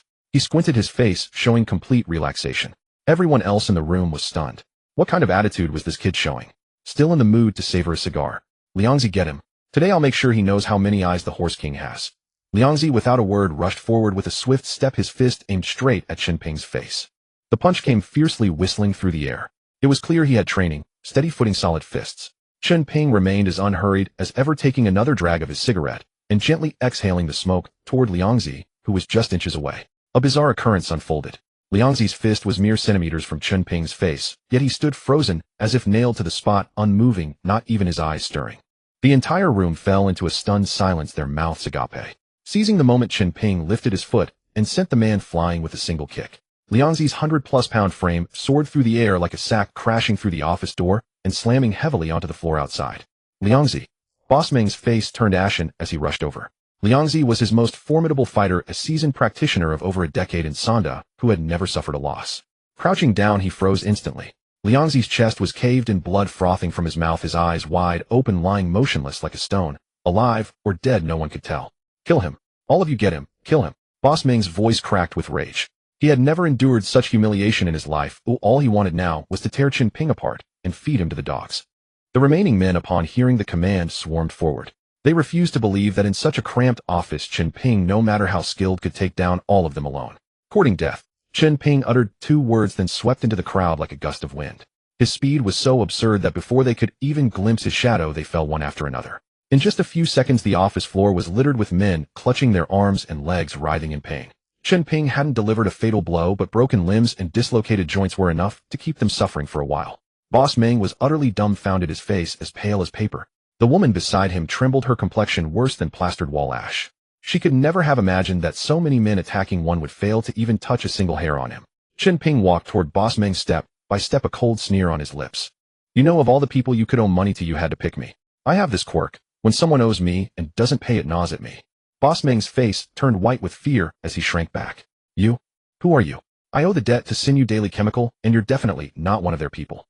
Chen Ping tilted his head, a casual smile playing on his lips. Who says I'm not? Sinew Daily Chemical belongs to Su Yuqi, and Su Yuqi is my woman. So the debt falls to me. Any problem? Boss Meng was stunned, his eyes wide. After a few seconds, his pupils contracted sharply, and his lips began to tremble. You are. His mouth gaped open, the rest of the words stuck in his throat, unable to come out. Anyone who had been around the underworld knew a thing or two. He hadn't been qualified to attend the banquet hosted by Gu Wentian, but he had heard everything. How could he not know the name Chen Ping? It just never crossed his mind. The man who had defeated Feng Sihai, the one whom Gu Wentian and Lin Tianhu treated with such respect, was this unremarkable-looking young man before him. Boss Meng's mind buzzed. He wanted to disbelieve, but he couldn't. With a thud, his knees hit the ground, and he knelt directly. Mr. Chen, I was blind. Please spare my life. His forehead pounded against the floor, each impact louder than the last. If Chen Ping were merely Su Yuqi's man, he wouldn't be this terrified. He had never feared owing the Su family money. The Su family, wealthy as they were just businessmen. Men like him who operated in the shadows didn't take them seriously. But Chen Ping was different. This man was not only Su Yuqi's publicly acknowledged boyfriend, but also a guest of honor to Lin Tianhu and Gu Wentian. Such a figure was beyond his reach. Chen Ping shot him a glance, let out a cold laugh, and walked right past him. Boss Meng collapsed on the floor, his pants already soaked. Chen Ping turned onto the street, about to hail a cab back to the company, when he looked up and saw a figure running toward him from across the road. It was Wang Henin. Chen Ping, go, she called out from afar, sprinting with a face full of joy. A warmth spread through Chen Ping's heart. This girl hadn't left, she had been waiting for him. But just as Wang Henin dashed across the road, a car suddenly hurtled toward her. She froze in terror, her mind blank, completely forgetting to dodge. The driver panicked, slamming on the brakes. The tires screeched against the asphalt, white smoke billowing, and the entire street's atmosphere tightened. Chen Ping reacted with lightning speed, drawing a breath of energy from his dantian, and shot forward like an arrow, placing himself before Wang Henin, his hands pressing firmly against the charging car's hood. The car screeched to a halt. Wang Henin stood frozen, her eyes vacant, trembling all over. Chen Ping took her hand and led her across the road. Don't be afraid, it's over. Don't you watch where you're going. The driver rolled down the window and yelled a few curses. He too was shaken by what had just happened. Chen Ping pulled Wang Henin to the side of the road, waiting for the car to drive off. When the driver got out to inspect, he saw 2 deep handprints embedded in the metal of the front hood. His face went white, and he scrambled back into the car, flooring the accelerator and disappearing. Henin, why didn't you go back to the company? Chen Ping's tone carried a hint of concern. Wang Henin had recovered by now. She couldn't figure out how she had avoided the car that was clearly about to hit her. Hearing his question, she quickly replied, I was worried about you, so I waited outside. Chen Ping, are you okay? She looked him over, confirming he wasn't injured. I'm fine. Those guys were all talk, no substance. Let's go back to the company. Chen Ping hailed a taxi, and they got in, heading toward the office. Back at the company's sales department, a group of people huddled together, whispering. Chen Ping sure has guts, going to collect money from Boss Meng. Doesn't he know everyone who tried before came back with a black eye? Exactly. And why did Wang Henin go with him? That Boss Meng can't keep his eyes off a pretty face. Remember that female salesperson who quit after a trip there? Word is she got pregnant, and it's Boss Meng's. Just wait. Chen Ping will be back with a bruised face soon enough. Sun Xiaoming furrowed her brow, her mind on Wang Henin. She didn't care about Chen Ping. Even if he broke both legs, it was none of her business. But Wang Henin was still young and hadn't been through such nasty things. If Boss Meng had his way with her, it would be a tragedy. She regretted not stopping Wang Henin from going with Chen Ping. It's not time to clock out yet. What are you all standing around gossiping for? Cui Ziyuan walked out of his office and barked at the salespeople. Seeing him, they quickly scurried back to their desks. A salesperson casually mentioned, Manager Cui Chen Ping took someone to collect from Boss Meng. Cui Ziyuan paused, then laughed with malicious glee. That kid showing off like that doesn't value his life. If he actually gets the money back, I'll drink the toilet water. No sooner had he spoken than Zhang Tongjian burst through the door, sweating profusely, clutching a black plastic bag. Sun Xiaoming was the first to rush over. Tongjian, where's Henin? Zhang Tongjian grabbed a bottle of water from the desk, chugged it down, caught his breath, and then recounted the whole story from beginning to end. When he mentioned that the bag contained the 1 million in recovered debt, everyone's eyes went wide. Chui Ziyuan didn't believe it. He yanked the bag open and stacks of cash spilled out clattering onto the floor. Chui Ziyuan's face darkened. He had just sworn that if Chen Ping got the money he'd drink the toilet water, and now the kid had actually done it. Wang Lanlan frowned and muttered, "That girl Henin is so foolish, insisting on waiting for that waste Chen Ping. What's so good about him?" Sun Xiaoming was also worried about Wang Henin. As for whether Chen Ping lived or died, no one cared. Just when everyone was convinced that Wang Henin was in for a disaster, Chen Ping showed up with her safe and sound. Chui Ziyuan stared stunned that Chen Ping bore no injuries. "Chen Ping, they didn't beat you up." Chen Ping sneered. "A debt must be repaid, it's only natural. Why would they hit me? I was polite not to hit them." Sun Xiaoming quickly went to Wang Henin. "Henin, you look so pale. Don't go out with him again." Xiaoming Ji, "I'm fine." Wang Henin smiled. Chui Ziyuan's eyes darted. "Chen Ping, since you're so good at collecting debts, from now on all the company's outstanding receivables are yours. You just handle the collections." Chen Ping didn't refuse. Even if Chui Ziyuan hadn't mentioned it, he had planned to recover all that money. It was his money after all. Seeing Chen Ping's easy agreement, Chui Ziyuan was a bit surprised, but mostly pleased. If all those debts could be collected, his commission as sales manager would be substantial. At noon, in a Western restaurant near Sinew Daily Chemical, at a window seat, Xingjun was waiting with a beaming smile. Before long, Su Yuqi walked in with her bag. Xingjun quickly stood up and waved. "Yuqi, over here." Su Yuqi sat down across from him, her face expressionless. "What is it?" "Nothing much, really. I just haven't seen you in a long time and wanted to treat you to a meal." Xingjun put on a fawning smile. "If there's nothing else, I'll be going." Su Yuqi made as if to rise. There is. Xingjun hastily stopped her. "Yuqi, you know how I feel about you. All these years I've never liked anyone else. Could you?" "No." Su Yuqi cut him off directly. "Xingjun, you'd better know your place. You're just a manager hired by the Su family. I can replace you anytime. Focus on your work and stop wasting your time on me." Her voice was as cold as ice chips. Xingjun's expression gradually changed. "So you're saying I'm not good enough for you?" he asked. "What do you think?" Su Yuqi countered. Xingjun gave a dry laugh. "Right, I'm not good enough for you. I'm nothing. But I just can't figure out why you'd rather pick someone who's done time than give me a second glance. Am I worse than a reformed convict?" He grew more agitated, his voice rising. Su Yuqi frowned. "Who I'm with is none of your business, and you have no say in it. Do you even know what kind of person Chen Ping is? He's not just an ex-con, he's a womanizer. He's already got a woman. You've been played." Xingjun pulled out his phone, flipped through a photo, and held it up to Su Yuqi. In the photo, Chen Ping and Wang Henin stood together quite close. Su Yuqi stared at the screen, her expression darkening, her brows knitting into a knot. Xingjun felt a surge of smugness and added fuel to the fire. This woman is Wang Henin, Chen Ping's old flame. They grew up together, childhood sweethearts. They both work at Sinew Company now. Chen Ping got her the job. Su Yuqi didn't say a word, just kept looking at the photo. "Yuqi, I'm the one who truly cares about you. I've never lied to you. What is Chen Ping anyway? What does he have that I don't?" Xingjun continued, pouring out his heart. Smack. Before he could finish, Su Yuqi raised her hand and slapped him across the face. Xingjun stood there dumbfounded, holding his cheek, eyes wide, completely unable to process what had happened. "Xingjun, how dare you investigate Chen Ping behind my back? Did you really think that would make me want you? You're wrong, dead wrong. I believe Chen Ping wouldn't deceive me. Those photos are useless. You want to know how he's better than you? I'll tell you. You're not even worthy of his little finger." With that, Su Yuqi grabbed her bag and left. Xingjun touched his burning cheek, a cold glint in his eyes. "Su Yuqi, you brought this on yourself. You forced me." He gritted his teeth, uttering each word with venom. Su Yuqi stepped out of the Western restaurant, her brow furrowed again. She had spoken boldly, claiming she trusted Chen Ping and didn't care. But seeing that intimate photo of the two, she was seething with rage. Every woman harbors a jar of jealousy deep inside. How could she bear to see her man getting cozy with another woman? She pulled out her phone and dialed Chen Ping's number. She had been busy searching for medicinal herbs these past few days and hadn't contacted him. And now the bastard was flirting with another woman behind her back. At that moment, Chen Ping was having lunch with Wang Henin and Sun Xiaoming. With a short break at noon, they settled for a food stall near the company. When Su Yuqi's call came in, Chen Ping hurriedly stood up, moving aside to answer. "Where are you?" Su Yuqi got straight to the point. I'm at home." Chen Ping didn't want her to know he was working at her company. Besides, he wouldn't be here long. Once he gathered the herbs and found the spirit brush to cure his eyes, he would quit. Time had to be spent on cultivation. The 15th of July was drawing near. If he wasn't strong enough, he would never set foot on Nameless Island. At home. Su Yuqi suppressed her anger. "Fine. Stay at home then." With that, she hung up. Chen Ping, bewildered, had no choice but to go back and finish his meal. That afternoon, just as he started work, he was sorting out the debt receipts. He planned to hand them over to Lin Tianhu to handle. If Lin couldn't manage, then Chen Ping would step in. If he did everything himself, it would be too exhausting.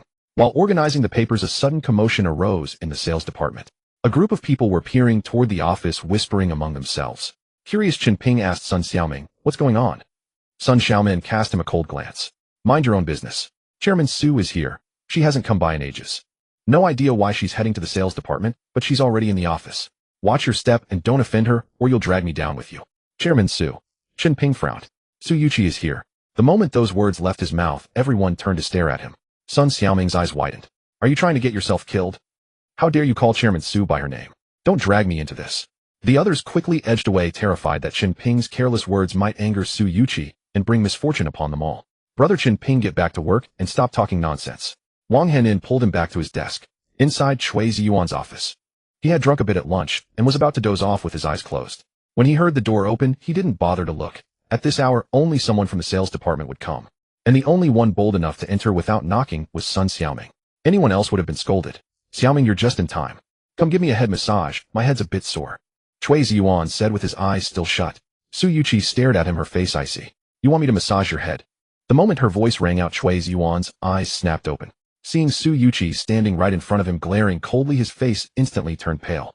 Thud! Chui Ziyuan was so startled he jumped up, but his legs gave way, and he crashed onto the floor, sprawling helplessly. He gritted his teeth and scrambled to his feet, ignoring the sharp pain in his knees. Bending low, he shuffled up to Su Yuqi. "Chairman Su WH, what brings you here? If I hadn't come, were you planning to turn this place into a brothel?" Su Yuqi's voice was cold enough to freeze ice. No. I wouldn't dare, even if I had 100 guts. Please have mercy." Chui Ziyuan shook his head like a rattle drum, almost falling to his knees. Su Yuqi ignored him and strode straight to the desk. Chui Ziyuan quickly pulled out the chair for her. After she sat down, she tilted her chin. "Go get Chen Ping in here." Chen Ping. Chui Ziyuan was stunned. How did Su Yuqi know about this guy? What did she want with him? What are your ears failing? Su Yuqi's brow furrowed. "Oh, right away. Chui Ziyuan scrambled out of the office. The moment the sales staff saw Chui Ziyuan emerge, they scattered like startled birds, pretending to be buried in their work. But their eyes were fixed on him, all dying to know why Su Yuqi had suddenly shown up. Chui Ziyuan walked up to Chen Ping's desk and lowered his voice. "Chen Ping, Chairman Su wants to see you inside. Watch your mouth in there. Don't blurt out anything." Chen Ping stood up and ambled toward the office. He knew perfectly well that Su Yuqi had come looking for him. There was nothing surprising about it. What does Chairman Su want with Chen Ping? How strange. Does Chairman Su know Chen Ping? She asked for him by name the moment she arrived. Maybe Chen Ping recovered that bad debt from Boss Meng, and that's why she's calling him. Come on, Manager Chui hasn't even reported that yet. How would Chairman Su know? The group whispered among themselves, itching with curiosity, desperate to know why Su Yuqi wanted to see Chen Ping. Beside Wang Henin, Sun Xiaoming leaned in. "Henin, does Chen Ping know Chairman Su? Otherwise, why would she ask for him by name?" Since Wang Henin had known Chen Ping for a long time, Sun Xiaoming thought she might know something. But Wang Henin shook her head. "I'm not sure either. But brother Chen Ping just got out a few days ago. Logically, he shouldn't have any connection with someone of Chairman Su's caliber." Sun Xiaoming thought about it. That made sense. Chen Ping had been in prison for 3 years. How could he possibly know Su Yuqi, the heiress of the Su family? I just hope that guy doesn't say anything stupid when he sees Chairman Su, or we'll all be in trouble. Sun Xiaoming's heart was pounding. She always felt Chen Ping was unreliable. Brother Chen Ping won't say anything foolish. Wang Henin, on the other hand, had confidence in him. In the office, Chen Ping pushed the door open and walked in, feeling a bit awkward. Su Yuqi sat in the chair glaring at him. Chen Ping forced a grin. "Didn't you say you were staying at home?" Su Yuqi's cold expression didn't soften a bit. Well, this is home, isn't it? The company is my home." Chen Ping's eyes darted as he quickly covered up. Who was Wang Henin? Su Yuqi didn't beat around the bush, she asked directly. Chen Ping looked at her and countered, "If I said she's my sister, would you believe me?" Su Yuqi sneered. "Do I look like I would?" Chen Ping gave an awkward laugh and had to come clean. "Henin and I have been neighbors for years. It's really not what you think." After hearing Chen Ping's explanation, Su Yuqi finally breathed a sigh of relief. Actually, she trusted Chen Ping well enough. She just wanted to hear him say it himself. "What did I think? You two can be whatever you want. It's none of my business. Don't flatter yourself." Su Yuqi rolled her eyes, though inwardly, she was already overjoyed. Chen Ping, sensing she was no longer angry, cautiously asked, "How did you know I was here? And how did you find out about Wang Henin?" He was genuinely curious. As an ordinary employee, how could his hiring information have reached Su Yuqi, the chairman? If everyone did that, she would be exhausted. "Mind your own business." Su Yuqi stood up. "If you want to work, just tell me directly. I'll give you the general manager position. Why be a salesperson? Besides, you don't really need the money. I don't want to be general manager, and I don't have time to manage. Working is just to appease my parents, so they stop worrying. I have other things to do. I can't stay at the company all the time." Chen Ping quickly waved his hand, not wanting to be tied down. "By the way, why don't Uncle and Aunt live in the Panlong Bay Villa anymore? Wasn't that place good?" Su Yuqi recalled how Chen Ping's parents had insisted on moving, her expression puzzled. I don't know. Chen Ping shook his head. But I always feel someone said something to them, and that's why they left. As soon as he finished, Su Yuqi understood. I get it. It must have been Xing Jun. He's gone too far. Did he think I'd fall for him because of this? That man is so cunning. Xing Jun. Chen Ping was taken aback. The general manager. Now it all made sense. No wonder Xing Jun had suddenly appeared during the interview and kept him on. He had known him all along and was aware of his relationship with Su Yuqi. That's right, it's him. He's been chasing me for years, and I've never been interested. Su Yuqi curled her lip in disgust when she mentioned Xing Jun. She paused and added, how about I talk to uncle and aunt some other day? Panlong Bay is a nice place, comfortable for living, suitable for retirement. Not for now. My parents are doing well, and there are a few old neighbors to chat with. We'll see later. Chen Ping wanted to take it slow. Su Yuqi nodded and picked up her bag to leave. At the door she turned back and said, if anyone gives you trouble, don't keep it to yourself. Let me know. If it comes to it, I'll just fire Xing Jun. Do you think anyone can cause me trouble, eh? Chen Ping raised an eyebrow with a faint smile. Su Yuqi laughed too and pushed the door open to leave. Chen Ping had even taken down Feng Sihai with his skills, who in the company would be foolish enough to provoke him. No sooner had she left than Chui Ziyuan burst into the office demanding, Chen Ping, what did Chairman Su talk to you about? Chen Ping glanced at him coolly. I don't want to tell you.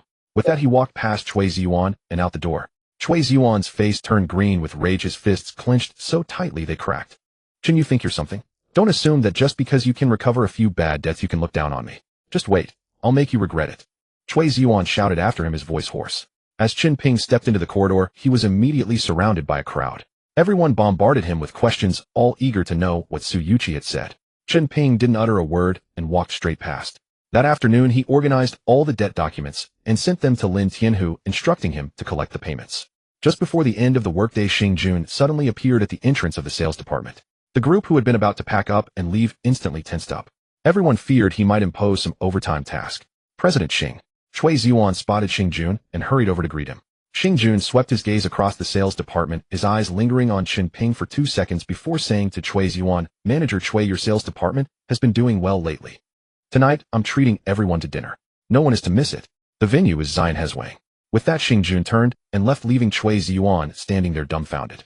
Sun Xiaoming sidled up and whispered, Ziyuan, did I hear that right? President Xing is treating us all to dinner. And he praised our sales department.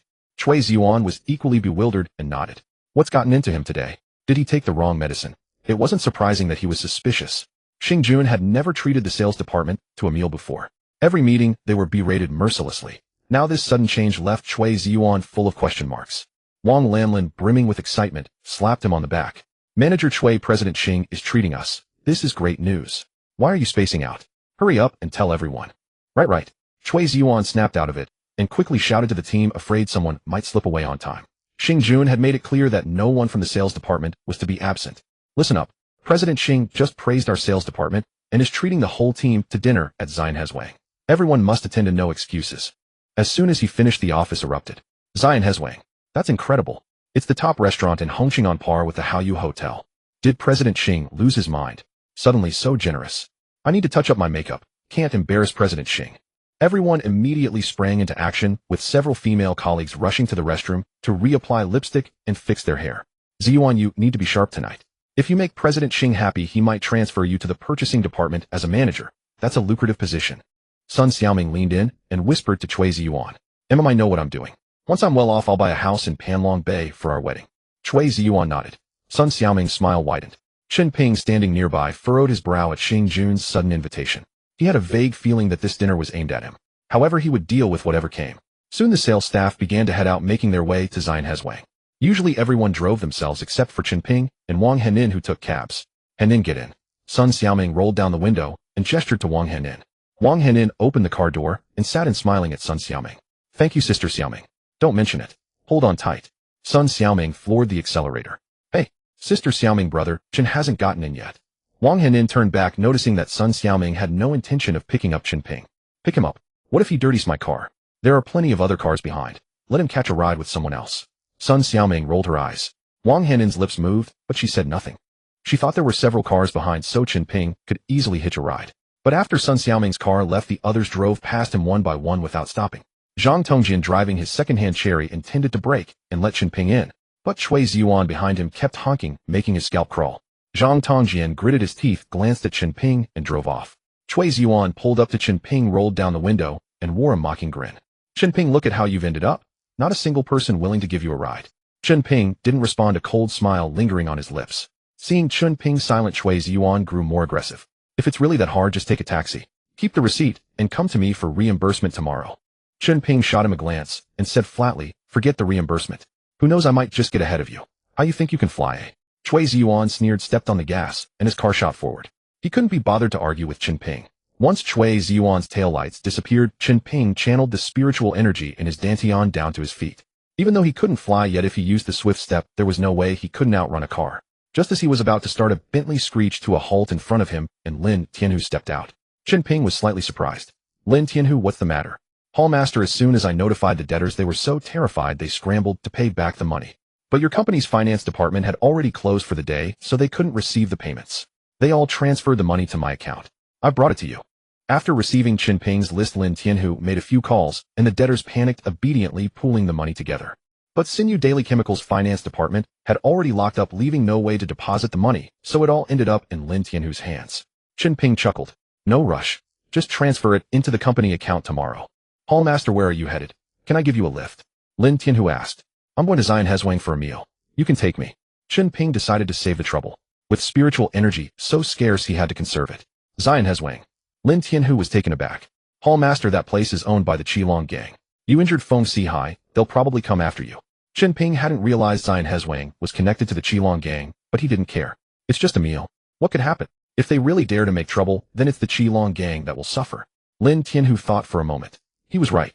Given Chen Ping's ability, even Feng Sihai couldn't last a few moves. The small fry wouldn't stand a chance. He pulled open the car door, invited Chen Ping inside, hit the accelerator, and headed straight for Shina Manor. Chui Ziyuan hummed a tune along the way, his spirits soaring with joy. The mere thought of Chen Ping's crestfallen expression brought him immense satisfaction. Just then a car brushed past him at an alarmingly high speed, almost scraping his vehicle. Damn it, can't you drive? Racing to reincarnation. Chui Ziyuan cursed, but when he looked up, his face turned pale. Parked at the entrance was a Bentley. Anybody who could drive such a car in Hongcheng was no pushover. He instantly shut his mouth, shrank his neck, and retreated, hoping to avoid being noticed. As Chen Ping and Lin Tianhu headed toward Xinhe Manor, the smoke in the luxurious office inside had yet to clear. A middle-aged man with a beard and a scar at the corner of his eye sat in a leather chair, trimming a cigar with a cutter. Behind him stood four burly men, all broad-shouldered and expressionless. This man was Liao Feixiong, the manager of Xinhe Manor. He was also a hall master of the Red Dragon gang, holding a significant position under Feng Sihai. At that moment, a man sat across from him. Xing Jun, the general manager of Sinew Daily Chemical. Xing Jun shifted uncomfortably, a black briefcase resting beside him. He stared at the imposing figures before him, his Adam's apple bobbing. Liao Feixiong finished trimming his cigar, lit it, took a drag, and exhaled a cloud of smoke. Speak your mind. Brother Xiong, Xing Jun lowered his voice. I'd like to ask you to take care of someone for me. You know my rules, don't you? I do, I know them all. Xing Jun hastily pushed the briefcase forward and flipped it open. Here's $1 million, every cent accounted for. And the person I need dealt with is no big shot. Just an ordinary nobody, nothing to worry about. As the case opened, stacks of crisp banknotes were revealed. A smirk tugged at Liao Feixiong's lips. Fine. Give me his details, and in 3 days he'll be no more. Brother Xiong, Xing Jun added, I've invited that guy to dinner at Xinhe Manor later. I'd like you to find an excuse to finish him off right here. Otherwise, I'm afraid someone might trace it back to me. He feared that once Chen Ping vanished, Su Yuqi would suspect him first. If Liao Feixiong could kill him at the dinner table under some pretext, no one could connect it to Xing Jun. Liao Feixiong furrowed his brow. Do it in my establishment. You know how much this would hurt my business. Brother Xiong, after it's done, I'll add another 500,000. Please help me out here. Xing Jun bowed, his face full of pleading. Liao Feixiong pondered for a moment, then nodded. Fine. For the money, I'll make an exception this once. When your banquet starts, I'll send someone over. Thank you, Brother Xiong. Thank you.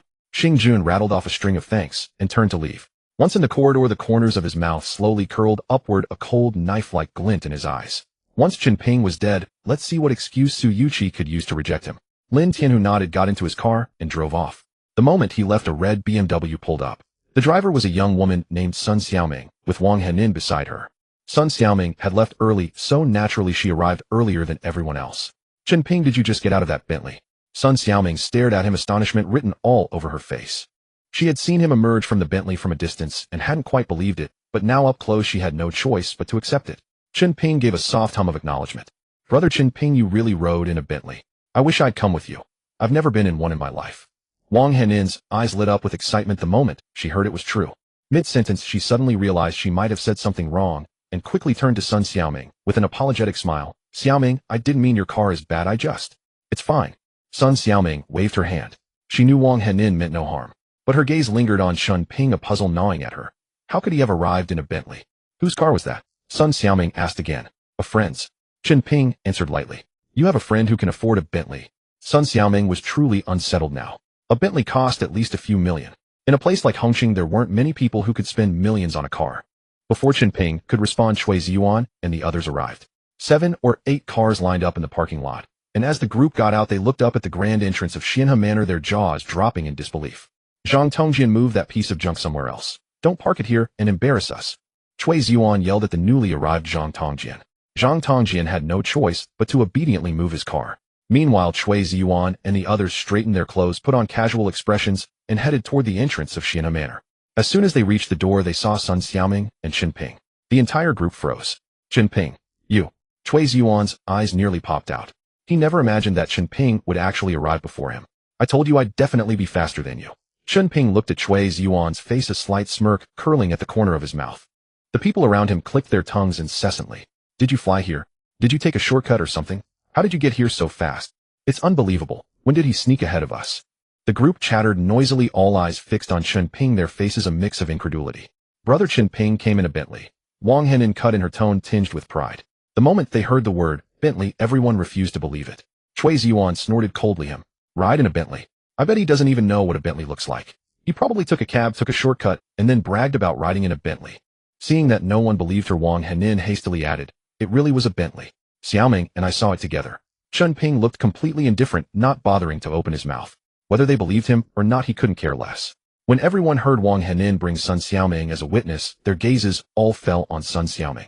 Cui Ziyuan stared at her and asked, Xiaoming, did you see it with your own eyes? Did Chen Ping really come in a Bentley? Sun Xiaoming nodded. Yes, I saw him get out of that car. Now no one dared to doubt it anymore. Cui Ziyuan's mind raced, recalling the Bentley that had overtaken him on the road. Chen Ping, don't tell me you deliberately got ahead of me by hiring a Bentley. That can't be cheap. Was it worth it? Cui Ziyuan curled his lip, his face full of contempt. The expression was crystal clear. Even if you came in a Bentley, even if you arrived before me, I still look down on you. Wang Henin grew anxious. That's not a hired Bentley. It's his friend's. She defended Chen Ping, desperately not wanting these people to keep belittling him. If he knows someone who drives a Bentley? Are you that naive? Besides, you who believes that? Cui Ziyuan sneered, turning to the others. Do you believe it? No. Birds of a feather flock together. With Chen Ping's poverty, how could he possibly know someone who owns a Bentley? Anyone can brag. I could say my buddy bought a private jet. This is a total embarrassment, right? He should know his place before claiming to have a friend with a Bentley. Everyone was laughing, their words dripping with sarcasm. Even Sun Xiaoming didn't believe that the Bentley driver was Chen Ping's friend. Only Wang Henin believed in him wholeheartedly. Chen Ping remained silent, which others took as a sign of guilt. Cui Ziyuan looked triumphant. Let's go inside. Boss Xing is waiting. Let me make this clear first. If anyone messes with Boss Xing today, don't blame me for being rude. The group nodded in unison. They didn't even dare to offend Cui Ziyuan, let alone Xing Jun. Cui Ziyuan led the group to the private room that Xing Jun had mentioned. Everyone straightened their clothes at the door, taking deep breaths to compose themselves before entering. Just then Chen Ping pushed the door open and strode straight in. Cui Ziyuan's anger flared instantly. When the others followed in and saw that Xing Jun hadn't arrived, yet they breathed a sigh of relief. Chen Ping, are you crazy? Is this door something you can just shove open? Lucky that Boss Xing wasn't here, or he'd have blown a fuse. Cui Ziyuan yelled at him. The others joined in berating Chen Ping, afraid that his reckless behavior would bring trouble to everyone. As Cui Ziyuan and the gang put on their disgusting faces, Chen Ping let out a cold laugh. What? Do we need to kowtow 3 times outside before we dare to enter? The Qing dynasty fell ages ago. Are your ancestors all servants? The words hit like a bombshell, and the faces of everyone present changed. Cui Ziyuan's face flushed bright red, as if he had been slapped twice. Chen Ping, who the hell do you think you are? If you've got guts, don't come to work, don't be a lackey. Stop acting like a big shot here. I can have you pack your bags and get out with just one word. Cui Ziyuan roared, his neck bulging. The surrounding crowd joined in the chorus, cursing and urging Cui Ziyuan to fire him immediately. Sun Xiaoming frowned at Chen Ping, her eyes filled with disgust. Eating someone's food while cursing their pot. How utterly repulsive. Only Wang Henin hurriedly tried to mediate. Manager Cui, brother Chen Ping didn't mean it that way. Please don't be angry. She was genuinely afraid Chen Ping would lose his job. How hard was it to find such work? High salary, great benefits, countless people would kill to get in. You don't have the authority to drive me away. Chen Ping looked at Cui Ziyuan with undisguised contempt. He knew clearly that Xing Jun would never let Cui Ziyuan touch him. Since Boss Xing kept the man in the company, he wouldn't just kick him out casually. What did you say? I'm the sales manager. I call the shots in the entire sales department. You think I can't deal with a mere employee? Even if you were brought in by Boss Xing, so what? I'll fire you anyway. In the sales department, I am the absolute authority. Chui Ziyuan jumped with rage, pointing at Chen Ping's nose and roaring. The moment the words landed, the private room door swung open. Xing Jun walked in. The moment Chui Ziyuan saw the newcomer, cold sweat trickled down his back. Those words had transgressed a grave taboo. He hadn't even shown Xing Jun the slightest respect. Boss Xing. Chui Ziyuan trembled all over, hastily pulling out the seat at the head of the table. Boss Xing, please take a seat. Xing Jun slowly sat down, slightly tilted his head to look at Chui Ziyuan, and asked unhurriedly, Manager Chui, I think I just heard you say that you're the biggest shot in the sales department. Chui Ziyuan's mind buzzed as if it had exploded. He hurriedly explained, Boss Xing, I was just spouting nonsense. Everyone knows you're the boss here. It's that punk Chen Ping who doesn't know the rules and dared to provoke me. I just wanted to teach him a lesson. You know who's the boss then? Xing Jun's lips curled slightly. He waved his hand. Everyone take a seat. Only after receiving Xing Jun's permission did the others dare to sit. Chen Ping, however, simply sat down right next to Xing Jun. Since he had already figured out Xing Jun's intentions, he might as well see what tricks this man could conjure. As soon as Chen Ping sat down, Chui Ziyuan exploded again. Chen Ping, do you know your place? Is that seat for you? Such a rare opportunity. Who wouldn't want to sit next to Xing Jun and curry favor? Chen Ping plopped down beside Xing Jun, and Chui Ziyuan's face instantly darkened. The crowd erupted, their eyes bulging like brass bells as they stared at Chen Ping. A mere rookie from the sales department, and he dared to sit beside the boss. Even those who had been around for years never had such luck. The seats on Xing Jun's left and right were obviously reserved for Chui Ziyuan and Sun Xiaoming. What do I need to read someone's expression before sitting on this stool? Is there some inscription telling me I can't touch it? Chen Ping smirked, a cold sneer escaping his lips. Chen Ping, are you playing dumb, or are you really that stupid? I think you're deliberately stirring up trouble, trying to climb the social ladder with Boss Xing, aren't you? A newly hired sales dog, what schemes are you playing? That seat is reserved for Manager Chui. Wang Lanlan raised her voice, pointing at Chen Ping's nose. The others joined in the clamor, all muttering things like, trying to suck up to the general manager, and doesn't even know his own place. Such a prime spot. Even the veteran employees couldn't get close to it. Why should Chen Ping the newcomer get the advantage? Everyone felt indignant, and the curses rose in waves. Chen Ping swept his gaze across the room, his face full of disdain. Don't project your filthy thoughts onto me. I don't care who you want to lick boots for, but I'll sit wherever I like. You have no right to boss me around. He settled himself firmly, then turned to Xing Jun with a grin. Boss Xing, it doesn't lower your status to have me sitting beside you, does it? There was a hint of defiance in his eyes. Since Xing Jun dared to play tricks with him, Chen Ping wasn't about to let it slide. As soon as he said this, Chui Ziyuan was terrified out of his wits, and the others drew in sharp breaths. Wang Henin's palms were sweating as she was worried for Chen Ping. Chen Ping, how dare you speak to Boss Xing like that? Who do you think you are comparing yourself to, Boss Xing? What thick skin? Don't think you can take advantage just because Boss Xing is easygoing. Get up now. The group shouted at Chen Ping. Chui Ziyuan was drenched in cold sweat, his voice trembling as he explained to Xing Jun, Boss Xing, this kid's brain is addled. Please don't lower yourself to his level. Xing Jun listened to the curses around him, the corners of his mouth lifting slightly, and said in a light tone, it's fine. Let him sit. After speaking, he turned to look at Chen Ping, his eyes containing something unfathomable. It's normal for a young man to have a temper, but if it's too stiff, it's easy to break. Thanks for the reminder, Boss Xing. As for me, I have no other faults, but I'd rather break than bend. Chen Ping also wore a smile that was hard to read. Xing Jun didn't reply, he just smiled. No rush. Soon he would find out whether Chen Ping could bend or not. With Chen Ping occupying the seat, Chui Ziyuan had no choice but to swallow his anger and sit to Xing Jun's left. Sun Xiaoming sat down next to Chui Ziyuan. Her gaze at Chen Ping was as sharp as a knife. If it weren't for this brat's interference, that seat would have been hers. If she could keep Xing Jun satisfied today, Chui Ziyuan's transfer to the procurement department would be a done deal, and she would secure the position of sales manager. She now regretted it bitterly. Why had she been so blind as to let Chen Ping into the company? If she had known this would happen, she would never have let him in. Chen Ping, think with your conscience. If it weren't for Boss Xing's approval, could you have gotten in? Could you be eating here? Chui Ziyuan raised his glass, a mocking smile on his lips. Let me be blunt with you, trash like you will never get to eat a single meal at Zion Hezwang in your lifetime. As he said this, his eyes flickered toward Xing Jun, clearly trying to show off in front of the boss. Slap. Before the words faded, a slap landed directly on Chui Ziyuan's face. Everyone was stunned. The air seemed to freeze. Several female colleagues covered their mouths. Wang Henin's eyes went wide. Wang Lamlin's chopsticks clattered onto the table. Chui Ziyuan himself was dumbfounded, his eyes bulging as he stared at Chen Ping. He never imagined that this punk would actually dare to strike. Xing Jun, sitting in the center, frowned. Chen Ping hitting someone in front of him showed complete disregard for his authority. This is to teach you a lesson. Chen Ping's voice was calm and cold. I'm not dealing with you out of respect for Uncle Sun. If you dare to bluster at me again, I'll twist your head off and kick it around. The look he gave Chui Ziyuan was as cold as a winter blade. Chui Ziyuan shivered all over, a chill crawling down his spine, as if he had been plunged into an ice cellar. Chen Ping, are you crazy? How dare you hit Ziyuan? Sun Xiaoming snapped out of her shock and shouted at Chen Ping. Chen Ping, you even dare to hit Manager Chui? Don't you want to work here anymore? This is an outrage. A mere salesperson hitting the sales manager. This person must be fired. The crowd surrounded Chen Ping, their words all backing Chui Ziyuan. Wang Lanlan pointed at Chen Ping. Kneel down now and apologize to Manager Chui. Maybe he'll let you stay in the company. Otherwise, you'd better pack your things and leave. Brother Chen Ping. Wang Henin stood beside him at a loss, never expecting the situation to escalate like this. Fire me. Chen Ping's lips curled.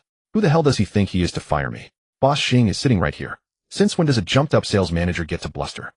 Chen Ping, you. Chui Ziyuan came to his senses, his face flushed red, and he was about to charge forward. Slap. Another slap landed on his face. Chen Ping's movements were too fast, though Chui Ziyuan had no time to dodge. As he raised his hand to slap, his eyes were fixed on Xing Jun, the challenge in them unmistakable. Xing Jun's face darkened frighteningly, but he remained motionless. The first slap fell, and the second followed immediately. Chui Ziyuan was about to explode, glaring at Chen Ping and shouting, Chen Ping, you, slap. Before he finished, another slap hit his face. Chen Ping, slap. I slap. Eventually, whenever Chui Ziyuan opened his mouth, a slap came flying. His face was swollen like a pig's head, a terrifying sight. Chui Ziyuan cowered. He clamped his mouth shut, eyes full of terror, and dared not make another sound. The others in the private room were also terrified, none daring to breathe loudly. Wang Lanlan trembled all over, plopped back in her chair, her lips quivering violently, not even daring to look at Chen Ping. Everyone's gaze fell on Xing Jun. The company's general manager was right there. An employee had slapped the department manager in front of him. If this got out, it would be a huge joke. Everyone was waiting to see how Xing Jun would handle it. But contrary to all expectations, although Xing Jun's expression was grim, he didn't say a word. The entire room fell into a suffocating silence. No one knew what to say. After several long minutes, Xing Jun finally spoke. Let's have the food served. Everyone keep quiet. This one sentence left everyone dumbfounded. After all that, Xing Jun was still keeping Chen Ping for dinner. Anyone else would have fired him on the spot and thrown him out. Could it be that Chen Ping really had a connection with Xing Jun? Impossible. The way Chen Ping had spoken to Xing Jun earlier didn't seem like they were acquaintances at all. The whole group was baffled, unable to understand where Chen Ping got the nerve to hit someone, let alone why Xing Jun didn't intervene. Sun Xiaoming's face turned pale with anger. As she massaged Chui Ziyuan's face, she shot daggers at Chen Ping. Then the waiter entered with dishes. Exquisitely crafted dishes, one after another, were enough to make one's mouth water just by looking at them. Once the dishes were served, everyone's attention finally shifted away from Chen Ping, their eyes glued to the plates. Chen Ping was the first to pick up his chopsticks. The others opened their mouths as if to speak, but swallowed their words. If Xing Jun hadn't said anything, what could they say? Everyone eat up, don't be polite. As soon as Xing Jun finished speaking, the group pounced like starving wolves, chopsticks flying in a frenzy. They were just ordinary workers who had never seen such fine dishes. Wang Henin's eyes also lit up at the feast, but she managed to stay composed, refraining from the mad scramble. But this left her at a disadvantage. The dishes she intended to take were quickly swept away by others. Wang Henin, being thin-skinned, didn't even bother to lift her chopsticks. Chen Ping noticed and directly put food into her bowl. Eat more, it's free anyway, so why not? Before long, her bowl was piled into a small mountain. Xing Jun watched Chen Ping's demeanor with a sneer in his heart. He couldn't understand what Su Yuqi saw in this guy. At the table, Xing Jun himself didn't touch his chopsticks again, glancing at his watch every now and then, as if expecting someone. Wang Henin stood up. Brother Chen Ping, I'm going to the restroom. She left the private room. A few minutes later, Wang Henin rushed back in panic, her face deathly pale, and plopped down beside Chen Ping. What's wrong? And no. Nothing. She quickly shook her head. Before she finished speaking, the door to the private room was kicked open. 4 burly men filed in. The leader stared at Wang Henin. Little girl, you bumped into someone and tried to run. Not even an apology. I didn't mean to, I'm sorry. Wang Henin stood up in fright, bowing repeatedly. The others in the room were all stunned, having never seen such a scene. Only Xing Jun's faint smile flickered past. After waiting for so long, the men had finally arrived. These 4 guys were the same dogs that had followed Liao Feixiong earlier. Just an apology? You bumped into Big Brother, you should at least have a drink with me. The burly man grinned, his eyes not right. Fine, I'll drink with you. Wang Henin was not a light drinker and wasn't intimidated. She poured 2 glasses and handed one over. The burly man deliberately brushed her hand when taking the glass. Wang Henin screamed in fright, dropping the cup, which spilled all the wine on the burly man. Damn, you're pouring wine on me. The man got angry and raised his hand to hit her. Chen Ping pulled Wang Henin behind him and stood before the man. I'll apologize on her behalf. The burly man stole a glance at Xing Jun. Xing Jun desperately signaled. The man's eyes lit up. This guy was the target. Who the hell do you think you are? You apologize for her. He reached out and grabbed Chen Ping's collar, intending to drag him out of the room. Too many people here, not convenient to act. Pull him out to a secluded spot and finish him off. Chen Ping's hand seized the man's wrist and twisted it gently. The man yelped in pain and immediately let go. I don't like people grabbing my collar. This is a warning. Chen Ping's voice was calm. The man looked down at his reddened wrist, a flicker of surprise in his eyes. Xing Jun hadn't expected Chen Ping to respond like that. But then he thought, this guy might be bold, but he'll die fast. What, you want to stand up for her? Fine, if you've got the balls, follow me out. The man jerked his chin at Chen Ping. Let's go. Chen Ping's tone was light, as if agreeing to step out for a smoke. Brother Chen Ping. Wang Henin was anxious and grabbed his sleeve. Chen Ping turned and smiled at her. Don't worry, I'll be back soon. With that, he walked out without looking back. Wang Henin wanted to follow, but Sun Xiaoming grabbed her. Henin, are you crazy? Why go out there? Those guys are clearly bad news. Chen Ping must have a plan if he dares to go out. Sun Xiaoming said aloud, but inwardly cursed, let those thugs beat him to a pulp. Xing Jun watched Chen Ping being taken away, unable to suppress the smirk on his lips. He waved to the pale-faced people at the table. Don't just stand there, keep eating. The group sat down again, the atmosphere gradually recovering. Cui Ziwan, touching his still swollen face, muttered through gritted teeth, that Chen Ping, I hope they kill him. The slap mark on his face hadn't faded, and he already hated Chen Ping deeply. A few people around echoed him, no one truly caring about Chen Ping's fate. Only Wang Henin clenched her fists, her eyes fixed on the door. When the room became lively again, Chen Ping had already followed the four men to the backyard. As the surrounding crowd thinned, the four men tacitly formed a circle, trapping Chen Ping in the center. Chen Ping glanced at them, a smirk curling at his lips. Gentlemen, your killing intent is practically overflowing. Looking to take my life. Kid, someone paid for your life. Don't blame us for being ruthless, blame your own bad luck. We'll make it quick so you suffer less. The man whose wrist Chen Ping had twisted spoke. As his words fell, the four simultaneously drew their weapons, blades glinting coldly under the streetlight. Chen Ping glanced at the knives, his tone lazy. Since I'm about to die, can I at least know who wants me dead? No, that's the rule. One of them shook his head. Then forget it, I'll go ask your boss. With that, Chen Ping turned and walked toward the manager's office upstairs. The four men were taken aback. This kid wasn't afraid of death, and he still had a contemptuous look on his face. You're asking for it. The four rushed at him, simultaneously, knife tips aimed at Chen Ping. Chen Ping didn't even give them a proper look. With a flick of his wrist, a casual wave. The four men's wrists felt as if struck by a hammer, searing pain, making them loosen their grip, and the knives clattered to the ground. The four froze on the spot, their eyes nearly popping out. Chen Ping walked into the building, without looking back, stepping up the stairs. No one had seen him make a move, nor even noticed him touch anyone. Yet all their weapons had dropped, and each man now bore a blood-red mark on his wrist. Only when Chen Ping's figure disappeared around the corner of the corridor did the four come to their senses and sprint after him. In the manager's office, Liao Feixiong was chewing on a cigar, staring blankly out the window. The underground world of Hongcheng was originally split between two powers. The Ji Hall and their Qi Dragon gang were evenly matched, leaving the small fry unable to make waves. But recently the gang leader Feng Sihai was injured by someone, and all responsibilities fell on him. With Feng Sihai absent, he didn't dare make any rash moves. What if Lin Tianhu took this chance to turn against them? How could the Qi Dragon gang defend themselves? Especially since he had witnessed Chen Ping's move that day. A single blow that laid Feng Sihai flat. Even now, thinking of that force made his back chill. He didn't know where Lin Tianhu had dug up such a formidable character. But Feng Sihai had already gone to seek his master Yi Fengchun. Once Yi Fengchun arrived, the balance of power would be restored. Bang! The door was kicked open. Liao Feixiong's anger flared instantly. Ow! Without turning his head, he cursed. Which blind fool doesn't knock before entering my office? When he turned to look, he froze instantly. His pupils contracted sharply. Standing at the door was the same person who had injured Feng Sihai. Chen Ping. Chen Ping had never seen Liao Feixiong before. At the last banquet of Gu Wentian, Feng Sihai had been surrounded by a large entourage, but none had acted. Only Feng Sihai himself had been beaten. Are you the manager of Xinhe Zhuang? Chen Ping looked at the face, filled with terror. Liao Feixiong's heart skipped a beat. He quickly nodded. Yes, I'm the manager. You? What can I do for you? Chen Ping pulled a chair and sat down. Your men said someone wants to buy my life. I came to ask. Who made the offer? Buy your life? Liao Feixiong frowned, then his eyes suddenly widened, and his body began to tremble uncontrollably. He remembered. Xing Jun had come to him a few days ago, asking to have someone taken care of. It couldn't be that unlucky. The person Xing Jun wanted dead was this terrifying figure right here. Liao Feixiong's mind was a mess. Before he could figure out how to respond, the four burly men stumbled in. Brother Xiong, this kid is creepy. The four of us together couldn't stop him, he got past us. The leading man panted loudly. Liao Feixiong's legs went weak, he nearly fell to the floor. At this point, how could he not understand? The person Xing Jun wanted him to kill was none other than this very lord before him. He regretted it bitterly. Had he known the target's surname was Chun, even if offered 1,000,000 or a mountain of gold, he wouldn't have dared take this job. Even a formidable figure like Feng Sihai was crippled by a single kick. Mister. Chen, I truly didn't know it was you. Had I known, not even 100 times the courage would have made me dare to entertain such thoughts. Liao Feixiong, caring nothing for face at this moment, humbly bowed his head and admitted his mistake.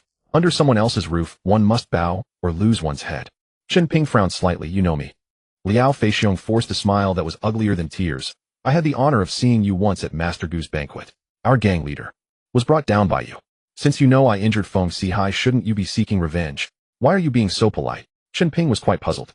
The Ji Hall and the Qilong gang had never been on good terms, and he had severely wounded their leader.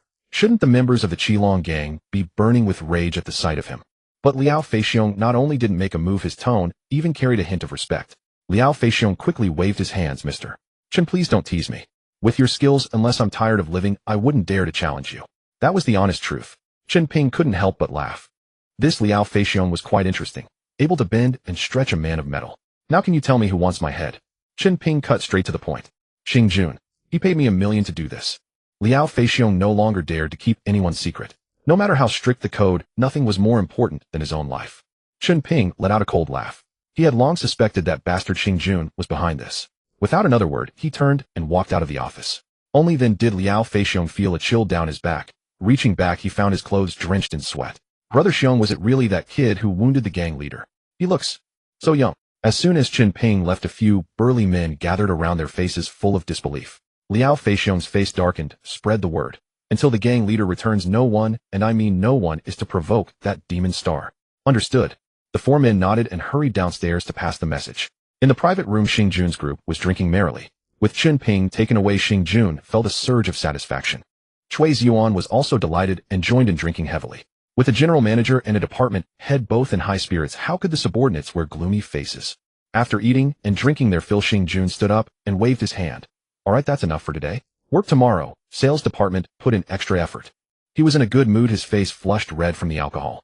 With the boss's order, no one dared to linger. The group straggled to their feet and began gathering their things.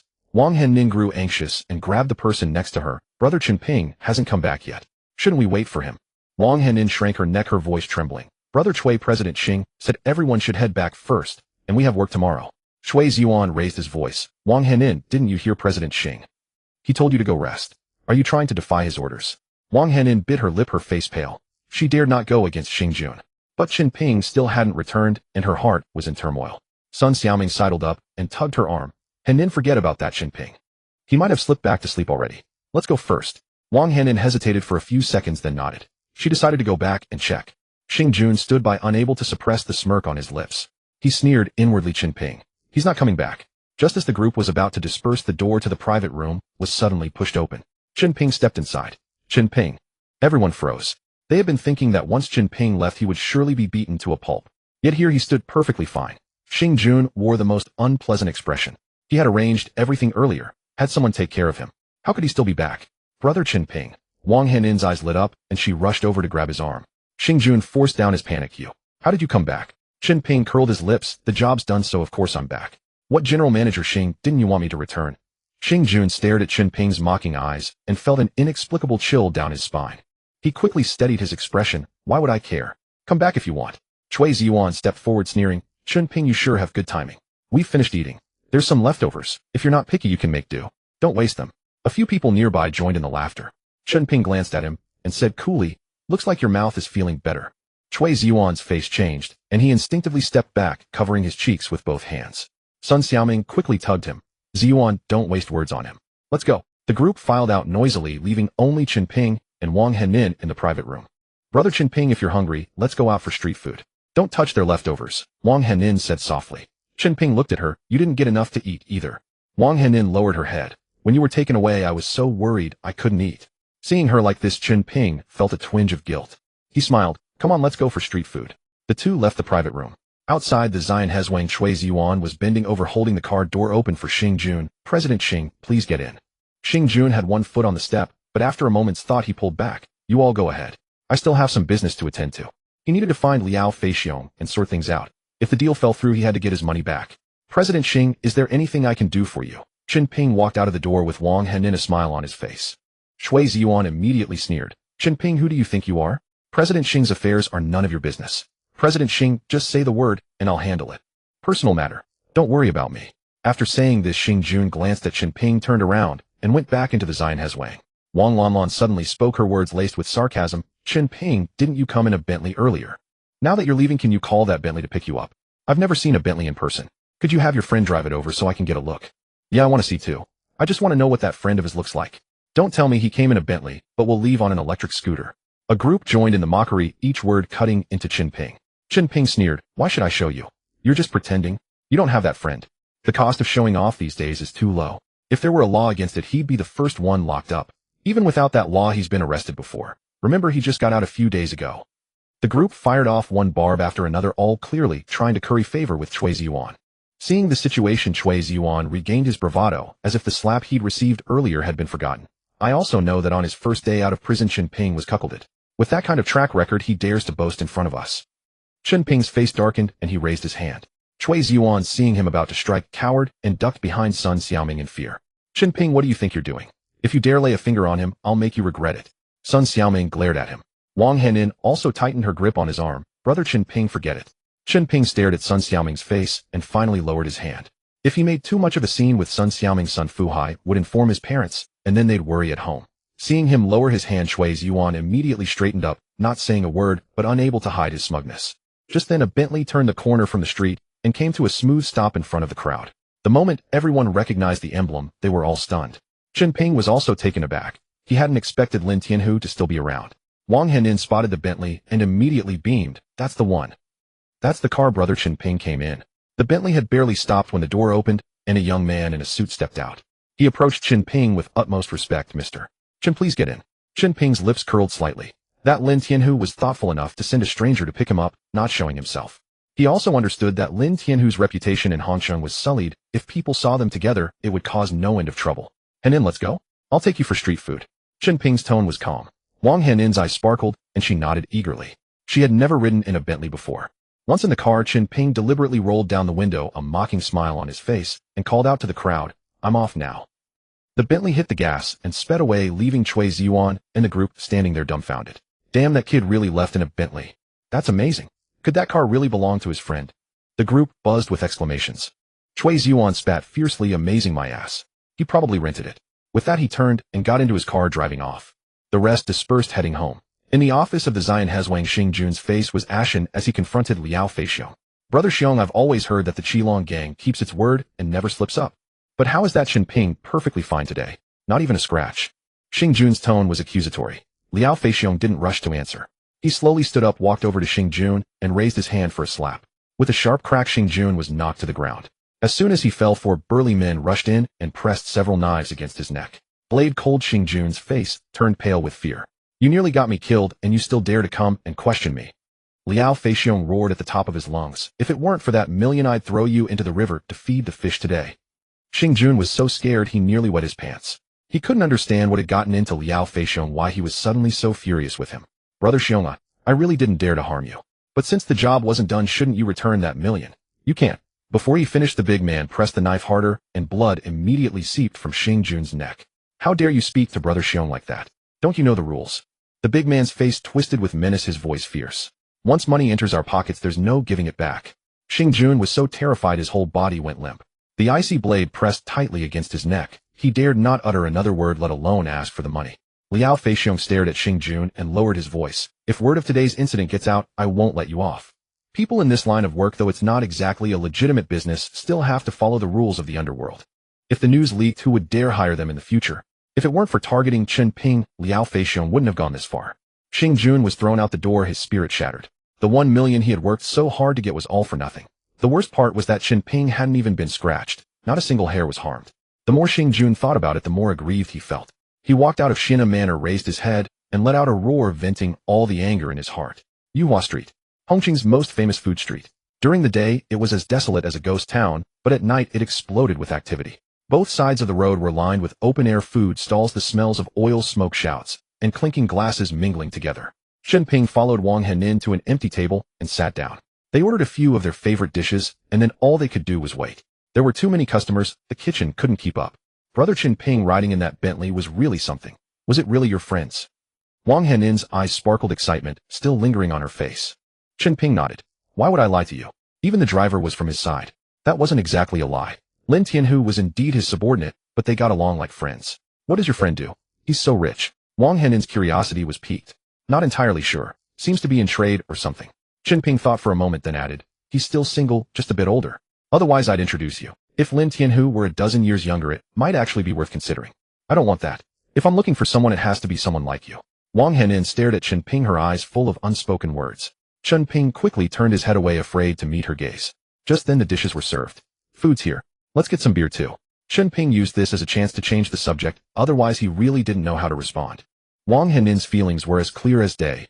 Anyone could see them at a glance. Sure, let's drink to our heart's content today. Wang Henin smiled and agreed. Chen Ping ordered 2 cases of beer. He knew well that Wang Henin could finish 1 case by herself. They drank and chatted, reminiscing about their childhood. Back then they were only teenagers. Chen Ping had moved with his mother from the countryside to Hongcheng, while Wang Henin's family had lived there for generations. The neighborhood where they used to live was decent enough, but the city had developed so rapidly in recent years with skyscrapers everywhere. The area they lived in gradually became old and dilapidated. Wang Henin propped her chin on her hand, her gaze drifting away. Brother Chen Ping, do you remember? When we were kids, if someone bullied me, you were always the first to rush forward. Her voice softened. Back then when I hid behind you I felt like I wouldn't be afraid, even if the sky fell. The corner of Chen Ping's mouth lifted slightly, but he didn't reply. You even got caught stealing bird eggs from me, and got a beating from Uncle Chun. And you used to sneak me the toffees from home. She kept talking all about their childhood. It was all about how well Chen Ping had treated her. Suddenly the sound of high heels came from across the table. A girl with dyed yellow hair walked over her skirt, so tight, she could barely stride, and sat down directly at their table. Henin. What a coincidence. She patted Wang Henin on the shoulder. You're here for skewers too. Wang Henin looked up, paused for a moment, then immediately stood up. Wu Yifan, didn't you go abroad? When did you come back? Wu Yifan smiled stiffly. Go abroad. I've been in the country all along. I said I was studying abroad, but that was just to fool my parents. So what are you doing now? Wang Henin looked her up and down. Wu Yifan was silent for 2 seconds. Public relations. Chen Ping glanced at her. He saw through it at once. Public relations. Probably the shady kind. Wang Henin stared at Wu Yifan's outfit and understood a fair bit. The atmosphere suddenly fell silent. She didn't know how to respond. And this is your boyfriend. Wu Yifan quickly changed the subject, pointing at Chen Ping. Wang Henin's face flushed bright red. No, this is my brother Chen Ping. Chen Ping stood up and extended his hand. Chen Ping. Wu Yifan shook it. I'm Wu Yifan, I'm Henin's classmate, and also her roommate. She looked at Wang Henin's expression and knew exactly what was going on. This little girl is probably into him, just hasn't broken the ice. Chen Ping invited her to sit down and eat together. Wu Yifan didn't decline. As soon as her bottom touched the stool, she spoke. Henin, there's a class reunion tomorrow, are you going? Class reunion? Who organized it? Wang Henin was taken aback. It had been 2 or 3 years since graduation, and this was the first she'd heard of a reunion. What? No one told you? Wang Henin shook her head. Wu Yifan sighed. No wonder. It was organized by Zhang Miao, and she's hooked up with Lung Bing. Lung Bing. At those 2 words Wang Henin's body trembled violently. Rage appeared on her face. Chen Ping noticed, and turned to ask Wu Yifan. Who is Lung Bing? Wu Yifan didn't answer immediately, she glanced at Wang Henin first. Only after Wang Henin nodded did she speak. Lung Bing is that guy I used to be with. Wang Henin took over the conversation. Chen Ping frowned. The one who cheated you out of your money. He knew that Wang Henin had ended up in that line of work entirely because of her ex-boyfriend. He had tricked her into taking the job, and then ran off with the money. Wang Henin nodded. Wu Yifan was stunned. Henin Lung Bing cheated you out of money. It was the first time she had heard of it. Her face instantly changed and she cursed through gritted teeth. I've always known that guy was no good. And that Zhang Miao. She lived in the same dorm for 4 years, always causing trouble for you back in school, and now she's hooked up with Lung Bing. Isn't that obviously targeting you? Let that scumbag Lung Bing deal with her. It's a form of justice. That's all in the past. Wang Henin shook her head. I don't want to have anything to do with Lung Bing anymore. I'm not going to the class reunion. Don't tell anyone you've seen me. She didn't want Lung Bing to know that she was avoiding him. Wu Yifan heard her say this, and also lost her enthusiasm. If you're not going, I'm not going either. What's the point of these class reunions now? They're just a stage for the successful ones to show off. Chen Ping interjected. Henin, why not take this opportunity? Wang Henin looked up at him puzzled. Brother Chen Ping. Let that scumbag see how well you're doing now. Chen Ping smiled. I'll go with you tomorrow, and we'll grab a free meal. Wang Henin was stunned for 2 seconds, then surprise turned into a smile on her face. Wu Yifan chimed in, your boyfriend is right. Let's all go tomorrow, and let that scumbag see with his own dog eyes what level you're at now. This time Wang Henin didn't explain as she nodded. The 3 of them were drinking and chatting when suddenly a man with a gold chain around his neck and a face full of rough flesh rushed over, and without a word, he raised his hand and slapped Wu Yifan. Bitch, I paid to get you out here to drink with me, not to keep others company. The man reeked of alcohol. No wonder I couldn't find you anywhere. Turns out you were hiding here. Wu Yifan quickly stood up, bent over, and smiled apologetically. Brother Fatty, I ran into an old acquaintance and chatted for a bit. I'll come back with you now. Wang Henin shot up, her face darkening. What right do you have to hit someone? So what if you spent money? That doesn't mean you own her. She had been in that line of work before and knew the kind of customers these were. They throw a little money around and treat people like their own property. The fat, big-eared man's face darkened as he stared at Wang Henin. You little girl dare to talk to me like that. You've got some nerve, but you're pretty cute. How about spending the night with me? You two can come together, and I'll have a threesome tonight. As he spoke, he reached out to grab Wang Henin, completely ignoring Chen Ping sitting nearby. Wu Yifan quickly rushed over to block him. Brother Fatty, she's my friend, she doesn't know the rules. Let me take care of you tonight, I guarantee you'll be satisfied. By now she had no choice but to let Wang Henin and Chen Ping know what she did for a living. Get lost. The fleshy-faced man shoved Wu Yifan aside. I want a threesome. If you block me again, I'll kill you, got it? Wang Henin reached out to steady Wu Yifan, her eyes fixed on the fat man with a fierce glare. She knew well that the more you cowered before such a vicious brute, the bolder he became. So she forced herself to hold firm, showing not a trace of fear. The fat man, catching her gaze, grinned and reached out to grab her. Slap. Crash. Before his hand could touch her, Chen Ping moved. A beer bottle smashed squarely onto the fat man's forehead. Liquor mingled with blood streamed down his scalp. The fat man crouched in pain, clutching his head with both hands. Wu Yifan's face turned pale as she rushed over. Brother Fatty, are you alright? Damn. The fat man shoved her away, glaring at Chen Ping. You dare hit me? Got a death wish? I'll kill you today. Seeing him still bellowing, Chen Ping grabbed another bottle. The fat man scrambled backwards several steps, shouting from a distance, you wait here. I'll get my men. With that he turned and vanished. Chen Ping, as if nothing had happened, sat down and looked at Wang Henin and Wu Yifan. Sit, let's eat. Eat my ass. Wu Yifan paced frantically. Do you know who he is? He owns this whole street, has over a dozen thugs under him. How could you hit him? We're in deep trouble now. She was like a cat on a hot tin roof, unable to sit still. Chen Ping gave a faint smile. Relax and eat. What's there to fear? Seeing his utter calm, Wu Yifan turned to Wang Henin and whispered, Henin, who exactly is your boyfriend? Is he someone important?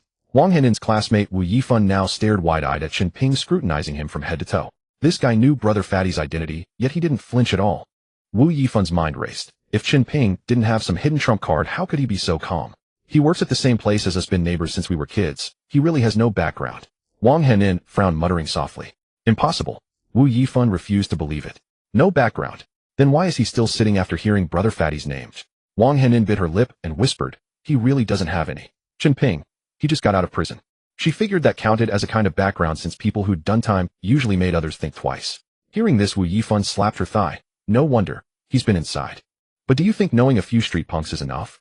Brother Fatty isn't just some neighborhood enforcer. He's with the Red Dragon Gang. Take my advice, take Henin and get out of here.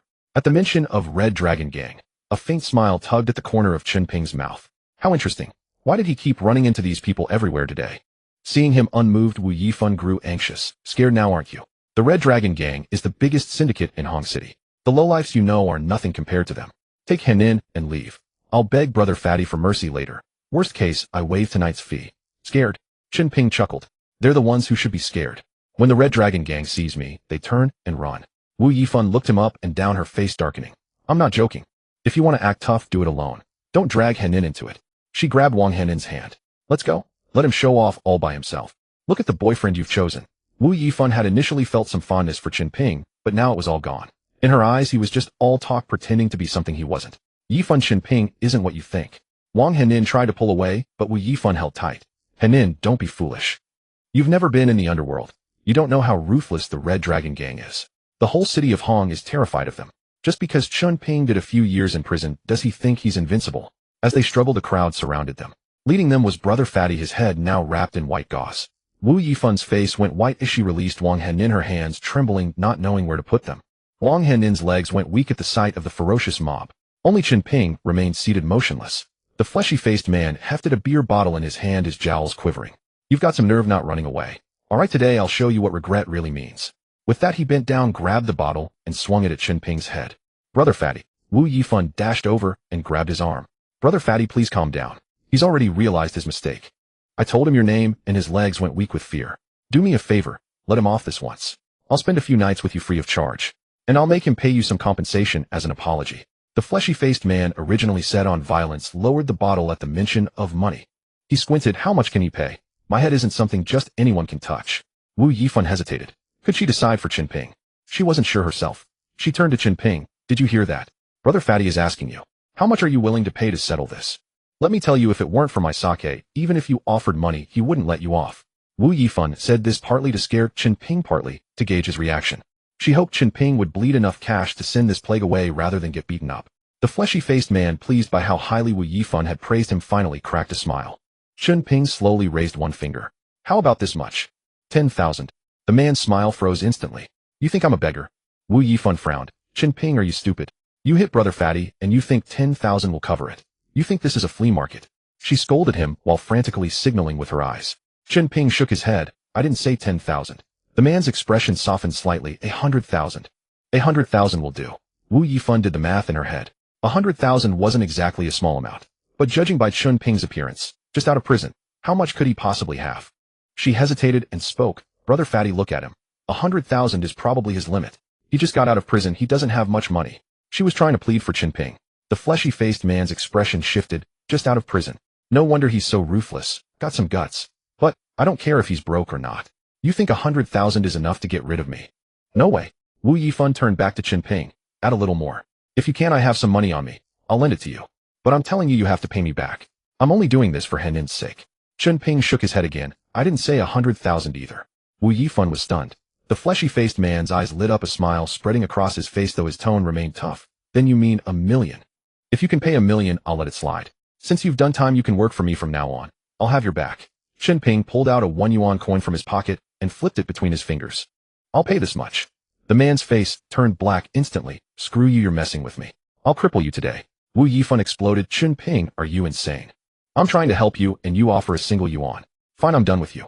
She was furious. If not for Wang Henin's sake, she wouldn't have bothered to open her mouth. Wu Yifan stepped back. The fat man grabbed a chair and swung it at Chen Ping's head.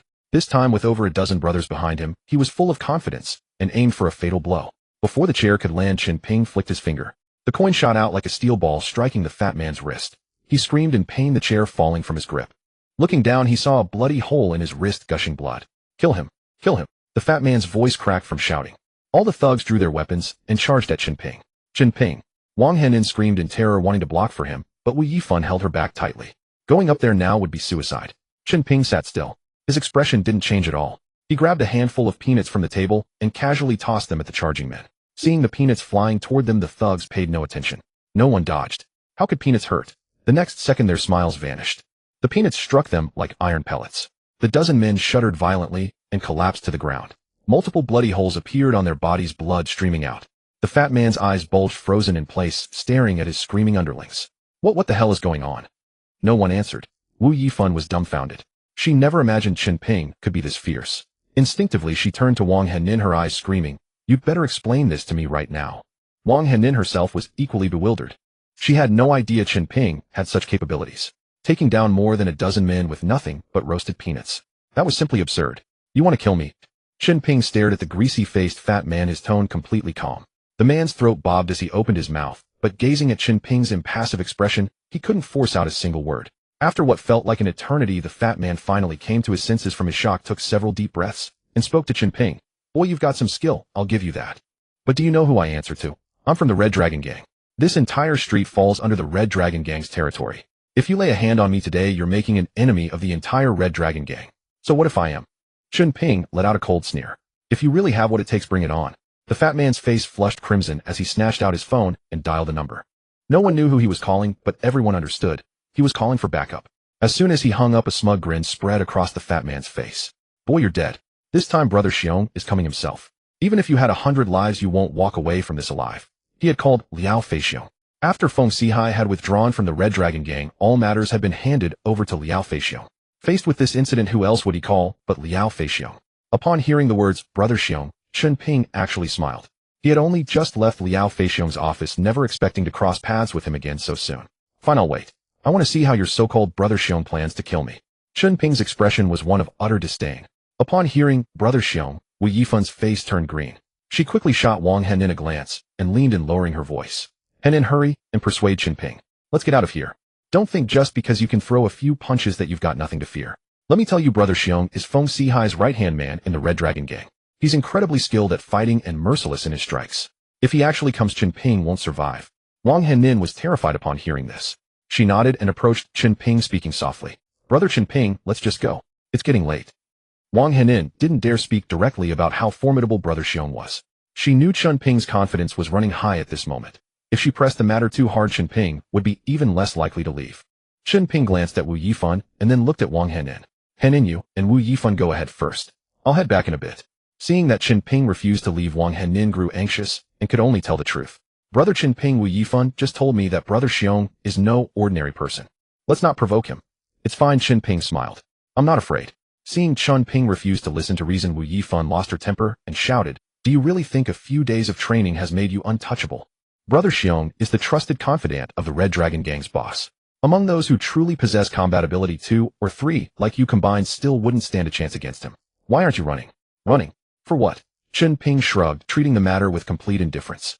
Wu Yifan, furious beyond measure, grabbed Wang Henin and started walking away. Henin, forget about him. Let's go. He's provoked someone from the Red Dragon Gang. He's unlikely to survive the night. There's no point in us dying alongside him. Wang Henin was dragged along as they left. The fat man also wanted to stop them, but with Liao Feixiong not yet arrived, he dared not move, fearing he would suffer another beating from Chen Ping. Not long after Wu Yifan and Wang Henin had departed, several cars screeched to a halt, lining up at the entrance of the food stall. The owner, seeing this formidable display, immediately shrank back inside, refusing to show his face.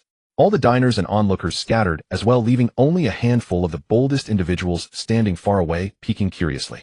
Who didn't know the name of Liao Feixiong? Crossing paths with him meant risking your life. The fat man hurried over, bowing deeply as he opened the door for the first car. Liao Feixiong emerged from the vehicle with a cigar in his mouth, his imposing entourage drawing envious glances from the bystanders. Brother Xiong. The fat man called out, his face full of grievance. Liao Feixiong shot him a sharp glance and frowned. Fat boy, this appearance of yours has brought shame upon the entire Red Dragon Gang. Where are the men who beat you? Brother Xiong, he's sitting right over there. The man pointed toward Chen Ping.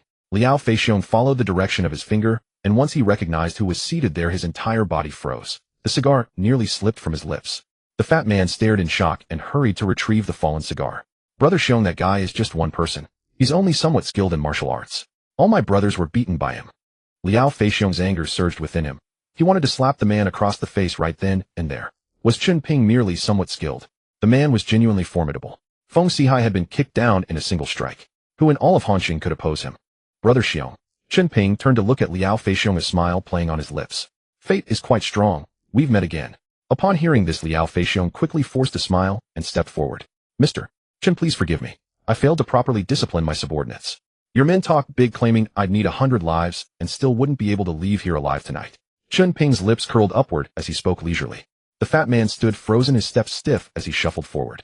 Liao Feixiong kicked him sharply in the leg. Kneel. Apologize to Mr. Chen. With a thud, the man fell to his knees before Chen Ping. Chen Ping waved his hand dismissively. Save the formalities. We'll talk when your gang leader brings his master here. Just don't come looking for trouble yourself.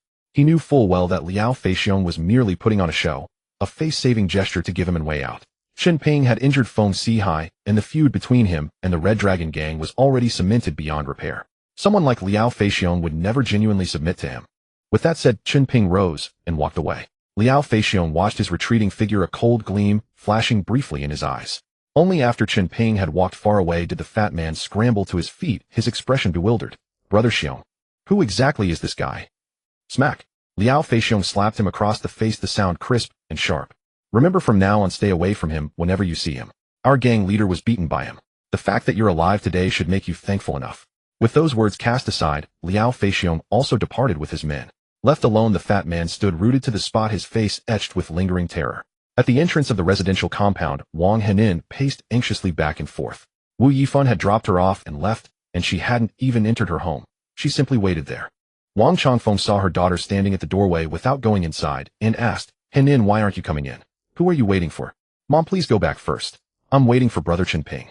Anxiety was plainly written across Wang Henin's face. Wang Changfeng's heart tightened. What's wrong with Chen Ping? Weren't you supposed to return together? Wang Henin opened her mouth, but didn't know how to explain to her mother. At that moment, Tang Hongying and Xin Baohua also approached. Tang Hongying immediately asked, Henin, where's Chen Ping? He didn't come back with you. Fearful of worrying the two elderly people, Wang Henin quickly replied, Brother Chen Ping has something to attend to. He might be back a bit later. Tang Hongying muttered, this child. What could be so urgent that he can't even return home after getting off work? Aunt Chen, please go back with Uncle Chen. I'll wait here for him. Wang Henin wanted to urge them to leave. She herself was uncertain when Chen Ping would actually return or whether he would make it back at all. Tang Hongying sighed. I was hoping to give you a surprise. This child's still out so late at night. Wang Henin paused. Surprise. Wang Changfeng quickly chimed in. Your Uncle Chen noticed that you and your sister commute such a long distance and have to squeeze onto that dilapidated bus, so he spent money to buy a car. He said it was for you and Chen Ping to share. He wanted to give your brother Chen Ping a surprise, but who knew he still hadn't arrived home by now? Tang Hongying immediately interjected. Sister Wang, you contributed to this car as well. It's a joint effort from both our families for the children. Wang Changfeng smiled. I only contributed a few thousand. The bulk of it came from you, didn't it? It's just a means of transportation. Chen Bao spoke up at this point. Once the two children's careers stabilize, they can buy their own car in the future. We're growing old. This is as much as we can help them. Exactly. In the days ahead, they'll have to live their own lives. Wang Changfeng nodded. Listening to the elders' trade comments back and forth, Wang Henin's face flushed hot. So both families had already settled the matter between her and Chen Ping. Yet deep down, she harbored no resistance whatsoever. Over these past few days spent alongside Chen Ping, she had gradually come to feel that she might actually be developing feelings for him. The only uncertainty was what Chen Ping himself thought. She couldn't quite read his intentions, nor could she fathom his heart. It's so late. What are you all doing loitering at the doorway? Chen Ping approached with a cheerful smile. Brother Chen Ping. Wang Henin immediately rushed forward, her eyes scanning him from head to toe, terrified that he might be injured. Tang Hongying's voice carried a hint of guilt. You two work hard, save some money, and eventually buy a wedding house and a car. I'm afraid your father and I won't be able to help much. Hongying, don't say that. As long as the children live well, that's enough. We don't need anything. Wang Changfeng patted Tang Hongying on the shoulder. Chen Ping stood there, a knot forming in his chest. He truly didn't know how to broach the subject. Brother Chen Ping, Uncle Chen bought you a car. Tomorrow we can drive to work. Wang Henin quickly changed the topic. Her relationship with Chen Ping wasn't even settled yet, and the adults were already talking about marriage. It was far too early. Chen Bao had spent the whole day getting this car back. It wasn't anything valuable, but at least they wouldn't have to squeeze onto the bus anymore.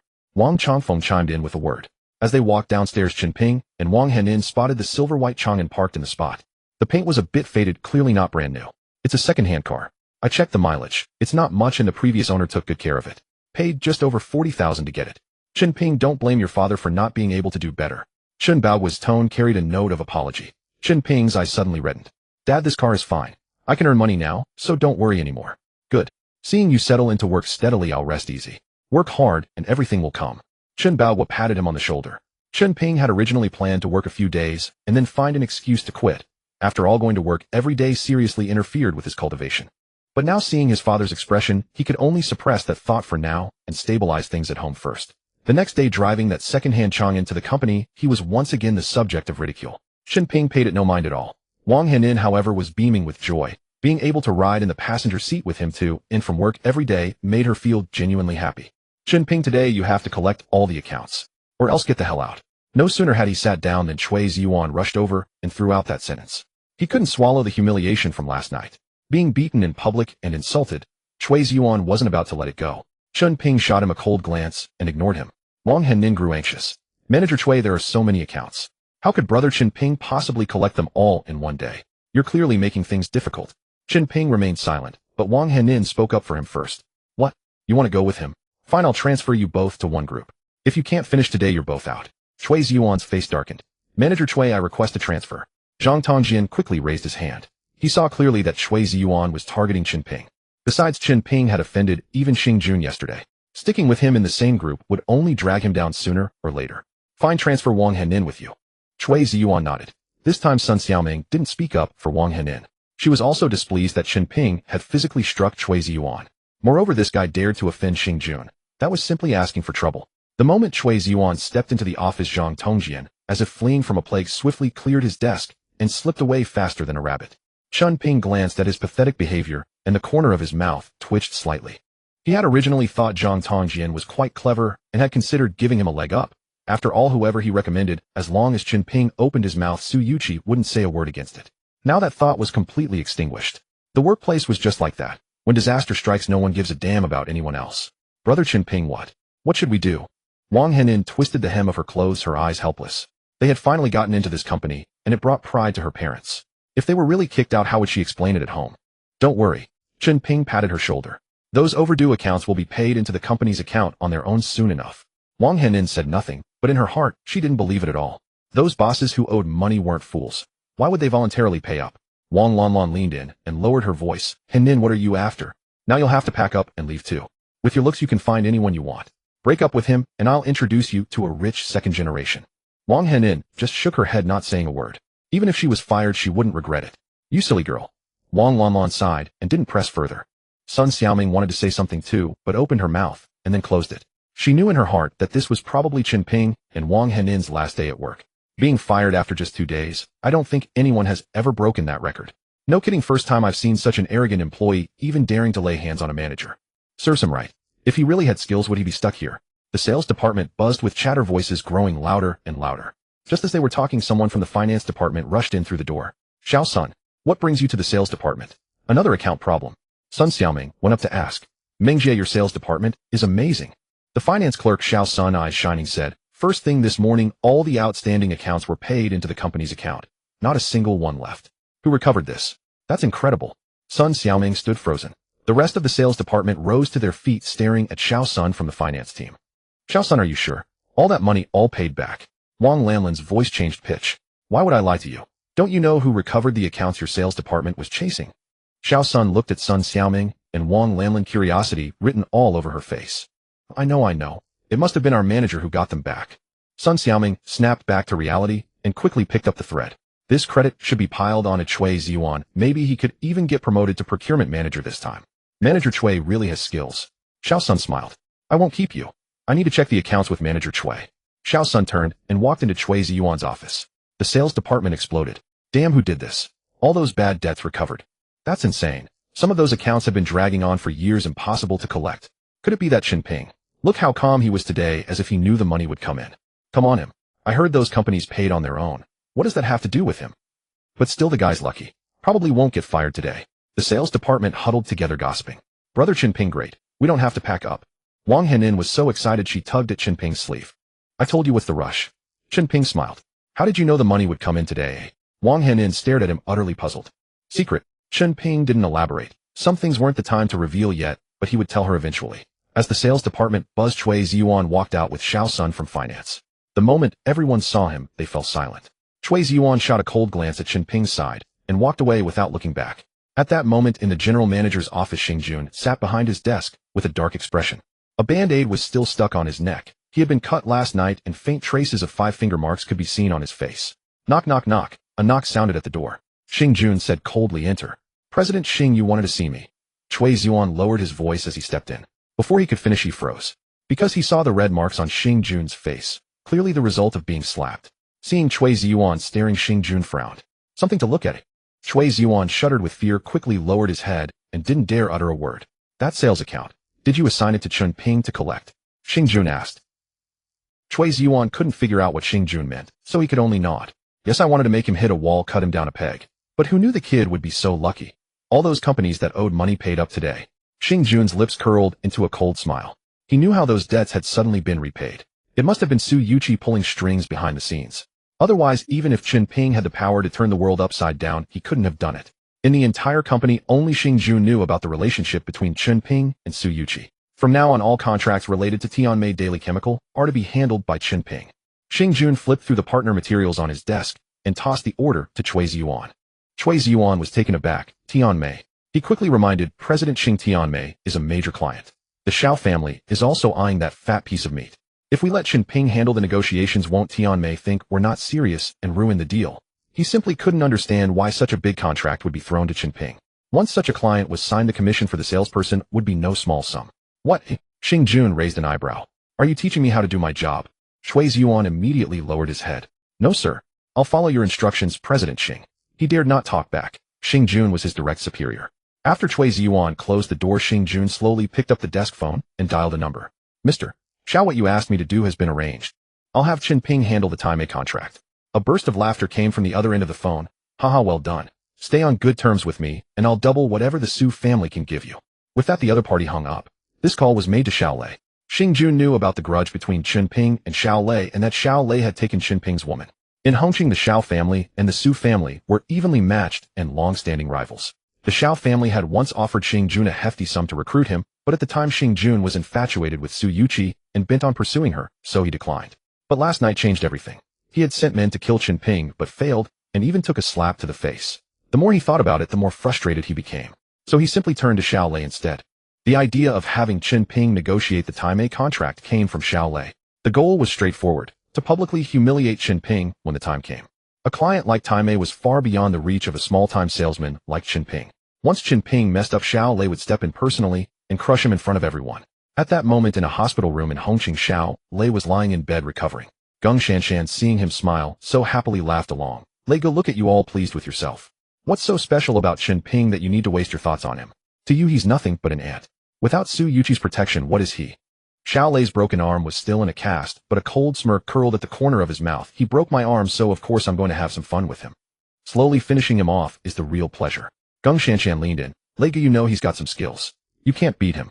Lin Tianhu we hired last time wasn't reliable either. To deal with Chen Ping, I think we should find some tougher guys. Don't worry, I've already sent people to make contact with the Red Dragon Gang. Hongcheng isn't just about Lin Tianhu's crew. The Red Dragon Gang is on par with Ji Hall. Handling Chen Ping is more than enough. Xiao Lei knew well that he couldn't beat Chen Ping, and Lin Tianhu was useless. So he simply found another path and asked someone to contact the Red Dragon Gang. In Hongcheng, the Xiao family had a solid reputation in business, but they had little to do with underworld forces like the Red Dragon Gang. They needed an intermediary to make the connection. Lego, I have to be there on the day the contract is signed. I want to see that pathetic loser Chen Ping.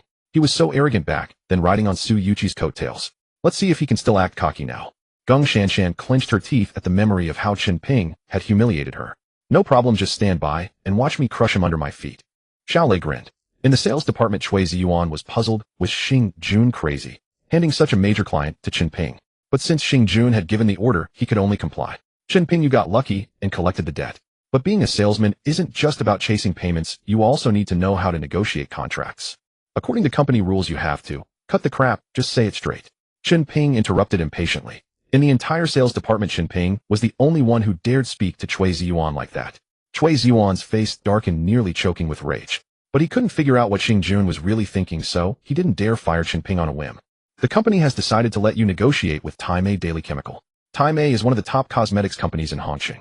If you close this deal, you'll have more commission than you can count. But if you mess it up, enough, give me the documents. Chen Ping looked irritated. All this blabber from Chui Ziyuan was just a way to settle a grudge and set him up for failure, wasn't it? Chui Ziyuan's face darkened like a thundercloud, and he slammed the documents onto the table. I'll find a way to kick you out this time, you arrogant jerk. Chui Ziyuan gritted his teeth, vowing silently. Chui Ziyuan, what do you mean? I've been following this Time client all along. Do you know how long I've spent? Why give it away just like that? Sun Xiaoming was furious, shouting at Chui Ziyuan. Everyone in the sales department knew Time was a fat price. Closing this deal would bring in a hefty commission. Initially, Chui Ziyuan had assigned Time to Sun Xiaoming, and given their relationship, no one dared to object. For this client, Chui Ziyuan had even accompanied Sun Xiaoming on several visits, and she had put in tremendous effort. But now at the final moment, the client was handed directly to Chen Ping. How could Sun Xiaoming hold back? Chui Ziyuan tugged her arm and whispered, calm down for now, I'll explain later. Then he turned to Chen Ping. Chen Ping, this client is the toughest nut in our sales department. You need to get on it right away. Give me a definite answer. How many days to sign the contract? Tomorrow. Chen Ping had originally wanted to say this afternoon, but then he remembered he had to notify Lin Tianhu and make arrangements in advance, so he changed it to tomorrow. Tomorrow. Chui Ziyuan was stunned. Everyone in the sales department was dumbfounded, staring at Chen Ping as if he were a monster. Chen Ping, have you lost your mind? Time Daily Chemical is no small fry. You're telling me you can land it tomorrow? Wang Lanlan sneered, her face full of contempt. Chen Ping, can you stop spouting nonsense? Do you know how long I've been chasing this client? 3 whole months. 3 months, and I couldn't crack it, and you say you can do it in 1 day. Sun Xiaoming's cheeks flushed with anger. She felt Chen Ping's words were a slap in her face. A client she couldn't get in 3 months, and he claimed to solve in 1 day. Wasn't that saying she was useless? Chui Ziyuan glanced at Chen Ping's expression and sneered. Chen Ping, those were your own words. If you can't close the deal tomorrow, pack your things and leave. The sales department doesn't keep braggarts who can't deliver. Fine. Chen Ping answered crisply. That single fine made Chui Ziyuan's heart leap with joy. He was well aware that there was no way Chen Ping could get that contract tomorrow. If it were that easy, he wouldn't have spent 3 whole months accompanying Sun Xiaoming. Moreover, behind TMA, the Xiao family had their eyes on it. It wasn't something you could bite into so easily. Chui Ziyuan pulled Sun Xiaoming into the office to explain. The others in the sales department cast a few glances at Chen Ping, their eyes full of mockery, then dispersed. Chen Ping didn't even look at the documents. He forwarded them directly to Lin Tianhu. But Wang Henin was extremely nervous. She spent the whole day buried in the Time materials, studying them over and over. Henin, don't you have a class reunion tonight? It's almost time to clock out. Put the materials aside and get ready to go. Seeing her frown deepen, Chen Ping couldn't help but persuade her. Wang Henin looked up, her face full of anxiety. Brother Chen Ping, Time A Daily Chemical, is too tough. Their general manager is impervious to reason soft or hard. What are we going to negotiate with tomorrow? She had no mind for any class reunion now. If the contract fell through tomorrow, Chen Ping would be fired. If he left, she didn't want to stay in this lousy place either. Don't you trust me? Chen Ping looked at her, his tone very calm. I said it can be done, and it will be done. Put your mind at ease. Wang Henin stared into his determined eyes, paused for a few seconds, and finally nodded. I trust you. Chen Ping smiled, gently patted her on the head, his gaze full of the fondness of an older brother for his sister. As soon as work ended, Wang Henin's phone rang. Wu Yifan urged her to hurry over, saying most of the classmates had already arrived. Wang Henin asked for the address and learned that the reunion was at Fuhao Hotel. She hesitated. The event was pay-as-you-go, and dining at such a place would certainly be expensive. She felt it wasn't necessary, just a waste of money. Later, Chen Ping persuaded her a bit, and Wang Henin reluctantly agreed. The two of them drove the second-hand Chang'an car toward Fuhao Hotel.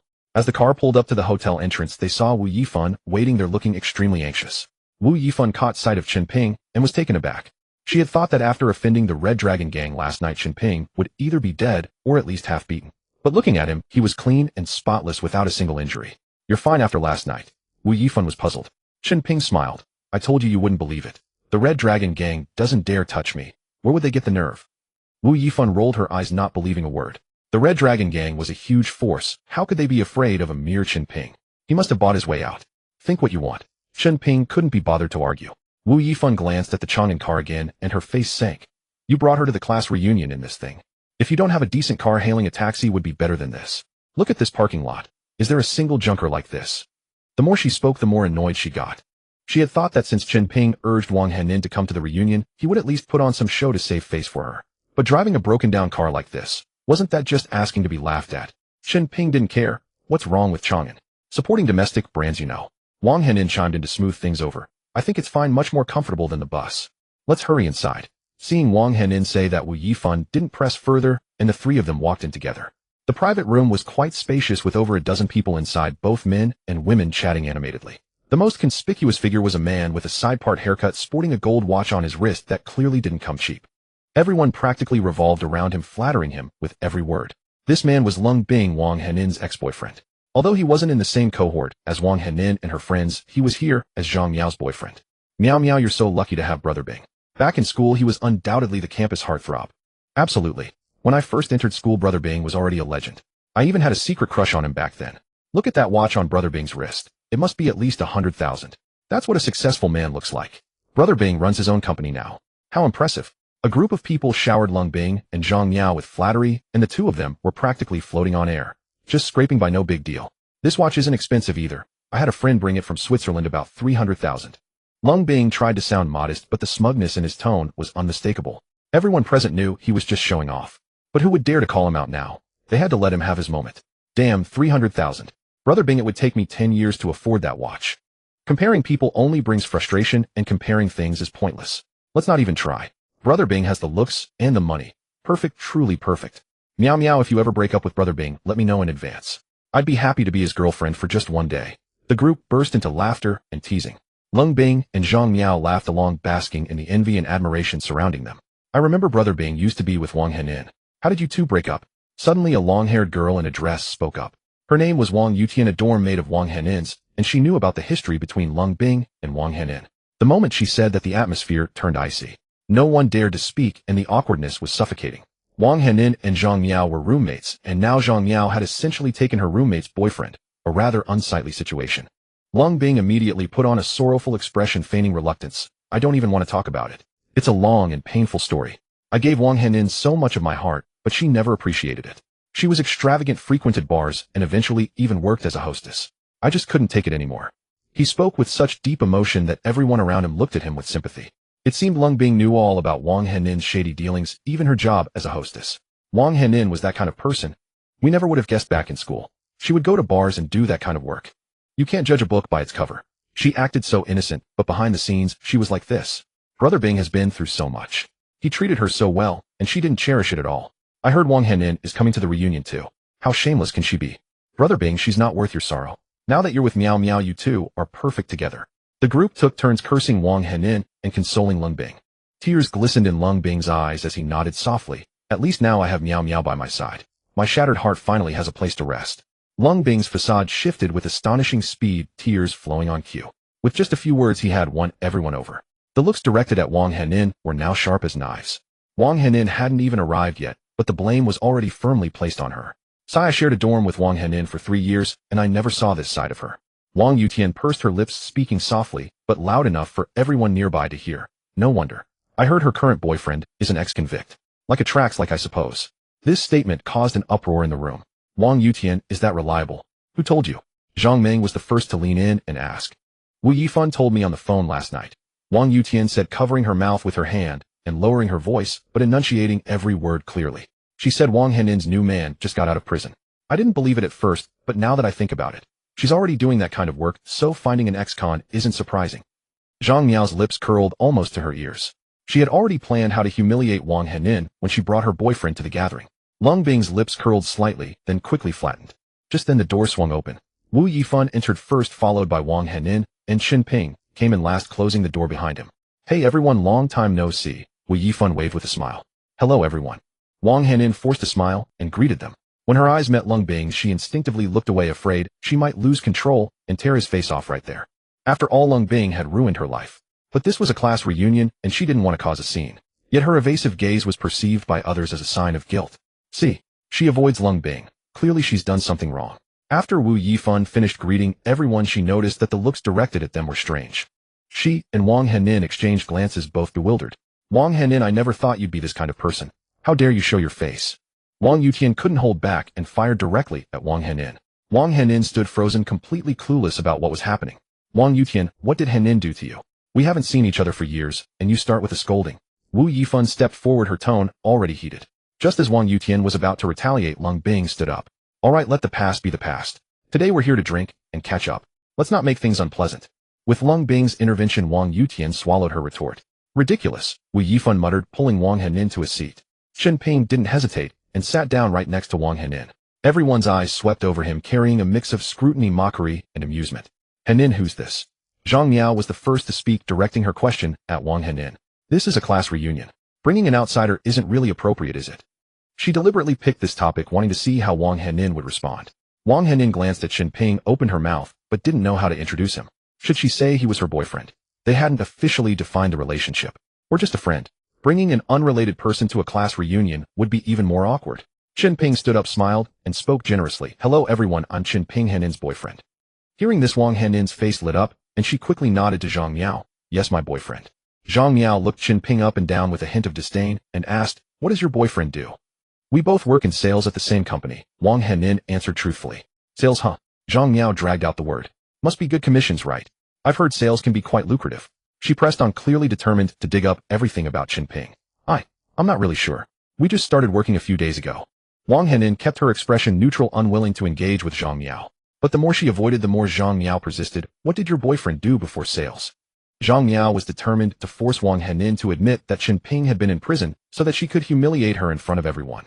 Wang Henin didn't reply. She didn't know how to. Chen Ping had just been released from prison, and she couldn't just blurt it out in front of everyone, making them all a laughingstock.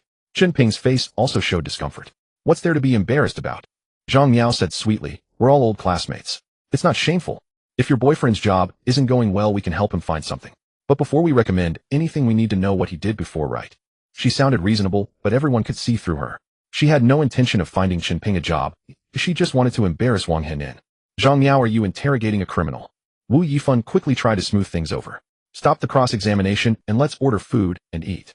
Zhang Miao ignored her entirely, fixing her eyes on the flustered Wang Henin. Henin is your boyfriend's previous job, a state secret. Is there something shady about it? Like, having been in prison? She cut straight to the chase. Wang Henin's face showed shock. She hadn't told anyone about this. How did Zhang Miao know? Wang Henin's eyes locked onto Wu Yifan's face. Only Wu Yifan knew about Chen Ping's prison record from last night. Wu Yifan's expression also changed. She turned to glare at Wang Yutian, hissing through clenched teeth. You have such a loose tongue. She had mentioned it to Wang Yutian last night, and now Zhang Miao knew. Who else could it be? Wang Yutian didn't flinch and admitted it directly. Wu Yifan, I'm just telling the truth. How is that gossiping? Wu Yifan's hands trembled with rage, but she was more afraid of something else. Wang Yutian also knew about the shady things she had done. If this were exposed now, she would never be able to hold her head up again. Wu Yifan forcibly swallowed the words that had risen to her lips, not daring to utter another sound. Zhang Miao turned to look at Wang Henin, laughing even more gleefully. Henin, your boyfriend having been in jail isn't some shameful secret. Why hide it? It's not like we look down on him.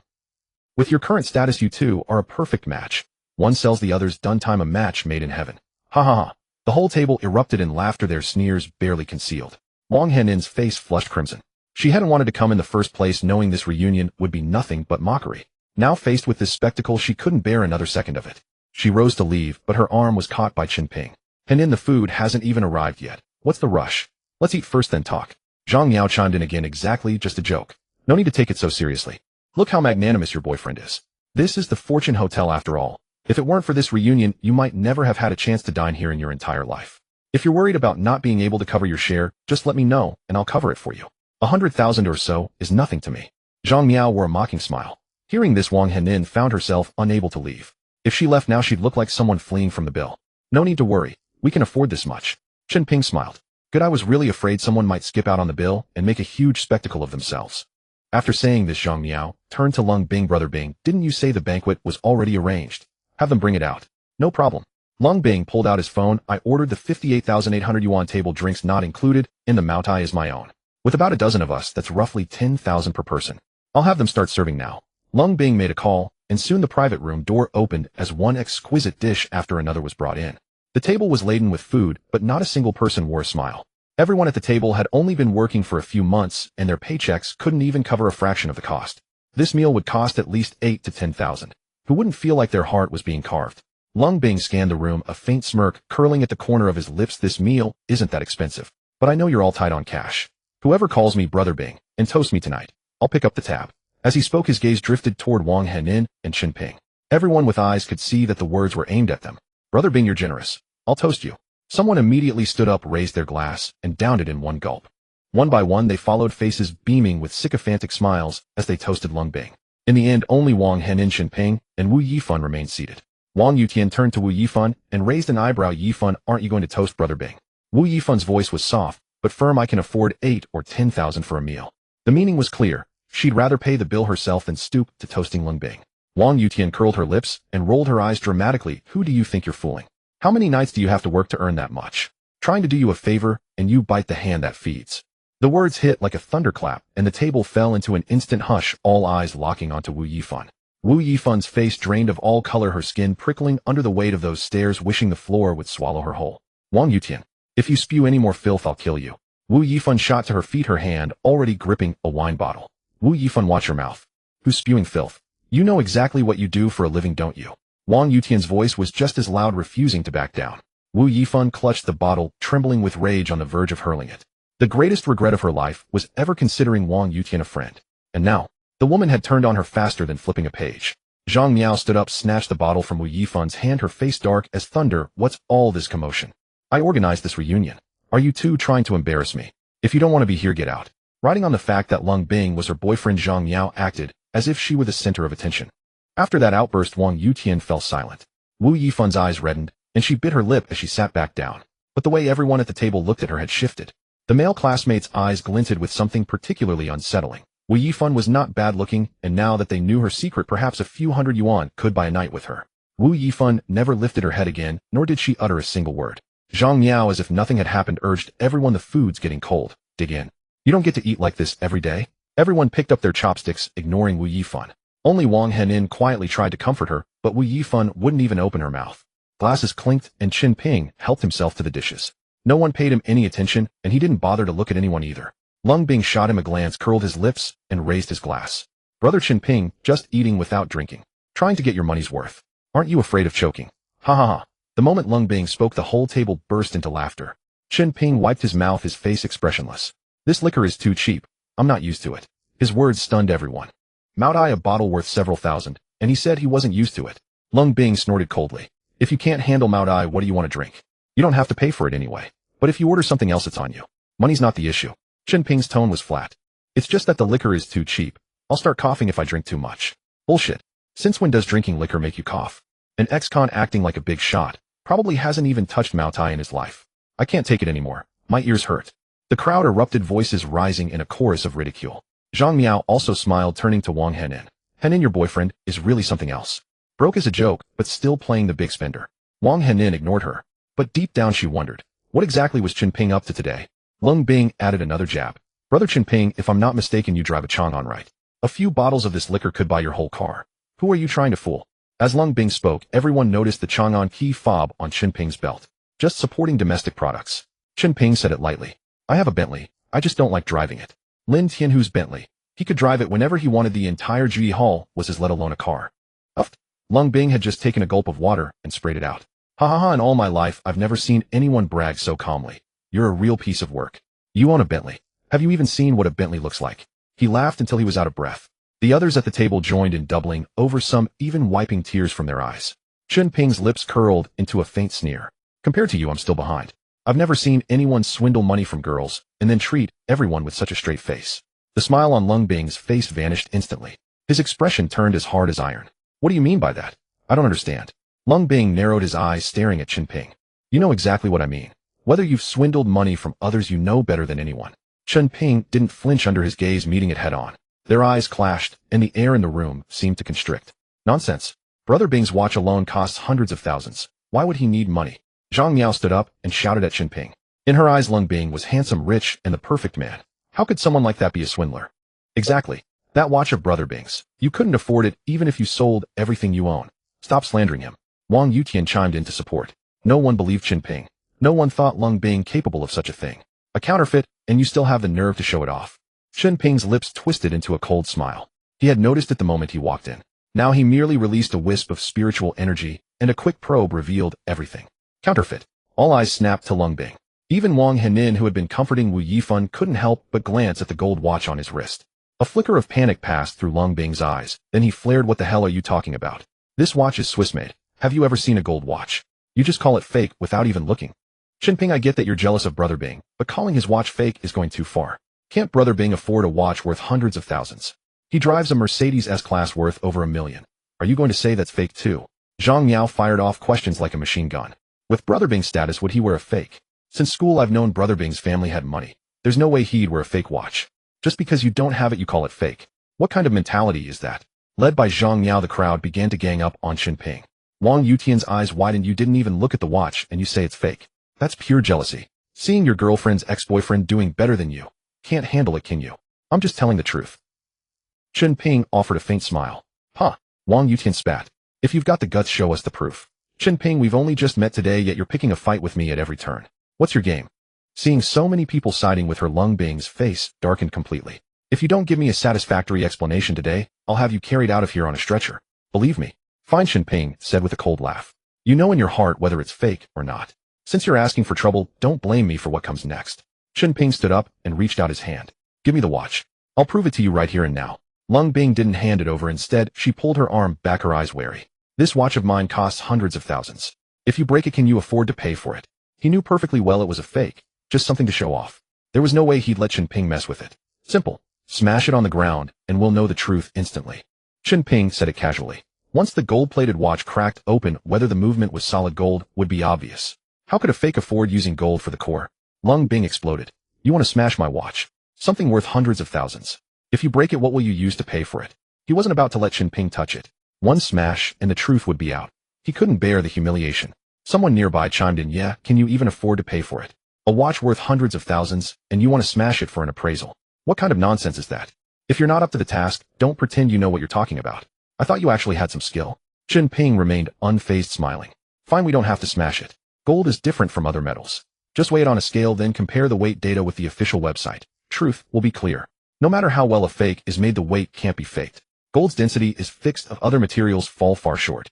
Everyone thought this method was solid and wouldn't damage the watch. A flicker of panic crossed Lung Bing's eyes. He refused to weigh it. That would be even worse.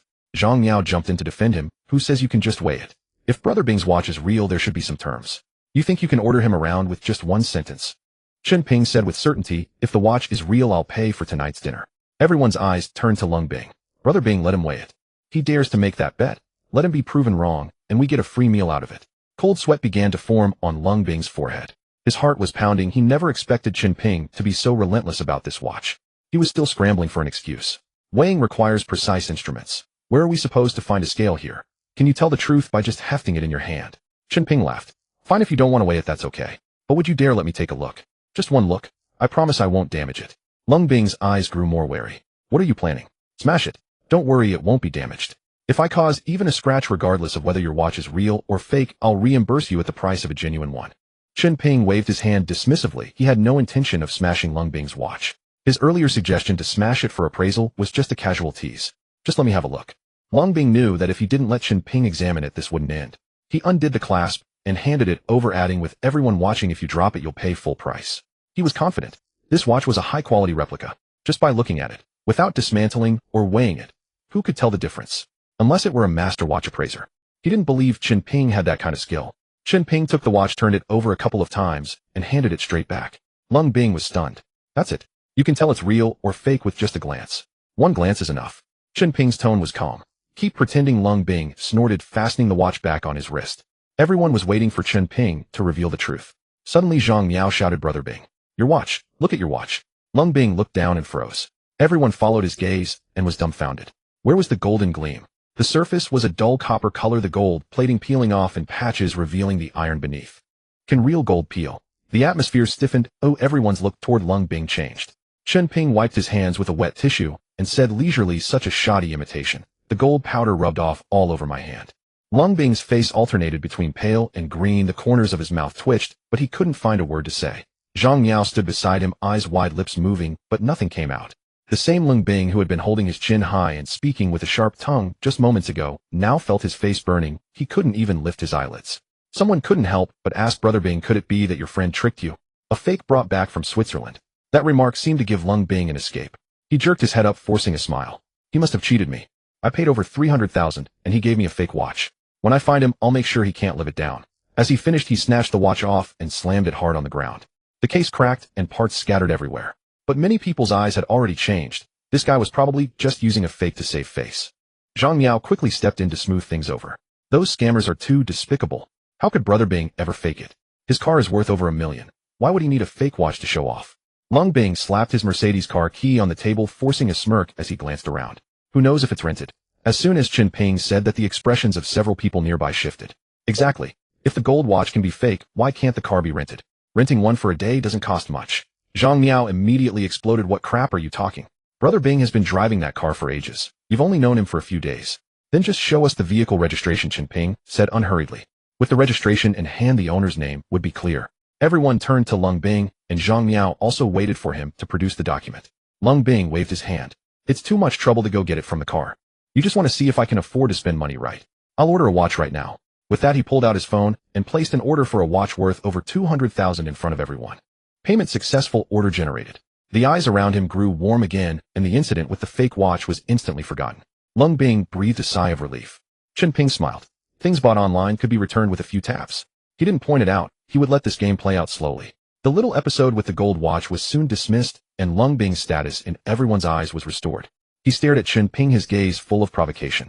This guy had almost made him lose face earlier. Didn't you say you're not short of money? You won't drink Matai, so what do you want to drink? Lung Bing raised his voice slightly. This hotel, the Rich and Grand, has every kind of liquor. It all depends on how deep your pockets are. Chen Ping had nearly humiliated him in front of everyone, and now he had to repay the favor. Brandy. Chen Ping's smile remained unchanged, his gaze meeting Lung Bing's directly. Do you dare to drink it? I'm afraid you've spent all your money on the watch and won't be able to foot the bill later. Lung Bing was stunned. Brandy. The cheapest bottle started at 200,000. Everyone else was dumbfounded. Wang Henin quickly tugged at Chen Ping's sleeve. Brother Chen Ping. She had worked in a bar and knew the price of brandy. A single bottle cost tens of thousands, and even a small commission would be substantial. Seeing Wang Henin's expression, Lung Bing was amused. Keep pretending. Go on. Ordering such expensive liquor on purpose. Wasn't it just to scare people? The waiter pushed a cart over, and 10 bottles of brandy were lined up on the table, the bottles translucent, the liquid sloshing inside. Lung Bing leaned back in his chair, his arm resting on the edge of the table, his chin slightly raised, eyes fixed on Chen Ping. I've had brandy a few times. If you really dare to drink, let's order a few more bottles. He laid down the challenge, waiting to see if Chen Ping would take it. The gazes of everyone around converged on him, their lips curled with barely suppressed smiles. In their eyes, Chen Ping was just an ex-con wearing cheap clothes, lucky if he could scrape together 2,000 yuan. Going up against Lung Bing. That was asking for trouble. Chen Ping nodded, then turned to the waiter and gestured with his chin. Please bring 5 bottles first. He didn't give Lung Bing any time to react. His voice wasn't loud, but it was clear to everyone in the private room. 5 bottles of brandy. Everyone was taken aback for a moment. Lung Bing himself was startled. His hand instinctively rose as if to stop it. But his mind worked quickly. This was just Chen Ping trying to scare him. Even if the bottles were brought, they wouldn't be charged until opened. They could be returned unopened, costing nothing. Damn, that kid almost had him fooled. Lung Bing exhaled, his shoulders relaxing, and a smile crept back onto his face. 5 bottles. That's not enough. Since we're drinking, let's make it 10. He emphasized the word 10 heavily, his gaze flicking toward Chen Ping, clearly expecting to see him flinch. Someone immediately chimed in, wow, Brother Bing is so generous. I've never even touched brandy in my life, and Brother Bing orders 10 bottles at once. Now that's real class. See, that's what real money looks like. That Chen Ping kid is dressed in rags worth less than 200 yuan, and he dares to claim he's drunk brandy. Huh, the show-off has met his match. I can't wait to see how he gets out of this one. Wang Henin's face turned pale, her fingers clenched the tablecloth. She leaned in and whispered, Brother Chen Ping, stop this. 10 bottles of brandy, nearly 2 million yuan. Even if she and Chen Ping split the bill evenly, that would still amount to nearly 2,000. If her parents found out this single meal had consumed 2,000, they would be absolutely furious. Chen Ping did not look back at her. Instead, the corners of his mouth curled upward. Regret. What is there to regret? It is only brandy. I have had it before. If you are feeling sorry about the money now, you can still ask the waiter to send it back. Lung Bing laughed even louder. Are you joking? A million or two means nothing to me. But beneath those words, he was already cursing to himself. Let the bottles arrive. Let us see how long this beggar can keep up the act. The waiter quickly brought 10 bottles of brandy, lining them up in a row. Under the lighting, their contents gleamed with a clear golden amber hue. Everyone at the table fixated on the lineup of bottles, their eyes practically glued to them. Such wine was something none of them had ever tasted in their lives. The waiter held the bottles and turned to Lung Bing. Sir, shall I open these? Lung Bing hesitated, then glanced over at Chen Ping. Chen Ping, it is your call. Once opened, they cannot be returned. Think carefully. He was waiting for Chen Ping to chicken out. In his mind, Chen Ping might talk tough, but when it came time to pay, he would surely stop them from opening the bottles. Lung Bing did not really want to open them either. A meal costing over 1 million. Where would he find that kind of money? Chen Ping's lips curled into a smirk as he gestured to the waiter. Please open them all. Certainly, sir. Pop. The first bottle of brandy was opened. Lung Bing's face went rigid. He never expected Chen Ping would actually go through with it. Pop. Another bottle. Each sound struck Lung Bing's heart like a hammer blow, sending sharp pains through him. Soon a cold sweat broke out on his forehead. Clenching his teeth, he said, Chen Ping, this is the Fortune Grand Hotel, Su family territory. Do not think you can dine and dash after finishing. That is not happening. He was trying to scare Chen Ping into calling it off. I never said I was running. What worried about the money? If you were, tell the waiter to stop opening them. Chen Ping glanced at him sideways, a careless smile playing on his lips. Worried? That is pocket change for me. 10 times what you make in a year. Lung Bing could not back down now. He had ordered all 10 bottles himself, but stopping now would be like slapping his own face. But watching bottle after bottle get opened, his heart was bleeding. Chen Ping picked up a bottle, poured a full glass, and downed it in one gulp. He smacked his lips. Now that is satisfying wine. Lung Bing looked at Chen Ping's drinking style with utter contempt, then turned to the others.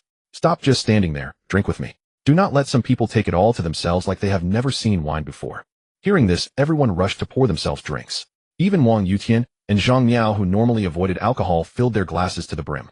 Wine worth hundreds of thousands per bottle. This might be the only chance in their lifetime. Why waste it? Wang Henin did not touch her glass, still whispering comfort to Wu Yifan. The blow this time was clearly severe. Wu Yifan lay slumped over the table, not lifting her head.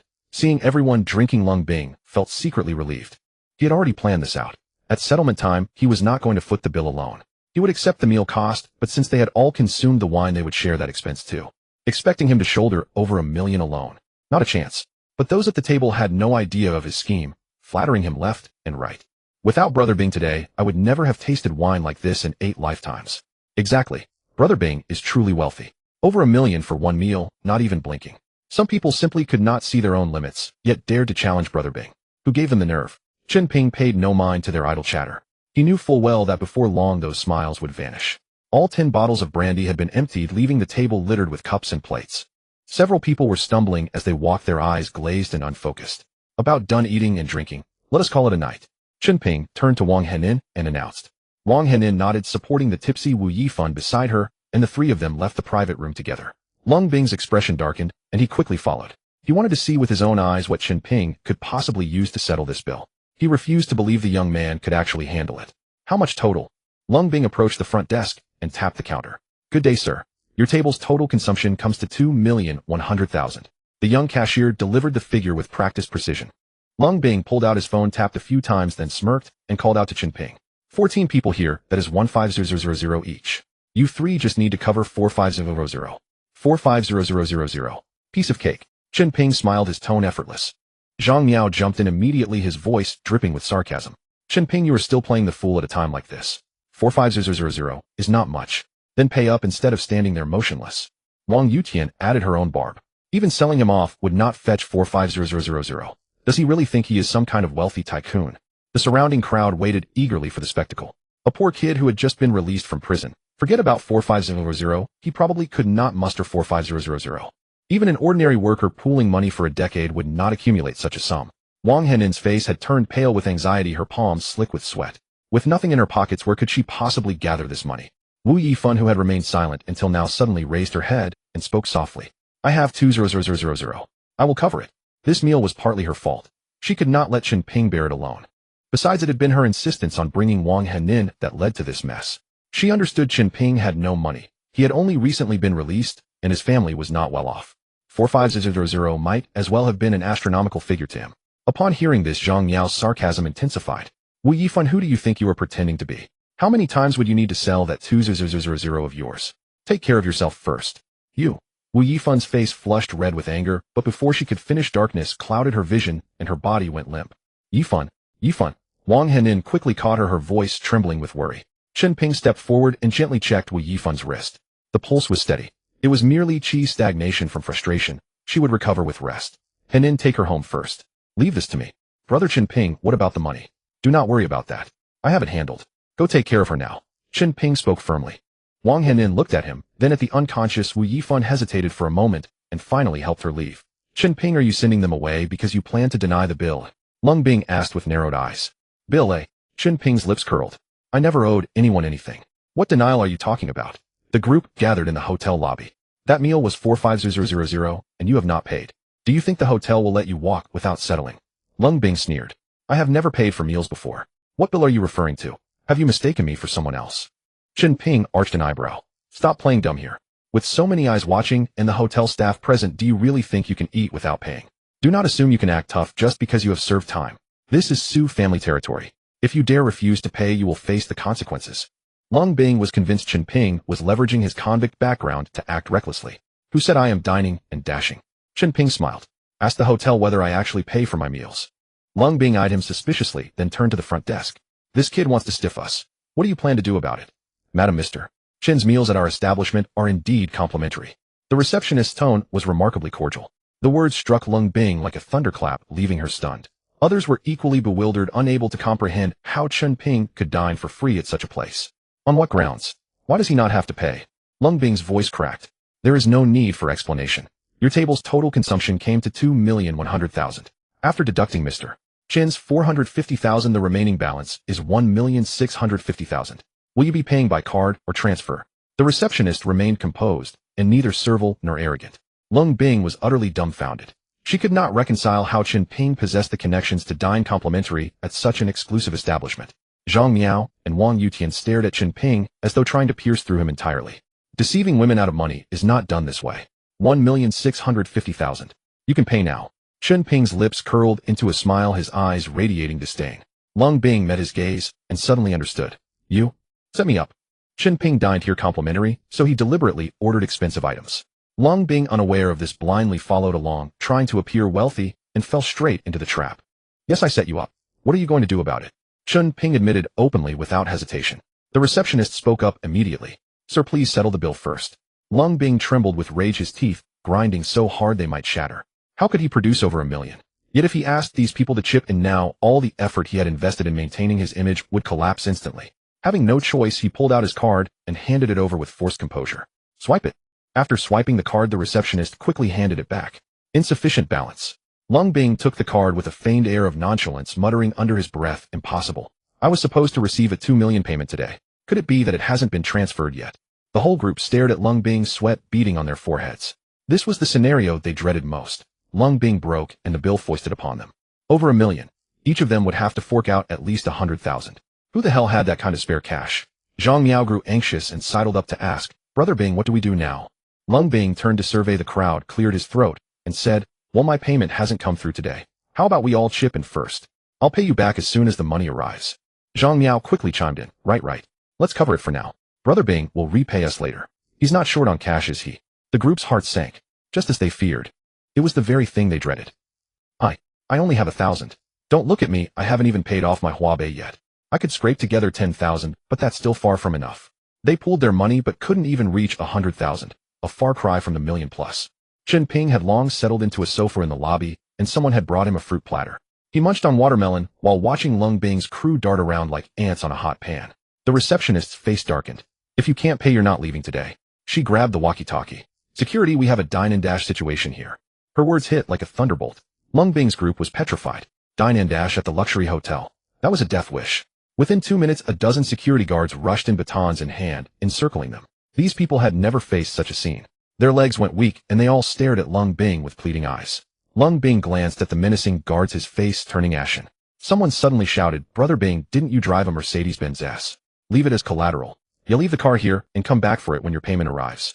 We're really broke. We can't compare to you, Brother Bing. $1 million plus is nothing to you." The group chattered, offering suggestions while flattering him. Lung Bing's face flushed red and pale. Finally, he ground his teeth and blurted out, "That car. I rented it. I can't leave it as collateral." The moment he said it, everyone froze. Zhang Miao stared at him as if she had seen a ghost. Earlier, when Chen Ping had said the car was rented, no one believed it. Now Lung Bing had admitted it himself. A slap in the face louder than any. Panic spread through the group. If Lung Bing was a fake rich man, wouldn't they have to foot the bill themselves? The receptionist sneered at their desperation. "Can't pay, huh? Then don't blame us for being rude. Take them all to the back and hand them over to the manager. Get them out of sight." A dozen security guards closed in, ready to act. The group was terrified, their faces pale. Lung Bing was the first to cave, shouting frantically, "I'll pay. I'll cover my own share.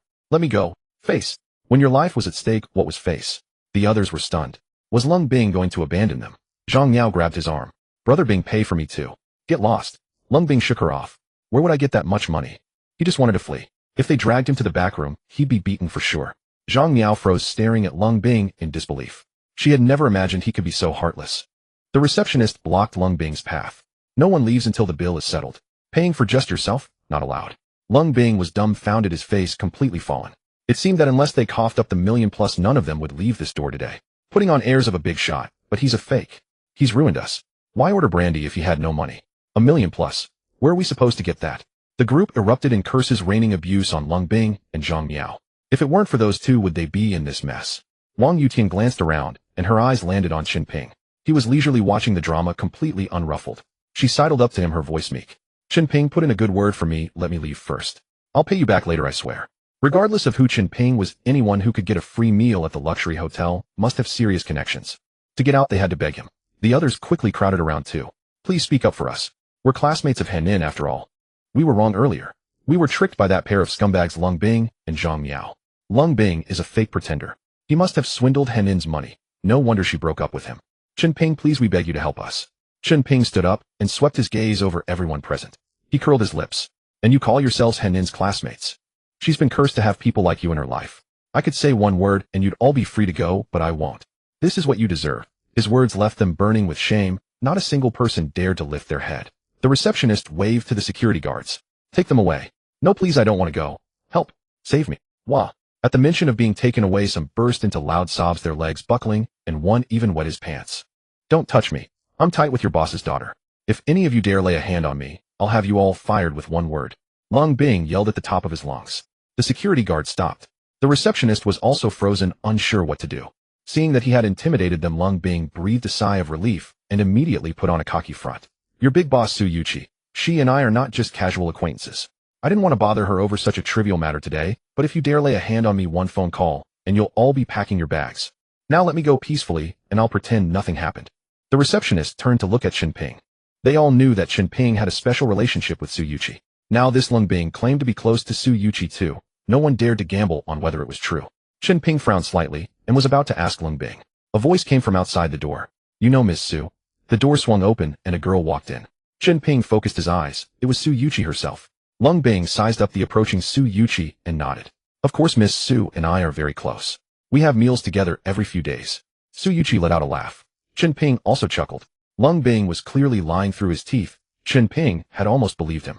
The hotel staff around them all burst out laughing. Su Yuqi was standing right in front of him, and Lung Bing didn't even recognize her, yet he kept claiming to be on good terms with Miss Su. Chen Ping looked at him with undisguised mockery. "Do you know who is standing in front of you?" Lung Bing's heart skipped a beat. He sensed something was off. "Sure enough," Chen Ping continued, "this is Miss Su. Do you know her?" The staff laughed even louder. Lung Bing wished he could find a crack in the ground to crawl into. Chen Ping didn't bother with the mortified Lung Bing anymore. He turned to Su Yuqi. It's already this late, why are you still coming to the hotel? Su Yuqi stared at Chen Ping, a hint of sourness in her voice. What else could it be? I heard you were at the hotel, so I thought I'd drop by. With a beauty by your side, you're living the good life. Everyone present was stunned. Lung Bing's mouth hung open, his eyes filled with shock. Only now did he understand why the hotel had given Chen Ping a free meal. Chen Ping smiled. What jealous? Don't flatter yourself. Who cares? Su Yuqi shot him a glare and continued. My dad keeps talking about you. He wants you to come over for dinner. I've been busy lately. Maybe in a couple of days. Chen Ping actually refused. The expressions of all the men changed. Envy and hatred warred in their eyes. Miss Su of the Su family personally invited him to dinner, and Chen Ping dared to say no. Any one of them would crawl there if they had to. Turning down an opportunity like that. Busy with what? I'll make you chairman tomorrow, and then see if you're still busy. Su Yuqi's face darkened at his refusal. No, I don't have time to run your company. Chen Ping quickly waved his hands. These words stabbed like a dagger into the hearts of everyone present. Lung Bing and the group who had just dined together now understood everything. They had looked down on Chen Ping from the start, but now they saw themselves as nothing but clowns.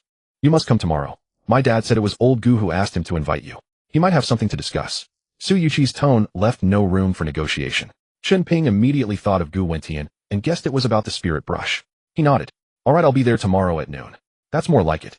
Su Yuqi's lips curled into a smile. Then she turned to look at Lung Bing's group.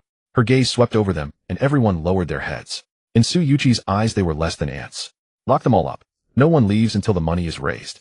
In no time, the security guards herded Lung Bing's crew into the back room and locked the door. Many had already begun to regret their actions. If they hadn't ostracized Wang Henin in the first place, how could they have ended up in such a predicament? They had no grudge against Wang Henin initially, it was all because they were misled by Lung Bing and Zhang Miao. Yet there is no regret medicine in the world. It's too late for remorse now. Everyone's eyes simultaneously fixed on Lung Bing and Zhang Miao. If not for these two, they would never have offended Chen Ping and Wang Henin. The more they thought, the angrier they grew. A crowd charged forward and began to beat Lung Bing and Zhang Miao. On the other side, Chen Ping had just stepped out of the car. Su Yuqi had wanted to give him a ride home, but he declined. Su Yuqi's luxury car, driving into their neighborhood, was too conspicuous. The Chang'an car started up, and Su Yuqi stood by the roadside watching, letting out a sigh. Entering the house, he found his parents already asleep. Chen Ping called Wang Henin to let her know he was safe. On the other end of the line, Wang Henin said she was staying at Wu Yifun's place, worried that Wu Yifun might be alone and despondent, so she needed to stay and comfort her. Chen Ping returned to his own room, crossed his legs on the bed, closed his eyes, and began to circulate the Ningxinju. The surrounding spiritual energy was drawn toward him, surging in his direction. Unfortunately, it was too thin. Compared to Panlong Bay, it was worlds apart.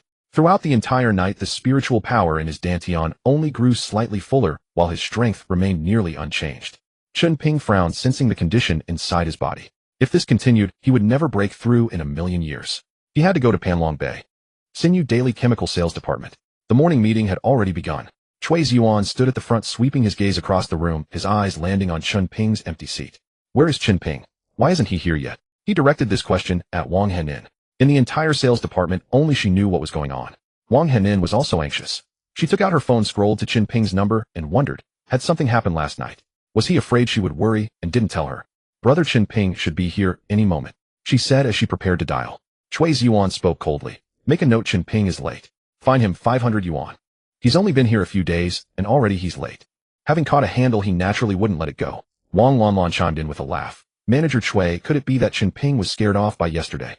He said he could secure the Tianmei contract, but today he doesn't even dare to show up right. It's possible. Chui Ziyuan nodded.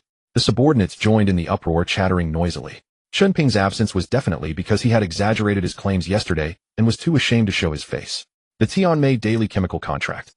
How could it be that easy? Not to mention a small salesman like him. Even Chui Ziyuan had followed Sun Xiaoming countless times, yet still failed to secure it. Wang Henin's face flushed bright red. She sprang to her feet and exclaimed, impossible. Brother Chen Ping will definitely come. She refused to believe that Chen Ping would back down. Wang Lanlan curled her lip. What time is it now? I think he's just too scared to come. That Chen Ping with his eyes on top of his head. What else can he do besides open his mouth and boast? Sun Xiaoming chimed in, already thoroughly annoyed with this guy. Wang Henin was frantic, continuously dialing Chen Ping's number. The moment the call connected, the ringtone sounded at the door. Chen Ping himself walked into the office. He had pushed himself too hard in cultivation last night and overslept this morning. Brother Chen Ping, you're finally here. I was worried something had happened to you. Wang Henin hurried over to greet him. What could happen to me? I just stayed up late last night and couldn't get up. Chen Ping smiled, his tone casual. Chen Ping, at work you need to act like a professional. You're already 10 minutes late. According to company rules, a fine of 500 yuan. Chui Ziyuan's voice was loud, clearly making sure everyone heard. Chen Ping had only been here a few days. His salary was probably less than 500. This fine meant he'd be working for nothing. Manager Chui fining 500 for a first-time lateness. Isn't that a bit harsh? You should at least give him a chance. Wang Henin quickly spoke up in his defense. Rules are rules. There's nothing to discuss. Chui Ziyuan sneered, his attitude unyielding. Fine, just fine it. It's not a big deal. Chen Ping didn't take it seriously at all. Seeing his nonchalant demeanor, Chui Ziyuan felt even more stifled. Suppressing his anger, he said to Chen Ping, "You remember what was said yesterday, don't you? If you can't secure the Tianmei daily chemical contract today, you can pack your things and leave." "No problem," Chen Ping replied, and went straight back to his desk, too lazy to bother with him further. Chui Ziyuan was grinding his teeth in anger, but then he thought that Chen Ping would soon be gone, so he felt a bit relieved. "Brother Chen Ping, Wu Yifan told me that we have a classmate working at Tianmei, seems to be the office director. I'll go talk to him, maybe he can help." Wang Henin leaned in and whispered to Chen Ping, "Don't worry about it. I can handle this myself." Chen Ping didn't want her running around. He had already informed Lin Tianhu about this matter, and he figured things were already arranged on that end. Wang Henin simply didn't believe Chen Ping could secure the Tianmei contract on his own. She thought Chen Ping was just saying that to spare her the worry. Without further argument, she picked up her phone and quietly sent a message to that classmate. Before long, Wang Henin slung her bag over her shoulder and headed out. She didn't call Chen Ping, thinking she would first go and smooth the connections herself, then let him step in later. That way their chances would be better. She took a taxi and arrived at the Tianmei building. The over 10-story office tower stood on the liveliest street in Hongcheng. In the daily chemical industry, Tianmei was a well-known enterprise. As Wang Henin reached the main entrance, a security guard immediately blocked her. "Who are you?" "Brother, I'm looking for Director Li Jian." Wang Henin spoke politely. The guard didn't step aside. "Company rules, someone has to come and pick you up before you can enter." Wang Henin had no choice but to take out her phone and call her classmate Li Jian. After a moment, a man in a suit with slicked-back shiny hair and glasses walked out. "Li Jian." Wang Henin waved at him. Li Jian hurried over. The guard immediately bowed and scraped, "Hello, Director Li. She's my classmate. Don't block her when she comes to the company in the future." Li Jian's tone carried a hint of reprimand, putting on an official air. The guard nodded repeatedly. Yes, I'll remember." "Henin, follow me in." Li Jian led Wang Henin inside. The guard stared at Li Jian's back and spat fiercely. "What a piece of work. Li Jian, you're quite something now." Wang Henin's tone was a bit envious. "It's all right." Li Jian smiled faintly. Entering the office, Li Jian poured Wang Henin a cup of coffee. Wang Henin looked around. The decoration was quite grand. Her eyes shimmered with envy. They were all classmates, yet he had already secured the position of director while she had just found a job. "Last night's class reunion, no one informed you?" Wang Henin asked as she took the coffee. All the classmates from the same city should have invited Li Jian, especially since he was doing well. "They did inform me, but I didn't go. I'm too busy. When would I have the time? I heard Lung Bing went." Li Jian's tone carried a hint of disdain, clearly looking down on those classmates. At the mention of Lung Bing, Wang Henin's face stiffened.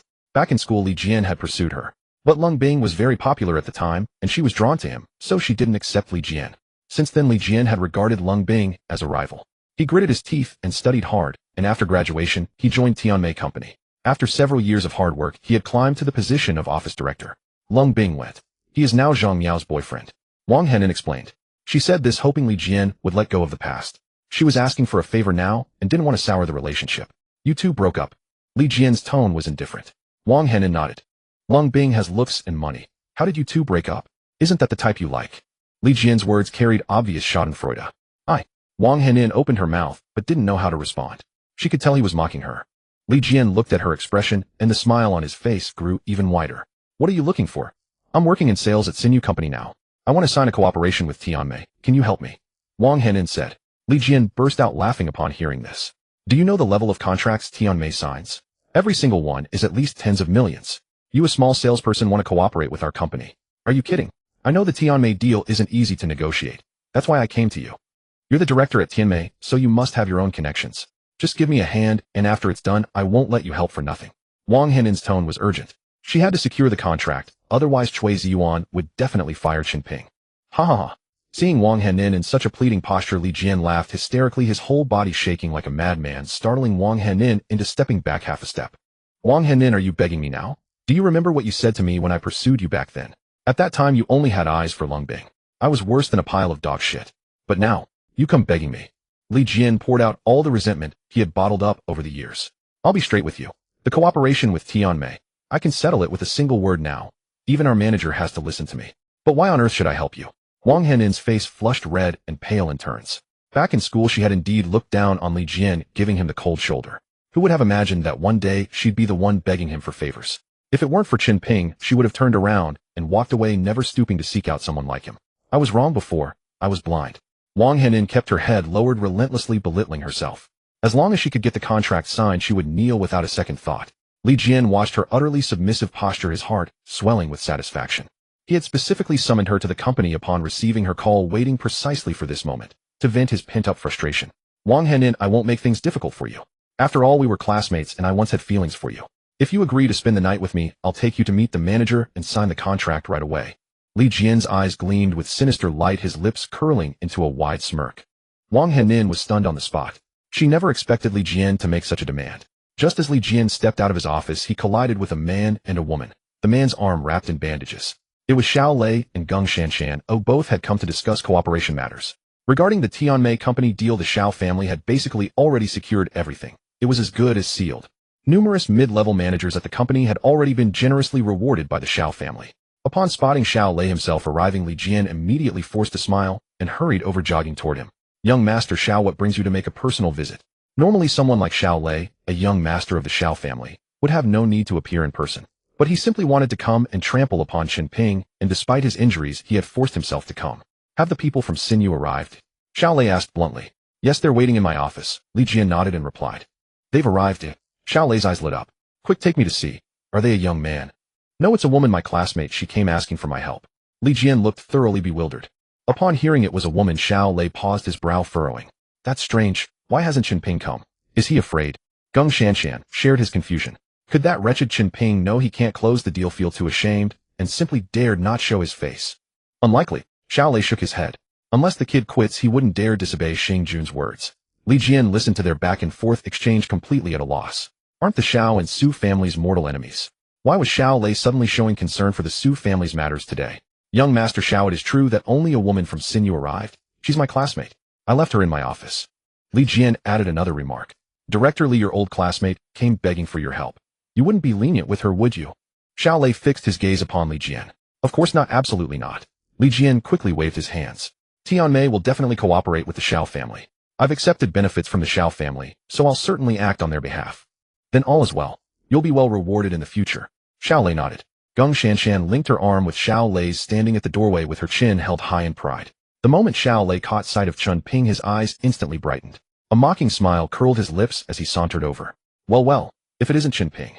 I heard you're working in sales now. Got dumped by Su Yuqi. You've even moved out of your villa, right?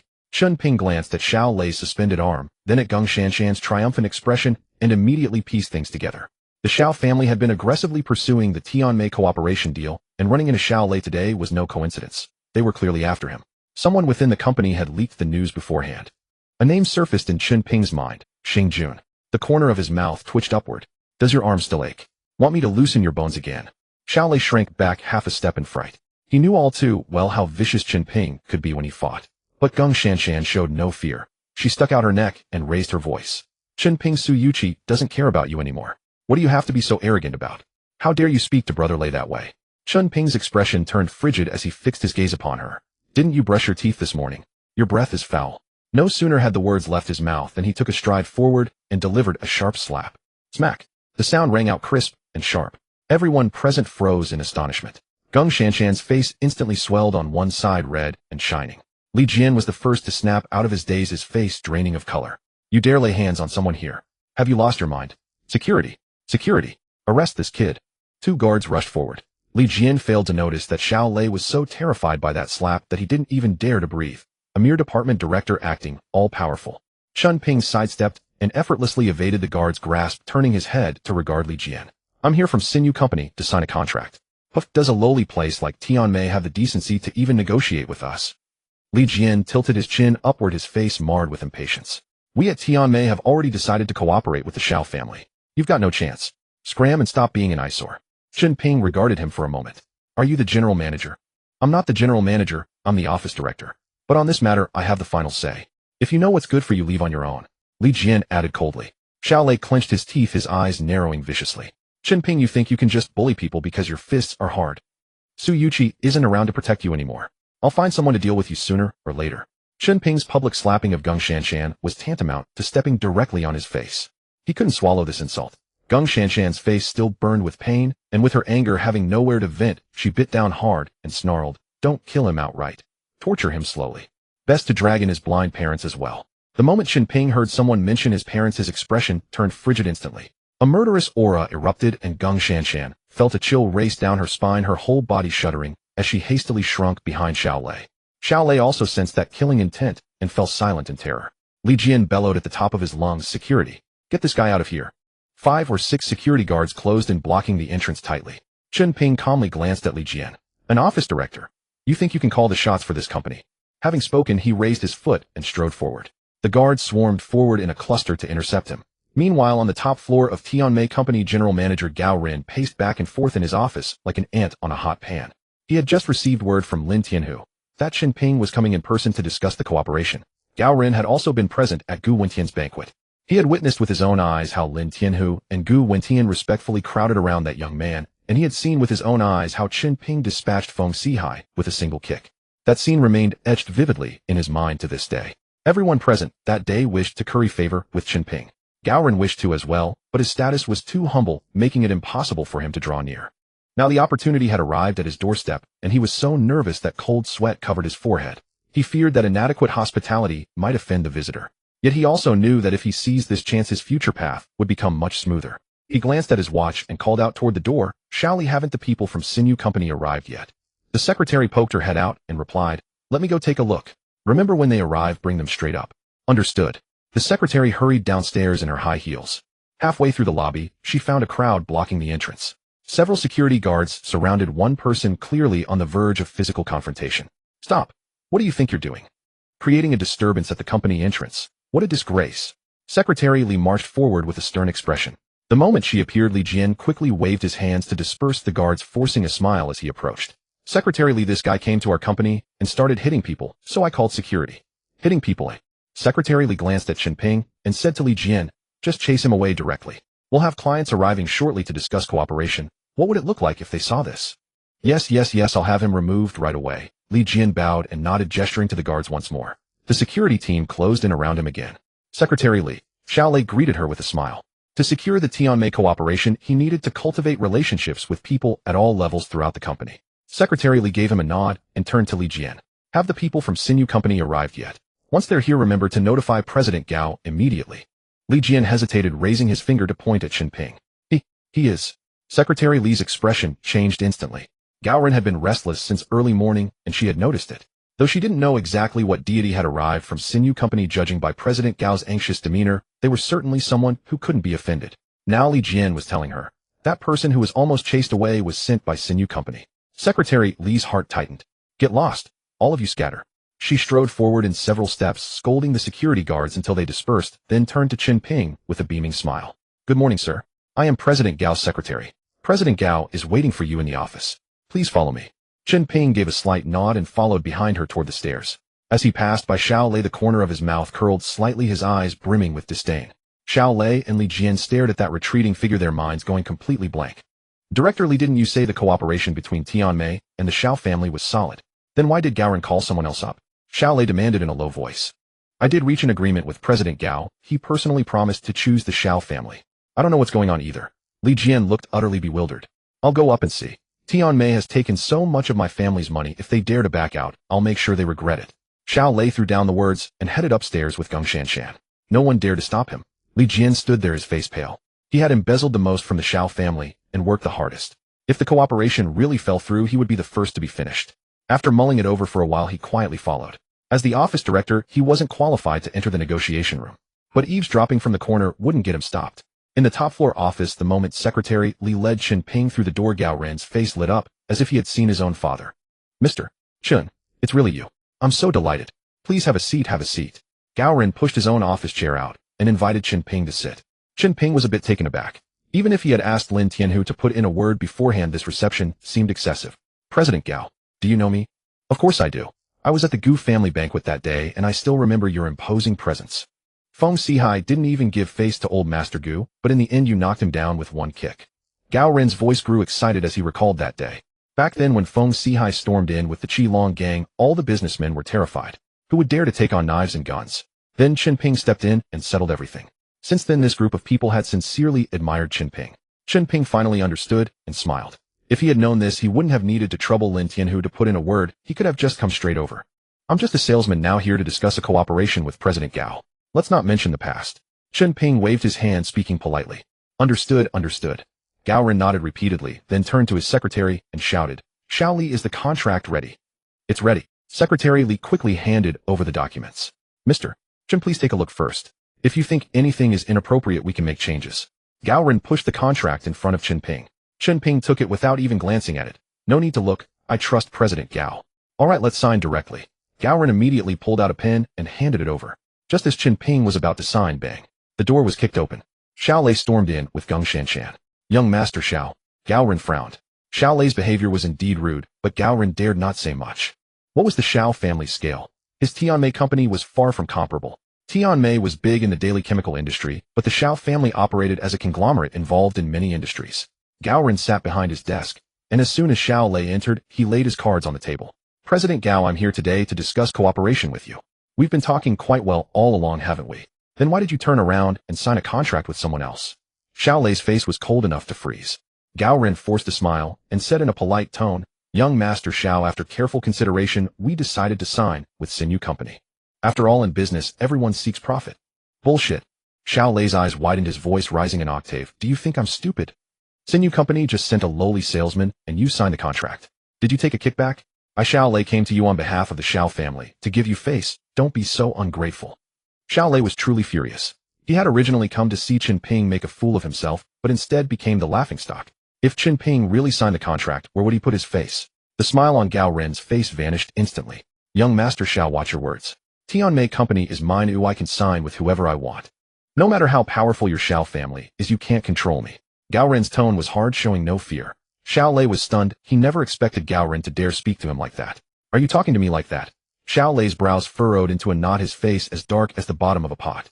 Do you believe I can make your company disappear from Hong City within a month? Heh. Gao Ren let out a cold laugh. Do as you please, who I don't care. Xiao Lei's threat didn't work, and for a moment he was at a loss. At that moment, Li Jian, who had been lurking outside, rushed in. President Gao? President Gao. He was sweating profusely, his voice urgent. Whether it's production or sales, I think cooperating with the Xiao family is still the best choice, maximizing our profits. Li Jian had taken bribes from the Xiao family, and if the contract didn't go through, he would have to spit the money back. If Xiao Lei exposed his kickbacks, he'd be finished. Li Jian, since when did you learn to meddle in contract matters? You're just the office director. Do you have a say here? Gao Ren bellowed at him. Li Jian flinched, his neck shrinking, and he obediently shut up and stood aside. Chen Ping glanced at him and spoke slowly. You're trying so hard to defend the Xiao family. Did you take their money? You're full of shit. Li Jian exploded, pointing at Chen Ping and cursing. Don't slander me. Who took money? I just think you have no integrity. A person's character reflects the nature of their company. Gao Ren's face changed, cold sweat streaming down his forehead. He knew exactly who Chen Ping was. This Li Jian dared to curse Chen Ping to his face. Was he tired of living? Gao Ren had been on edge, afraid of offending this big shot in any way. And now his own subordinate had insulted Chen Ping. Gao Ren kicked Li Jian in the shin, cursing loudly. How dare you speak to Mr. Chen like that? Kneel. Li Jian was completely stunned, staring at Gao Ren with wide eyes. President Gao, he's just a salesman. Do you really have to go this far? Go to hell. I told you to kneel. Are you deaf? Gao Ren kicked him again, roaring curses while his back was soaked with cold sweat. He knew very well. If Chen Ping really lost his temper, not to mention Lin Tianhu and Gu Wentian, even just the Su family could crush this company to dust. Li Jian was kicked in the back of the knee, his legs giving way, and he fell to his knees with a thud. Gao Ren wiped the sweat from his forehead and quickly apologized to Chen Ping. Mr. Chen, my subordinate had no manners and offended you. I'll fire him right now, and I'll investigate whether he took any bribes. Xiao Lei watched from the side, boiling with rage, and sneered. Gao Ren, have you lost your mind? Chen Ping is just a convict who's been in prison. Why are you groveling like this? You're a boss, show some dignity. Gao Ren gave Xiao Lei a cold glance and didn't respond. He didn't plan to explain. Xiao Lei still didn't know what Chen Ping was capable of. Let him keep bouncing around. Gao Ren knew that the Xiao family wouldn't last much longer. The Xiao family had some foundation, but going up against Lin Tianhu, Gu Wentian, and the Su family all at once, they weren't qualified. Chen Ping said in a calm tone, President Gao, let's sign the contract. I don't want anyone to interfere. Understood. Gao Ren nodded, then turned to Secretary Li and said, see the guests out. If anyone refuses to leave, call security. Secretary Li nodded and made a pleased gesture to Xiao Lei. Young Master Xiao, please. Xiao Lei's face was ashen, staring at Gao Ren for a few seconds. He knew staying any longer would only bring more humiliation. He grabbed Geng Shanshan and turned to leave. At the door he turned back and threw down a parting shot. Gao Ren, you just wait. I have 1,000 ways to make you regret this. After Xiao Lei and Geng Shanshan left, Gao Ren looked down at Li Jian, who was still kneeling. Get out or I'll deal with you later. Li Jian didn't dare stay a moment longer. He scrambled to his feet and fled.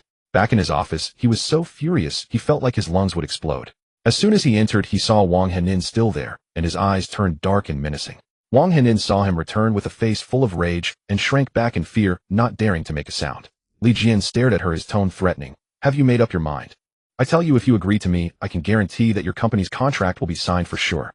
He had already learned that the contract was with Sinew Company, so he dared to make such a promise. Wang Henin bit her lip, her voice trembling. Li Jian, can you change the condition? Her face flushed bright red. Change the condition. Li Jian's lips curled into a sneer. Do you know how much this contract is worth? If it really goes through, the commission alone would be enough for you to buy an apartment. Such a huge chunk of profit, and I'm just asking you to spend one night with me. Is that too much? If I actually paid for it, I could get 100 women, no problem. Wang Henin bit her lip so hard her teeth sank and her whole body tensed up. Li Jian stared at her, the fire burning from his throat down to his gut. If they weren't in the office, he would have pounced on her already. Fine, I agree. Wang Henin took a deep breath. But the contract must be signed first. That goes without saying. The contract will definitely be signed. Li Jian grinned, his eyes crinkling with delight. I've booked a room for tonight. Wait for my call. Dress nicely, don't disappoint me. Wang Henin turned and walked away. She couldn't stand another minute there. As she stepped out of the office, she looked up and saw someone descending the stairs. Chen Ping. Brother Chen Ping. Wang Henin was stunned. She hadn't expected Chen Ping to arrive so soon. Henin, what are you doing here? Chen Ping was also taken aback. He had explicitly told her not to come, yet here she was having come on her own. I thought if I could ask my classmate for help, maybe things would be easier to negotiate. Wang Henin's gaze fell on the contract in Chen Ping's hand, and her pupils contracted. Brother Chen Ping, you signed a contract. Signed it. Chen Ping handed the contract over. Wang Henin flipped through it, her brow furrowing tightly. She had just agreed to Li Jian's conditions, so how could Chen Ping have secured the contract so quickly? Mr. Chen, and this is a... Gao Ren walked over, sizing up Wang Henin with curiosity. He remembered clearly how Chen Ping and Su Yuqi had been flirting at the banquet, not hiding it from anyone. My little sister. Chen Ping smiled. Henin, this is President Gao of Tianmei. We just signed the contract. Hello, President Gao? I'm Wang Henin. Wang Henin quickly extended her hand and shook Gao Ren's. Miss Wang, I heard your classmate also works at our company. Gao Ren asked. Yes, Li Jian, the office director of your company. Wang Henin nodded. Him. Chen Ping's brow furrowed. Brother Chen Ping, do you know him? Wang Henin noticed the change in Chen Ping's expression. He was the one who desperately tried to block the contract signing just now. Chen Ping said. Wang Henin's mind went blank with shock. This Li Jian had been playing her all along.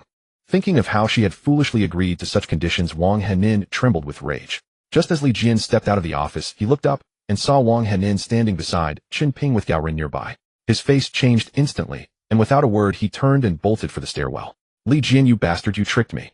Wang Henin spotted him, fury surging, and chased after him. Chen Ping quickly pieced together what had likely happened. With a swift stride, he grabbed Li Jian by the back of his collar and yanked him back. Wang Henin's hands were shaking with anger as she grabbed Li Jian's hair. Didn't you say the Tianmei contract was yours to decide? You used this lousy contract to force me to sleep with you. Are you even human? The more she spoke, the more agitated she became, slapping Li Jian across the face repeatedly. Li Jian cowered, not daring to dodge, enduring every slap Wang Henin delivered. Chen Ping stood by, his presence exuding a chilling pressure. If he hadn't come personally to sign the contract today, Li Jian might have succeeded. After a long while, Wang Henin, tired of hitting, and tears began to fall silently. She looked up, her eyes red-rimmed, at Chen Ping. Brother Chen Ping, I didn't want to make you lose your job, so I agreed to that beast. Henin, I understand. It's over now. Chen Ping patted her shoulder, then turned his gaze to Li Jian, his eyes cold as knives. Li Jian, chilled by that stare, trembled uncontrollably. I was wrong. I was just joking. We're old classmates. How could I do something like that? He apologized frantically, but it was too late. I don't want to see blood today. Chen Ping grabbed Li Jian's arm, channeling spiritual energy into his palm, shattering every bone in the arm into fragments. Li Jian's scream echoed through the corridor. The skin of his arm remained intact, but the bones inside were completely crushed beyond repair. Wang Henin was startled and quickly stepped in to pull Chen Ping back. Brother Chen Ping, don't. She feared he might kill the man in a fit of rage, which would land him in serious trouble. She couldn't bear to see Chen Ping go to prison. Seeing the worry in Wang Henin's eyes, Chen Ping stopped. He turned to Gao Ren. President Gao, he's your man. Handle it as you see fit. Gao Ren shrank back, nodding repeatedly. Don't worry, I'll take care of it properly. Chen Ping took Wang Hen in and left. He knew Gao Ren had plenty of ways to deal with Li Jian. When they returned to the sales department with the contract, the entire office erupted. A crowd gathered around the contract, examining it over and over, confirming it was genuine. Everyone's gaze toward Chen Ping shifted. They couldn't fathom how Chen Ping had managed to secure the Tianmei contract in such a short time. Chui Ziyuan held the contract, his fingers trembling. Only he truly understood the weight of this deal. As the sales manager, the credit would fall on him and the benefits would be substantial. Chui Ziyuan disliked Chen Ping and wished he could kick him out of the company. But the contract Chen Ping brought back had handed him a great advantage. His heart was overjoyed, but he forced a stoic expression, pretending nothing was amiss. He put on a stern face. Chen Ping, you managed to sign this contract, but in the end it was the groundwork Sun Xiaoming and I laid through tireless effort. Don't think it's all your own doing. You passed this time, so I won't fire you. But whether you survive the next evaluation is another matter. With that, he tucked the contract under his arm and headed for the general manager's office. For the company, this deal was monumental. Ziyuan. Sun Xiaoming saw him leave the sales department and quickly followed. Chui Ziyuan stopped when he heard her voice. Sun Xiaoming approached and asked, "Be honest with me. How much commission will you get from this contract?" She knew the commission would be substantial, but not the exact figure. Chui Ziyuan grinned. "Haven't you been eyeing that house at Panlong Bay? Tomorrow I'll take you to pick a floor plan. Whatever you like we'll buy. This contract will bring us a steady stream of money in the future. A house is nothing." Sun Xiaoming nearly jumped for joy, her eyes sparkling. "Really? So that Chen Ping guy isn't completely useless after all?" Chui Ziyuan snorted. "I think he just took advantage of the path we already paved. We did all the hard work." Sun Xiaoming quickly nodded in agreement. Exactly. If we hadn't smoothed things out beforehand, how could Chen Ping have signed such a contract so easily? All right, I'm going to deliver the contract to President Xing. If he's happy, he might transfer me directly to the procurement department," Chui Ziyuan said, walking toward the general manager's office with a beaming face. In high spirits, he didn't bother to knock and pushed the door open. Xing Jun was on the phone, but seeing someone barge in, he immediately hung up. Seeing it was Chui Ziyuan, his face darkened like a storm cloud. Only then did Chui Ziyuan realize his mistake, trembling as he raised the contract. "President Xing, the Tianmei contract is signed." He thought such a big deal would surely appease Xing Jun. But he was mistaken. The moment he finished speaking, Xing Jun exploded. Get out of here." Xing Jun grabbed a teacup and hurled it. Crash! The cup shattered on the floor. Chui Ziyuan, terrified, scrambled out on all fours. Xing Jun gritted his teeth, breathing heavily, his chest heaving like a bellows, clearly seething with rage. He already knew Chen Ping had signed the Tianmei contract. He had intended for Chen Ping to hit a wall, but instead the one who ended up embarrassed was Xiao Lei. Xiao Lei's phone call had scolded Xing Jun mercilessly. Xing Jun couldn't stand another second in the Su family. After hooking up with Xiao Lei, his betrayal had become a weapon in Xiao Lei's hands. Even when cursed at, he could only swallow his pride. As soon as Chui Ziyuan returned to the office, Sun Xiaoming rushed up, her eyes bright. "Ziyuan, what did President Xing say? How much commission can we get?" Chui Ziyuan threw the contract down, his face long. "Commission, my ass. I don't know what bad luck I've hit today." He scolded me relentlessly. He stalked off to his office, and Sun Xiaoming hurried after him, trying to soothe him with soft words. When the lunch bell rang, Chen Ping tidied his desk, planning to head to the Su residence. He had promised Su Yuqi he would have lunch with Su Wenzong today, and he wouldn't break his word. Wang Henin ran over to him, beaming. "Brother Chen Ping, we signed such a big deal today. Let's celebrate over lunch. There's a great Western restaurant nearby." Chen Ping was taken aback, a bit embarrassed, and cleared his throat. "I have something to do at noon. You go and enjoy it yourself. Tonight, we'll celebrate properly tonight." The light in Wang Henin's eyes dimmed. She bit her lip. Then, "Okay." She stood there watching Chen Ping's figure gradually disappear through the company entrance, feeling a distance between them. She couldn't understand Chen Ping, nor could she feel she could enter his world. Chen Ping left the company originally intending to drive his own Chang'an car. As a result, he spotted Su Yuqi's car parked not far away, with her sitting in the driver's seat, honking the horn at him persistently. Chen Ping never expected her to come pick him up personally, so he had no choice but to shove the car keys back into his pocket and walk toward her. He got into the car, the corners of his mouth curling slightly. "Are you bored out of your mind? Coming here in person?" Su Yuqi rolled her eyes. "I was afraid you'd stand me up. Master Gu is already here. If you don't go, where am I supposed to save face?" Before the words had barely left her lips, she floored the gas pedal, and the car shot forward. Meanwhile, upstairs, Wang Henin stood by the window, watching helplessly as Chen Ping climbed into a red luxury car. She couldn't make out the driver's face. The distance was too great, but the image pierced her heart like a needle. Wang Henin whispered to herself, "Brother Chen Ping, is it because of her that you won't have dinner with me?" Her eyes stung hot, and tears began to roll down her cheeks. Inside the Su family villa, Su Wenzong and Gu Wentian sat in the living room, sipping tea and conversing. In the past, even as Hongqing's wealthiest man, Su Wenzong would never have had the standing to sit on equal terms with Gu Wentian. But things were different now, and everyone understood it clearly. Su Wenzong was Chen Ping's prospective father-in-law, a title that carried far more weight than the prestigious label of Hongqing's richest man. Soon after Su Yuqi arrived with Chen Ping. The moment Gu Wentian saw him, he rose immediately, his expression filled with deep respect. Mr. Chen.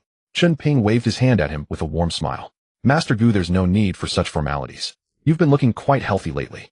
This is all thanks to Mr. Chen.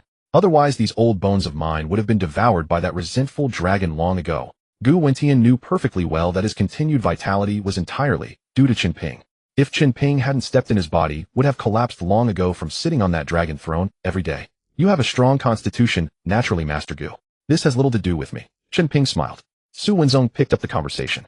Chen Ping, I heard from Yuqi that you went to Sinew Daily Chemical. Yes, I'm doing sales. Chen Ping nodded.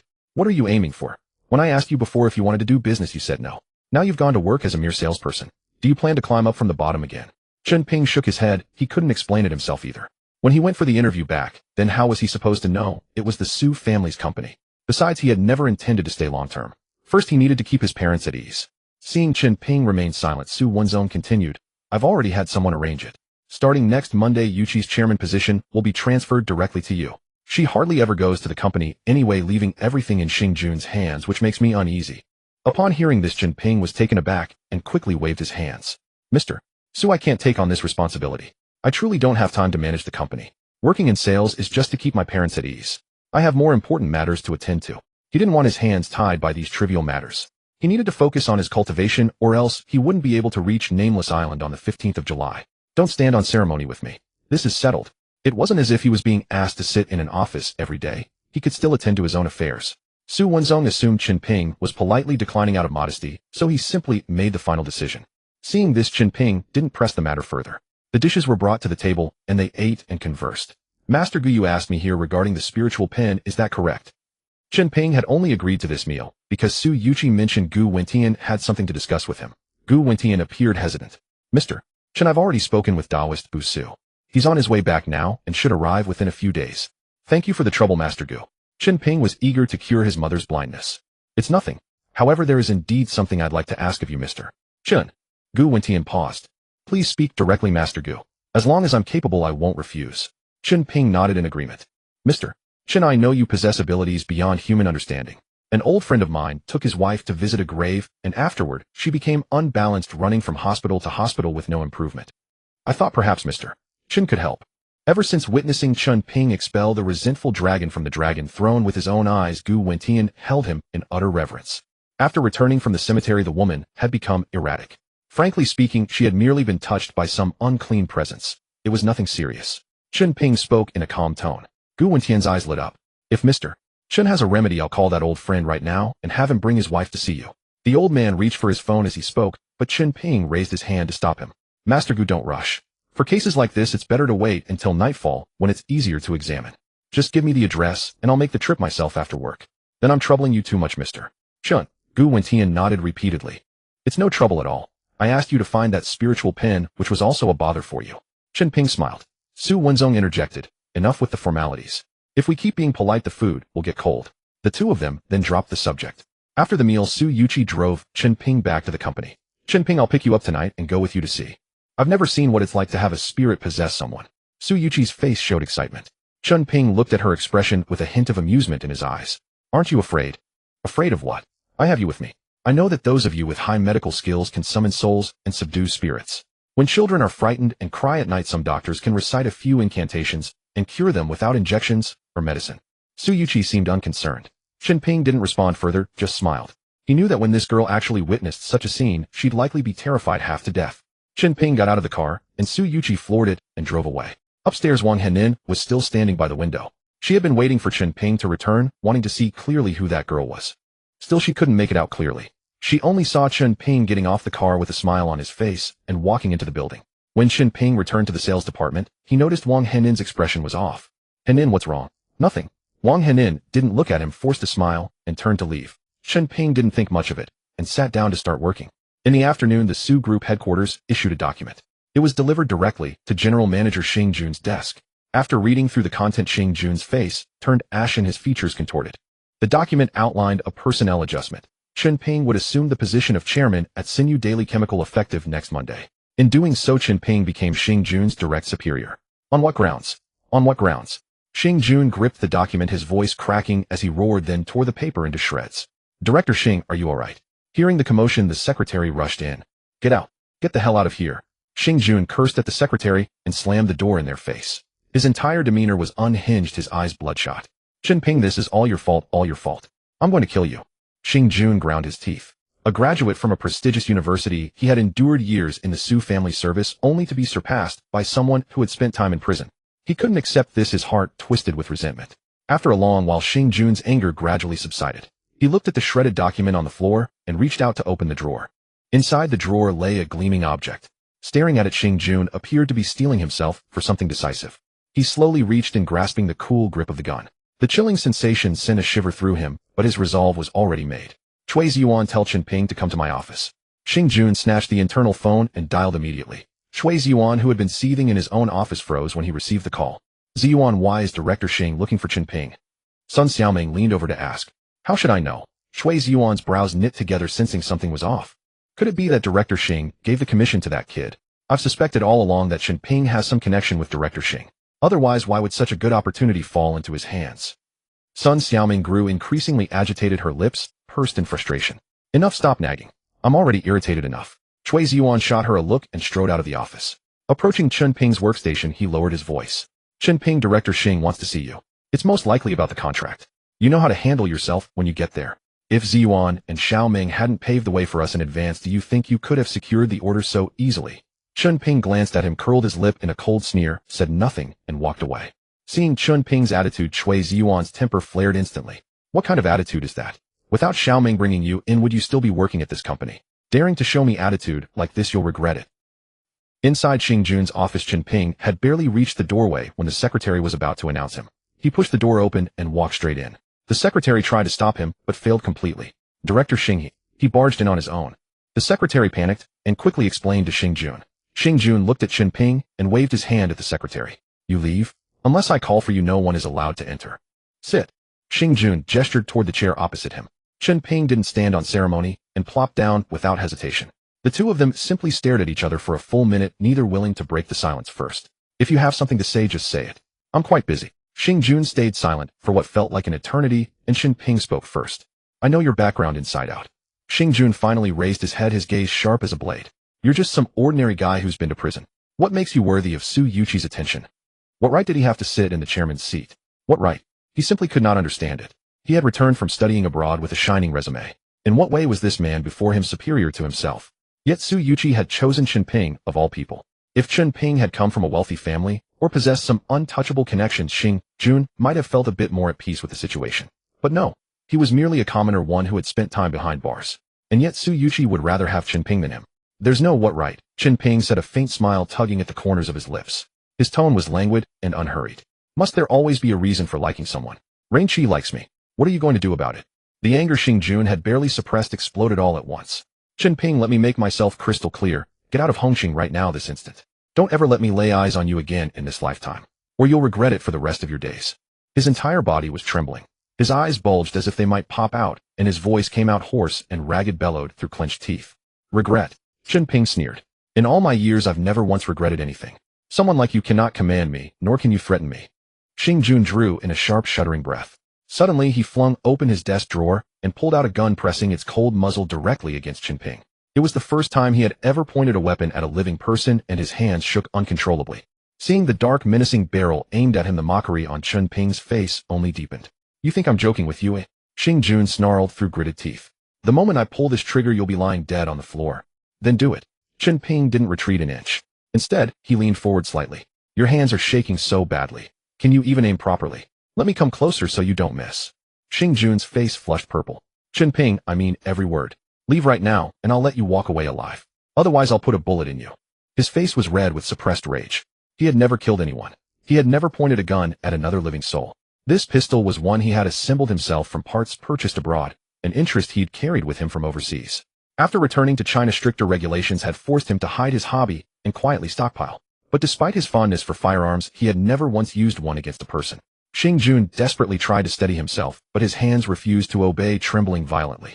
Chen Ping watched his quivering state, a bitter smirk curling his lips. With your nerve, you couldn't even kill a chicken. And you're threatening me, eh? You'd be wise to put that gun down right now. I can still let you walk out of here alive. But if you actually pull that trigger, the dead one will be you. Chen Ping's voice was cold enough to frost over. Who are you trying to scare? I shoot you, pack my bags, and flee abroad. Who the hell is going to find me? Xing Jun simply refused to believe such talk. The gun was in his own hand. The power rested in his own palm.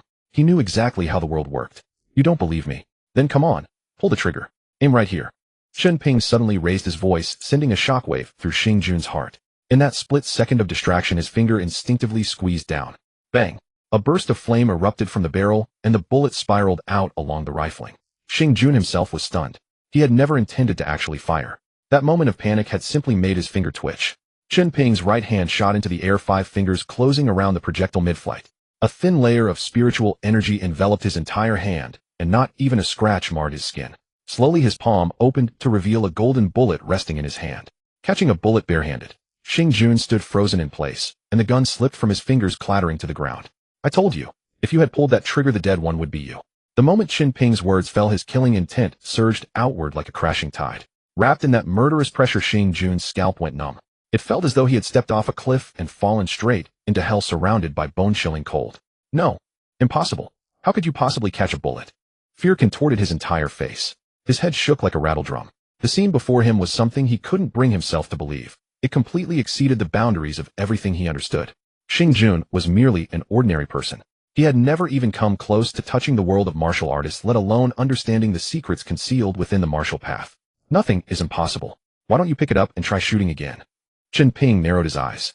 The glacial light within his gaze caused Xing Jun to slide completely off his chair and tumble to the floor. He no longer dared to touch the gun, nor did he dare bend down to retrieve it. Catching a bullet with bare hands. Whether he believed it or not, the fact stood undeniable before his very eyes. Something suddenly clicked into place in Xing Jun's mind. Chen Ping was just some ordinary convict. Why on earth would Su Yuqi choose him? Could someone capable of catching a bullet with his bare hands truly be an ordinary man? Deep down, Xing Jun knew Chen Ping must conceal another identity entirely beyond his reach, a layer of secrets he could never unravel. He thought back to the incident at Xinazhuang. Liao Feixiong hadn't so much as touched a single hair on Chen Ping's head, and had instead ended up berating himself. Looking back now, that surnamed Liao man had also been wary of whatever power Chen Ping commanded behind the scenes. Only now did Xing Jun realize that he and Chen Ping were fundamentally different species altogether. Previously, he had considered himself leagues above Chen Ping, thanks to his overseas education. But now he understood. The truly shallow one was himself. Don't kill me. Please don't. Xing Jun completely crumbled. He was terrified of death, genuinely thoroughly terrified. The gunshot earlier had been nothing more than an instinctive spasm born of sheer panic. But when it truly came down to saving his own life, his grip refused to close on the trigger. Watching Xing Jun's pathetic display, Chen Ping had lost even the desire to kill him. With a casual flick of his wrist, he let the gun fall and smash to the ground right before Xing Jun's eyes. Leave Hongcheng by end of today. Don't let me ever cross paths with you again. With those words, Chen Ping turned and walked away. As he pushed the door open, the secretary happened to be standing just outside. Through the gap in the doorway, she saw Xing Jun kneeling on the floor, utterly dazed. Chen Ping cast her a single glance, and she instinctively shrank back in fear. He didn't say a word, nor did he close the door. He simply left Xing Jun's wretched state on full display for anyone to see. Get out. Get the hell out of here, all of you. Xing Jun roared at the secretary. The secretary bolted without hesitation. Her heart pounded with panic, terrified that she had witnessed something she shouldn't have and would be fired as a result. What she didn't know was that Xing Jun was already slowly getting to his feet, gathering the gun and spent shell casing piece by piece. He looked around his office one final time and walked out without looking back. From that day forward, no one at the company ever saw Xing Jun again. No one in Hongcheng did either. So that was how Xing Jun vanished. Chen Ping, did President Xing call you in to talk about the commission? What did you say? The moment Chen Ping stepped into the sales department, Chui Ziyuan hurried over to ask. He normally couldn't be bothered to pay Chen Ping any mind, but when it came to the commission matter, he couldn't stay silent. Nothing much. Chen Ping gave him a cold, dismissive glance. Chen Ping, I think you're trying to pocket it all for yourself. Sun Xiaoming's temper flared. The company's policy is written in black and white. Whoever closes the deal, the manager gets a share. We've been chasing the Tianmei account for months, and you just waltzed in and took the credit. Don't flatter yourself. You wouldn't have gotten past this company's front door if I hadn't recommended you. I'm not interested in that commission. Chen Ping glanced at Sun Xiaoming, his tone flat and unbothered. Chen Ping, you heard him. Chui Ziyuan immediately seized the opportunity, raising his voice. Everyone heard that. He's giving it up entirely. Don't you go backing out later. I won't. Chen Ping's lips curled into a thin, cold smile. Chui Ziyuan's heart leapt with joy. If Chen Ping truly intended to walk away from the commission, it would all fall into his own hands. He could already picture buying a villa in Panlong Bay with the down payment alone. Everyone in the sales department stood frozen, staring at Chen Ping as though he had lost his mind. Such a massive commission, and he was casually discarding it like trash. And then you're on the same team as Chen Ping. If he's giving up his share, don't be foolish enough to follow suit. Who wouldn't want more money? Wang Lanlan leaned in close to Wang Henin and lowered her voice. Wang Henin glanced in Chen Ping's direction and shook her head. I'm not taking mine either. The contract had been signed under the company's name. Having the commission funneled to her personally made her feel deeply uncomfortable. As for why Chen Ping was refusing it, she couldn't be bothered to ask. He was likely riding some wealthy girlfriend's coattails and looked down on such petty sums anyway. Two lunatics fighting against their own money. Wang Lanlan pursed her lips and turned away. When it was time to leave work, Wang Henin didn't hitch a ride with Chen Ping as she usually did. Instead, she hailed a taxi on her own. What's wrong with that girl today? Chen Ping muttered to himself. She hadn't spoken a word to him all afternoon, acting as though she had lost her soul. After returning home and changing clothes, he found Su Yuqi's car already waiting downstairs. In front of the old residential compound, a luxury car had pulled up and immediately set off a wave of gossip. Whose daughter is this? What business does she have in a place like this? Maybe she's come for a handsome young man. Don't be ridiculous. Someone with her background wouldn't be caught dead looking at people around here. A group of elderly women sat by the roadside chattering animatedly among themselves. Wang Changfeng was sitting there pondering whose car had arrived when she saw Chen Ping emerge from the stairwell, open the car door, and get in. She stood frozen in place. Changfeng, isn't that Chen Ping from Bao's family? Found a wealthy girlfriend, huh? I recall he used to be quite close with your Henin. What's going on? Young people these days, they're so superficial, always chasing after the high branches. The old women babbled on, and Wang Changfeng could no longer sit still. She sprang to her feet and dashed home. She had to ask her daughter what was really happening. Chen Ping sat in Su Yuqi's car following the address Gu Wentian had given and drove all the way to the outskirts of Hongcheng. The area was still undeveloped, low shabby houses everywhere, and the roads were full of potholes. After over an hour's drive, they finally arrived. Gu Wentian was already waiting there. Chen Ping glanced around. He couldn't reconcile this rundown place with Gu Wentian's status. Mr. Chen. As soon as Gu Wentian saw Chen Ping, he hurried over, extremely courteous. Beside him stood an old man with graying temples, dressed far more modestly than Gu Wentian. Old Song, this is the Mr. Chen I told you about. His medical skills are remarkable. Gu Wentian turned to introduce him to the old man. Old Song looked at Chen Ping, stunned, his face full of disbelief. This gentleman whom Gu Wentian addressed with such respect was also a master of medicine. Old Song had originally thought that someone who could command such reverence from Gu Wentian would surely be an old expert or professor with a long beard and bushy eyebrows. But when he lifted his eyes, he saw a mere teenager standing before him. Old Song, Gu Wentian called out twice. Off. Old Song snapped back to reality and quickly extended his hand. It was dry, thin, and covered in wrinkles. He offered it. Hello, Mr. Chen. Chen Ping shook it briefly and nodded in acknowledgement. Gu Wentian continued, Mr. Chen, Old Song's wife is inside. Please take a look. With that, he let Old Song lead the way while he walked side by side with Chen Ping, casually explaining their relationship. It turned out that Old Song and Gu Wentian were childhood friends who had grown up together. As a child, Gu Wentian had also lived in these low houses decades ago. Later, Gu Wentian studied hard, got out, and gradually entered the political world, slowly losing touch with his old buddies. After retiring, Gu Wentian returned to Hongcheng and reconnected with his old friends. He had offered to help Old Song to buy an apartment and move into the city. But Old Song was stubborn, unwilling to leave this place, so Gu Wentian stopped insisting. The two of them would get together every now and then for tea and idle chat. Old Song lived a tight but steady life, never once asking Gu Wentian for anything. But a few days ago, Old Song came to him insisting that Gu Wentian help find a good doctor to treat his wife. With Gu Wentian's connections, finding a renowned physician wasn't difficult. But after hearing Old Song describe the symptoms, his heart sank. He suspected it wasn't that simple.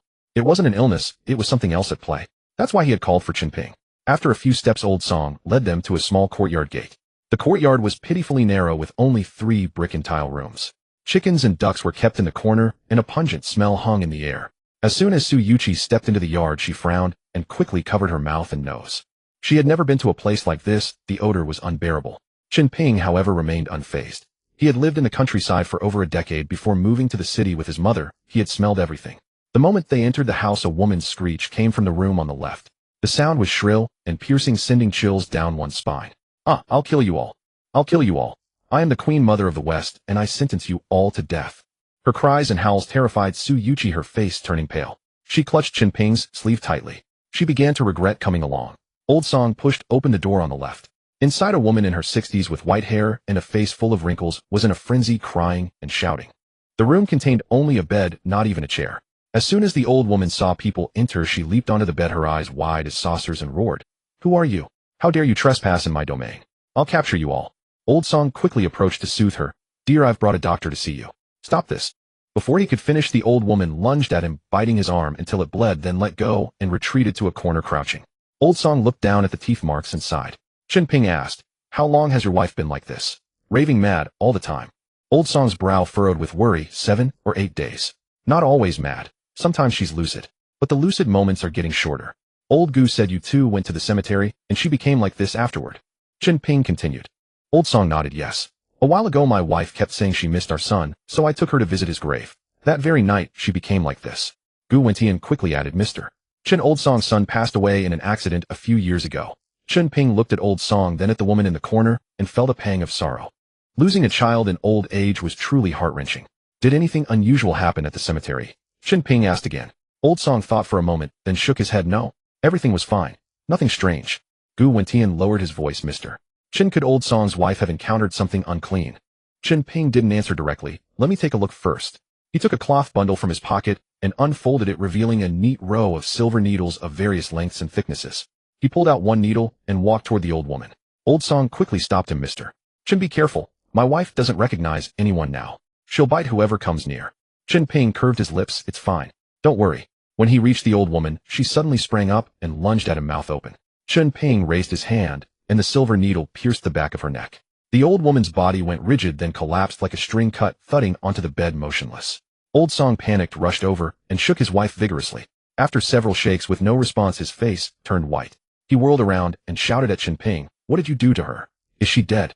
Gu Wentian quickly stepped in to hold Old Song back. Calm down. Mr. Chen is treating your wife, not harming her. Chen Ping said calmly, don't worry. She's just unconscious.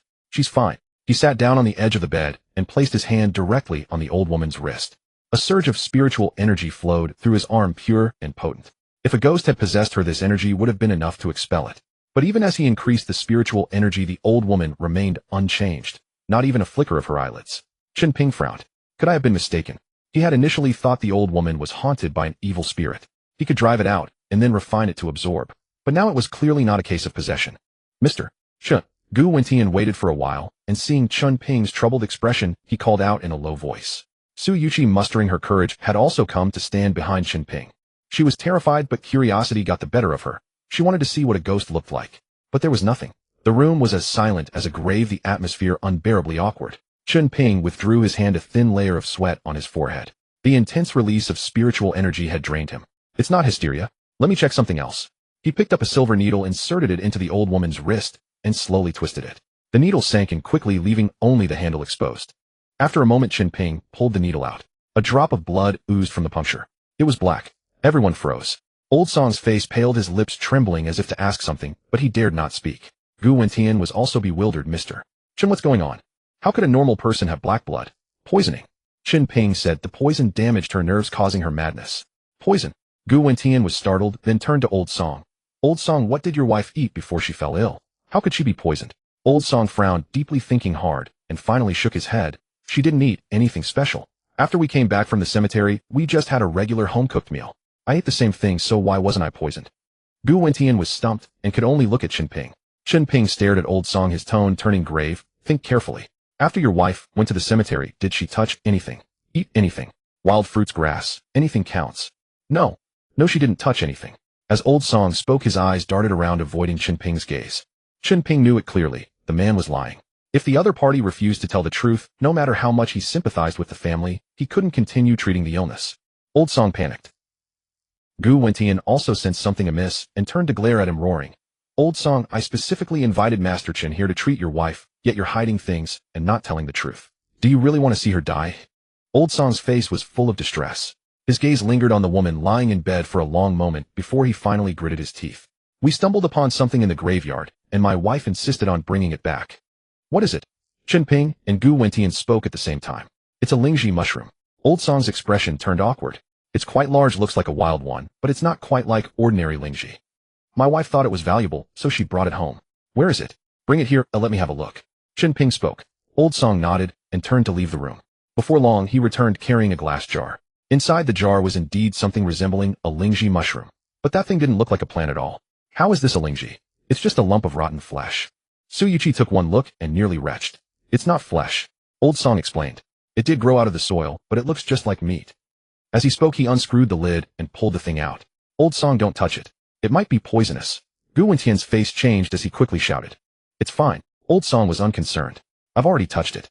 If it were really poisonous, I'd be lying down by now. He didn't care at all, and simply held the lump of flesh Lingji in his hand. So your wife isn't poisoned by this thing either? Gu Wentian pondered. Since Old Song had touched it without issue, his wife touching it shouldn't have caused any trouble. Touching it is fine. Chen Ping took over, casually taking the thing from Old Song's hand and turning it over. But taking a bite is a different story. At the bottom of that thing there was a gap the size of a fingernail. Clearly, it was a mark from a bite. Old Song saw the gap and froze. I told her not to eat anything of unknown origin, but who knew she'd really sneak a bite? If I'd known, I would never have let her keep it. He was so remorseful that he raised his hand and struck his own chest. Don't blame yourself. Master Chen will surely have a solution. Gu Wentian stopped him and turned to look at Chen Ping. Master Chen, what exactly is this thing? It doesn't seem like a Lingji at all. Chen Ping didn't answer immediately. He reached out, took the lump of flesh Lingji from Old Song, and gently squeezed it with his fingers. That lump seemed alive, trembling slightly. Chen Ping held the thing up for them to see clearly. This is called Wudo Roji, also known as flesh Lingji. When the feng shui is disturbed and clear qi mixes with turbid qi, this kind of thing emerges. It is a plant, but it grows eyes like an animal and can sense any movement around it. When the flesh Lingji has only one eye, it's called Tai Sui. With 2 eyes, it's called Qinghu. When all 5 features are fully developed, it's Wudo Roji. This thing is extremely rare. Usually it's picked before it grows up or eaten by other animals. To grow to this form, one might not encounter it even once in a year. He paused, then continued, the toxicity is fierce. It feeds entirely on the rotten flesh underground, so it's most commonly found in graveyards. Fortunately, she only took a tiny bite. Otherwise, even a celestial being couldn't have saved her. Don't be fooled by how rare it is. It has virtually no medicinal value. If you were to steep it in medicinal wine and drink it, you'd likely lose your life. Chen Ping explained in detail. Old Song shuddered all over after hearing this. It was a good thing his wife was sick and hadn't gotten around to brewing that wine, or he himself would be lying on the ground now. Gu Wentian lowered his voice and asked, Master Chen, can Sister Song still be saved? She can be saved. Chen Ping nodded, shoved the flesh Lingji back into Old Song's hands, pulled out silver needles from his bag, and with a flick of his fingers inserted them one by one into Old Song's wife. Before long, Old Song's wife's eyelids fluttered, and she woke up. Then she opened her mouth and spat out a mouthful of black blood. Chen Ping waved his hand, withdrawing all the silver needles and rolling them back into the cloth bundle. It's done. She'll be fine after a few days of rest. He gave Old Song a brief instruction. Old Song rushed to the bedside and called out repeatedly, Wife, wife. The woman slowly opened her eyes, looked at the several people standing in the room, and asked dazedly, Old Song, why are there so many people at home? It's nothing. I invited them to treat you. You're all better now. Just rest. Seeing that his wife was truly fine, Old Song's face broke into a broad smile. Chen Ping and the others stepped out of the room and stood in the yard. Old Song followed, bent his knees, and tried to kneel on the ground. Chen Ping was startled, reached out and grabbed his arm, pulling him up and preventing him from kneeling. Benefactor, you saved my wife's life. We don't have much money and I don't know how to repay you. Old Song kept expressing his gratitude. From disbelief at the beginning to now, Old Song was genuinely convinced by Chen Ping. Gu Wentian interjected, Old Song, Master Chen didn't come for money. Don't be like this. If it were for money, he wouldn't have made the trip at all. Old Song nodded repeatedly. Yes, yes, yes. He's clearly not short of money. He had already noticed that Su Yuqi and Chen Ping's car was incredibly stylish. Hardly a sign of someone lacking funds. I'll catch a few chickens and ducks for Master Chen to stew and drink. They're home-raised, never fed with feed. With that, Old Song turned to head toward the chicken coop. Chen Ping reached out to stop him. Uncle Song, let's not be so formal. If you really want to thank me, could you give me that flesh Lingji? I'll pay for it. Old Song was stunned, a look of confusion on his face. Master Chen, didn't you say it has no medicinal effect and is poisonous? What do you want it for? In an ordinary person's hands, it's indeed useless. But I practice cultivation and it happens to be just what I need. Chen Ping's cultivation method could absorb the essence within this thing. He estimated that if he consumed this flesh Lingji, his strength would soar to a new level. Since Master Chen can use it, just take it. It's just going to be thrown away here anyway. I don't dare keep it at home anymore. Old Song didn't hesitate at all and directly pressed the flesh Lingji into Chen Ping's hands. Chen Ping wanted to pay, but Old Song flatly refused, not accepting a single cent. Leaving Old Song's house, Su Yuqi felt a bit disappointed. I was hoping to see something bizarre, but there was nothing. Seeing her regretful expression, Chen Ping smiled. There aren't that many supernatural things out there. But if you do run into one, just don't faint from fright. With you protecting me, I won't faint. Su Yuqi winked at him. She dropped Chen Ping off at his building and left. As soon as Chen Ping went upstairs behind a large tree in the apartment complex courtyard, Wang Henin slowly emerged, staring at his back, her mind churning with turmoil. She had been hiding there for a long time, waiting to see who the woman was that was with Chen Ping. Unfortunately, it was dark and Su Yuqi didn't get out of the car, so she still couldn't see clearly. Daughter, let's go back. If Chen Ping really chooses a girl from a wealthy family, that's his fate. Wang Changfeng gently patted Wang Henin's shoulder. Wang Henin nodded, her eyes already wet. Chen Ping went home and crashed into bed. Tomorrow was Saturday. He planned to go to Panlong Bay, where the spiritual energy was abundant and no one would disturb him, perfect for refining the flesh Lingji. At the same time, in the general manager's office of Xian Hezwang, Xiao Lei had one arm in a sling and sat face to face with Liao Feixiong. Brother Xiao, you asked someone to find me. What's the matter? Liao Feixiong personally poured a cup of tea for Xiao Lei. The Xiao family had some standing in Hongcheng. Although the Red Dragon gang wasn't afraid of them, these wealthy clans were all patrons. Liao Feixiong knew in his heart that Xiao Lei's visit today meant money. Brother Xiong, I've long heard of your great skills. Meeting you today, you truly live up to your reputation. With your physique, even 3 or 5 strong men couldn't get close to you, right? Xiao Lei showered him with flattery. Haha, Brother Xiao, you don't need to be so polite. If you have anything to say, just say it. If I Liao can handle it, I won't make excuses. Liao Feixiong laughed heartily. Brother Xiong, I'll be straightforward. I have an enemy, and I'd like you to send some men. When the job is done, a 10 million thank you gift. Here's 5 million as a deposit. With that, Xiao Lei slid a bank card across the table to Liao Feixiong. Liao Feixiong paused, then burst out laughing. All right, truly worthy of the young master of the Xiao family. Generous indeed. After laughing twice, his smile vanished instantly as he stared at Xiao Lei. Everyone knows the Xiao family has a debt of gratitude to Lin Tianhu. If you're looking for an enemy, why not go to Lin Tianhu? Your own Xiao family bodyguards are plenty, aren't they? Why do you need my Red Dragon gang? He paused, then added, our Red Dragon gang has never been on good terms with the Jui Hall. Young Master Xiao, instead of going to the Jui Hall, you come to me. Isn't that taking the long way? Liao Feixiong knew all about the dealings between the Xiao family and Lin Tianhu. It was no secret. Don't mention that ungrateful bastard. At the mention of Lin Tianhu, Xiao Lei's anger flared up. If it weren't for our Xiao family, Lin Tianhu would have been a pile of bones long ago. Now he's turned into a dog of the Su family and cut off all ties with us. The more he spoke, the angrier he got. He added, I can't command a single one of our Xiao family bodyguards. They only listen to my father. My dad still thinks I'm lying in the hospital recovering from injuries. Understood. Liao Feixiong nodded. Recently, Lin Tianhu has indeed been getting close to the Su family. The enemy young Master Xiao mentioned. Could he be someone connected to the authorities? I need to make this clear up front. The Qilong gang never takes on jobs involving the government. Brother Xiong, rest assured, he's just an ordinary person with some basic martial arts skills, nothing to do with the officials. Xiao Lei quickly waved his hands. Then it's settled. Tomorrow I'll have a Shui bring a dozen brothers to find you. As for how to deal with that enemy, you young Master Xiao call the shots. Liao Feixiong's tone was indifferent. Hearing that only a dozen men were being sent, Xiao Lei felt uneasy. Brother Xiong, could you send more people? Chen Ping's capabilities, he had witnessed them firsthand. With just a few moves, he had taken down several men. What's wrong? Is your enemy really that formidable? Can't a dozen brothers handle him? Liao Feixiong frowned. No, he's not that powerful. I was just thinking that more people would look more impressive and make a bigger display. Xiao Lei didn't tell the truth. He dared not reveal Chen Ping's true strength to Liao Feixiong, fearing the man might back out or try to extort more money. All right, since young Master Xiao has asked, we'll send 30 people to give you some backing. And let's hope we can cooperate more in the future. Liao Feixiong stood up and extended his hand to shake Xiao Lei's. Then I thank you, Brother Xiong. Xiao Lei's face was all smiles. Leaving Xinhe Manor, Xiao Lei got into his car. Geng Shanshan was still waiting in the car, and as soon as she saw him get in, she eagerly asked, Brother Lei, how did it go? Early the next morning, Chen Ping told his family he was leaving, tucked the Ro Lingji into his pocket, and headed straight for the Panlongwen villa. At the entrance of Panlongwen, Shui Ziyuan's son Xiaoming and Wang Lanlan were in a heated argument with the security guards. Why won't you let us in? We're here to view the property. Is this how you treat customers? Son Xiaoming yelled at the security guard until her face turned red and her neck swelled. She had been in a good mood today, planning to browse the houses at Panlongwen. Once she got her commission, she couldn't afford a villa in the mountains, but maybe she could get a loan for one at the foothills. At least then she'd have a place to settle. But as soon as they arrived at the gate, the security guard stopped them. Son Xiaoming exploded on the spot. The security guard's face was expressionless, his tone flat. Go to the sales office next door to buy a house. You can't enter until you're a homeowner. How can I decide whether to buy without seeing the floor plan first? Son Xiaoming kept shouting. The security guard blocked the entrance, not budging an inch. If you want to see the house, have a salesperson bring you in. You can't enter on your own. That's the rule. Shui Ziyuan was also frustrated inside, but he dared not cause a scene. This was Panlongwen, one of the top-tier residential compounds in Hongcheng, where all the residents were people you couldn't afford to offend. What was a department manager like him anyway? He tugged at Son Xiaoming's arm. Enough, let's go to the sales office first and have a salesperson guide us. Son Xiaoming gritted her teeth in anger and glared at the security guard. Just you wait. The first thing I'm doing once I become a homeowner is having property management fire you.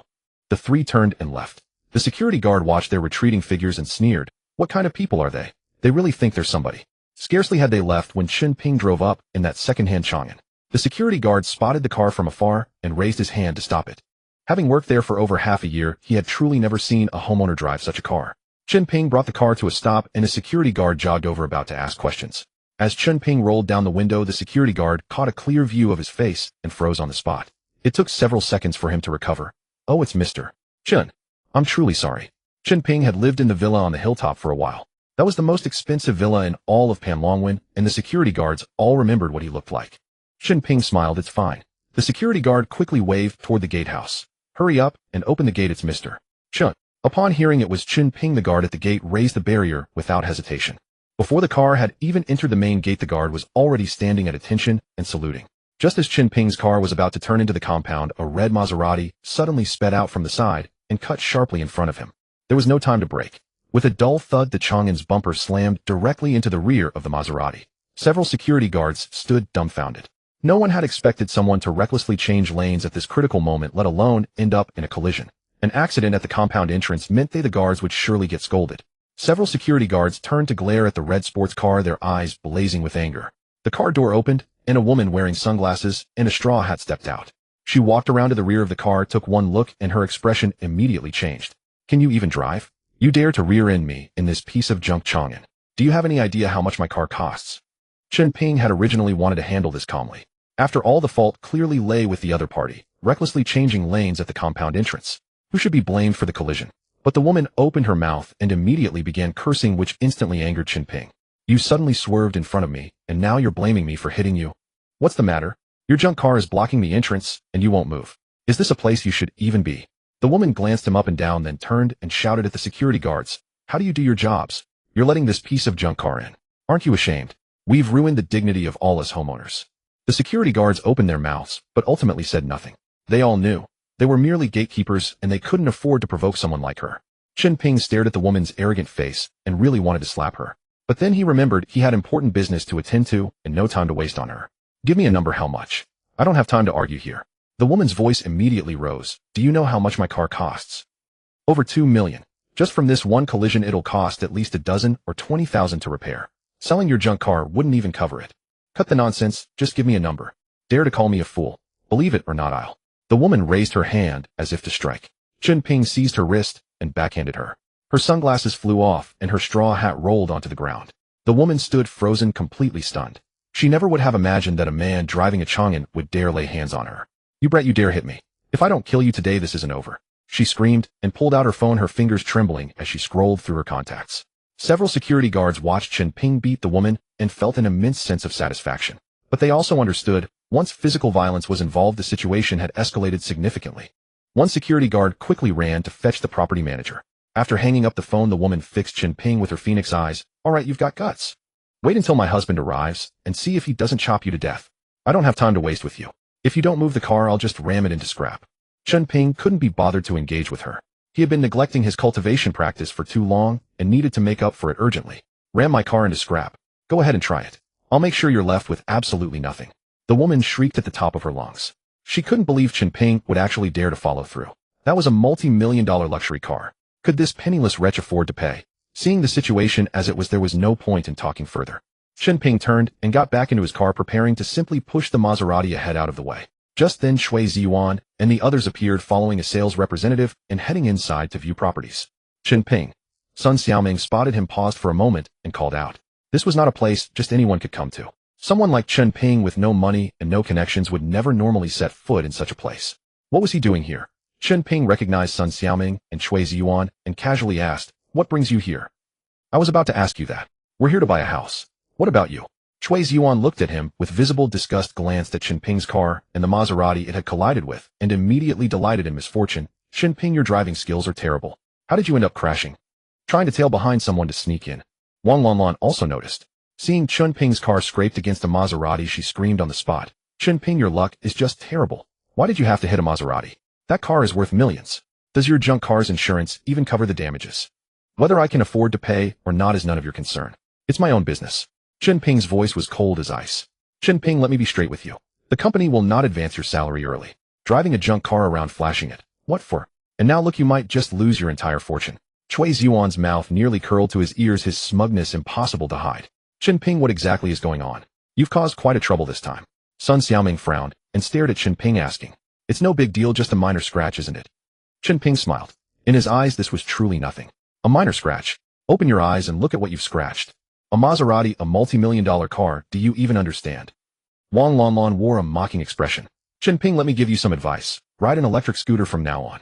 Your hands really aren't suited for holding a steering wheel. Today you scratch a Maserati, tomorrow you scrape a Porsche. Even if we took you apart and sold you by weight, it wouldn't cover this hole. Chui Zhuan spoke with apparent concern, but the mockery in his eyes was unmistakable.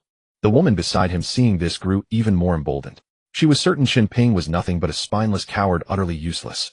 Her voice instantly rose. "Kid, weren't you just acting tough a moment ago? Weren't you going to ram my car? Go on then." She jabbed a finger at Chen Ping, her tone dripping with provocation. Chen Ping couldn't be bothered to waste another word on her. He turned around, pulled open the car door, and genuinely prepared to floor the accelerator. "Chen Ping, have you lost your mind? Get out of the car." Sun Xiaoming grabbed his arm, her voice trembling with alarm. "Do you have any idea how much that car costs? If you crash into it, you won't be able to pay for it, even if you sell everything you own. Even selling your house wouldn't be enough." She hadn't wanted to get involved in Chen Ping's affairs, but such a catastrophic disaster was impossible for her to ignore. If he really had to pay a few million, Chen Ping couldn't come up with it, and in the end, he'd have to borrow from her family. "Xiaoming, why are you bothering with him?" Chui Zhuan's face darkened, his tone full of displeasure. "Isn't he so capable? Let him ram it. Can't afford to pay. Perfect, then he can go back inside for a few more years. It's not like he hasn't been before." "A few million is easy for you to say."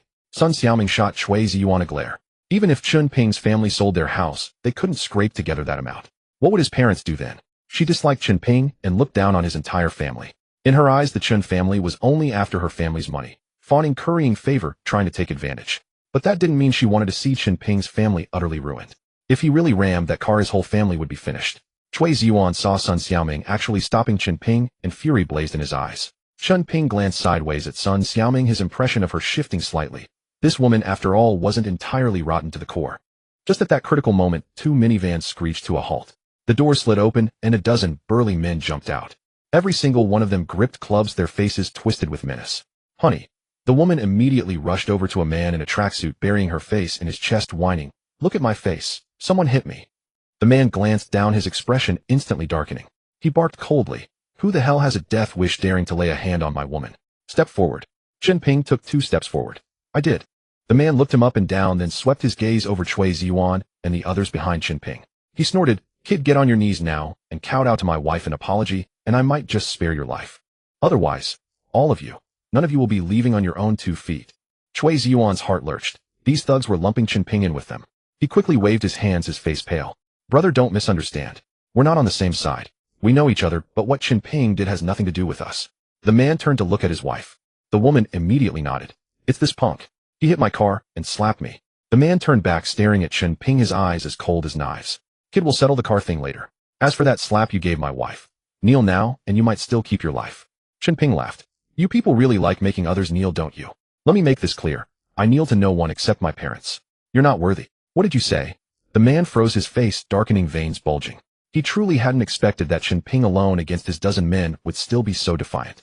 Sun Xiaoming panicked. "Chen Ping, are you insane? You're asking for death." Chui Zhuan sneered from the side. "Chen Ping still putting on an act at a time like this.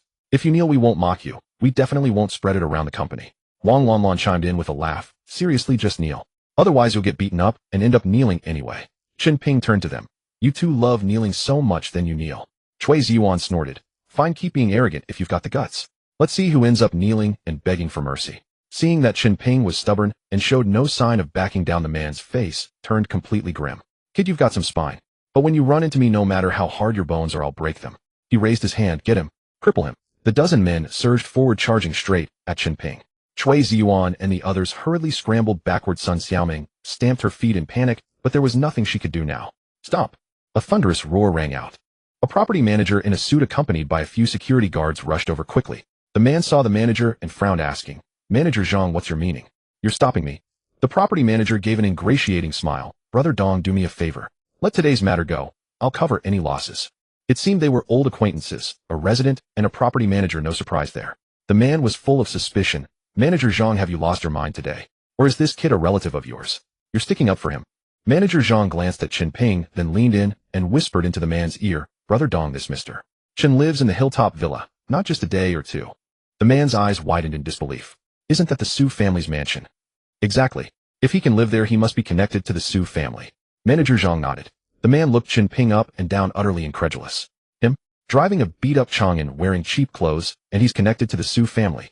Who are you kidding? Manager Zhang, I'm not giving face today. He didn't believe it. Chen Ping's car and attire were worlds apart from the Su family tycoons. Brother Dong, I'm not lying to you. Manager Zhang didn't finish before the man shoved him aside. If he doesn't kneel today, not even the Jade Emperor himself can change that. No one's face matters. With that, the man signaled his men to move. Manager Zhang quickly gestured to the saleswoman to take Chui Ziyuan and the others away. The fewer people who witnessed this, the better. If word got out or someone recorded it, the reputation of Panlong Bay would be ruined. The saleswoman hurriedly urged Chui Ziyuan and the others to leave. Chui Ziyuan was reluctant. He wanted to see Chen Ping get beaten up. Such an exciting scene, and they won't let us watch. Boring. Chui Ziyuan pouted, looking deflated. Wang Lanlan sneered along. Tell me about it. That Chen Ping's always putting on airs. This time he's hit a wall, and he's going to get what's coming. Sun Xiaoming frowned, a knot of anxiety in her chest. If this turned into a murder, things would spiral out of control. Xiaoming, you're not still worried about Chen Ping, are you? Haven't you always been annoyed with him? Wang Lanlan noticed her expression and asked. Sun Xiaoming sighed. Annoyed is one thing, but I can't just watch him die. She bit her lip, hesitated, then said, maybe we should call the police. Call the cops, my ass. Chui Ziyuan scared her. Didn't you see how vicious that guy is? If they find out we called, our whole families could be in trouble. Sun Xiaoming's face went pale, and she didn't dare mention the police again. At the entrance of Panlong Bay, all of Brother Dong's men were lying on the ground. A dozen thugs and Chen Ping had taken them down in under 20 seconds. Brother Dong's face was ashen, his expression shifting. The woman beside him was filled with terror. Chen Ping swept a glance at him and smiled. Still want me to kneel? Brother Dong's eyelids twitched uncontrollably. Finally, he gritted his teeth and forced out, kid, you're pretty tough, aren't you? I've memorized your license plate. I can dig up where you live, what your name is. You might be able to fight, but can your family take on 10 guys each? He was threatening Chen Ping's family. Chen Ping's eyes turned icy cold. Are you threatening me? A chilling aura suddenly erupted from Chen Ping, and Brother Dong felt his back tighten, an inexplicable dread creeping up his spine, as if a cold draft had slipped down his collar. Brother Dong forced himself not to step back. Staring at me won't do shit. You think you can kill me right here in front of all these people? His face was full of bravado. If you don't kill me today, the moment I get a chance, I'll kill you. He was clearly being a thug with the shamelessness of a dead pig, unafraid of scalding water. You're asking for death. Chen Ping's killing intent grew heavier. Manager Zhang quickly jumped in between them. Mr. Chen, let it go, let it go. Don't cause a murder. It's really not worth it. He was frantic inside. If a homicide happened at the community entrance, he'd be in deep trouble. The key was that he couldn't afford to offend either of them. Neither could be allowed to come to harm. Chen Ping ignored him, pulled out his phone, and dialed a number. 10 minutes entrance of Panlong Bay. He said only that, then hung up. Brother Dong saw Chen Ping calling for backup and curled his lips into a smirk. Oh ho, you can still summon people. Let's see what kind of riffraff you can muster. He also pulled out his phone and called his own men. Before long, a few minivans screeched to a halt, doors flew open, and dozens of men poured out, all wielding clubs. Brother Dong glanced at his men and grinned smugly. Where's your crew? They're not too scared to show up, are they? They're here. Chen Ping's tone was calm. In the distance, a sedan was speeding toward them, moving at a terrifying pace. Brother Dong saw it was just one car and burst out laughing. You're kidding me. How many people can one car hold? You might be tough, but how many can you take on? I can keep calling, man. I'll tire you out to death. Hope you can still laugh in a minute. A hint of a smile curled at the corner of Chen Ping's mouth. The car screeched to a halt and the door opened. A burly man stepped out. When he saw the man's face, clearly Brother Dong's smile froze instantly. The others also drew a sharp breath. It was Lin Tianhu, and he was alone. Walking up to Chen Ping, Lin Tianhu bowed and said, Mr. Chen. Seeing Lin Tianhu's respectful demeanor toward Chen Ping, Brother Dong was stunned on the spot, his legs trembling like a sieve. Chen Ping glanced at Brother Dong and casually said, deal with this man. Lin Tianhu nodded, turned around, and fixed his gaze on Brother Dong, who had already curled up into a ball. His gaze swept around, and the group of people Brother Dong had called over turned pale, moving faster than one another as they dropped their weapons to the ground. Aren't you leaving? Waiting to die here? Lin Tianhu bellowed, and the group fled at once. No kidding, when the underground boss of Hongcheng personally gave the order, how could these small fry dare to stay? And Master Hu? Brother Dong, trembling all over, stammered out a greeting. Lin Tianhu stepped forward, raised his hand, and delivered a crisp slap to Brother Dong's face. Brother Dong dared not move, but his wife was not about to let it go. She shouted at Lin Tianhu, who are you? How dare you hit someone? Hearing her yell, Brother Dong nearly fainted on the spot. Slap. Brother Dong backhanded his own wife, shouting, shut up. Who gave you the right to speak here? Brother Dong was cursing inwardly, thinking that if it weren't for this woman provoking Chen Ping and calling him over, he wouldn't have alarmed a big shot like Lin Tianhu. And then looking at Lin Tianhu's attitude toward Chen Ping, it was clear that Chen Ping's background was not ordinary. but he couldn't figure out how such a big shot could be driving a broken Chang'an car. The woman's face was swollen from her husband's beating blood, covering her nose and mouth nearly disfigured. Brother Dong knew that if he hadn't struck hard, both of them would have ended up here today. Master Hu, the woman doesn't understand, please don't mind her. Brother Dong desperately apologized. But Lin Tianhu wasn't having any of it. He grabbed Brother Dong by the collar and punched him in the stomach. Brother Dong grunted and fell to his knees.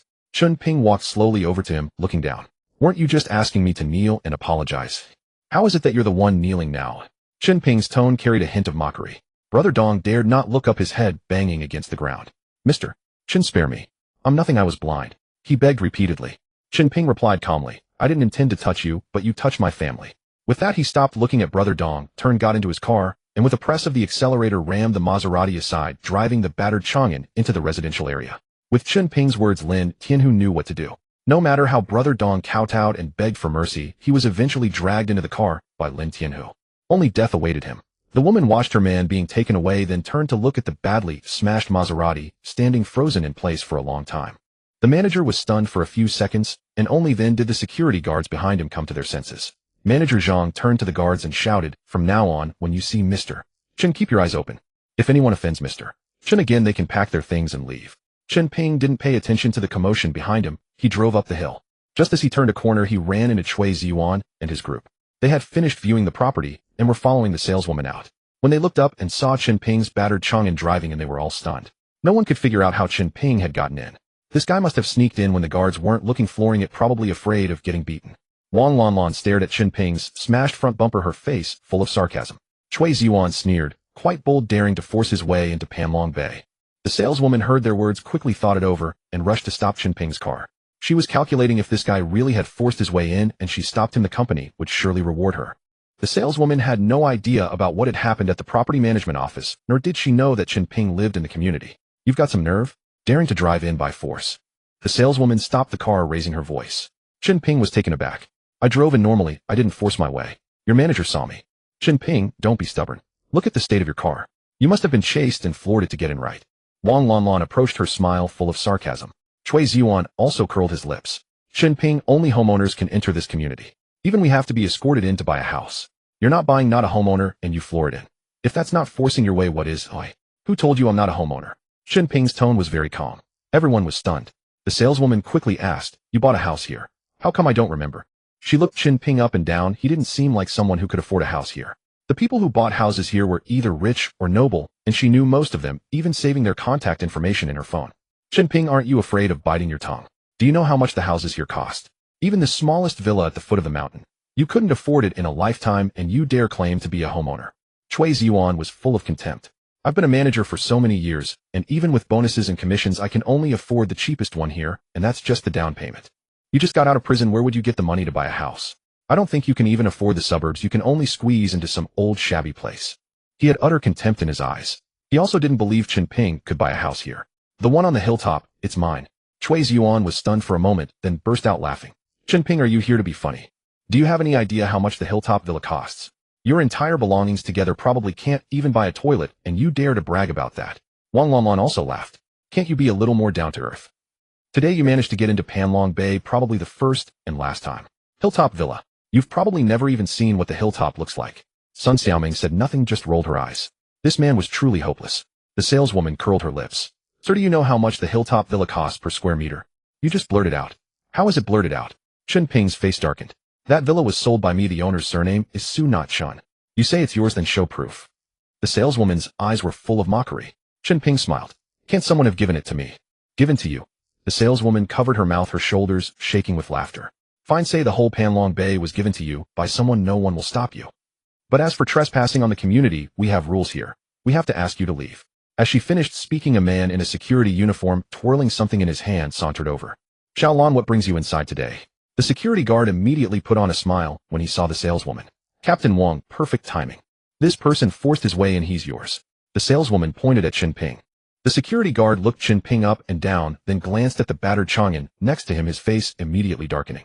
Damn, someone dares to mess around on my turf. Don't you know who I am around here? I won't. Captain, Wang Lanlan interrupted. This Chen Ping also crashed into a luxury car at the gate, and the owner is looking for him. He was afraid of getting beaten, so he drove straight in. If you catch him, you'll be a hero. Chui Ziyuan shouted at the security captain. That's right, we can all testify he crashed into a Maserati. Wang Lanlan nodded along. Sun Xiaoming didn't speak, but her expression wasn't very pleasant. She couldn't be bothered to deal with Chen Ping anymore. His boastfulness was really getting on her nerves. All right, kid, you crash a car and still dare to barge in. Today you've fallen into my hands. Consider yourself unlucky. Before the security captain could finish his sentence, he reached out to grab Chen Ping. But the moment his fingers touched Chen Ping's clothes, his wrist was seized. Chen Ping twisted slightly, and the security captain bent over completely howling in pain. Let go. It hurts. Do you know who my brother-in-law is? The property manager here. If you touch a single hair on me, I'll have you carried out. The security captain shouted, his face red. You strike without even asking. You're quite the security captain. I've said I'm a homeowner, and this is how you treat homeowners. Chen Ping stared at him, his voice neither cold nor hot. You? Let go first, I'll check one I know then. The security captain saw that Chen Ping had some skills, and that a direct confrontation wouldn't get him anywhere, so he had to temporarily back down. Chen Ping, let go. The security captain rubbed his wrist, shot a venomous glare at Chen Ping, then pulled out his walkie-talkie. All security assemble at Area A. Someone broke into the community and attacked me. He called for backup on the walkie-talkie. His words earlier were all a delaying tactic. Letting Chen Ping go was real, but checking if he was a homeowner. No way. Not a chance. Just by looking at Chen Ping's attire, the security captain knew instantly. This man couldn't be a resident. Kid, my men are on their way. You're about to get a beating. The security captain sneered, his eyes so dark they could drip with malice. At that moment, Manager Zhang, who had just breathed a sigh of relief, heard his brother-in-law's shouting over the walkie-talkie, claiming someone had broken into the compound and struck him. His heart immediately leaped into his throat. He wasn't worried about his brother-in-law's safety. He was afraid that fool would stir up trouble. That brother-in-law of his was useless at everything, never satisfied. He had begged for a long time just to get him a position as security captain. In just 2 days, he hadn't done a single proper task, spending all his time flirting with the salesgirls. Manager Zhang led a group of security guards to Zone A, spotting Chen Ping's battered car, and Chen Ping himself standing beside it from afar. Sweat instantly rolled down his forehead. What he feared most had come to pass. The brother-in-law had stirred up a hornet's nest. Manager Zhang hurried over at a jog. Seeing that his sister's husband had personally brought reinforcements, the security captain rushed to meet him. Brother-in-law? It's this punk. He broke into the compound and started a fight. We need to teach him a lesson. Chui Ziyuan saw the property manager charging over with the security guards, a cold smirk spreading across his face. Chen Ping, let's see you run this time. Bragging isn't illegal, but when you exaggerate beyond reason, you have to pay the price. And you dare claim to be a resident here. Live on the top floor. Why not say you live in the sky?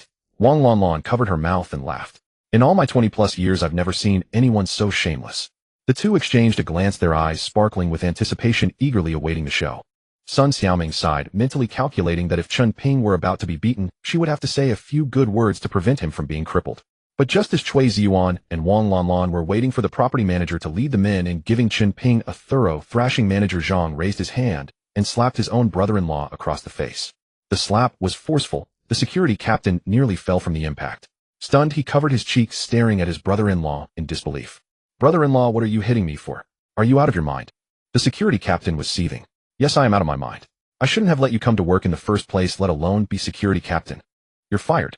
Get out as far as possible and never come back. Manager Zhang snatched the walkie-talkie from his brother-in-law's hand. You? The security captain's eyes turned bloodshot. Fine. If you treat me like this, I'll go to my sister. With that, he turned and walked away.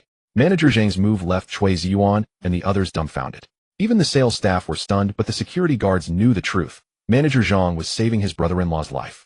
If that security captain had stayed, Chen Ping, displeased, might very well have taken his life. Once the man was gone, Manager Zhang, drenched in cold sweat, stared at Chen Ping, terrified that he might refuse to let him leave. Seeing that Chen Ping remained silent, he breathed a quiet sigh of relief. He quickly approached Chen Ping, bending over like a shrimp. Mr. Chen, I'm truly sorry. My brother-in-law just arrived and knows nothing. Please be magnanimous. The property manager's groveling left Chui Ziyuan utterly bewildered. He couldn't help but ask, are you mistaken? This man broke into the compound, damaged a car, and hit your brother-in-law, yet you're apologizing to him. Is this how your property management treats people? Wang Lanlan chimed in sarcastically. Exactly. We came to see and buy a house, and the security guard wouldn't let us in. But you're so polite to someone who trespassed. I'm truly amazed by your property management skills. Isn't he just an ex-con? Why grovel like that? Do you really think he's a resident of this compound? Wang Lanlan let out a cold laugh. Him buy a house here. His crappy Chang'an is lucky to even get into this compound. The mountaintop villa. I'll talk. I work with him, I'm his boss. This guy has no skills except bragging. Chui Ziyuan turned to the manager. Manager Zhang looked at the two, then at Chen Ping, uncertain of their relationship. But since Chui Ziyuan and Wang Lanlan were attacking Chen Ping, they certainly weren't friends. Chen Ping remained silent. Manager Zhang couldn't take it anymore and addressed Chui Ziyuan and Wang Lamlin. Mr. Chen is indeed our resident, and the mountaintop villa is indeed his. Upon hearing this, Chui Ziyuan and Wang Lamlin froze. Sun Xiaoming stood still as well. The sales clerk was puzzled. Manager Zhang, the owner of the mountaintop villa, was Ms. Su. I handled the paperwork. Are you mistaken? That mountaintop villa starts at over 100 million. Do you expect a salesperson driving a beat-up Chang'an to afford it? Only a ghost would believe that. You're a terrible property manager. You don't even know who owns the houses you manage. Look at Chen Ping's appearance. Does he look like a villa owner? Chui Ziyuan and Wang Lanlan fired off questions like a machine gun. Manager Zhang sneered. You seem to know more than I do, the property manager. Let me tell you, that mountaintop villa used to belong to the Su family, but now it's Mr. Chen's. If you have nothing else to do, you can leave. Don't ever set foot in this compound again. Chui Ziyuan and the others were completely stunned. Chen Ping owning a villa worth over 100 million. No one believed it. Manager Zhang, may I leave now? Chen Ping didn't want to waste time with these people. He had to get back to cultivation. Of course. Sorry for taking up your time. Manager Zhang instantly changed his expression, bending over to personally open the car door for Chen Ping. Chen Ping drove the battered Chang'an toward the mountaintop. As he passed by Chui Ziyuan and the others, he rolled down the window and shot a cold, mocking smile at Chui Ziyuan. I don't believe it. None of this can be true. How could he possibly own a villa? I'm going to follow him and see if he's bluffing. Chui Ziyuan roared like a madman. Sun Xiaoming watched Chen Ping's car grow distant, her face burning with shame. At this point, Chen Ping couldn't possibly be bluffing. She didn't believe he could bribe such a high-level property manager to put on this act. Recalling that the mountaintop villa was worth over 100 million, Sun Xiaoming's face flushed even hotter. She had once thought he was poor, and finding him a job had been forced by her father. The more she thought about it, the more embarrassed she felt. Wang Lanlan was completely stunned, her eyes fixed on the rear of Chen Ping's car until the taillights vanished around the bend in the mountain road. She didn't even blink. The shock had left her rooted to the spot. The property manager bellowed, "Throw these people out. If anyone lets them in again, I'll hold you responsible." A dozen security guards rushed over and herded Chui Ziyuan's group out. Chui Ziyuan panicked, desperately trying to charge toward the mountaintop to see for himself if Chen Ping was bluffing. But after a couple of blows to his back, he finally gave up and was driven away in disgrace. Chen Ping drove back to the villa, pushed open the door, and found it spotless without a speck of dust. He knew Su Yuqi had sent someone to clean. Su Yuqi had always wanted him to clear things up with her parents and have them move back in. But Chen Ping decided to wait a few more days. His parents were currently busy with his and Wang Henin's matter, and mentioning everything now would only make them disbelieve him. He sat on the sofa, took out the flesh Ganoderma, and placed it on the coffee table. The surge of spiritual energy burst forth, and Chen Ping felt a thrill of excitement. This thing had already sprouted a black head, something that hadn't happened in 1,000 years. If he could absorb this, his cultivation might leap forward. Chen Ping already possessed top-tier cultivation techniques, but what he lacked was spiritual energy. But these days the Earth's spiritual energy was sparse. Only places like this mountaintop could barely suffice. To increase his strength quickly, he needed to think of other ways. After a few moments of contemplation, he pushed aside distractions, calmed his mind, and slowly began to circulate the heart-calming art. Soon a faint mist enveloped Chen Ping. The flesh Ganoderma in the glass bottle seemed to sense something writhing wildly, as if trying to break free and escape. But no matter how hard it struggled, it was futile. Slowly it stopped moving. From the eye-like spot inside the bottle, streams of pinkish gas emerged and drifted toward Chen Ping.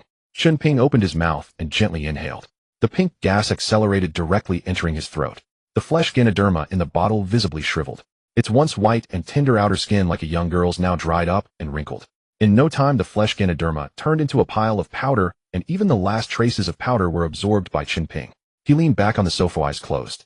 Time passed. He didn't know how long it had been, but when the sky was nearly dark, Chen Ping slowly opened his eyes. Delight bloomed in his heart, and he quickly scanned his dantian. The spiritual energy inside was indeed much greater than before, but his cultivation realm hadn't budged at all. He let out a long, heavy sigh, finally got up and walked out of the villa. Chen Ping drove the battered Chang'an out of Panlong Bay, left it at a repair shop, and stood by the roadside waiting for a taxi. A red BMW suddenly pulled up in front of him. The window rolled down, and Sun Xiaoming stuck her head out. "Chen Ping, where are you heading? I can give you a ride." Chen Ping was taken aback. The woman's attitude had shifted so abruptly today that he was momentarily at a loss for words. "Going home," he replied with a chill in his tone. "Get in. I happen to be heading the same way. I can give you a ride." Sun Xiaoming reached over and pushed the door open from inside. The door she opened was the passenger seat. In the past, forget the passenger seat. Even getting a ride from her was a struggle, and if he did, he'd have to squeeze into the back. Chen Ping couldn't figure out what game Sun Xiaoming was playing today. It was as if she had been replaced by a completely different person. "What are you standing there for? Get in." Sun Xiaoming urged him again when he didn't move. Chen Ping nodded, bent down, and slid into the passenger seat. Sun Xiaoming floored the accelerator, and the car shot off toward Chen Ping's home. Chen Ping remained silent, and the atmosphere inside the car was so heavy it could drip. After a long pause, Sun Xiaoming spoke first. Chen Ping, is that villa on the top of Panlong Bay really yours? Chen Ping replied with a slight nod. Did you buy it with your own money? Sun Xiaoming's eyes widened in disbelief.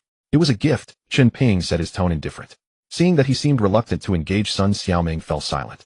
After another stretch of quiet, Chen Ping took the initiative to ask, at this hour, instead of going home for dinner, why are you driving out? Ziyuan booked a Japanese restaurant. We're going to grab something to eat and talk about the wedding, Sun Xiaoming said. You're getting married, Chen Ping was startled. Yeah, we've been together for a while now. My parents are pressing me, so we might as well settle it, Sun Xiaoming replied. Chen Ping was silent for a few seconds before speaking. I advise you to think it over. That Chui Ziyuan isn't reliable. He said this not because Chui Ziyuan had always been snide toward him, and he wanted to vent his anger. Rather, Chen Ping had long asked Lin Tianhu to investigate Chui's background privately. The guy was nothing but a playboy. During his relationship with Sun Xiaoming, he had been entangled with countless women on the side. Sun Xiaoming was indeed a bit snobbish, but she was still the daughter of his father's old comrade in arms. Chen Ping didn't want to see her walk straight into a pit of fire. Sun Xiaoming didn't take Chen Ping's words seriously. Instead, she smiled and explained, actually Ziyuan isn't as bad as you think. He might have been a bit harsh with you, but I'll talk to him. She thought Chen Ping was just trying to drive a wedge between her and Chui Ziyuan because he harbored a grudge over Chui's constant provocations. Chen Ping didn't elaborate further, he just smiled and remained silent. The car drove on for a while before turning into a dimly lit road. Suddenly a car flashed its lights from the opposite direction and blocked the way directly. Sun Xiaoming was startled and slammed on the brakes. The car jerked to a halt, barely avoiding a collision. Don't you know how to drive? Are you blind? She rolled down the window, stuck her head out, and prepared to curse. But as soon as she shouted half a sentence, she shrank back and swallowed her words. The car blocking her was a Porsche 911. Someone driving a car like that was not someone she could afford to provoke. If she pushed too hard, she'd be the one to suffer. Two people got out of the Porsche, a man and a woman, Xiao Lei and Geng Shanshan. They stood there glaring at Chen Ping with cold smiles, showing no intention of moving out of the way. Sun Xiaoming felt a chill run down her spine. She pushed open the door and got out, forcing a smile. Brother, I really didn't mean it just now. How about you go first, and I'll give way. She spoke to Xiao Lei in a humble tone. Xiao Lei glanced at her. Pink dress, ponytail, quite pretty. He couldn't help but give her a second look. Geng Shanshan's face immediately soured. Get lost. We're here for Chen Ping. If you don't want trouble, clear out now. Geng Shanshan barked at Sun Xiaoming. As soon as she finished, several vans following behind the Porsche came to a stop. The doors slid open and dozens of men poured out, all armed with weapons, their faces grim as they encircled the area. Sun Xiaoming was terrified, her face as pale as paper, frozen in place, not knowing what to do. Xiaoming, you go first. Chen Ping got out of the passenger seat and said to the dazed Sun Xiaoming. Sun Xiaoming glanced at him, opened her mouth as if to speak, but when she saw the dozens of burly men wielding clubs, fear took over. She dove back into the car, floored the accelerator, and sped away. Chen Ping, you sure know how to charm women, Xiao Lei sneered. Just got dumped by Su Yuqi, and you've already hooked up with a little rich girl. She's young, drives a BMW, must come from a well-off family, right? Tell me, whose daughter is she? Chen Ping curled his lips. What are you thinking of changing your taste? Must be tiresome, always eating what others have left behind. Doesn't suit your status as the young master of the Xiao family. The moment the words left his mouth, the smile vanished from Xiao Lei's face, which turned as black as a pot bottom. That thorn had been stuck in Xiao Lei's heart for a long time. Geng Shanshan had worn out her tongue, insisting that during her relationship with Chen Ping, he had barely even touched her hand, let alone slept with her. But Xiao Lei still couldn't get past it. If he weren't so reluctant to let her go, the wedding date was already set. He would have dumped her long ago. Chen Ping, you should take a good look at yourself. Geng Shanshan's voice turned shrill. With your pathetic appearance, do you think I'd sleep with you? Dream on. The very sight of you makes me sick. The words were spoken fast and loud, clearly meant for Xiao Lei to hear. Enough with the smart mouth, Xiao Lei gritted his teeth. I believe Shanshan. She wouldn't do anything with you. But you probably don't even have the capability to be a man, do you? Otherwise, why would Su Yuqi have dumped you? If you were any good in bed, you'd have kept her under control, and you wouldn't be in this mess now. He spoke with bravado, but the thorn in his heart had already sunk deep. Chen Ping let out a cold laugh. Who's lacking in capability? You should know better than anyone. Haven't you noticed anything off lately? The day he was released from prison, he had conveniently severed Xiao Lei's root. Now Xiao Lei was no longer a complete man. When those words hit, Xiao Lei's face alternated between white and red. During his recovery from the injury, his broken arm was one thing, but the rest should have functioned normally. Several times when he wanted to get intimate with Geng Shanshan, he'd strip them both naked, but down below there was no reaction at all. He had previously attributed it to the injury weakening his body. But now that Chen Ping said it, a chill ran down Xiao Lei's spine. Brother Lei, don't listen to his bullshit. Geng Shanshan quickly tugged his arm. Don't I know how capable you are? You're the best. Stop wasting words with him. Just kill him and dump him in the river. Xiao Lei nodded, his gaze dark and fixed on Chen Ping. Chen Ping, today next year will be your death anniversary. You've crossed me. Think about the consequences. He raised his hand. Everyone get him. Chop him to pieces and throw him into the river. Dozens of men brandished their weapons and charged at Chen Ping. Chen Ping swept his gaze over the onrushing thugs, and the corner of his mouth twitched. Qilong gang. Seeing that Chen Ping could still smile at a time like this only infuriated Xiao Lei more. Chen Ping, even if you call for backup, it won't help. You won't survive today. These men are indeed from the Qilong gang. Every one of them kills without blinking. Do you really think you'll walk out of here alive? His face was twisted with malice, the venom in his eyes impossible to conceal. I think I'll still be breathing today. Chen Ping grinned, his gaze sweeping over the dozens of Qilong gang members before him, then added slowly, "Didn't Liao Feixiong ever mention to you that no one should come looking for trouble with me?" At those words the group froze in place, staring at Chen Ping from head to toe. A middle-aged man in a long robe stepped forward. "Kid, who are you? How do you know Brother Xiong's name?" He was clearly the leader of this group. Chen Ping's voice was calm and indifferent. "Who I am? You're not qualified to ask. If you want to fight, call Liao Feixiong here first." Xiao Lei stepped forward. Chen Ping stopped putting on airs.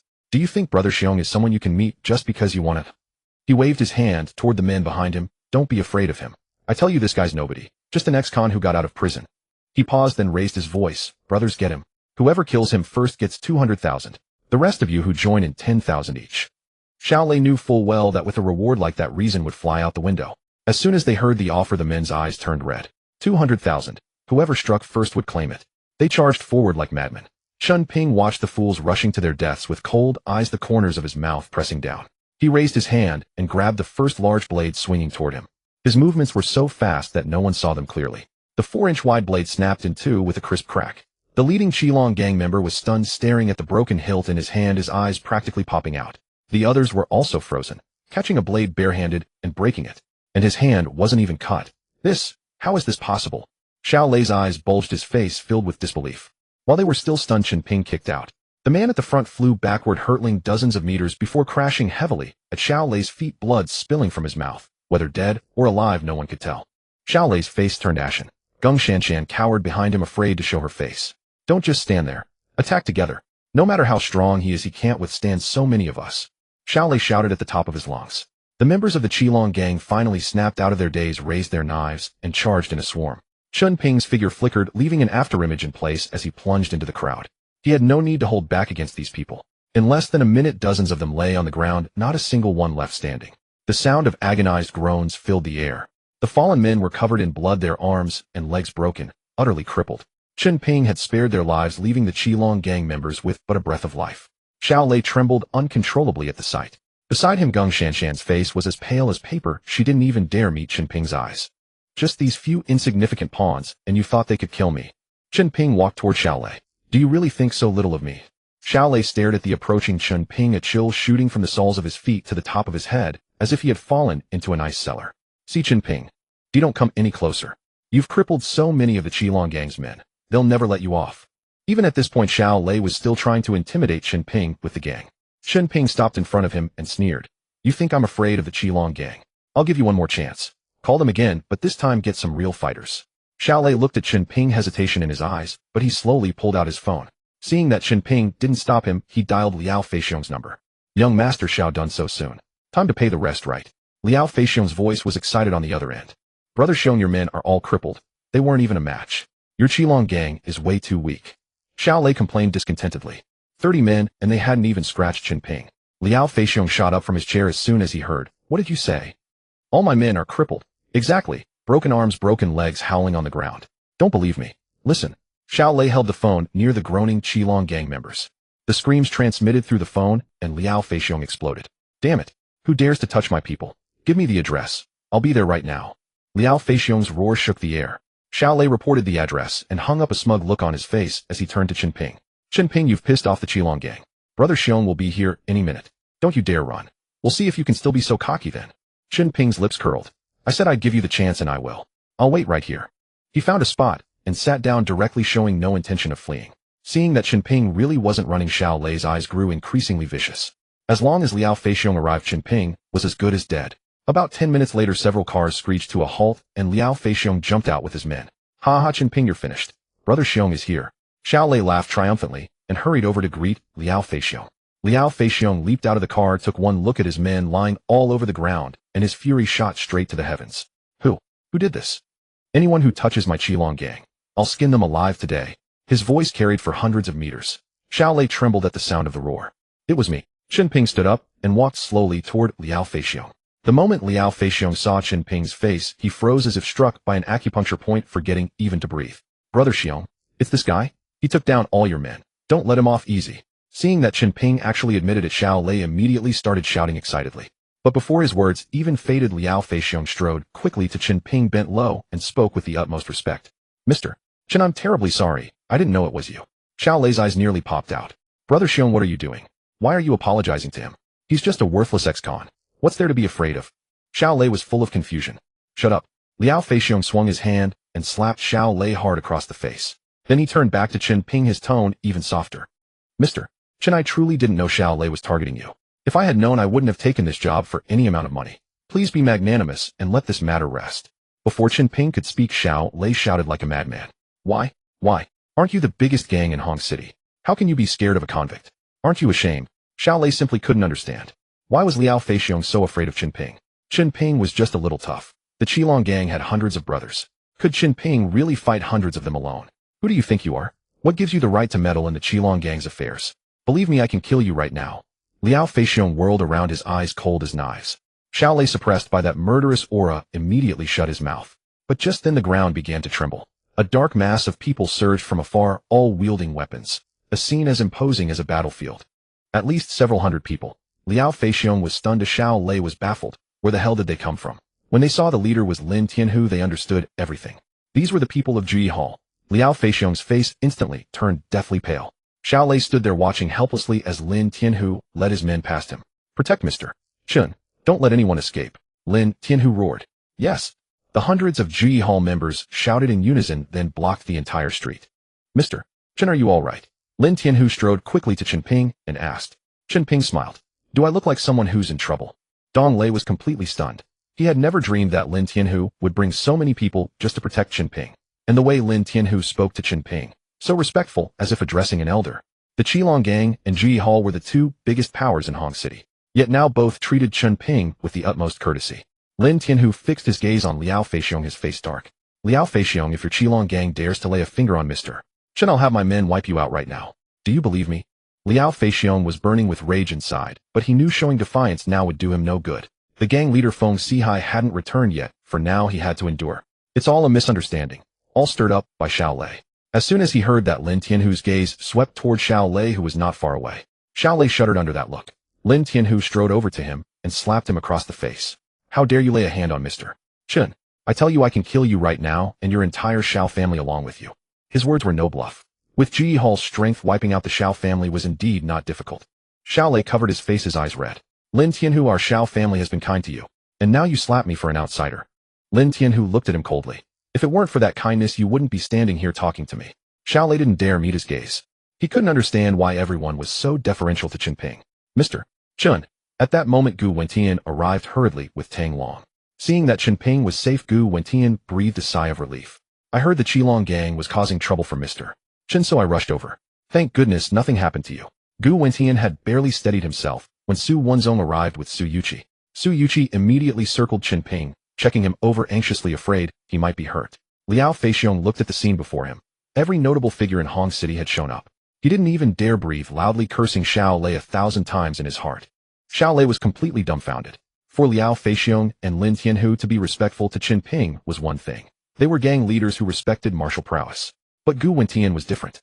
He was a retired big shot, not of the same world as these gangsters. Although Gu Wentian had stepped down, everyone in Hong City knew his weight. When he held a banquet, no wealthy merchant or noble family dared to decline.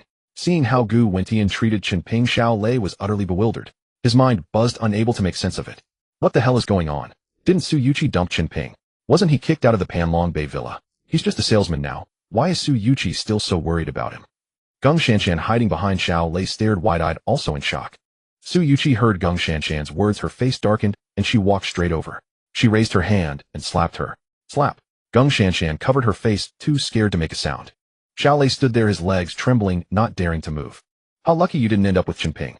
With your sorry excuse for a character standing next to him would be a disgrace. The heavens have eyes, making a perfect match of you two scumbags. Su Yuqi's words dripped with contempt, her gaze cutting like a blade. Geng Shanshan and Xiao Lei's faces flushed a deep, livid red, their lips trembled, but not a single word escaped. Lin Tianhu pointed at the pair and asked Chen Ping, Mr. Chen, how shall we deal with these two? The moment the words left his mouth, Xiao Lei and Geng Shanshan nearly collapsed to the floor. With the current situation, one word from Chen Ping could decide whether they walked out of the door alive. Before Chen Ping could speak, Xiao Yan rushed over in a panic. The patriarch of the Xiao family in front of all the assembled dignitaries fell to his knees with a thud before Chen Ping. Mr.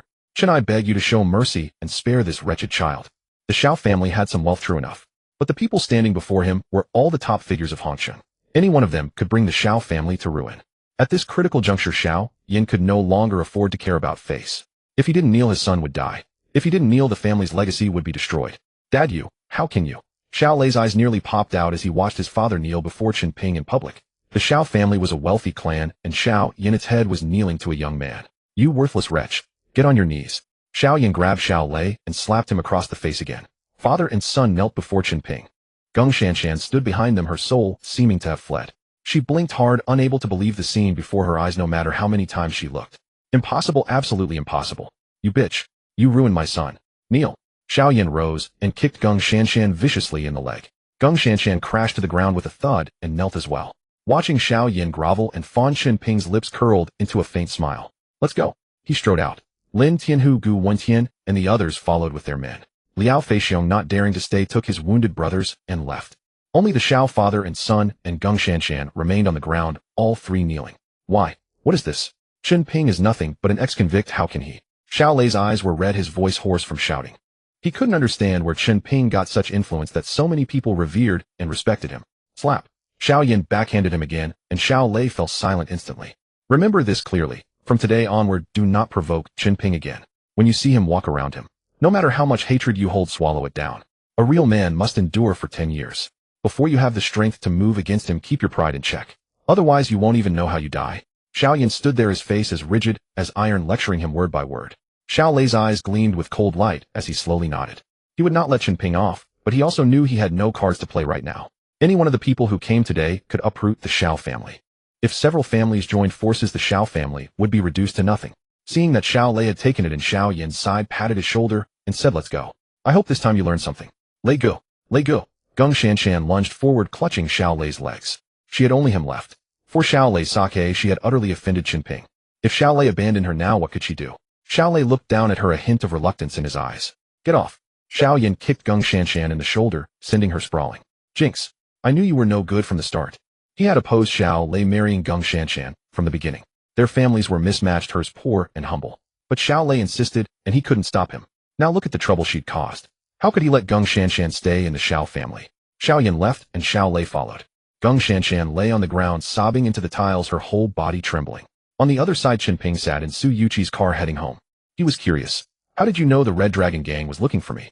Gu Wentian, Lin Tianhu, Su Yuqi. How had these people found him? Uncle and Auntie called me, Su Yuqi said.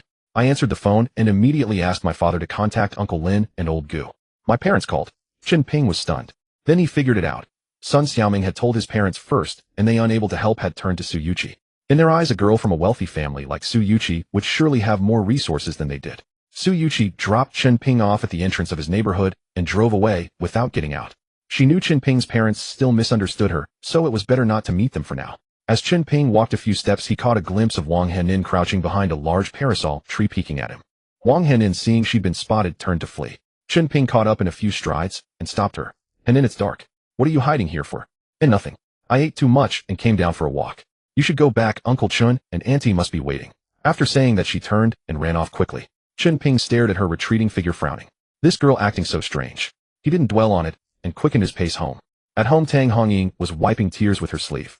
Chen Baohua sat slumped on the sofa, the ashtray overflowing with cigarette butts. Sun Fuhai and Sun Xiaoming were there too, along with Wang Chongfeng, who was whispering words of comfort to Tang Hongying. Hongying, don't overthink it. Chen Ping is a lucky boy, he'll probably be back on his own soon. Wang Chongfeng said the soothing words, but the anxiety on her own face was no less than Tang Hongying's. Dad, Mom, I'm back. Before Wang Chongfeng's voice had even faded, Chen Ping's voice came from the doorway. The room erupted. Everyone scrambled to their feet and rushed to the door. Chen Ping was taken aback to see so many people crowded into the house. Tang Hongying was the first to pounce on him, her hands running over his body, checking for any missing parts. Mom, I'm really fine. I'm just hungry. I haven't had dinner yet. Chen Ping smiled. It's good that you're fine. Mom will heat up some food for you. Tang Hongying's tears hadn't dried yet, but a smile broke across her face. Hongying, I'll help. Wang Changfeng supported her as they headed to the kitchen. Chen Ping turned to Sun Fuhai.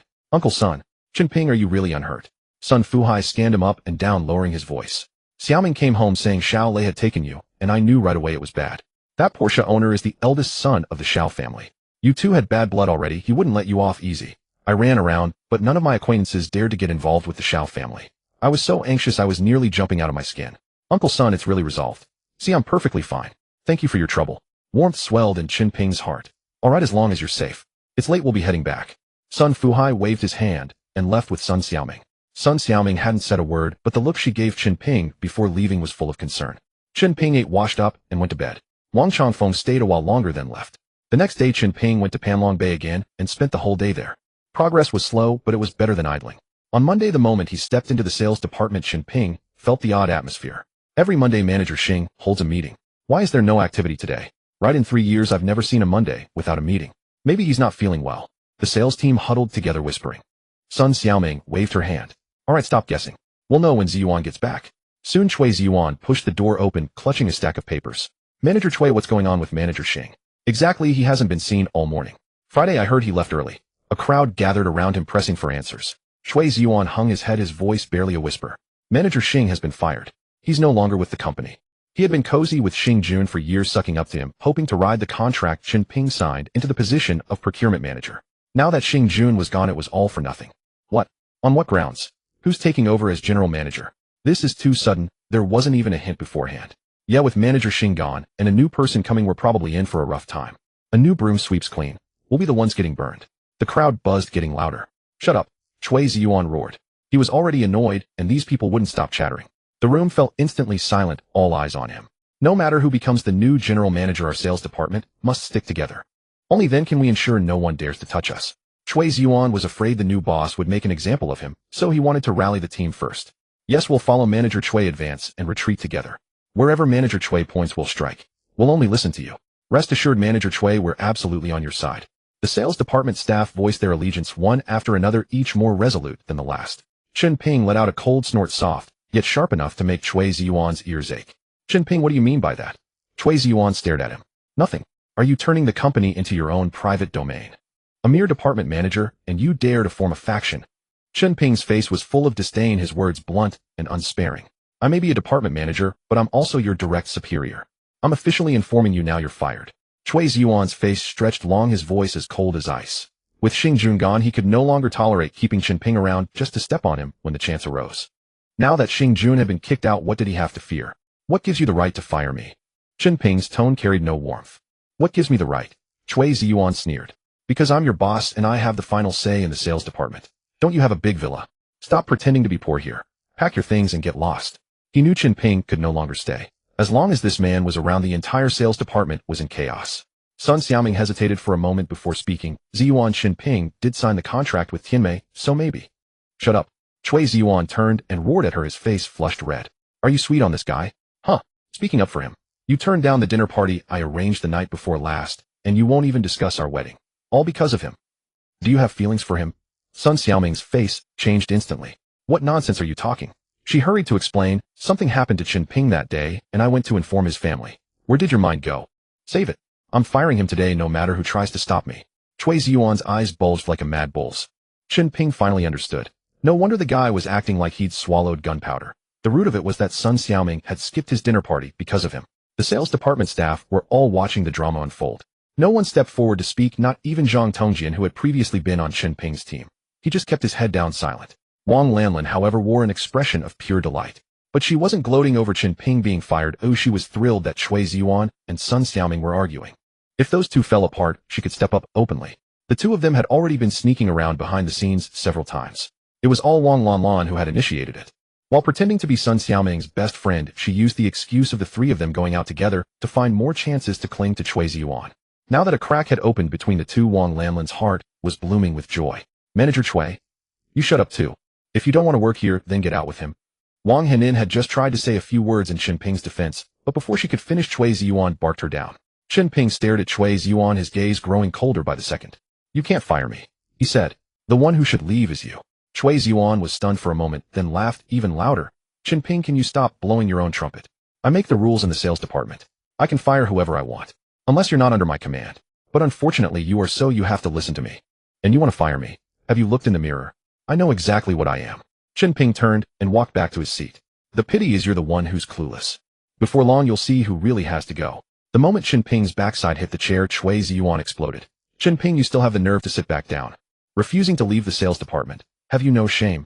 Wang Lanlan let out a cold laugh and chimed in, first time I've seen someone fired who still refuses to go. Just how thick-skinned are you? Exactly, get lost now. Don't make our department a mess. A grown man can't even find a job. What kind of skill is it to loiter here? I've seen it all now. Such a shameless beggar actually grew up. The other sales employees joined in the jeering, each striving to curry favor with Chui Ziyuan. Chen Ping didn't bother to argue with them. Don't worry. I won't stay in the sales department. He gathered his things and turned to leave. Brother Chen Ping. Wang Henin panicked and chased after him a few steps. Though she had still been feuding with him these past 2 days, seeing him actually driven away made her feel guilty. Brother Chen Ping, if you really leave, I won't stay here either. This company isn't worth staying in, she said petulantly. Chen Ping smiled and shook his head. Don't be foolish. I didn't say I'm leaving you, I'm just leaving the sales department. Stay here and work hard. The company is fine. It's just that bastard Chui Ziyuan who's rotten. Then, you're going to another department. Wang Henin was stunned. Something like that. Chen Ping nodded. When Wang Henin heard he was only transferring departments, she didn't press further. Sun Xiaoming also came over. Chen Ping, do you want me to help you find another job? No need. Thanks. Chen Ping said, then walked away without looking back. Chui Ziyuan watched him finally leave and let out a long sigh. Ever since Chen Ping joined the sales department, he had opposed him at every turn and refused to be managed. He should have been kicked out long ago. Now no one in the department would dare to rebel. Get back to work. Don't gossip about the general manager's matter. No matter who headquarters sends, as long as our sales department stays united, nothing will turn upside down. Chui Ziyuan waved his hand at the crowd. Everyone gradually returned to their seats, but it wasn't long before the general manager's secretary pushed the door open. Manager Chui, Chairman Su is here. He wants everyone to gather in the conference room. There's something to announce. The secretary's tone was businesslike. Chui Ziyuan's face immediately broke into a smile. Secretary Li, is it about the appointment? It should be. Secretary Li nodded. Then does Secretary Li know who Chairman Su brought? Male or female? What's their background? Chui Ziyuan wanted to get a feel for things in advance. Secretary Li shook her head. He didn't bring anyone. Chairman Su came alone. No one. Chui Ziyuan frowned. Isn't it an appointment? Isn't someone coming from headquarters? Then how is it going to work? No, he's selecting someone from within the company. Chairman Su didn't bring anyone from headquarters. Manager Chui, please prepare quickly and bring your people over. Secretary Li dropped the words and left. Chui Ziyuan stood frozen, his brow furrowed, then walked out of the office. He called out to the sales department, stop what you're doing. Gather in the conference room. Meeting. Manager Chui, has the general manager matter been decided? Someone asked. Yes. Chairman Su is here for that very reason. Chui Ziyuan nodded. Then do you know who it is? Male or female? Wang Lanlan pressed quickly. It's not someone parachuted from headquarters. They say it's a promotion from within the company. Chui Ziyuan replied. Everyone was stunned for a moment, then erupted. Who in the company is qualified for that seat? I think Manager Chui is the one. We just landed that big Tianmei deal. Headquarters must be aware. I agree. The general manager needs to understand products and sales. Oh, no one is more suitable than Manager Chui. Manager Chui, if you really move up, don't forget about us. A crowd surrounded Chui Ziyuan, their words growing more convinced, as if he were already the general manager. Chui Ziyuan felt pleased inside, his face full of smugness. Don't worry. If I really take that seat, the sales department's treatment will definitely be improved. Chui Ziyuan waved his hand. Manager Chui is awesome. Manager Chui is too incredible. The general manager position is definitely yours. When Manager Chui becomes general manager, the top spot in sales will surely be Xiaoming's. Congratulations, Xiaoming. Someone started congratulating Sun Xiaoming. Everyone knew that Chui Ziyuan and Sun Xiaoming were a couple. Once Chui Ziyuan climbed up, Sun Xiaoming taking over the sales department was a done deal. A group surrounded Sun Xiaoming with congratulations. Wang Lanlan forced a smile and joined in the charade, but her heart was already sour with jealousy. All right. It hasn't been officially announced yet. Don't shout. Let's go, meeting, Chui Ziyuan urged. Soon he led the sales department toward the conference room. As he pushed open the door, he immediately saw Chen Ping inside. Chen Ping was holding a tissue, wiping the seat at the head of the table, then sat down directly. Chen Ping. Chui Ziyuan was taken aback. What are you doing here? Who told you to come? Didn't I tell you to leave? This isn't your home. Nor is it the sales department's territory. What business is it of yours? Chen Ping smiled faintly. Chen Ping, do you know where this is? Whose seat are you sitting in? Are you asking for death? Wang Lanlan saw the seat Chen Ping had taken, curled her lips, and her voice was dripping with mockery. Brother Chen Ping, why are you sitting here? Did you get transferred to logistics to do cleaning? Wang Henin saw him wiping the table with a cloth just now, and the first thought that popped into her mind was, janitor. Chen Ping, that's the chairman's chair. Even the general manager isn't qualified to touch it. Get down now. Sun Xiaoming frowned and gestured frantically, desperately signaling him. If the higher-ups caught him, his job would be finished on the spot. This chair was mine to begin with. Why should I move? Chen Ping spoke with an air of nonchalance, his tone as casual as discussing the weather. Chen Ping, quit your bragging. This is the chairman's seat. Chairman Su is in the company today. If she catches you, have you thought about how you'll die? Chui Ziyuan laughed heartily. Manager Chui, you fired him, but HR hasn't processed the paperwork yet. Chen Ping is still part of our sales department. If the chairman catches him red-handed and gets angry, will it drag the whole department down? Someone whispered a reminder. Chui Ziyuan's face instantly changed. That's right, only the sales department knew Chen Ping was fired. OHR had no record of it. If this guy stirred up trouble here, the sales department would end up taking the blame. The more he thought about it, the angrier he got. Staring at Chen Ping, his voice rose an octave. Chen Ping, get the hell out of here now. This isn't a place for you to stand. Don't think I don't know what you're plotting. Causing trouble at this opportunity to tarnish the sales department's reputation. The people around joined in with a chorus of insults. If the chairman came down hard on the sales department, none of them would escape. Chen Ping scram. Don't be a rotten fish spoiling the whole barrel. I never knew you were this kind of person, so scheming using this method to get back at us. Let's throw him out together. If he won't leave, we'll carry him out. A crowd surrounded Chen Ping, each voice louder than the last. Chen Ping remained unfazed, his backside firmly planted in the chairman's chair, showing no sign of moving. Chen Ping, if you don't get out now, I'll have someone take action. Seeing him immovable, Chui Ziyuan's anger surged. Go ahead. A faint smile tugged at the corner of Chen Ping's mouth, his expression careless. Chui Ziyuan exploded. He turned and shouted at the sales department. You guys drag this scoundrel out and dump him. What nerve? A few people rushed over, reaching out to grab Chen Ping. Stop. Everyone stop. Sun Xiaoming yelled. Wang Henin was also frantic, desperately blocking those who were about to act. Xiaoming, what's gotten into you? Chui Ziyuan's brows knitted together. Ziyuan, let Chen Ping leave. Don't start a fight here. If Chairman Su sees it, we'll all get reprimanded. Sun Xiaoming lowered her voice and gave Chui Ziyuan a meaningful look. Chui Ziyuan thought it over. She was right. If a commotion broke out in the conference room with tables and chairs and chaos, Chairman Su would surely not let them off easy. Fine, you make him leave now, or I'll just throw him out the window. Chui Ziyuan nodded and added. Sun Xiaoming turned to Chen Ping, her face wearing a helpless expression. Chen Ping, take some advice and go. Sitting here will only bring you humiliation. Once Chairman Su walks in and sees you in that seat, she'll definitely have security throw you out. She won't. Chen Ping shook his head, his tone calm. Chen Ping, have you met Chairman Su? Don't underestimate her just because she's a woman. When she loses her temper, she shows no mercy. I'm saying this out of kindness. If you won't listen, then consider my words unsaid. Seeing Chen Ping so impervious to reason, Sun Xiaoming also grew irritated. Brother Chen Ping, you'd better leave first. Sitting here won't solve anything. Wang Henin chimed in again, her voice tinged with urgency. It's not that I won't leave. If I do, no one will be able to run this meeting today. By then, none of you will get away. Chen Ping smiled, his words laced with certainty. Chen Ping, have you no shame? Who do you think you are? Without you, the meeting can't proceed. What are you chairing this conference? Wang Lanlan almost spat at his words. Others cast contemptuous glances. Even the most shameless person wouldn't utter such nonsense. Chen Ping, you really take the cake. In all my damn life, I've never met someone as boastful as you. Chui Ziyuan's words were vicious, dripping with malice. Sun Xiaoming had completely lost patience by now. She glared at Chen Ping and demanded, Chen Ping, I'll ask you one last time, are you leaving or not? Brother Chen Ping, please leave quickly, hurry. Wang Henin reached out to tug Chen Ping's sleeve. Just then the conference room door swung open. Su Yuqi led the company's top executives inside. Everyone was startled at the sight of Su Yuqi. Chui Ziyuan's face stiffened, his heart sinking. Chen Ping was still sitting in the chairman's seat. What's all this noise? Su Yuqi had heard the commotion from outside and asked. That question sent Chui Ziyuan into a panic. He was done. His mind went blank. How could he explain? Chen Ping was from his sales department, and now he was sitting in the chairman's seat. He couldn't very well say the guy had a screw loose, could he? Manager Chui, what's going on?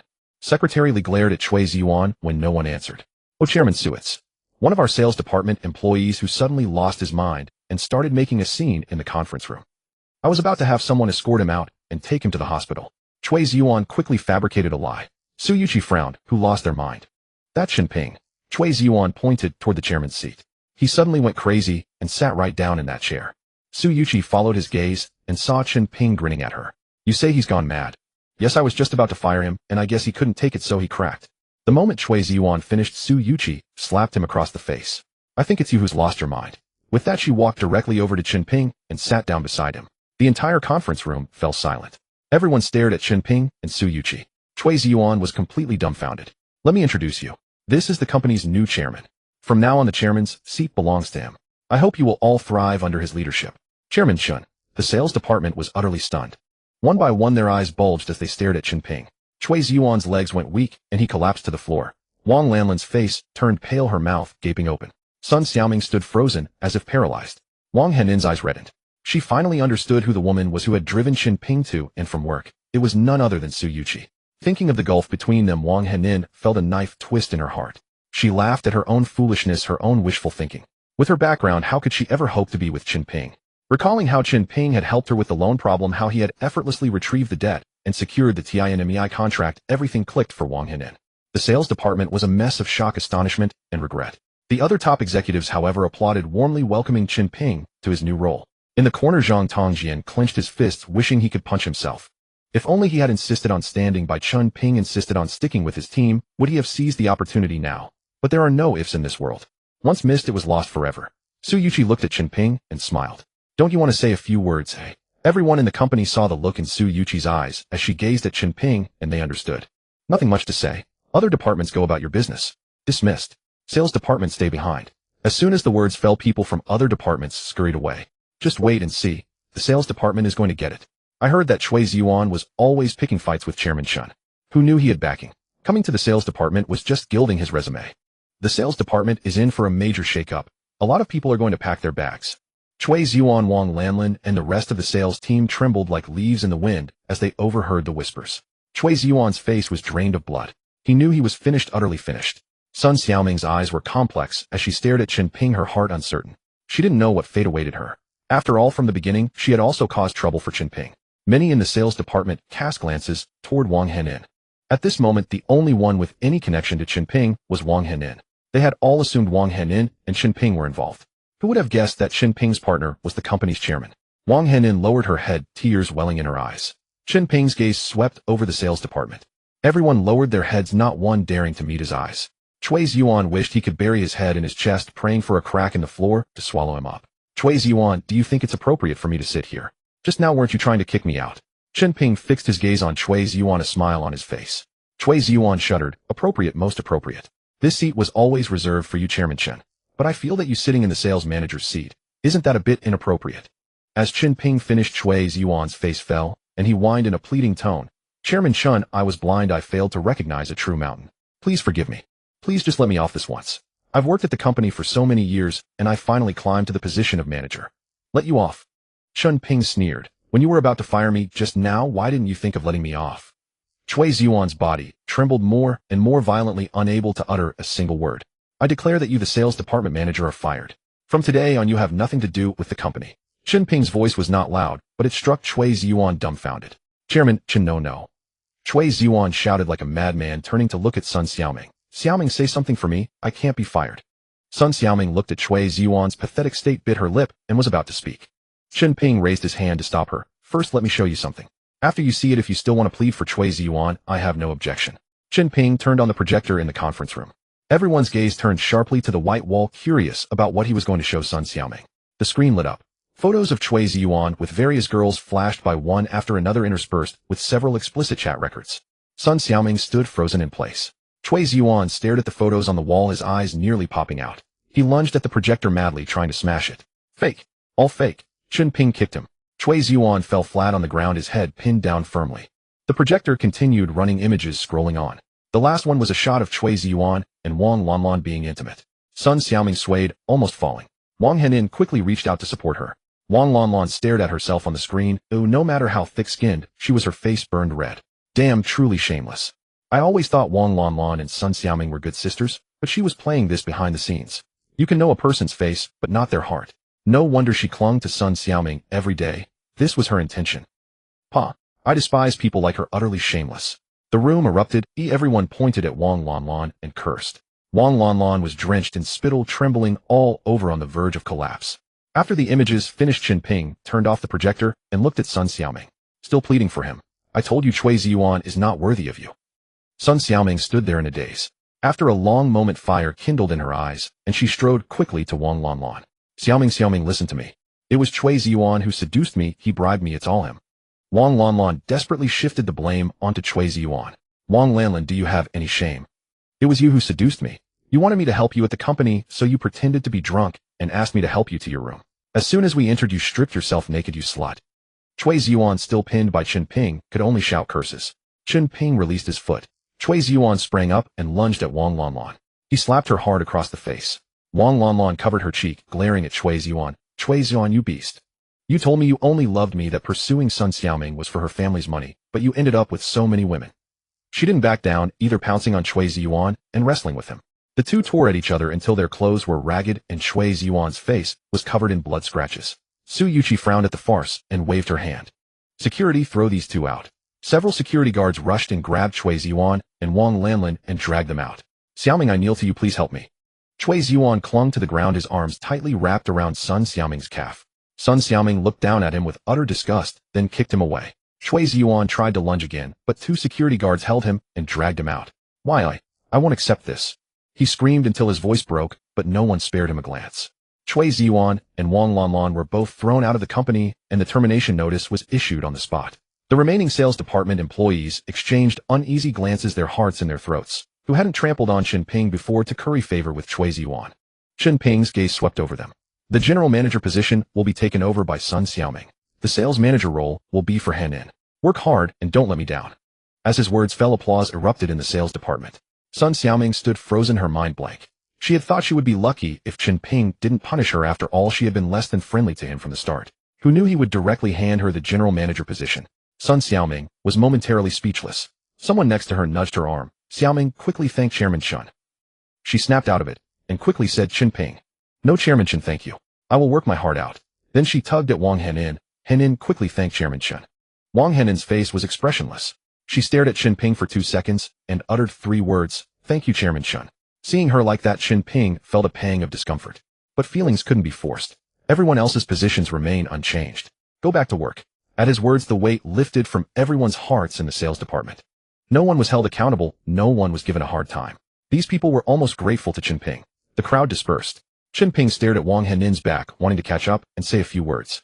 But Su Yuqi was still beside him, so he didn't move. Go ahead, it's better to talk things out. I should be going too. Su Yuqi finished speaking and stood up to leave. Chen Ping caught up with Wang Henin in a few steps and called her aside. Henin, I have always seen you only as a sister. I never intended to take advantage of you. It's because my parents had misunderstandings about Yuqi that I kept it from you. He didn't mean to hide it. Wang Henin forced a smile. Brother Chen Ping, no need to explain. I was overthinking. You're doing well now, and I'm not old yet. I'll find the right one eventually. Chen Ping nodded. You definitely will. 2 days passed in a flash. Chen Ping found the chairman's seat increasingly boring. His mind was full of how to explain the matter of Su Yuqi to his parents. Chen Ping pondered that if he could persuade his parents to move to Panlong Bay, it would save him trouble. The spiritual energy there was abundant, allowing cultivation speed to increase significantly, unlike their current place, where no spiritual energy could be drawn from the air, making cultivation impossible. But when he saw his parents huddled with Wang Henin's mother Wang Chongfeng happily discussing his marriage to Wang Henin, the words stuck in his throat, and he simply didn't know how to bring it up. Then at noon after work, Chen Baoguo called saying that Wang Henin's family had already moved away. Chen Ping's heart skipped a beat, and he quickly drove back home. When he arrived, Wang Henin's door was locked tight. Chen Baoguo held a letter in his hand. Chen Ping, this is from Henin for you. Chen Baoguo handed the letter to him. Chen Ping opened it and read it from beginning to end. Wang Henin's meaning was clear. She didn't want to stay in this city anymore, so she took her mother to go to another city to seek refuge with relatives. She couldn't bear seeing Chen Ping every day. That hurdle in her heart was too difficult to cross. In the letter, she also explained a few things to Chen Ping's parents, including the matter between Chen Ping and Su Yuqi. After reading, Chen Ping clenched his fists tightly. He hadn't meant to hurt Wang Henin, but this outcome might be for the best. Seeing each other every day would only make it harder for her. Alas, that child Henin has a hard fate. It's just that you two weren't meant to be. Tang Hongying sighed, clearly already knowing what was in the letter. Chen Baoguo spoke up. Chen Ping, you child, such a big matter, and you didn't tell us. If you're really in a relationship with Yuqi, your mother, and I won't stop you. Her background doesn't matter as long as there's a real connection and you're serious. We were just afraid you'd be deceived. Tonight, bring Yuqi home for dinner. Your mother and I will apologize to her in person.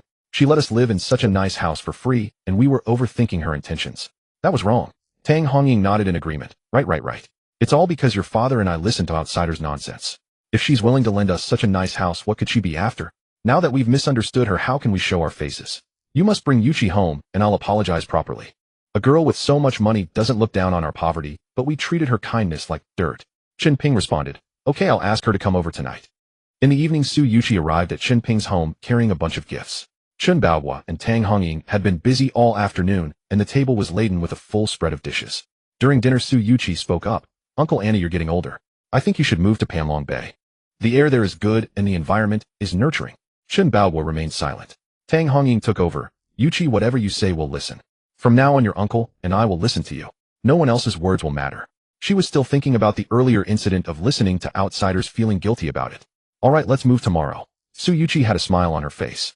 Chen Ping felt a weight lift off his shoulders when his parents agreed to move to Panlong Bay. Finally, he could focus on his cultivation. He had delayed too long. Early the next morning, Chen Ping led his parents back to Panlong Bay.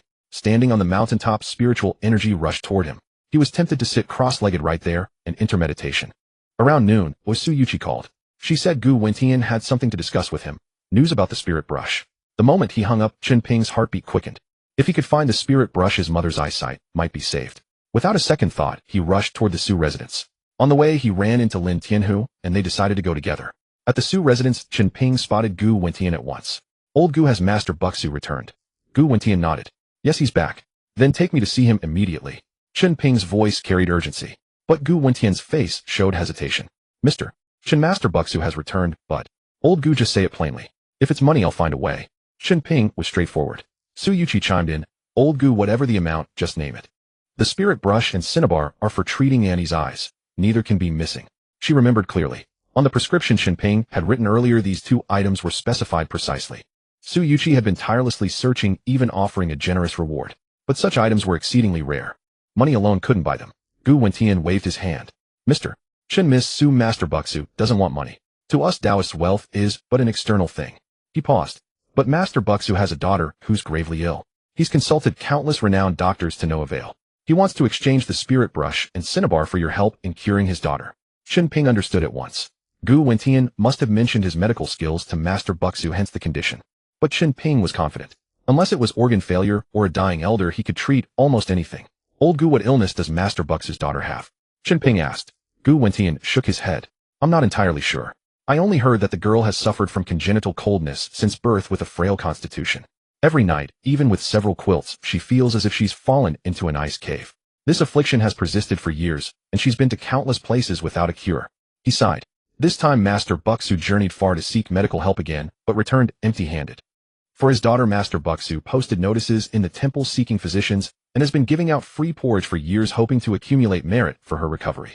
Yet after all these years, there seems to be no improvement.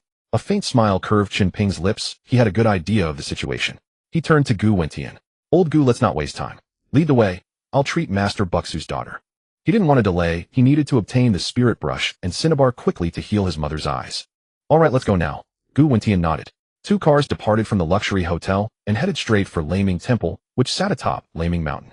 This mountain was the highest in Jiangbei, with dense forests and steep slopes, making the road treacherous. But legends said that immortals had appeared on the mountain rescuing lost travelers, and later the locals pooled resources to build the temple. Only one narrow winding path led up the mountain. The road wasn't ideal, but Laming Temple's fame drew a steady stream of pilgrims every day. Mr. Chen, from here, we can only go on foot. The car stopped at the foot of the mountain, Gu Wentian said. Let's go, Chen Ping replied. To be honest, Chen Ping had heard of Laming Temple, but had never been there. Tang Long stayed to watch the car, while Chen Ping, Gu Wentian, Lin Tianhu, Su Wenzong, and Su Yuqi ascended the mountain together. With Chen Ping present, Gu Wentian's safety was assured, so Tang Long didn't need to accompany them. Su Yuqi was brimming with excitement. The mountain path was flanked by trees winding through the woods. She dashed ahead and lagged behind, occasionally shouting at the top of her lungs. Yuqi, if you keep running like that, you'll be exhausted before we reach the summit. Su Wenzong cautioned from behind. Climbing a mountain was like that. The beginning felt easy, but the later part was grueling. One had to conserve energy. It's fine, I'm great. Su Yuqi paid no heed. Su Wenzong could only sigh. At this hour in the afternoon, there should have been more descending than ascending visitors. But as Chen Ping and his group climbed, they encountered many tourists hurrying upward. Hurry. Today Laming Temple has invited Master Buxu's senior brother, Master Wu. He's said to be an immortal reincarnated with profound Taoist skills. Let's hurry and get him to draw a fortune slip for us. I heard that Master Wu came once last year and only selected 10 people for fortune-telling and divination, and it was incredibly accurate. A couple who had been married for over a decade without children consulted Master Wu, and the next year they had a bouncing baby boy. What's so special about that? I also heard that a paralytic was healed by Master Wu. We're lucky to be here today. Let's move quickly. I also heard that Master Wu came this time to treat Master Buxu's daughter and brought a precious artifact. The chatter of the tourists filled the mountain path, and everyone quickened their pace. Listening to the murmurs, Chen Ping finally understood. Despite the late hour, these people were rushing to the summit for the same reason. Mr. Chen Master Wu Wei is the elder brother of the temple's abbot Buxu. He used to manage Laming Temple, then passed it to Buxu, and went on a pilgrimage. He returned once last year to examine Buxu's daughter, but couldn't cure her. He left afterward. Now he's back, likely still for that girl. Gu Wentian explained quietly beside Chen Ping. Su Yuqi's face fell. Then we need to hurry up. If Master Wu Wei cures her first, we won't get the spirit brush and cinnabar. The others agreed and unconsciously quickened their steps. But Chen Ping remained calm, smiling. Don't worry, Master Wu Wei can't cure her. How do you know? Su Yuqi tilted her head. I said he can't, so he definitely can't. Just wait and see. Chen Ping didn't elaborate and strode forward. The group reached the halfway point, and Su Yuqi's legs started to give way. She was drenched in sweat and panting heavily. I can't go on. Let's rest. I really can't move anymore. She plopped down on a large stone by the roadside. Su Wenzong shot her a glare. What did I tell you earlier? You wouldn't listen. Now you see. No matter how much Su Wenzong scolded, Su Yuqi refused to budge. Chen Ping assessed the situation and said to Gu Wentian, Old Gu, you go ahead. I'll stay with Yuqi and catch up later. Alright, I'll go up first to make arrangements and inform Master Buxu. Gu Wentian nodded. Su Wenzong glanced at his daughter, a faint smile curling his lips, then turned to Chen Ping. Mr. Chen, I'll leave Yuqi in your care. With that, the others continued climbing. Chen Ping sat down beside Su Yuqi. She blinked and grinned. I can't walk anymore. Can you carry me? No, you still have strength. Chen Ping shook his head. Really, I'm completely out. She started to act coquettish. Chen Ping looked at her, his heart skipping a beat. Su Yuqi was indeed beautiful, quick-tempered but kind-hearted. He reached out and grabbed her wrist. Su Yuqi flinched and tried to pull back, but Chen Ping's grip was firm. She couldn't break free. Her face flushed crimson, and she bit her lip, not daring to look up. Chen Ping held her wrist, and a warm current surged from his palm into her body. What are you doing? There are so many people watching. Su Yuqi's head drooped almost to her chest, her voice as faint as a mosquito's buzz. What did you say? Chen Ping leaned closer. I said not here. Let's go into the woods. Su Yuqi's face burned, her voice even softer. What for? Chen Ping released her and clapped his hands. Come on, we'll lose the others. Su Yuqi froze, then looked up to meet Chen Ping's mischievous grin. Su Yuqi's eyes widened. She sprang up and chased after Chen Ping. After a couple of steps, she suddenly stopped. Her legs were no longer sore, and her body felt light, as if she had just started climbing. What are you waiting for? Let's go, Chen Ping called back. Oh. Su Yuqi hurried to catch up. In no time, they had overtaken Gu Wentian and the others. The group was surprised to see Chen Ping and Su Yuqi catch up so quickly. Yuqi, weren't you too tired to move? Su Wenzong studied her energy, which was completely unlike someone who had just complained of exhaustion. I don't know either. Somehow I'm not tired anymore, my whole body feels light. Su Yuqi was equally bewildered. As her words faded, all eyes fell on Chen Ping. Everyone could guess that he was the one who had caused the trouble. Let's go, it's getting dark. With that, Chen Ping quickened his pace. After nearly 2 hours of walking, the group finally reached the mountaintop, where the crowd was packed so tightly that people were shoulder to shoulder. The temple gate had long been closed, and everyone was waiting outside. Chen Ping and his companions pushed their way to the front, only to be stopped by 2 young acolytes blocking the entrance. Stop pushing. The temple is closed to visitors today, one of the acolytes said, raising his hand to block them. Gu Wentian forced a smile. Little master, I am a friend of your master Buxu. Please inform him that Gu Wentian from Hong City is here. My master said no one may enter. He is attending to the junior sister with the senior uncle and cannot be disturbed. The acolyte lifted his chin and waved his hand impatiently.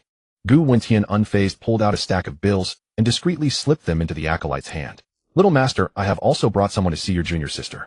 Your master is aware of this. You just go and inform him. The acolyte glanced at the money, a smile instantly spreading across his face as he tucked it into his pocket. So you are a friend of my master. Please wait a moment, I will go and report. The acolyte scurried back into the temple, leaving Gu Wentian to wryly shake his head. There was a saying, it was easier to deal with the authority than the underlings. Chen Ping watched coldly. Even if they cultivated for 100 years, they couldn't accumulate enough merits to cure his daughter in such a place. The others exchanged glances. Such was the world nowadays. Everywhere reeked of money. Temples and monasteries all were nothing but pursuits of wealth. This place was no different from a tourist attraction, with no trace of true spiritual cultivation. Before long, the young acolyte ran back out. Sir, my master invites you in. Gu Wentian nodded and led Chen Ping and the others inside. As soon as they entered the temple, the smoke stung their eyes. The air was thick with the scent of incense, all purchased by tourists and lit in censers for prayers for wealth and safety. Just as they reached the main hall, Chen Ping suddenly halted. A wave of chill washed over him. Despite the heat, the cold made him shiver. Noticing his expression, Gu Wentian asked, Mr. Chen, what's wrong? Chen Ping forced a smile. Nothing. Buxu Daoist cast a glance at him, a hint of contempt in his eyes. Is it cool as soon as you enter the main hall? There is an ancient well behind the temple, its water bone-chilling all year round. We divert the water around the temple, and the entire courtyard becomes cool. Chen Ping smiled, but said nothing. The group followed Buxa Daoist through the main hall, and turned into a rear courtyard. When he pushed open the door to a room, Chen Ping felt an even more piercing cold than before. Yet Gu Wentian and the others seemed completely oblivious. Inside the room, a girl lay on the bed. Her features were delicate, but she was wrapped in thick quilts. Her face was terrifyingly pale, as if covered with frost on a winter day. An old Taoist stood by the bed holding a jade rui. He would occasionally tap the girl's forehead with it, mumbling incantations. "This is my senior brother Wu Taoist. He said that my daughter's yin cold has penetrated her bones, and we must expel the chill. We tried once last year, but it didn't work. This year he found a rui made of warm jade, which can absorb the yin cold from her body." Buxa Daoist lowered his voice to explain. So-called warm jade was essentially stone that had been subjected to extreme heat or subterranean flames. This material perpetually radiated warmth. Even if frozen in a refrigerator, it would return to its original temperature within half an hour. Bizarre indeed. Such stone was rare, and carving it into a rui required a large piece, making it even rarer. Hearing this, Gu Wentian and the others examined Wu Taoist closely. But the man wore a cold, disdainful expression, barely acknowledging their presence. Every time Wu Taoist tapped the rui on the girl's forehead, one could see wisps of white vapor being absorbed. After a dozen taps, he paused and set the rui aside. "Senior brother, is it almost done?" Buxu asked, eagerly leaning in. Wu Taoist shook his head. "You think it's that simple? The yin cold in Shao Ru has accumulated too long and is too abundant.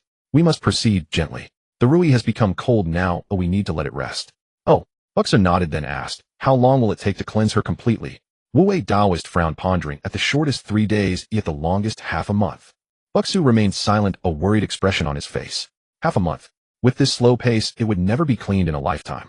Besides, this girl has at most 3 days left. Chen Ping spoke slowly.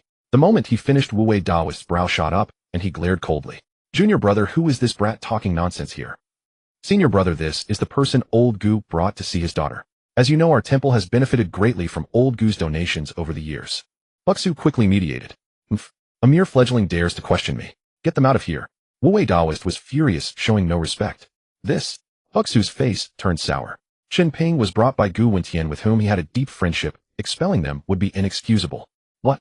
You actually believe this beardless boy can cure your daughter? Fine, I'll leave then." Wu Taoist grabbed the rui and turned to go. "Senior brother, calm down." Buxu quickly blocked his path, then turned to Gu Wentian with an apologetic smile.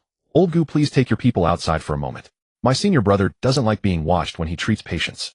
Gu Wentian frowned slightly and glanced at Chen Ping. He trusted the young man, but the Taoist distrust was a problem. "Taoist," Chen Ping spoke, "your daughter's constitution is called the ice crystal body. It naturally attracts yin cold energy. If properly harnessed, it can not only strengthen the body, but also preserve eternal youth. Unfortunately, no one taught her how to refine it. The yin cold from this temple has all accumulated in her body, growing heavier and heavier until it reached this state." He paused, then continued, "That rui is indeed a treasure. It can absorb yin cold. But its power is too weak to keep up with the rate your daughter absorbs the energy. Moreover, the ancient well in the temple carries immense yin cold force. Given this situation, your daughter has at most 3 days left. If it weren't for the spirit brush and cinnabar, Chen Ping wouldn't have bothered to waste his breath." Buxu Daoist stood stunned, not fully understanding the details, but Chen Ping's words seemed to carry some truth. "Bullshit." Wu Daoist sneered, his eyes full of contempt. "Ice crystal body. Eternal youth. Why not say she can live forever? I've practiced Taoism for decades and never heard of such nonsense. You're spouting lies." "Your ignorance is not my concern," Chen Ping replied calmly. "That rui is indeed a treasure, but if you continue using it, it will shatter." The rui was made of warm jade, capable of absorbing yin cold, but the cold on Buxu's daughter was extraordinary. Even Chen Ping felt a chill, indicating the immense intensity of that energy. A rui made of warm jade simply couldn't withstand such cold. It was only a matter of time before it broke. "Nonsense." Wu Daoist's face flushed with anger. Even if thrown into the most frigid place, this rui would remain as warm as if held against the chest. How could it break? "If you keep spouting rubbish, get out of here. The Laming Temple does not welcome your kind." He grew more incensed. How dare this brat call him ignorant? How could he swallow such an insult? Normally everyone treated him with respect. "Humph," Chen Ping snorted coldly. "If it weren't for the spirit brush and cinnabar, even if you knelt and cowed out, I might not be willing to help. You little bastard." Wu Daoist flew into a rage, swinging his fly whisk, sending a gust of wind straight at Chen Ping's face. "Senior brother, don't be rash." Buxa Daoist quickly reached out to stop him.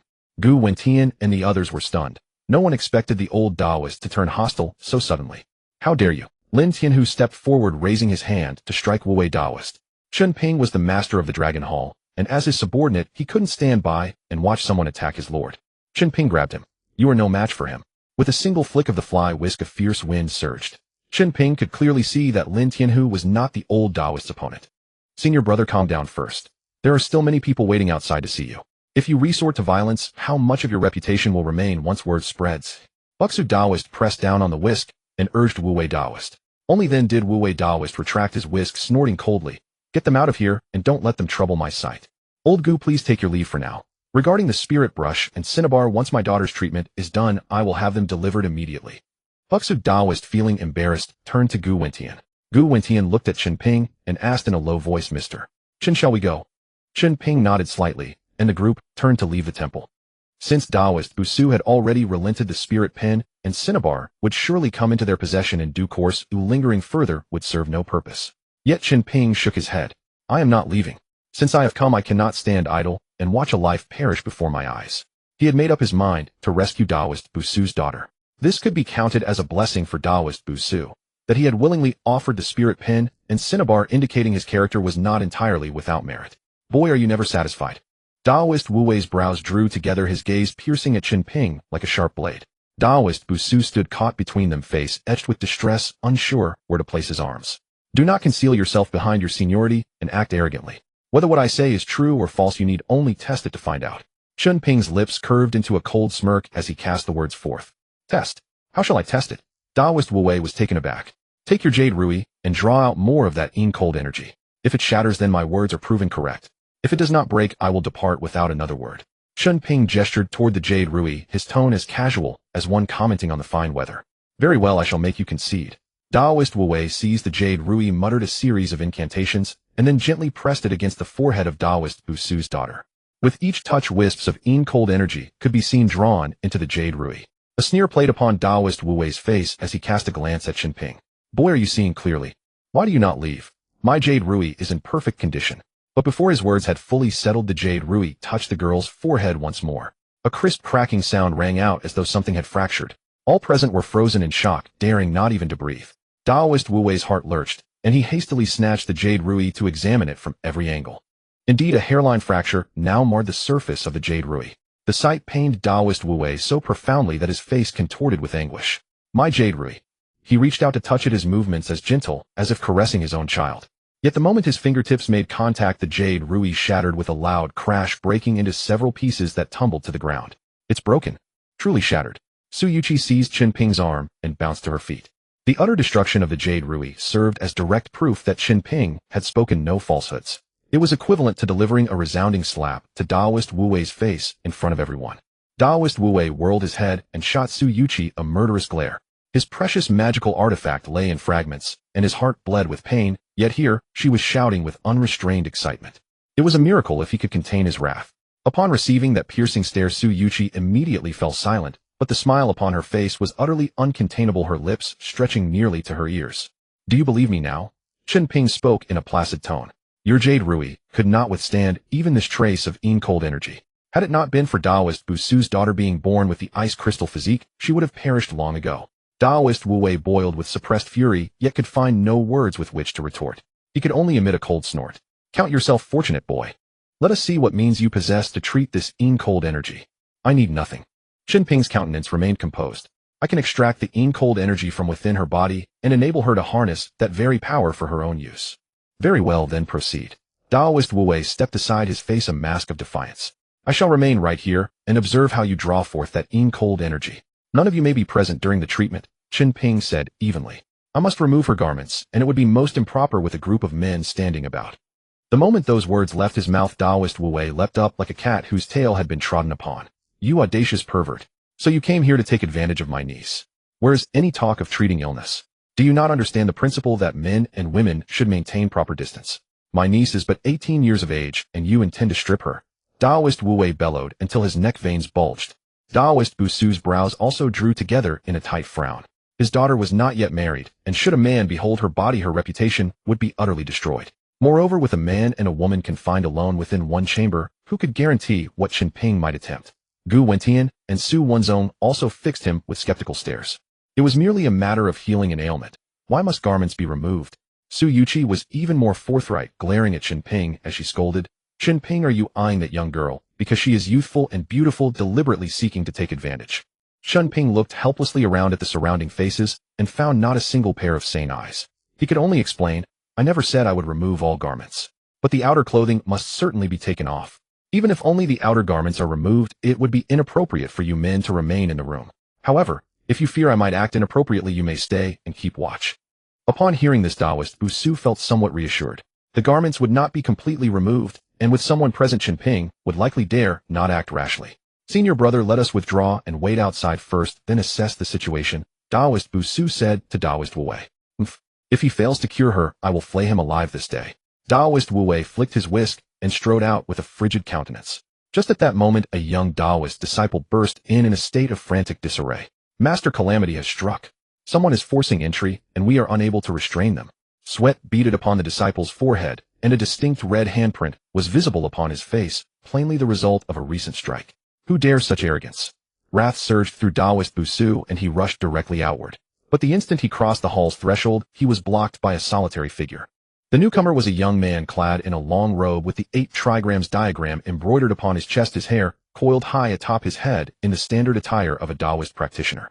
Trailing behind him were 2 young disciples far more wretched than the messenger who had delivered the news. Their faces were swollen beyond recognition, eyes nearly shut, heads bowed low, suppressing their resentment in silence.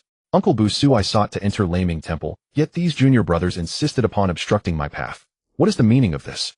The young man tilted his head regarding Taoist Busu with an ambiguous smile. Liao Fei, cease addressing me as uncle. Your master betrayed our sect long ago, and is no longer my senior brother. Spare the false familiarity. What is your true purpose in coming here to harass my people? Taoist Busu's countenance darkened, his tone hardened like steel. Uncle Busu, such words cut deeply. I have come to treat our junior sister's illness. Upon learning that she suffers from the affliction of extreme cold, my heart could not bear to remain idle, so I undertook this journey specifically. Liao Fei was not angered, instead a crooked smile curled his lips in a manner that was unsettlingly sly. Shaora needs no concern from you. Depart from here at once, and convey to your master that I will purify this sect sooner or later. Taoist Wu Wei stepped forward, teeth clenched, roaring at Liao Fei. Liao Fei's face bore an expression of derision, showing no regard for Taoist Wu Wei whatsoever. Most likely come to treat our junior sister, I imagine. I have heard you acquired a jade ruby fashioned from warm jade, intending to employ it upon her. Let me inform you, junior sister possesses the ice crystal physique. That worthless contraption of yours shall prove entirely useless, and may well shatter. The moment those words left Liao Fei's lips, both Taoist Busu and Taoist Wu Wei froze, their complexions changing completely. They exchanged a glance, their eyes brimming with astonishment. How could this fellow possess such knowledge? What nonsense concerning the ice crystal physique? Your mouth is full of falsehoods. Depart this instant. Taoist Wu Wei whipped his whisk with tremendous force, striking toward Liao Fei. Chen Ping had just mentioned the ice crystal physique, and now Liao Fei spoke the identical term. If such a condition truly existed, where would Taoist Wu Wei's dignified countenance be placed? He was compelled to drive this person away. Liao Fei emitted a cold sneer and reached out to seize the handle of the whisk. Uncle Wu Wei, at your advanced years, you should refrain from resorting to violence at every turn. Take care not to injure your waist, or else how will my handsome young aunt endure life as a widow? Beast, I shall slay you. Enraged beyond measure, Taoist Wu Wei discarded his whisk and delivered a mighty kick toward Liao Fei. He had indeed taken a wife considerably younger than himself, and she was remarkably comely. For a junior to dare such insolence was unforgivable. Confronted with that kick, Liao Fei's lips curled into a cold smile, and he met it with an equally forceful counterstrike. The wooden door panel was kicked flying into the wall, splitting into 2 halves. Taoist Wu Wei crashed into the ground 3 meters away, creating an impression, the back of his head striking the mortar between bricks, and he remained prone for a considerable time. Senior brother. Taoist Busu's complexion turned ashen. In 2 swift strides he was upon him, grasping the arm and hauling him upright. A trace of blood seeped from Taoist Wu Wei's lips, and his gaze, fixed upon Liao Fei, was filled with sheer terror. 2 years. In merely 2 years' span, how had this young man become so completely transformed? Chen Ping narrowed his eyes. At the moment Liao Fei had delivered his strike, there had been something anomalous within the surrounding air. Spiritual energy. This individual possessed spiritual energy. Among all present, save for old dragon head Chen Ping, had never encountered a second person capable of mobilizing spiritual energy. Those able to harness spiritual energy walk the path of cultivation. Uncle Wu Wei, is this truly necessary? Liao Fei brushed the dust from his sleeves. As the ancients said, the later tide drives out the earlier. You elders should yield and rest. I came only to treat our junior sister's illness. You compelled me to act. Liao Fei. Taoist Wu Wei ground his teeth. From where did you acquire such capabilities? Liao Fei threw back his head and laughed several times. That is hardly convenient to discuss.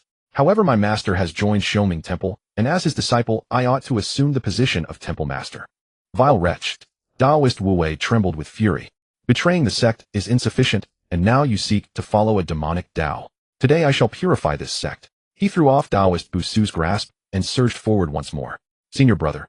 Buxu grabbed him firmly and lowered his voice. If we keep fighting, we'll be the ones to suffer. Liao Fei, seeing them stop, showed a hint of impatience. Even if you fight, you'll lose. Why bother? I told you I'm here to treat the junior sister. Why won't you believe me? Buxu stared at Liao Fei for 2 seconds. Just say it. What are your conditions? Liao Fei grinned. Uncle Buxu, I grew up with Xiaoru. You know that well. I just want to cure her and then marry her. That's not too much to ask, is it? As he spoke, his eyes swept over the bed. The girl on the bed, Xiaoru, had a pale face and lips devoid of any color. Buxu's face darkened completely. Even if my daughter never marries in her life, it won't be you.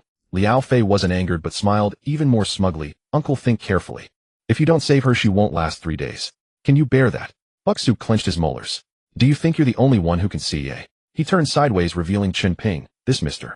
Chen saw that Xiaoru has the ice crystal constitution from the very beginning. There are many capable people in this world. Don't think too highly of yourself. With that, he cupped his hands toward Chen Ping. Mr.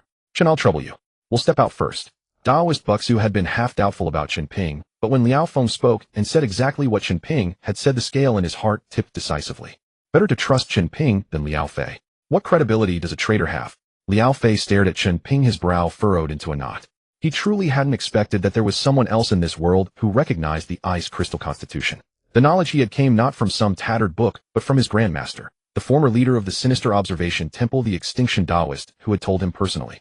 His master had defected from the Thunderclap temple back then, and immediately pledged allegiance to the extinction Taoist. What kind of figure was the extinction Taoist? With the 7-star morning sword in hand, no one within 100 miles dared to provoke him. If not for this connection, would Liao Fei have dared to storm the Thunderclap temple? Would Taoist Buxu have let him walk out alive? I can not only cure her, but also grant your daughter a great fortune. You all step out first. Chen Ping finished speaking and nodded mildly. Taoist Buxu turned sideways and sneered at Liao Fei. Liao Fei, do you see that? Mr. Chen can also cure Xiaoru. Give up this hope and scram immediately. Don't force me to fall out with you. Bullshit. Liao Fei's face darkened. The fierce chill of the ice crystal constitution is so intense that even Wu Wei's Jade Rui couldn't suppress it. What good is this brat? He was agitated and dropped the pretense, blurting out, Old Wu Wei. Taoist Wu Wei's beard trembled with rage, but he couldn't defeat Liao Fei, so he gritted his teeth and held back. Chen Ping looked up at him. If I can't do it, what can you do? Liao Fei pulled out a palm-sized object from his bosom, resembling a compass engraved with 7 stars, the rest unremarkable. I have the 7-star plate passed down from my grandmaster. Not to mention a bit of chill, even the radiance of the sun and moon it can devour cleanly. Chen Ping's expression shifted instantly. His eyes blazed with fire like an old bachelor spotting a beautiful woman. He sensed it. The previous spiritual energy fluctuation wasn't from Liao Fei at all. It was from this 7-star plate.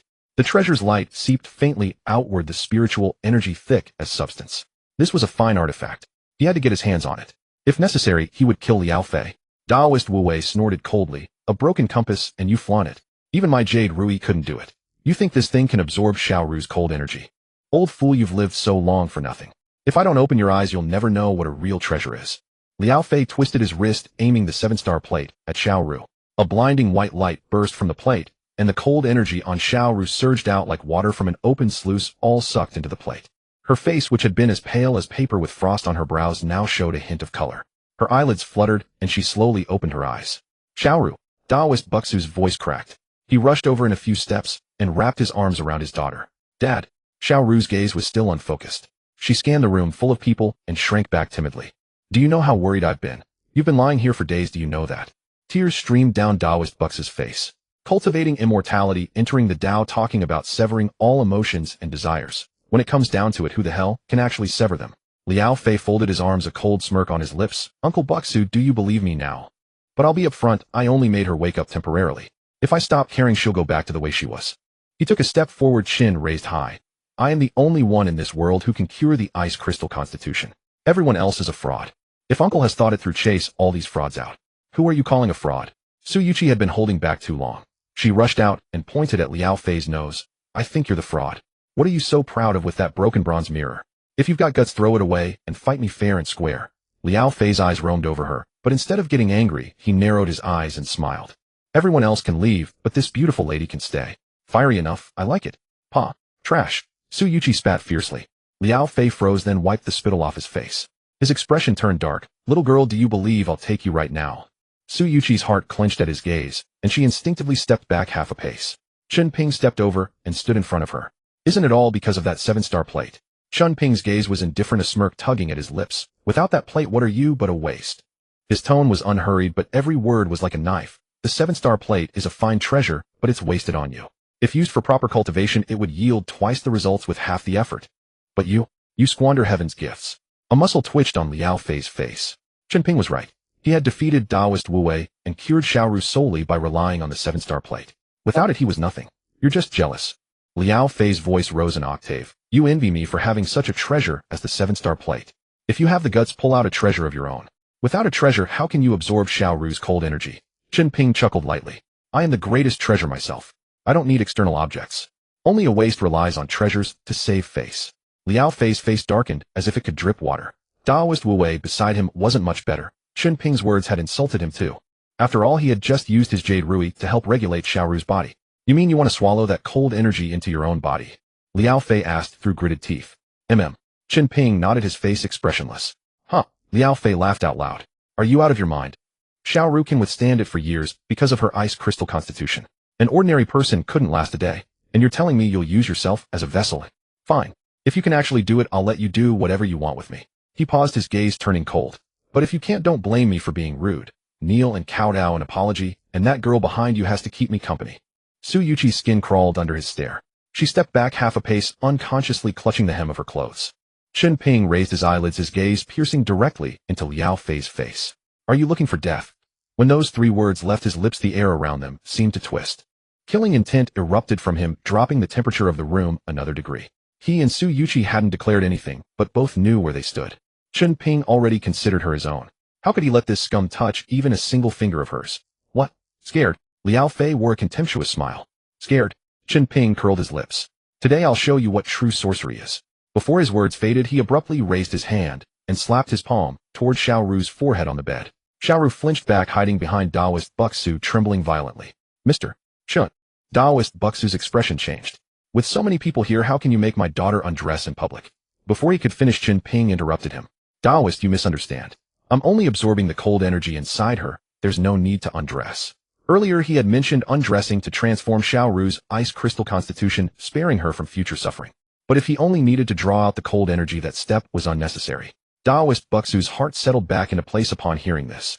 He turned back, holding his daughter's shoulders, and softened his voice. Xiaoru, don't be afraid. This gentleman is here to treat you. The girl trembled in his arms a few times, then slowly steadied herself, and obediently sat back on the bed. Chen Ping pressed his palm against Xiaoru's forehead. Instantly, a stream of icy cold energy surged into his body through his palm, like countless frozen needles burrowing into his limbs. Liao Fei had used the 7-star plate to absorb most of the cold energy, but hadn't cleaned it all out. Xiaoru still had residual cold energy within her, and coupled with the pervasive cold qi in Laming Temple, her body had been automatically absorbing the surrounding cold energy. Chen Ping's palm began to turn white from fingertips to wrist, as if coated with a layer of frost. Then his forearm. The skin of his entire arm gradually froze over a stark white that was jarring to the eye. Chen Ping closed his eyelids, pushing the heart concentration art to its limits, desperately trying to digest the cold energy. But after all, he was only at the 5th layer of qi refining, no matter how fierce, he couldn't withstand it.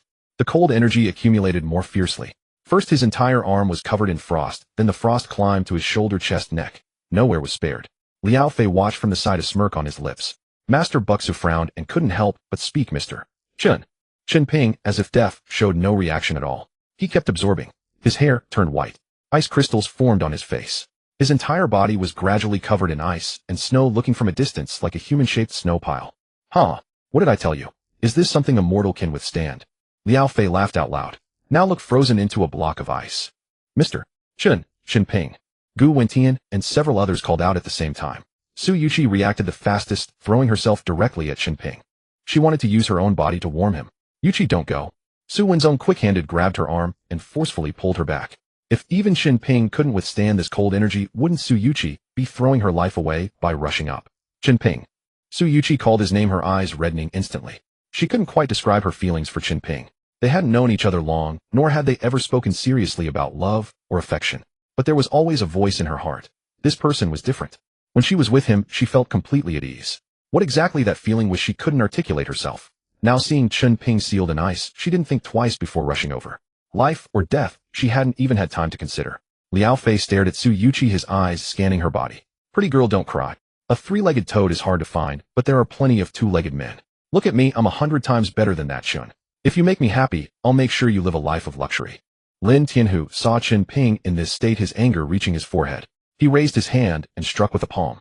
Regardless of whether he could win, he would strike first. Annoying. Liao Fei snorted and kicked out. Lin Tianhu flew horizontally, crashing out of the room. Gu Wentian and Su Wenzong stared at Liao Fei, their teeth grinding, but none of them made a move. Liao Fei threw his head back and laughed. No one in this place could do anything to him. He was the boss, so everyone had to bow down. Uncle Master, let me make this clear to you. The ink-cold energy in Xiao Ru's body has been completely absorbed by that brat, but her constitution cannot be changed. Soon the cold energy will emerge on its own. I am the only one in this world who can completely eradicate it for her. I have a pure yang body. As long as she marries me, our yin and yang will harmonize and her life will be saved. Liao Fei grinned at Master Buxu. You're dreaming. Master Buxu's eyes nearly popped out. He had just molested Su Yuqi, and now he was setting his sights on his daughter. He would rather let Xiao Ru die than let this beast succeed. Not agreeing. Then don't blame me for being rude. Before Liao Fei's words had even fallen, his hand had already reached out straight for Xiao Ru. Ah! Xiao Ru screamed in terror. Master Buxu's face turned ashen, and he raised his hand to meet him. Bang! With one palm strike, Master Buxu was no match for Liao Fei. Blood sprayed from his mouth, and he crashed to the ground, his internal organs feeling as if they had been turned upside down. Junior brother. Master Wu Wei roared, swinging his horsetail whisk and lashing it at Liao Fei. Gritting his teeth and enduring the searing pain in his chest, Master Buxu also leaped forward. 2 against 1. But Liao Fei still wore a cold smirk, utterly unbothered. Xiao Ru, run! Master Buxu shouted desperately. He had already given up everything. Even if he died here, he had to drag his daughter out. Dad! Xiao Ru looked at Master Buxu, spitting blood on the ground, tears falling pattering down. Child, don't just stand there, come with me now. Gu Wentian grabbed Xiao Ru and pulled her toward the door. He wasn't unafraid of death, but staying here, a mere ordinary person without martial arts skills, what could he do besides die? Su Wenzong also pulled Su Yuqi. Yuqi, let's go. No. Chen Ping is still there. Su Yuqi shouted, stubbornly refusing to leave. Bang! Bang! 2 dull thuds. Master Wu Wei and Master Buxu were both sent flying, crashing heavily into the wall. Liao Fei directly blocked the door, a smirk curling at the corners of his mouth, his eyes sweeping over the few people in the room. No one is leaving today. Want to live? Think carefully about how to please me. Gu Wentian and Su Wenzong and the others backed away in fear. No one noticed that block of ice. That ice sculpture of Chen Ping suddenly developed several cracks on its surface. Very fine, like a spider web spreading outward bit by bit. Crack! Crack! The sound grew louder. Everyone turned their heads. Dad, look! The ice is cracking. Cracking! Su Yuqi's eyes lit up as she shouted. Liao Fei's brows furrowed sharply, his smile freezing.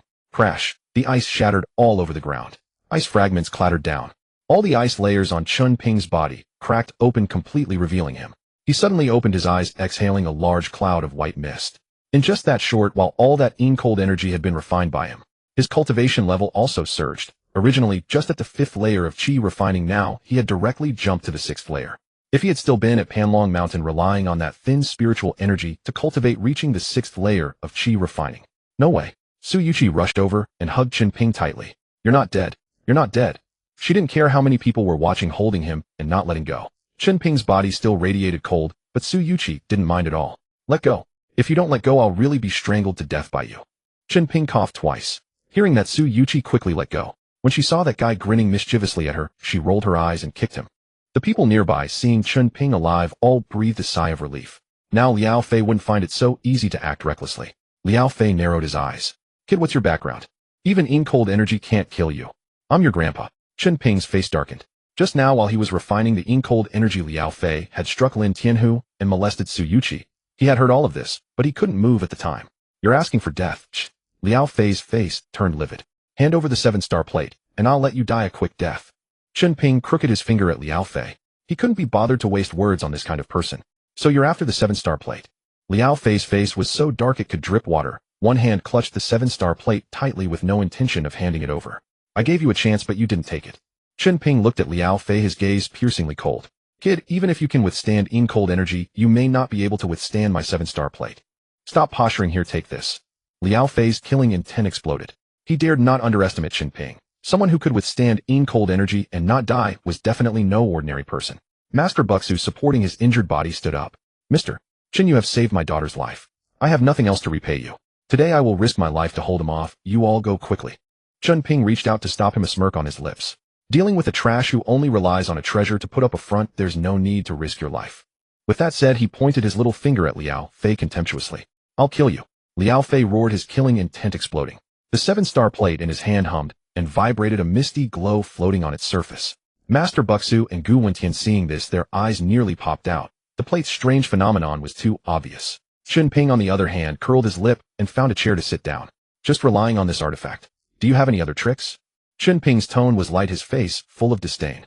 Liao Fei sneered. Don't try to provoke me, I'm not falling for that. You say cold energy can't kill you. Fine, then let you absorb even more. I want to see how long that broken body of yours can hold out.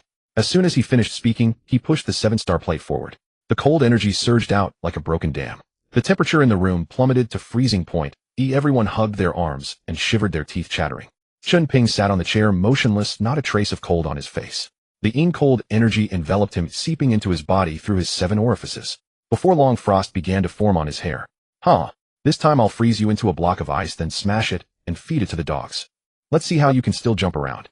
Liao Fei grinned ear to ear at the white frost on Chen Ping's hair, but the next moment his smile vanished. The frost on Chen Ping's head was visibly receding. No matter how fiercely the chilling energy surged inward, Chen Ping underwent no further change. This is impossible. Liao Fei's expression darkened and he unleashed every last trace of cold energy remaining in the 7 stars plate. All this chilling energy had been drawn from Xiao Ru's body, and now it swept toward Chen Ping like a tidal wave. Chen Ping's lips curled into a faint smile as the concentrating mind technique spun furiously, refining each strand of invading cold qi. Now at the 6th layer of qi condensation, his refining speed had increased enormously. When the 7 stars plate was entirely depleted of its cold energy, Chen Ping was not only unharmed, but his cultivation had advanced another notch. This 7 stars plate is an excellent treasure. I must claim it today. Chen Ping stared at the plate in Liao Fei's hands, his greed plainly visible in his eyes. With this treasure, his cultivation would progress twice as efficiently. A sudden unease gripped Liao Fei. How could Chen Ping remain completely unaffected by such overwhelming cold energy? Does this fellow also possess a treasure? He suspected Chen Ping was concealing some formidable magical artifact, for no ordinary mortal body could withstand such cold energy so casually. Not even his own sect ancestor, the extinction Taoist, had managed such a feat. You're clinging to your own magic artifact just the same. Otherwise, tell me, how could you possibly withstand this much cold energy? Liao Fei narrowed his eyes, fixing his gaze on Chen Ping, trying to discern where such a treasure might be concealed. Yet after scanning him from head to toe repeatedly, he could detect nothing abnormal whatsoever. Liao Fei had barely finished his sentence when Chen Ping's lips curled into a sneer. I told you already. I am the greatest treasure of all. If you have the courage, bring out more.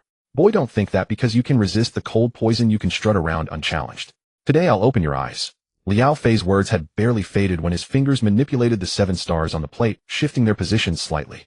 For such a slight adjustment, he was drenched in sweat, his face as though all vitality had been drained from him. A piercing shriek suddenly exploded from within the 7 stars plate. Immediately after, billows of black fog erupted from the plate, like churning dark clouds surging straight toward Chen Ping. Su Wenzong and Su Yuqi, witnessing this dreadful sight, turned deathly pale, their legs quaking uncontrollably. Gu Wentian and Lin Tianhu, however, remained comparatively composed, for in Gu Wentian's courtyard they had already witnessed the resentful dragon upon the dragon throne, which had displayed the same phenomenon. Yet, even having seen it before, neither could maintain a composed expression now. Souls. They're souls. Master Chen, beware. Taoist Buxu shouted at the top of his lungs, his fingers rapidly forming mudras while chanting incantations. Taoist Wu Wei quickly pressed his hand against Taoist Buxu's shoulder, understanding that Buxu was injured and his spiritual power insufficient, and he needed to provide support. No matter how fervently Taoist Buxu chanted his exorcism incantations, the souls paid no heed. In the blink of an eye, clusters of black fog completely filled the room. Wails, shrieks, and roars mingled together in a maddening chorus that made their scalps tingle with dread. Then those black fogs suddenly condensed and coalesced into grotesque fanged creatures that leaped toward Chen Ping. With merely these few souls, you think you can harm me? Chen Ping's lips curled into a scornful sneer. By now he had already reached the 6th layer of qi condensation, a genuine cultivator, and would he really fear such trivial things? Chen Ping flicked his fingers. Several golden rays shot out, striking the black fog with explosive force until it scattered completely. Upon witnessing this, Liao Fei gritted his teeth and bit his middle finger, letting a single drop of blood fall into the 7 stars plate. The plate immediately churned violently, and the emerging black fog began tinged with pale red. It seems I must show you some true power or you'll never understand the difference between a firefly's glow and the moon's radiance. Chen Ping regarded the red and black fog, then thrust both hands forward with sudden force. Between his palms a golden radiance slowly ignited. The light grew brighter and brighter until it blazed like the sun directly overhead. The great Tao's righteous method, the art of heavenly evolution, light that purges evil. Seal. Chen Ping roared, and the radiant sphere exploded outward like 10,000 shafts of sunlight cascading from the heavens. Countless golden beams shot straight into the clusters of black fog. When the black fog encountered that light, it was like mice stumbling upon a cat, instantly dissolving, all absorbed into Chen Ping's own body.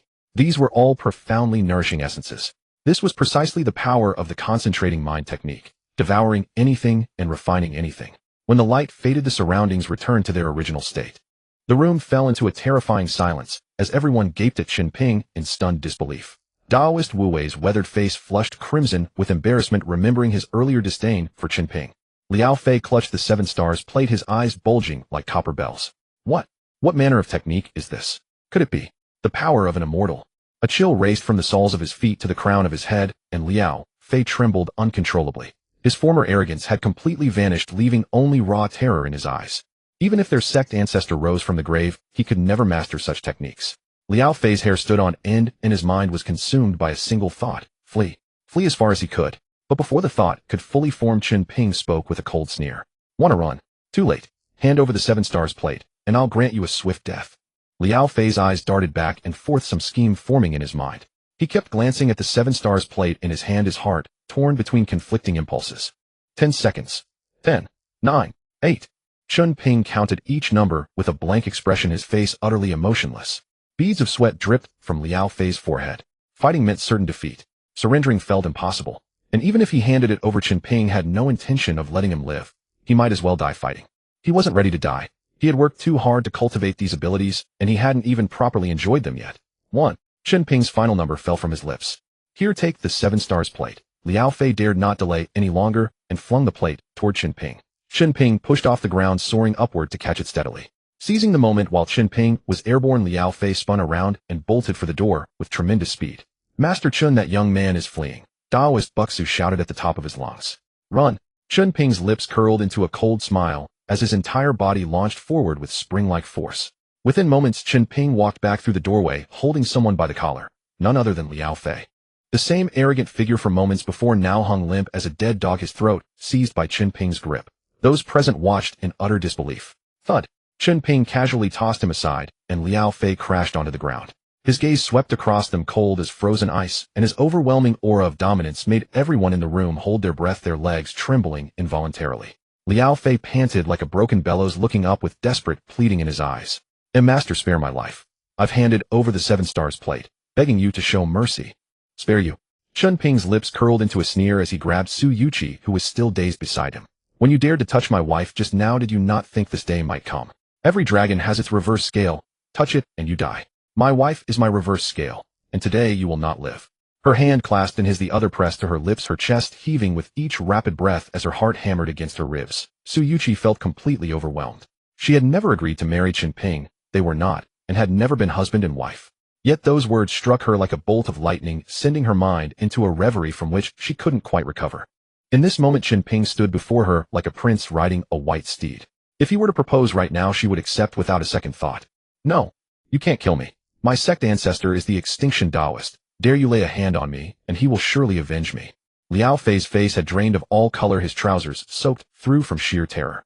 "Then I shall wait," Chen Ping replied in a flat tone, raising his foot and bringing it down with force. Squelch! Liao Fei's skull burst open like an overripe watermelon. "Ah!" Su Yuqi let out a terrified scream and threw herself into Chen Ping's arms, clutching him desperately. Su Wenzong stood beside them, watching the scene unfold, his heart in turmoil. Lin Tianhu and Gu Wentian both turned to look at him, their eyes brimming with envy. In terms of family background, although Su Wenzong was the richest man in Hongcheng in an age where martial arts were practiced by all, wealth alone held little value. Merchant families had always occupied the lower rungs of society. Only when a warrior or ancient martial artist emerged from within could a family truly elevate its standing. But now Su Wenzong had essentially gained Chen Ping as a son-in-law for free. The value of the Su family was beyond measure. From now on, Gu Wentian and Lin Tianhu would have no choice but to treat Su Wenzong with utmost respect. Gu Wentian leaned in and whispered, "Mr. Su, congratulations. Su Wenzong waved his hand modestly and replied with a smile, "Old Gu, don't speak too soon. Young people, anything can happen. Since it's uncertain, then settle matters quickly. Delay too long, and complications may arise." Gu Wentian gave him a knowing wink, and Su Wenzong immediately understood the implication. Busu the Taoist master called a few people to clean the room. It was not until the bloodstains on the floor were completely wiped away that Su Yuqi finally emerged from Chen Ping's embrace. She glared at Chen Ping, her cheeks still flushed. "You? Did you do that on purpose? Taking advantage of me?" Chen Ping was taken aback. "Who took advantage of whom?" "It was you who threw yourself at me." Su Yuqi furrowed her brows, her face turning even redder. "I'm not talking about that. I'm asking you, why did you call me your wife just now? Aren't you deliberately taking advantage of me?" She purposely put on a stern face, her tone laced with reproach. Chen Ping's expression was indifferent, unreadable. "Oh, so you didn't mean it that way. I was overthinking. I won't say it again." With that, he turned and walked out of the room. The moment his back was turned, the corners of his mouth lifted slightly, a secret smile playing on his lips. Su Yuqi stood frozen, her mind struggling to catch up. She had just been teasing him along with his words. Hadn't he noticed? Su Wenzong was also dumbfounded. He walked over and gave his daughter a hard pinch. "What nonsense are you talking? If it weren't for Chen Ping, we would have lost our lives. Look, you've upset him. Go and make it up to him now." Su Yuqi's face flushed with embarrassment, but she gritted her teeth and chased after him. Busu the Taoist master withdrew his gaze and turned to nod at Gu Wentian. "Elder Gu, Mr. Chen needs a spirit brush and cinnabar. I'll fetch them right away." He strode quickly into the adjacent room and soon emerged with a spirit brush and cinnabar, handing them to Gu Wentian. "Elder Gu, may I trouble you to ask Mr. Chen something?" Busu's face was full of earnestness. "Although the yin-cold qi in my daughter's body has been completely drawn out, you heard Mr. Chen say she has an ice crystal constitution. This constitution automatically absorbs yin-cold qi. Won't she suffer again before long?" Gu Wentian took the items and nodded. "All right, I'll go ask him." He had just lifted his foot to step outside when a roar erupted from beyond. "Damn Chen Ping." Chen Ping dashed into the room with a mischievous grin, while Su Yuqi chased after him, teeth clenched in fury. But Su Wenzong caught up and grabbed her arm. Su Wenzong shot his daughter a harsh glare. "What place is this? How dare you make a scene?" He turned to Gu Wentian and Bu Su with an embarrassed smile, apologizing profusely. The others also smiled, though their eyes were filled with envy. Gu Wentian composed himself and spoke. "Mr. Chen, although Bu Su's daughter's cold poison is gone, her ice crystal constitution remains. It will keep absorbing cold energy. I'm afraid before long she'll suffer again." Before he could finish, Chen Ping raised his hand to stop him. He looked at Bu Su. "Your daughter is fine for now. An ice crystal constitution is a rare talent seen once in a century. With my current ability, I can directly eradicate the root of the cold poison. However, I personally hope she can walk the path of cultivation. Once my strength improves further, I will naturally reshape her constitution. For now, let it be. It won't affect her. I'll come regularly to draw out the accumulated cold energy from her body." With his current skill, Chen Ping could remove the cold poison from Busu's daughter, granting her a wrinkle-free life and skin as smooth as a peeled egg. But if he did that, the ice crystal constitution would be wasted and her path to cultivation would be completely blocked, a tremendous loss. So he planned to wait until he had advanced further before guiding her onto the cultivation path. Of course, Chen Ping also had a little scheme in mind. The yin-cold energy was a great tonic for his own cultivation. By drawing on her cold energy, he could fuel his own progress and boost his cultivation rapidly. "Mr. Chen, your great kindness." Busu began, his knees bending to kneel. Chen Ping reached out and stopped him. "No need for that. I'm taking your spirit brush and cinnabar. It's a fair trade. You saved my daughter's life. Those items are nothing in comparison. From now on, if you ever need me, I will never refuse." Busu's face was earnest, his tone full of respect. At that moment, Wu Wei the Taoist approached, his face alternating between red and white. "Mr. Chen, I was blind and offended you just now. Please be magnanimous and forgive me." The display Chen Ping had put on had already left him completely convinced. Both masters are too kind. Since the matter is settled, I won't stay longer. Chen Ping gripped the spirit brush and cinnabar, his mind racing with urgency to return home and treat his mother's eyes. By the time he descended from Laming Mountain, it was already dark. Tang Long was still waiting below. Su Yuqi insisted on driving, saying she would take Chen Ping back to Panlong Bay. Gu Wentian and the others had to squeeze into another car. "A young lady like you not going home late at night, insisting on driving me. What's the catch?" Chen Ping leaned back in the passenger seat, turning his head to look at her. "I'm your wife. If I don't drive you, who will?" With no outsiders around, Su Yuqi spoke without reservation. Chen Ping was taken aback. After a pause, he said, "We're not engaged, not married. How are you my wife? Besides, I'm dirt poor right now. I can't afford to marry you. What does it matter if you have no money? I have plenty. From now on, I'll support you. I've set my sights on you anyway." Su Yuqi raised an eyebrow at him, her tone laced with challenge. Chen Ping looked at her and couldn't help but smile. To be honest, he had already developed feelings for Su Yuqi. Her face, her figure, her family background, even her personality. Everything about her was to his liking. but at this moment, he wasn't sure if he wanted to be with her. Ever since he embarked on the path of cultivation, Chen Ping's mindset had changed. As his cultivation advanced, he might live forever. But Su Yuqi, in the end, she was just an ordinary girl. He planned to go to Wuming Island on the 15th of July to see if he could encounter a great opportunity. Perhaps then he could also bring Su Yuqi onto the path of cultivation. What's the matter? A prestigious young lady of the Su family offering to marry you with a dowry, and you're not happy. Chen Ping didn't answer. Su Yuqi's brow furrowed and her expression darkened. No, it's not that. Chen Ping quickly waved his hands. A poor nobody like me being able to marry a woman like you. How many lifetimes of good fortune would that take? But I'm a man. I can't have you support me. I have to rely on myself to succeed, so that in the future everyone will look up to you. Su Yuqi felt a warmth in her heart, unable to suppress the smile curling at her lips. I didn't know you were so good with sweet talk. She laughed. But you don't need to struggle. I'll have my father transfer all the Su family's assets to your name. After all, I've already given you my company and made you chairman. Why would I care about a few small businesses? Besides, he has no other children. Chen Ping opened his mouth, but couldn't find words. Wasn't that still the same as being supported by her? He didn't take the bait and quickly changed the subject. How's the preparation of the medicinal herbs going? It's been quite a few days. If they kept talking about marriage, Su Yuqi might drag him to the Civil Affairs Bureau tomorrow. Almost done. I'll hurry it up tomorrow and give them to you. The herbs Chen Ping needed were all rare and expensive, hard to find on the market. Su Yuqi hadn't contacted him during this time because she had been searching the world for these ingredients. No sooner had she spoken than a gust of wind swept in and the moon was instantly swallowed by black clouds. A heavy rain was imminent. Crack, boom, rumble. Lightning struck and thunder exploded right after. Su Yuqi screamed in fright, her hand jerking the steering wheel, sending the car veering toward the ditch by the roadside. Chen Ping reacted quickly and grabbed the wheel. Su Yuqi threw herself into his arms, trembling. I'm afraid of thunder. Chen Ping was stunned. He hadn't expected someone her age to be afraid of this. He chuckled. If you want to hug me, just say so. No need for such a lame excuse. Pa, who wants to hug you? Su Yuqi straightened up, shot him a sharp glare, and unbuckled her seatbelt. You drive? I'm not driving. Chen Ping had no choice but to switch to the driver's seat. The rain was already pouring down. As the car entered Panlong Bay and neared the mountaintop, a woman stood by the roadside, holding an umbrella as if waiting for someone. Chen Ping pulled over and rolled down the window. It was Geng Shanshan. She held an umbrella, but her clothes were completely soaked. Seeing it was Chen Ping, she threw herself onto the window. Chen Ping, you're finally back. I've been waiting for you for so long. She clutched the window frame tightly. I was wrong. I truly know I was wrong. It was Xiao Lei who forced me. If I didn't marry him, he would have someone harm your parents. I was completely out of options. Besides, all those things were instigated by Xiao Lei behind the scenes. Now I really regret it. I know I was wrong. You still have a place for me in your heart, don't you? You still like me. Remember our college days when we watched the lotus flowers and counted the stars together? Back then you held my hand and said you would protect me forever, that we would never part. Have you forgotten all that? Geng Shanshan stood in the rain, the droplets on her face indistinguishable from rain or tears, her eyes pleading as she stared at Chen Ping. Chen Ping looked at her and felt a wave of nausea in his stomach. He had long lost any feelings for this woman. He couldn't even be bothered to hate her. Someone like her didn't deserve any emotion from him. Hate. Ridiculous. To Chen Ping, Geng Shanshan was no different from an ant on the ground. Who would bother with an ant? Are you done? If you're done, I'm going home. Chen Ping didn't even lift his eyelids, his voice as cold as ice shards. I'm not done. I haven't finished. Geng Shanshan shook her head vigorously, her hair flinging water all over her face. Chen Ping, please forgive me. I really had no choice at all. What does your having a choice or not have to do with me? Chen Ping raised his hand to press the window switch. Geng Shanshan gripped the glass tightly, refusing to let go. Su Yuqi, sitting in the passenger seat, grew furious. The rain was pouring outside. She pushed open the car door and rushed out directly. How can you be so shameless? Take your hand off.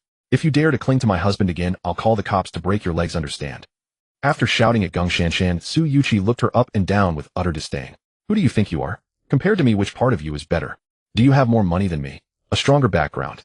Or a prettier face? You're inferior to me in every way. Why would Chen Ping ever come back to you? Just because you've got a thick face. A good horse never turns back to graze on old pasture. Back then you didn't take him seriously, and now you come begging. It's too late. Get lost. Su Yuqi kicked her, sending Geng Shanshan tumbling to the ground. Geng Shanshan glared at her, teeth grinding, but couldn't utter a single word. She had no face to say anything. Su Yuqi was right. She was inferior to her in every way. Why would Chen Ping choose her? Seeing Geng Shanshan quiet down, Su Yuqi returned to the passenger seat and slammed the door shut. Drive. Chen Ping glanced at her, a hint of a smile curling at the corner of his mouth, then floored the accelerator, and the car shot forward. Chen Ping. Geng Shanshan screamed after him from behind. Chen Ping didn't even glance at the rearview mirror. Geng Shanshan had always believed that Chen Ping relied on Su Yuqi for support. If Su Yuqi dumped him, he would be nothing. But in the end she was the one who looked like a fool. Whether it was Gu Wentian or Lin Tianhu, those big shots weren't people the Su family could invite. They all came for Chen Ping. Geng Shanshan simply couldn't figure out what had changed in Chen Ping that made those bigwigs bow and scrape one after another. What are you grinning at? You think I'm particularly fierce, don't you? Su Yuqi glared at Chen Ping. Chen Ping quickly waved his hand. Not fierce at all. I actually like this kind of temper. Really? Su Yuqi let out a laugh. She dared to curse my husband right in front of me. Not having her legs broken is already her lucky break. The car came to a stop at the villa's entrance. Chen Ping pushed open the door and said to Su Yuqi, "You can leave now." "Leave for where? I'm soaked through. If I go back like this I'll definitely catch a cold." Su Yuqi stepped out of the car as she spoke. Chen Ping's expression changed. "What do you mean? You're not planning to stay here, are you? What's the matter? Can't I stay here? There are so many rooms, why can't I stay? You don't think I'm going to share a room with you, do you? Stop dreaming." With those words Su Yuqi walked straight into the villa. Chen Ping watched her receding figure, his face filled with helplessness, but inside his heart was already blooming with joy. After all, he was a cultivator, his mindset had indeed changed, but at the end of the day, he was still a man. A perfectly normal man. The things a man would ponder he naturally pondered as well. "Chen Ping, it's so late, and it's pouring rain outside. Where have you been?" The door creaked open, and Tang Hongying's voice followed, filled with worry. "Auntie, sorry, we went mountain climbing, and came back a bit late." Su Yuqi spoke up first to explain. "Oh, it's Yuqi. No worries, no worries. Come sit down. It's raining so hard outside. You must have gotten soaked, right?" As soon as Tang Hongying heard it was Su Yuqi, her face lit up with smiles. She reached out and touched Su Yuqi's clothes, finding them soaked through, and said worriedly, "Look, you're completely drenched." "Auntie, I don't have many clothes here, and you can't wear them. What are we going to do?" "Auntie, don't worry. I have clothes in the room upstairs. I'll just change into a set." Su Yuqi smiled, her tone light and cheerful. "Oh, look at my memory. I forgot that this is your house after all. Of course you have clothes here. Hurry up and change so you don't catch a cold." Tang Hongying urged Su Yuqi upstairs to change, then called Chen Ping over and lowered her voice. "Chen Ping, you need to be good to Yuqi. She's a noble young lady, and after all the misunderstandings we had about her, she never got angry. She didn't despise you for being poor or me for being blind. She's sincere with you. You need to hold on to her. Mom, let's put that aside for now. First, let me cure your eyes. Your blindness came from crying too much. With proper treatment, it can be healed." Chen Ping had a spiritual brush and cinnabar at hand, more than enough to heal his mother's eyes. Once Su Yuqi gathered the medicinal herbs, tomorrow he would refine a few pills, and his mother's eyesight would be fully restored. "Don't bother with that nonsense, son. My eyes can't be cured." Tang Hongying didn't believe Chen Ping had such ability. "I've been blind for so many years now, I'm used to it. Mom, sit still and don't move. Soon you'll be able to see." Chen Ping guided Tang Hongying to a chair and took out the spiritual brush and cinnabar. At that moment, though Tang Hongying's eyes were open, her pupils were terrifyingly hollow, the black irises almost invisible. Chen Ping gripped the spiritual brush, silently took a breath, and gently dipped the tip into the cinnabar. The moment the brush tip touched the cinnabar, a faint fragrance spread, and the cinnabar dissolved directly into the brush, leaving no residue. "What's that smell? It's so fragrant." "Chen Ping, what are you holding?" Tang Hongying couldn't see, but her ears and nose were sharper than usual. "Mom, this is a spiritual remedy I got from the mountains specially for the eyes. They guaranteed it would work." Chen Ping didn't tell the truth. He was afraid Tang Hongying couldn't accept that her son had become a cultivator all at once. "You silly child, you must have been cheated. How can you believe those street tricks?" Tang Hongying grumbled, but her body remained obediently still. Deep down she still harbored a sliver of hope. What if it really could be cured? Who wouldn't want to see this colorful world with their own eyes? These past 2 days Chen Baoguo had taken her all over the mountaintop, chattering nonstop. No matter how well he described it, nothing compared to seeing it firsthand. What she wanted to see most was Su Yuqi. She longed to see with her own eyes what her future daughter-in-law really looked like. Chen Ping raised the spiritual brush and gently dabbed it on Tang Hongying's left eye. "Mom, it might sting a little at first, bear with it." Then he dabbed it on her right eye. "Oh!" Tang Hongying screamed, squeezing both eyes shut tightly, her face contorted in severe pain. The scream startled Chen Baoguo, who had just lain down in the house. He threw on a coat and rushed out. "Chen Ping, what's wrong with your mother?" Chen Baoguo saw Tang Hongying's expression and turned pale with fright. "Dad, don't panic. I applied medicine to Mom's eyes. She'll be able to see soon." Chen Ping spoke while staring at Tang Hongying. Soon the pain on Tang Hongying's face gradually dissipated and the ache subsided. She slowly opened her eyes. The first thing she saw were the two anxious, expectant faces of Chen Ping and Chen Baoguo. "Chen Ping. I can really see." Tang Hongying's whole body trembled as she reached out to touch Chen Ping's face. "Mom, I said I could cure you, and I meant it." Seeing his mother's vision restored, Chen Ping's heart churned with emotion. "Old woman, you can really see." Chen Baoguo's eyes widened, and he waved his hand back and forth in front of Tang Hongying's face. Tang Hongying nodded vigorously, her eyes moistening. I can see. Stop waving your hand in front of me. Your beard is so long, and you haven't shaved it. I told you to shave once a day. Look at you now." Chen Baowu touched the stubble on his chin, and his eyes immediately reddened. He threw his arms around Tang Hongying. Old woman, it's wonderful. You can really see. This big, rough man, usually loud and gruff, now had tears welling up in his eyes. Chen Ping watched his parents' joy, and a smile tugged at the corners of his own mouth. He had never seen his parents argue since childhood.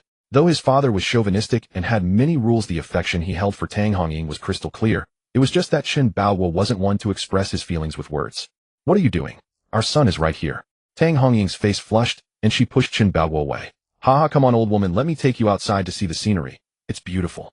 Chen Baowu laughed heartily, pulling Tang Hongying toward the door to enjoy the night view from the mountaintop. What's all the fuss about? Su Yuqi, now dressed in a white gown, came down the stairs. Tang Hongying turned toward the voice, and when she saw Su Yuqi's face, she was completely stunned. She had imagined what Su Yuqi looked like, a wealthy heiress with a sweet voice, certainly not bad. But seeing her now, Tang Hongying was dumbfounded. This wasn't just pretty, she was a celestial maiden descended to earth. Yuqi, you are so beautiful. Tang Hongying couldn't help but compliment her. Su Yuqi, who had just reached the bottom of the stairs, was taken aback. Auntie, you can see, eh? Yes, I can see.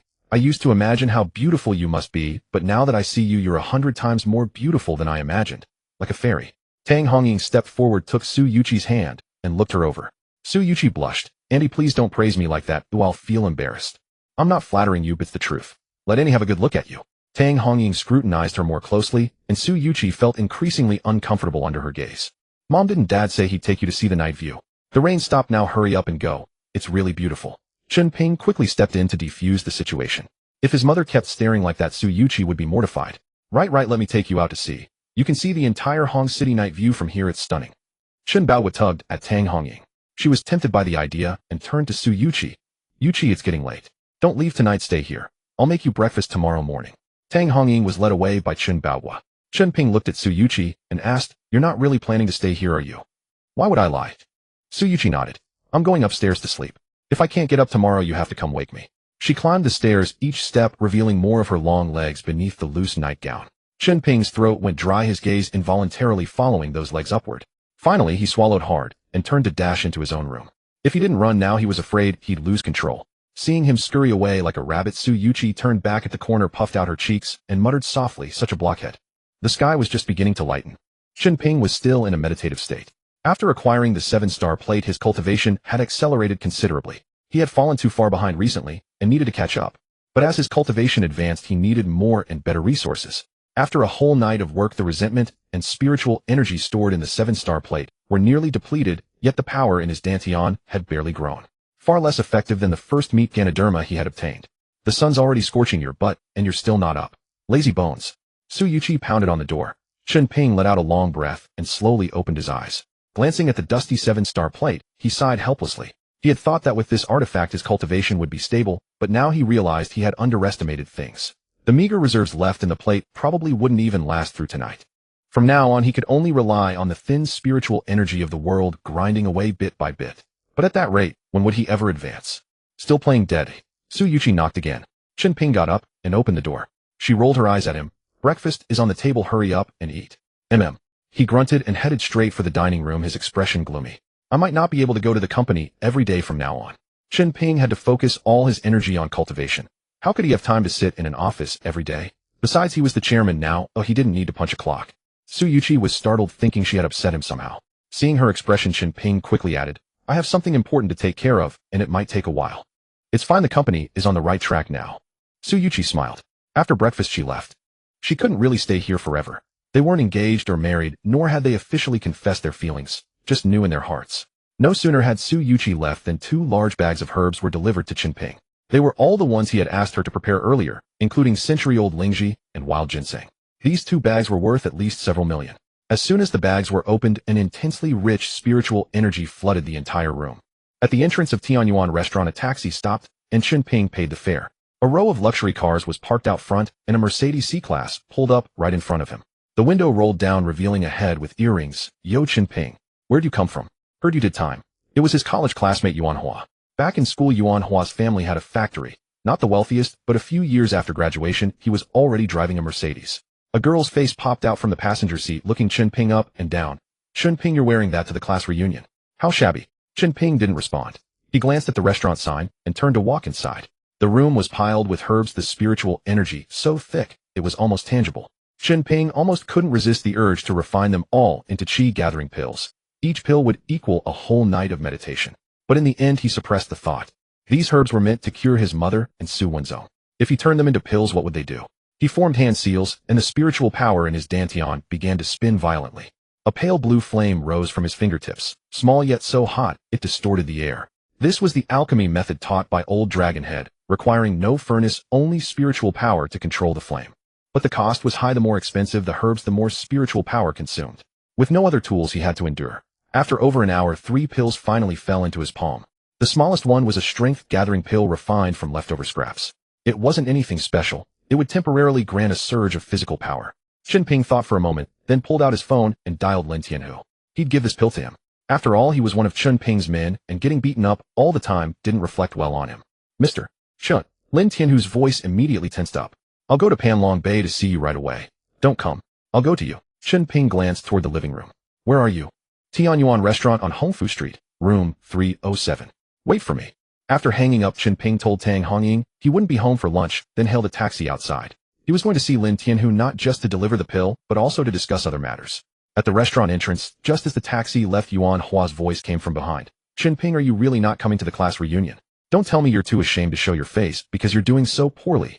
The girl in the passenger seat laughed along. He just got out of prison. How could he be comfortable sitting at the same table as us?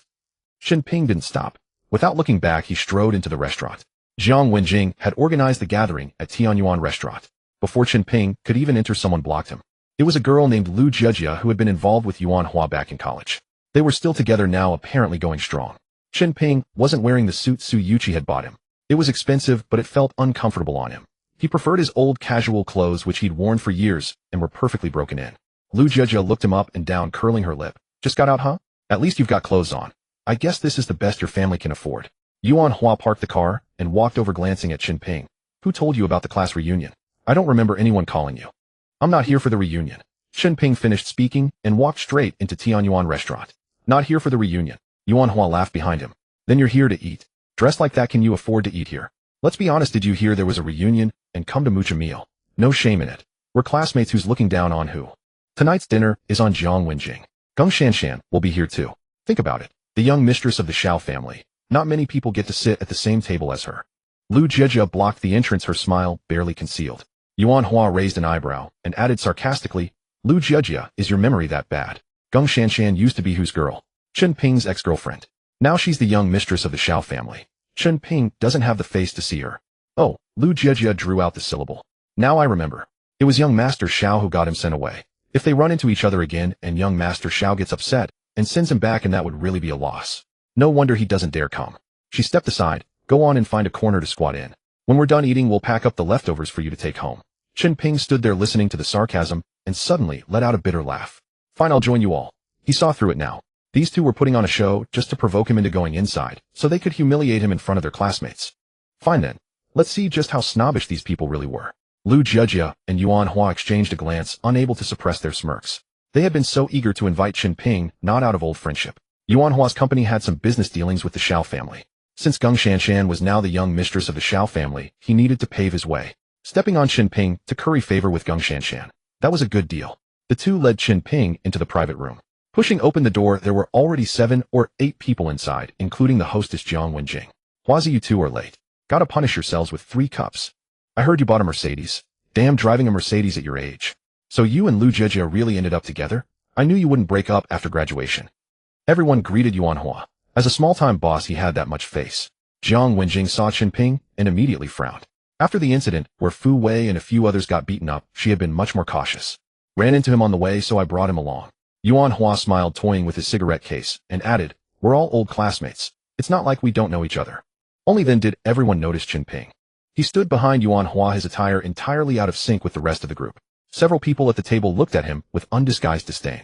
Only one person stood up, smiling as he called out, Chen Gu, when did you get out? The moment those words were spoken, it was clear that this fellow knew about Chen Ping's time in prison. Chen Ping paused, startled. Gaz, you're here too.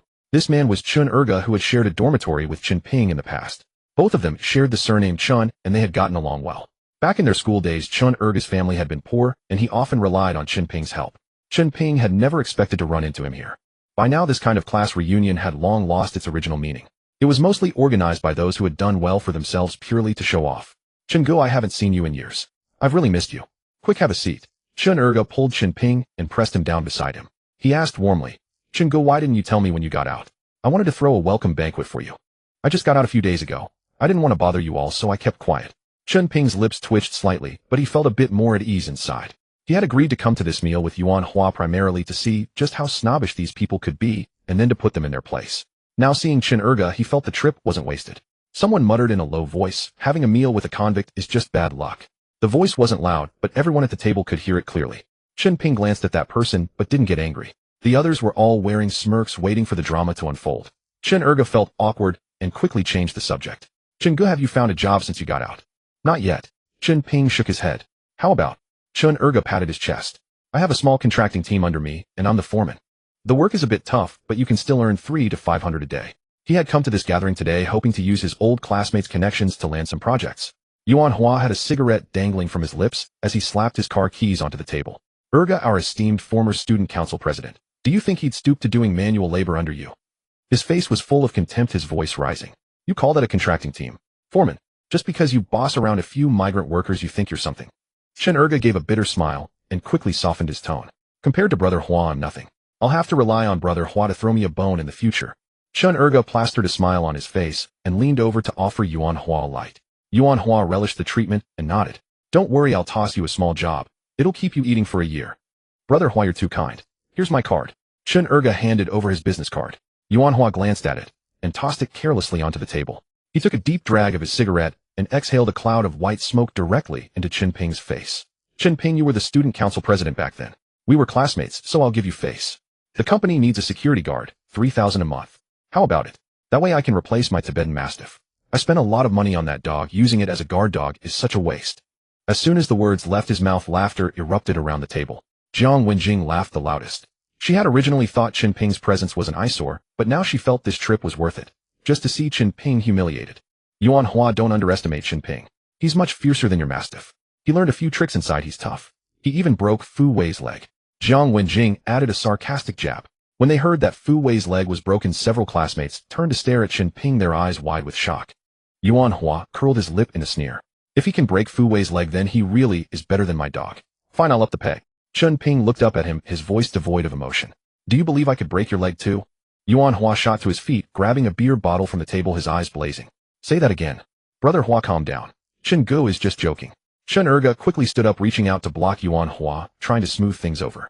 Another classmate also tried to dissuade him. Hua Zi, this is Hongfu Street. The entire street is Master Hu's territory. This Tianyuan restaurant is also Master Hu's. If you start a fight here, you'll risk offending Master Hu. Yuan Hua scoffed dismissively. What's there to be afraid of? My cousin is the manager of this restaurant. I can do whatever I want here. At these words, the expressions of everyone around shifted, filled with envy. Hua Zi or something, having such a powerful connection. Then Hua Zi's cousin must be one of Master Hu's men. That's a formidable backing. Now we can relax. With Hua Zi around, who on Hongfu Street would dare mess with us? The group crowded around Yuan Hua, flattering him enthusiastically. Yuan Hua lifted his chin, brimming with pride. If anything happens on Hongfu Street in the future, just come to me. I'll take care of it all. My wedding with Jejia will also be held here. Everyone must come and celebrate. Of course we'll come. We absolutely must. The classmates nodded frantically. Jiang Wenjing finally understood. Yuan Hua's recommendation of this place for the reunion wasn't casual. This meal probably wouldn't cost much and might even be free. The thought made her feel immensely relieved. Just then Lin Tianhu's phone call came in.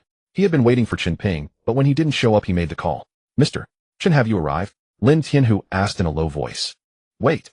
Chen Ping replied with just 2 words and hung up. Chen quickly interjected. Chen who's looking for you. If you have something to do, you can leave first. He was trying to give Chen Ping an out. Chen Ping had just offended Yuan Hua, so staying here wouldn't do him any good. No need. It was Lin Tianhu. Chen Ping slipped the phone back into his pocket. Lin Tianhu. Chen paused, the name sounding familiar, but he couldn't quite place it. After a few seconds it clicked. The owner of this Tianyuan restaurant. Probably. Chen Ping nodded. He wasn't entirely sure. He knew Lin Tianhu was in charge of Ji Hall, but he didn't know exactly how many other businesses he owned. Still, it made sense. A large organization like that needed some enterprises to keep up appearances.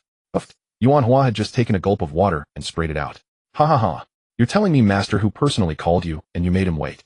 You're lying so badly. Next time at least try to be more convincing. The other classmates joined in the laughter. Lu Jejia narrowed her phoenix eyes and said sarcastically, "Look at you. You probably haven't even seen Master Hu in person and you dare claim he called you." Among the group, only Jiang Wenjing knew that Chen Ping had met Lin Tianhu face to face. She had seen it herself at Geng Shanshan's wedding. But she couldn't say what kind of relationship Chen Ping had with Lin Tianhu. Chen Erge regretted speaking up and looked at Chen Ping with an embarrassed expression. Chen Ping's face remained unchanged, betraying no emotion. Creak. The door to the private room swung open. Geng Shanshan walked in on high heels, her entire outfit glittering with jewelry. "Shanshan's here. You're getting more beautiful. Shanshan, that dress must be expensive, and that necklace, those earrings. No wonder you're a wealthy lady. Your style is totally different." As soon as they saw Geng Shanshan, the classmates all stood up to flatter her. Geng Shanshan basked in the attention. In truth, her entire outfit was cheap, and the jewelry was all fake. After Xiao Lei kicked her out, he took back everything he had given her, including the wedding apartment in Panlong Bay. Otherwise, she wouldn't have gone to Chen Ping in the pouring rain that night, begging to get back together. On the day of the class reunion, Geng Shanshan's bag was stuffed with counterfeit goods. She knew full well that her classmates were still in the dark. Xiao Lei had already dumped her. When the door opened, everyone stood up to welcome her, except Chen Ping, who remained seated taking a sip of tea. "Chen Ping." Geng Shanshan froze. No one had told her he would be here. Jiang Wenjing quickly came over and whispered. Yuan Hua ran into him on the way and brought him along. "Don't be mad. This is a perfect chance to let him embarrass himself in front of everyone and get back at him for you." Jiang Wenjing, don't mess around. Geng Shanshan shot her a glare. She still wasn't sure about Chen Ping's true background, but she remembered clearly those big shots from last time. People, even the Xiao family, had to bow to. Jiang Wenjing was baffled, unable to understand what Geng Shanshan was thinking. Geng Shanshan had already walked over to Chen Ping and pushed Chen Erge aside. "Move over, I'm sitting next to him." Chen Erge didn't dare say a word and quickly nodded, about to get up. But before his backside left the chair, Chen Ping pressed him back down with one hand. Chen Ping looked up at Geng Shanshan, his gaze as cold as a blade. "The smell on you makes me uncomfortable. Stay away." At these words, the entire room fell silent. Chen Erge's eyes widened. He could hardly believe what he had just heard. Geng Shanshan was now the young mistress of the Xiao family. Was this man insane? Yuan Hua's eyes darted around. He saw an opportunity. "Chen Ping, how dare you speak to her like that? Say one more rude word to Shanshan, and I'll make sure you're carried out of here on a stretcher." He bellowed with full force. But Geng Shanshan turned around and snapped at him. "Shut up.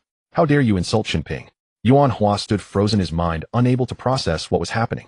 Geng Shanshan finished her scolding, then turned to Chen Ping, her voice softening with a hint of sycophancy. "I'll sit farther away across from you so I can get a good look at you, all right?"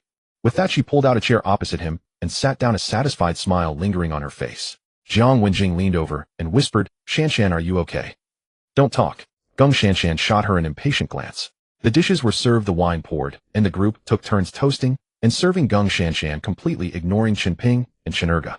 Only Geng Shanshan kept pushing the plates toward Chen Ping, muttering for him to drink less. It was bad for his stomach, playing the part of a devoted wife. Chen Ping saw through Geng Shanshan's act completely, but he couldn't be bothered with her. After several rounds of drinks and a couple of empty dishes, some of the classmates were already swaying drunkenly. Yuan Hua, his face flushed red, staggered over to Geng Shanshan with a glass in hand, his voice loud. "Shanshan, we're old classmates. I've got some projects lined up with the Xiao family. You're the young mistress of the Xiao family. Put in a good word for me with them, get me more work, will you? Your old classmate thanks you." He threw back his head and downed the drink in one go. As soon as he started, the others joined in. Some wanted to use connections to find a job, others hoped for a discount on a house. In truth, everyone who came to this reunion and fawned over Geng Shanshan had an ulterior motive. Geng Shanshan's face stiffened, but she couldn't admit she was no longer connected to Xiao Lei. That would be too humiliating. These classmates would flip their attitudes faster than a book. Right now, their politeness was all because of the Xiao family name. I'll see." She forced out a few words. Jiang Wenjing suddenly interjected. "Shanshan, since we old classmates are all here, why not invite Master Xiao to show his face? A lot of us have never met him in person." The crowd chimed in enthusiastically. "Yeah, Master Xiao must be handsome, right? If I could have a meal with the eldest son of the Xiao family, I'd have something to brag about forever. Shanshan, call him over. This meal's on me. Add a few more dishes and open a good bottle." Yuan Hua's eyes lit up with excitement. Geng Shanshan's mouth twitched, her smile more painful than a grimace. "He's busy." Jiang Wenjing wouldn't let it go. "Shanshan, Master Xiao listens to you. If you ask, how could he refuse? Just say Chen Ping is here. He'll definitely come." She was desperate for Xiao Lei to show up, so she wouldn't have to pay for the meal. Yuan Hua had already offered to treat. Geng Shanshan cursed Jiang Wenjing 1,000 times in her mind, wishing she could strangle her. He really is busy with a lot on his plate. She stubbornly refused. Jiang Wenjing grew impatient. "Shanshan, are you looking down on your old classmates? Just have Master Xiao come for a few minutes. It won't take long." Feeling she was close enough to Geng Shanshan, she didn't hold back her words. Geng Shanshan simply shut her mouth. There was no way she could summon Xiao Lei now. If she called, she'd likely get a torrent of abuse. The crowd kept urging her, but Gung Shanshan stood there like a wooden post. Then Chen Ping spoke calmly. Call Xiaolei. Tell him to come. Gung Shanshan's fingers trembled as she pulled out her phone. The room fell silent for 3 seconds. Yuan Hua was about to mock Chen Ping, but he swallowed his words when he saw Gung Shanshan actually dial. Hey! The moment the call connected, Xiaolei's roar could be heard 3 steps away. You bitch! Didn't I tell you? If you call again, I'll break your legs. Ever since that incident, Xiao Lei had been living in fear. His father Xiao Yan was so worried he couldn't even eat, racking his brains on how to mend relations with Chen Ping. A gentleman's revenge is never too late. But the problem was, what if Chen Ping decided to act now? Could the Xiao family withstand it? Even men like Gu Wentian and Lin Tianhu treated Chen Ping with respect. What was the Xiao family compared to them? One word from Chen Ping, and the Xiao family would be finished. Gung Shanshan's voice quivered. Xiaolei, I'm at a class reunion. Can you come? Fuck the reunion.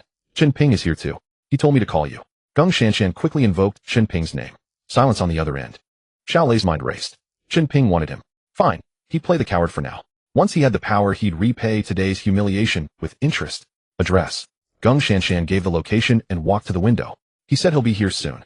She returned to her seat, her voice barely a whisper. Chen Ping said nothing, his face unreadable. Yuan Hua sneered, still putting on airs. When Master Xiao gets here, you'll be crying soon enough. I don't know if you'll cry, but you definitely will. Chen Ping looked at Yuan Hua, a faint smile curling his lips. Me cry? I'll make you cry right now. Yuan Hua reached for a bottle again. Yuan Hua, are you crazy? Put the bottle down. Gung Shanshan yelled at him in panic. Shanshan, why are you afraid of him? Just because he spent a few years in prison and learned some tricks. This is Uncle Hu's territory. Does he dare make a move? Yuan Hua leaned in, his face inches from Chen Ping's, full of provocation. Chen Ping, you're pretty tough, aren't you? You broke Fu Wei's leg, right? I'm standing right here. Try hitting me. Slap. No one saw Chen Ping's hand move before the slap landed. Yuan Hua flew sideways, 2 teeth flying out of his mouth, one side of his face visibly swelling. In all my years, this is the first time someone's handed me their face on a silver platter. Was that slap satisfying? Chen Ping shook his hand. Want another? He looked at Yuan Hua with a mocking smile, like he was enjoying a show. Yuan Hua's vision went dark, his head ringing, barely able to stand. Lu Jejia quickly steadied him, her face pale with worry. Yuan Hua, are you okay?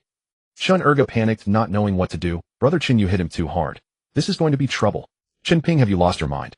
How could you hit Yuan Hua? We're all classmates. What's wrong with you? You're a real jerk. Just wait. You're not getting out of here today. You'll get what's coming to you. A chorus of accusations erupted. Bam! Chen Ping slammed his palm onto the table, and a chunk of the marble surface broke off. Everyone froze, instantly silent. Yuan Hua shoved his face in my way. Are you all blind? Chen Ping's gaze swept across the room, his voice low, but commanding enough to stifle any response. The group exchanged uneasy glances, their expressions twisted with confusion. Gung Shanshan stood up to defend Chen Ping. That's right. Yuan Hua ran into him. Why are you blaming Chen Ping? The classmates stared at her, completely baffled, unable to figure out what she was playing at. Yuan Hua came to his senses, furrowed his brow, glanced at Gung Shanshan, then glared venomously at Chen Ping. Chen Ping, you hit me. You're not leaving this door today. Just you wait. He turned and rushed out to find his cousin. Chen Erga tugged at Chen Ping's sleeve, sweating nervously. Brother Chen, you'd better apologize, or we make a run for it. Chen Ping smiled at him. Erga, sit tight. I'll give you a present today. Just as Yuan Hua's hand touched the door handle, the door swung open from outside. Xiaolei rushed in, sweating profusely. Yuan Hua immediately put on a smiling face and greeted him. Master Xiao, we've been waiting for you. Please come in. He fawned over Xiaolei, inviting him to sit, and the other classmates stood up, all wearing sycophantic smiles. But Xiaolei didn't even acknowledge them, not even sparing Gung Shanshan a glance. He scanned the room, and when his eyes landed on Chen Ping, he paused, then strode over quickly. Mr. Chen, I heard you wanted to see me, so I came right away. Xiaolei stood before Chen Ping, his tone dripping with deference. Boom. The entire room went silent. Except for Gung Shanshan, everyone was stunned, mouths agape, eyes practically popping out. The young master of the Xiao family was speaking to Chen Ping like that. Weren't they supposed to be rivals over Gung Shanshan? Chen Ping glanced at the dumbfounded crowd, then gave a cold smile, and said to Xiaolei, I heard your family does business with him. Chen Ping pointed directly at Yuan Hua. Xiaolei took one look, then another at Yuan Hua's swollen cheek, and more or less understood the situation. He quickly spoke, Mr. Chen, we do have 2 real estate projects, and part of the construction work was subcontracted to this guy. But the cooperation will be terminated immediately. I'll send people to inspect the quality. Any non-compliance will be deducted from the payment, and the rest of the losses will be covered by him down to the last cent. Chen Ping nodded silently, acknowledging that Xiaolei was quick on his feet. Master Xiao, our partnership. Yuan Hua tried to speak. Cooperation canceled, payment withheld, you eat all the losses. Got it. Xiaolei fixed his gaze on Yuan Hua, his face darkening, voice rising. He might grovel before Chen Ping, but that didn't mean he'd bow to everyone. This. Yuan Hua was completely bewildered, his mind unable to process the turn of events, utterly lost as to what was happening today. Your attitude today saved your life, but the Xiao family won't be so fortunate. Chen Ping stood up and patted Xiao Lei's shoulder. He had no intention of letting Xiao Lei off so easily, nor would he spare the Xiao family. Life could be spared, but punishment must be endured. Xiao Lei, upon hearing this, dropped to his knees before Chen Ping, his face as pale as paper. Mr. Chen, if you're willing to grant the Xiao family a way out, we'll serve you like beasts of burden. Additionally, we'll hand over our 2 real estate companies to you. Xiao Lei pulled out 2 contracts as he spoke. It seemed he had prepared them beforehand. This guy wasn't entirely useless after all. He wanted to offer Chen Ping something to make him believe he had submitted and posed no threat. But he never had the chance, nor anyone daring enough to bridge the gap. After all, Chen Ping had the backing of 2 heavyweights, Gu Wentian and Lin Tianhu.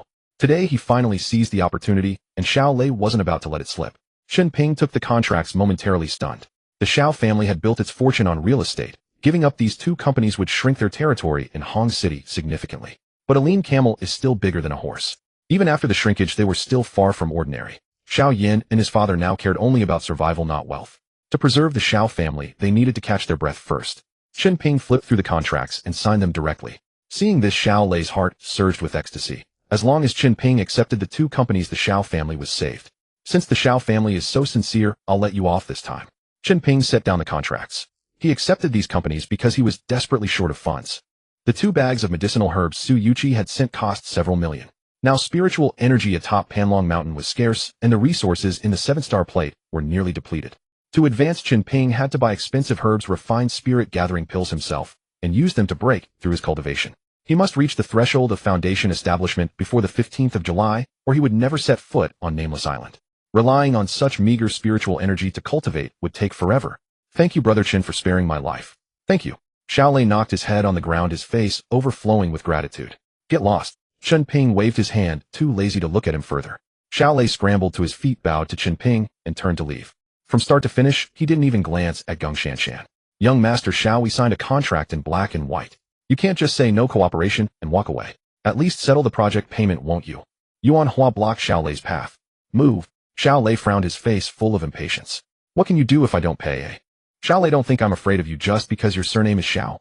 Everyone saw how cowardly you groveled before Chen Ping. If the deal is off, you still have to cough up the money. My cousin works for Master Hu. If it comes to a showdown, I'm not scared of you. Yuan Hua threw caution to the wind and shouted at Xiao Lei. He couldn't understand why Xiao Lei feared Chen Ping, but if he didn't get the project payment, his company would go under. The Xiao family was formidable, but compared to Lin Tianhu's reputation, it fell short. Yuan Hua aimed to use Master Hu's name to intimidate Xiao Lei. Xiao Lei glanced at Yuan Hua, too lazy to waste more words, and strode away. Lin Tianhu himself was submissive before Chen Ping, and this fool dared to flaunt Master Hu's name. Yuan Hua watched Xiao Lei's retreating figure, his face turning green with rage. He turned and glared at Chen Ping. It was all this guy's fault for messing things up. Chen Ping, I don't know what tricks you used to make that coward Xiao Lei fear you. But I'm not afraid. Today I'll kill you. With those words, Yuan Hua turned and left to find his cousin. The private room fell so silent that a pin drop could be heard. No one spoke. All eyes were fixed on Chen Ping, baffled by how this guy had suddenly grown so bold that even the young master of the Xiao family had to steer clear of him. Jiang Wenjing turned to Geng Shanshan, a hint of gossip in her voice. Geng Shanshan, did you and Xiao Lei break up? Lost your status as the Xiao family's young mistress? At these words, all the classmates' gazes fell on Geng Shanshan, full of questions. Geng Shanshan's face burned with shame. She wished she could crawl into a hole. She couldn't hide it anymore, so she forced herself to nod. Damn, no wonder she kept defending Chen Ping. She got dumped. Judging by Xiao Lei's attitude just now, he'll never marry her now. She's no longer the Xiao family's young mistress, so why put on airs? The room erupted. Once Geng Shanshan admitted it, everyone's expressions changed. Without the identity of the Xiao family's young mistress, what was she? Who would bother to suck up to her? Brother Chen, let's get out of here. Chen Erga's voice trembled. You don't know, but that Master Hu is no joke. He's got blood on his hands. Though he had witnessed Xiao Lei bowing and scraping to Chen Ping, the thought of Yuan Hua going for reinforcements, his cousin being one of Lin Tianhu's men, made his heart leap into his throat. Chen Ping looked at his cowardly expression and smiled. Have you met Lin Tianhu? No. No. Then how do you know he's ruthless? Brother Chen. Chen Erga's forehead beaded with sweat. You've been inside for years, you don't know what's been happening outside. Master Hu's Ji Hall clashed with Feng Sihai's Red Dragon gang. A single fight left over 20 dead. The whole city knows. The more he spoke, the more terrified he became, unable to hide the fear in his eyes. Chen Ping patted his shoulder. I'm here. It's fine. With that, he tossed the 2 transfer contracts in front of Chen Erga. You manage these 2 companies for me. I don't have time to handle them. Chen Erga was stunned. Be brother Chen, I can't do that. I don't know how to run a company. Then learn. Who was born knowing how? Chen Ping shoved the contracts into his hands. From now on, hold your head high. People will call you President Chen. Chen took the contracts, his hands trembling violently, his face flushed red, his heart pounding. In his mind, someone was already calling him President Chen. The other classmates' eyes nearly popped out. 2 real estate companies' assets worth hundreds of millions handed over just like that. Some regretted bitterly. If they had been as polite to Chen Ping as Chen would they have gotten a share. Bang! The door to the private room was kicked open. A man in a white shirt and black suit walked in, followed by several security guards. Cousin, it's him who hit me. Yuan Hua pointed at Chen Ping, his voice rising. Cripple him for me. Yuan Hua's cousin swept a cold glance around. Just him. Yuan Hua looked at the other classmates, who all cowered backward, eager to distance themselves from Chen Ping. Chen legs were shaking too, but he clenched his teeth and stayed put. And that guy next to him. Cripple him too. Seeing Chen still sitting, Yuan Hua's anger flared. Damn it, these 2 skinny monkeys beat you up. His cousin slapped the back of Yuan Hua's head. Worthless. Yuan Hua, looking aggrieved, sidled up to the other man. Bro, this guy just got out of prison. He's learned a few moves. I can't handle him. Oh, been inside. The cousin perked up a smirk, curling his lips. Brother, which outfit do you run with? He assumed Chen Ping was from the underworld. Bro, he's not from the underworld. His girlfriend was messed with by Xiao Lei, and in a fit of rage he cracked Xiao Lei over the head with a brick. Did 3 years. Yuan Hua quickly interjected. The cousin was stunned for a moment, then burst out laughing. Damn, what a sorry story. But, daring to lay a hand on my brother. 3 years in prison won't be enough to settle this. Before he finished speaking, he grabbed a beer bottle from the table and swung it at Chen Ping's head. Up. Several girls screamed in terror. Chen face went white. Seeing the bottle about to smash into Chen Ping, he gritted his teeth, grabbed a stool, and charged forward. But before he could act, Chen Ping, who had been sitting motionless, suddenly threw a punch. Striking after the attack, but landing first. The cousin took a blow to the stomach and flew backward. He curled up in pain, his face contorted. Bro. Yuan Hua rushed over. Are you okay? Get him. Kill him. The cousin roared. Several security guards charged in with rubber batons. Brother Chen, run. I'll fight them. Chen raised the stool and rushed forward. Just as the 2 sides were about to clash, a shadow flashed before their eyes. When Chen looked again, the security guards were all on the ground, groaning in pain. These men were Lin Tianhu's people, essentially Chen Ping's subordinates, so he held back. Otherwise, none of them would have survived. Everyone was dumbfounded. Yuan Hua's eyes nearly popped out. How could Chen Ping be so fierce? Several men couldn't take him down. The cousin, enduring the pain, growled, Go get Master Hu. Someone immediately ran to summon him. At the mention of Lin Tianhu, everyone in the room tensed up. Even though this had nothing to do with them, the name Lin Tianhu alone was terrifying. Brother Chen. Chen still holding the stool, turned to look at Chen Ping. Are you scared? Chen Ping smiled. Chen gritted his teeth and shook his head. At this point, being scared is useless. If it comes down to it, I'll take it with my life. Chen Ping let out a soft laugh and said no more. Yuan Hua glared at Chen Ping, his teeth clenched tight. Chen Ping, Tiger Lord will be here any moment. You're finished today. I swear I'll chop you apart. As soon as Yuan Hua heard about fetching Lin Tianhu, fury blazed anew within him. I'll be waiting. With these words, Chen Ping turned and settled back into his chair, his expression betraying absolutely nothing. In the 3rd floor private room, Lin Tianhu had been waiting anxiously for Chen Ping to arrive. Hour after hour passed with no sign of him, yet he dared not rush, forced to endure the excruciating delay with mounting patience. The door suddenly flew open as a waiter rushed in, gasping for breath. Tiger Lord.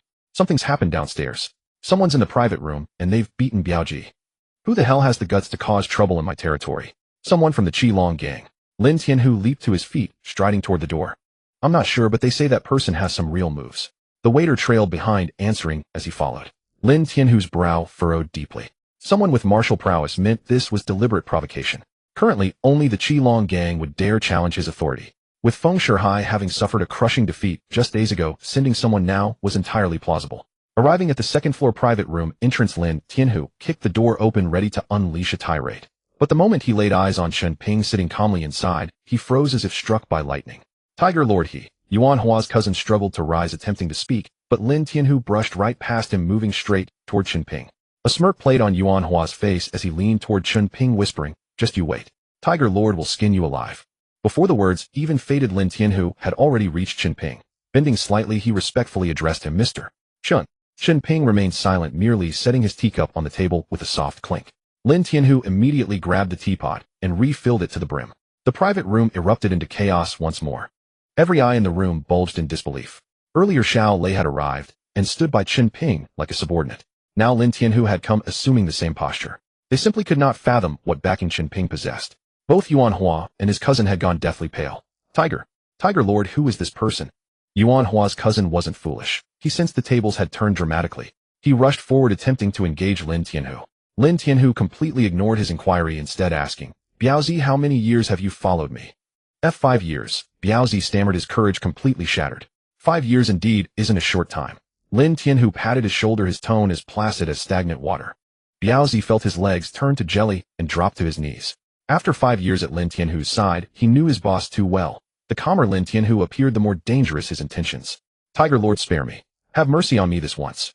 Biaozi kowtowed repeatedly, his head thudding against the floor. Lin Tianhu didn't even glance at him, drawing a knife from his pocket and tossing it onto the ground. He uttered 2 chilling words, "Lose the hand." Biaozi stared at the blade, his lips quivering. Eventually he picked it up, closed his eyes, and brought it down with brutal force. A blood-curdling scream shattered the air. Biaozi's left hand was severed at the wrist, blood spattering everywhere. The entire private room fell into stunned silence. Yuan Hua's face had turned ashen, his lips quivering, utterly unable to speak. "Thank you, Tiger Lord, for sparing my life." Biaozi clutched his bleeding wrist, teeth gritted, bowing stiffly to Lin Tianhu. "Don't thank me. Thank Mr. Chen." Lin Tianhu's voice cut like ice. Biaozi immediately knelt before Chen Ping. "Thank you, Mr. Chen, for your mercy." "See, cousin." Yuan Hua was stunned, his mind reeling, staring blankly at his cousin. "What are you waiting for? Kneel." Biaozi bellowed, his voice cracking. Yuan Hua's legs buckled, crashing to the floor. Not knowing who to kneel to, he simply bowed his head, not daring to breathe a single word. Chen Ping stood up and walked toward the private room's exit. "Biaozi, your cousin over there was saying some pretty foul things. Handle it yourself." Lin Tianhu followed behind Chen Ping, casting a meaningful glance back at Biaozi. "Tiger Lord, I understand." Biaozi nodded frantically. When Chen Ping reached Lu Jiejie, he pointed at her. "And this one." Lu Jiejie had long lost all composure. Her face deathly pale, trembling like a leaf. The moment Chen Ping raised his hand, she fainted dead away. "I understand, Mr. Chen," Biaozi quickly acknowledged. Chen Ping scanned the room. All the classmates had shrunk into themselves, wishing they could disappear into the cracks of the wall. Some were shaking so violently they could barely sit, others had gone green with fear. Jiang Wenjing hid behind others, her pants soaked, a puddle forming on the floor. Chen Ping's gaze fell on Chen Erge, and he smiled. "Gotzi, work hard. I have high hopes for you. If you ever encounter something you can't handle, just find Lin Tianhu." Lin Tianhu responded instantly. "Brother Gotzi, just mention my name when you need help." Chen Erge was completely dazed, only able to nod frantically. Chen Ping and Lin Tianhu departed. Biaozi, grinding his teeth, had Yuan Hua and Lu Jiejie dragged away. Soon agonized screams echoed from outside. Lin Tianhu had given the order, and Biaozi dared not disobey. The private room fell into an eerie silence. Everyone present was filled with overwhelming regret, wishing they could slap themselves. If only they hadn't joined in mocking Chen Ping, if only they had spoken a kind word for him, perhaps they could have risen like Chen Erge. But it was too late. In the third-floor private room, only Chen Ping and Lin Tianhu remained. "Any movement from Feng Shihai lately? Any trouble?" Chen Ping sat down and asked. Lin Tianhu shook his head. "Nothing. His master's whereabouts are unpredictable, hard to track." "Humph." Chen Ping let out a cold laugh. "Even if they dragged out their founding ancestor, it wouldn't matter. An ancient martial master is worth nothing to me." "Of course." Lin Tianhu quickly flattered. "The pavilion master cultivates immortal arts. How could they compare?" "Enough flattery." Chen Ping smiled, pulling out a pill. "This thing can boost your strength significantly. Then Feng Shihai won't stand a chance against you." Lin Tianhu took the pill, extremely curious. It was barely thumb-sized, black, and unimpressive. Could it really be that amazing? "Pavilion master, what kind of pill is this?" "Sounds impressive. Concentration pill. Don't underestimate it. The medicinal herbs alone cost over $1 million. That expensive?" Lin Tianhu was startled. Without hesitation, he swallowed the pill. In no time, his abdomen began to warm, a comfortable sensation spreading through him. Then a surge of heat coursed through his body in all directions. Lin Tianhu felt his strength skyrocketing, almost unbearable. He just wanted to unleash it on something. Chen Ping noticed his state and smiled. "Do you have a backyard here? Go test it." "Yes." Lin Tianhu immediately led Chen Ping to the backyard. In the backyard stood a massive stone inscribed with words that Lin Tianhu had purchased at great expense. "Strike the stone with your fist and try." Chen Ping pointed at the stone. Lin Tianhu didn't waste words. He swung his fist and struck with full force. Crack! The stone split clean in half from the impact. "This?" Lin Tianhu stared at his fist, utterly stunned. A single punch capable of cleaving stone required at least 1,000 Jin of force. With one punch now you could easily kill a bull. Feng Shihai's little tricks would be a joke to you. Remember, when absolute strength is involved, technique doesn't matter. Chen Ping patted Lin Tianhu's shoulder. Lin Tianhu was exhilarated. "Pavilion master, do you have any more?" "Give me 2 more. One pill alone had granted such tremendous power. 2 more would be unimaginable." Chen Ping rolled his eyes. "The herbs for this pill are extremely expensive and hard to find. Refining it also consumed much of my spiritual energy. You want 2 more? Lin Tianhu scratched his head, laughing sheepishly. This pill is truly incredible. If sold, even 10 million couldn't buy it. The nation now revered martial arts, countless people spending fortunes on masters and herbs, all hoping to become martial cultivators. Feng Shihai had reportedly paid 200 million just to become Yi Fengxuan's disciple. 200 million. Chen Ping was secretly shocked. Someone like Feng Shihai actually commanded such a price. 1 pill from Chen Ping could easily defeat Feng Shihai, which meant this pill alone was worth more than 200 million. Chen Ping's eyes lit up. There was serious money to be made here. Chen Ping glanced at Lin Tianhu. If I refine more pills, can you help me sell them? Lin Tianhu was stunned. Pavilion Master, why would you sell something so valuable? We should keep it for ourselves. If you need money, our Ji Hall has a commercial street. Makes good annual revenue. He couldn't understand why anyone would want to sell such a precious resource. Wasn't this just handing weapons to rivals? Chen Ping shook his head, explaining, I'm not talking about the concentration pill. The materials are too expensive and it drains my spiritual energy too much. I intend to concoct a minor rejuvenation pill. Simple, capable of calming the mind, nourishing the brain, prolonging life, and with a crucial effect restoring male vigor. He paused and asked, how much does your street bring in a year? About 200 million. But the Hall of Righteousness also spends money, so what remains is only a few tens of millions. Lin Tianhu estimated. Chen Ping listened, his brow slightly furrowed. I need a large sum of money now to buy medicinal herbs. Tens of billions, even hundreds of billions. Relying on your commercial street, you'd have to save until the cows come home. Hundreds of billions. Lin Tianhu gasped. Hall Master, what do you need so much money for? Chen Ping didn't hide it from him. My cultivation relies on spiritual energy. Even at the peak of Mount Panlong, the spiritual energy is too thin to sustain my advancement. I need to acquire more rare medicinal herbs and refined spirit-gathering pills to aid my cultivation. Oh, Lin Tianhu understood only half of it, furrowed his brow and thought. Then even if the entire Su family gave you everything, they probably couldn't scrape together that much, right? Chen Ping glared. Do I look like a man who would live off a woman? No. The Hall Master of our Heavenly Dragon Hall would never be kept by a woman. Lin Tianhu quickly waved his hands. I'll name a few herbs for you. They're all common stuff, not expensive. Chen Ping finished and listed them one by one. Gardenia, alocasia, lychee, seed, Chinese holly. He rattled off a dozen types, all common herbs, easy to buy and low in price. Did you write them down? Lin Tianhu hurriedly asked someone to bring paper and pen. Hall Master, I've recorded them. These herbs are available in Hongcheng's traditional Chinese medicine pharmacies, but for large quantities they might not have enough. I'll have someone go to Yunqing. There's a medicinal herb base there with a complete variety, and the prices are cheaper. It could save a lot. Knowing that Chen Ping spent money like water, Lin Tianhu began to think about saving. Chen Ping suddenly froze. Yunqing. His mind lit up. Southwest of Hongcheng, a few hundred li away, was Yunqing, home to the country's largest medicinal herb base. Almost all of the country's traditional Chinese medicinal herbs had to first go to Yunqing before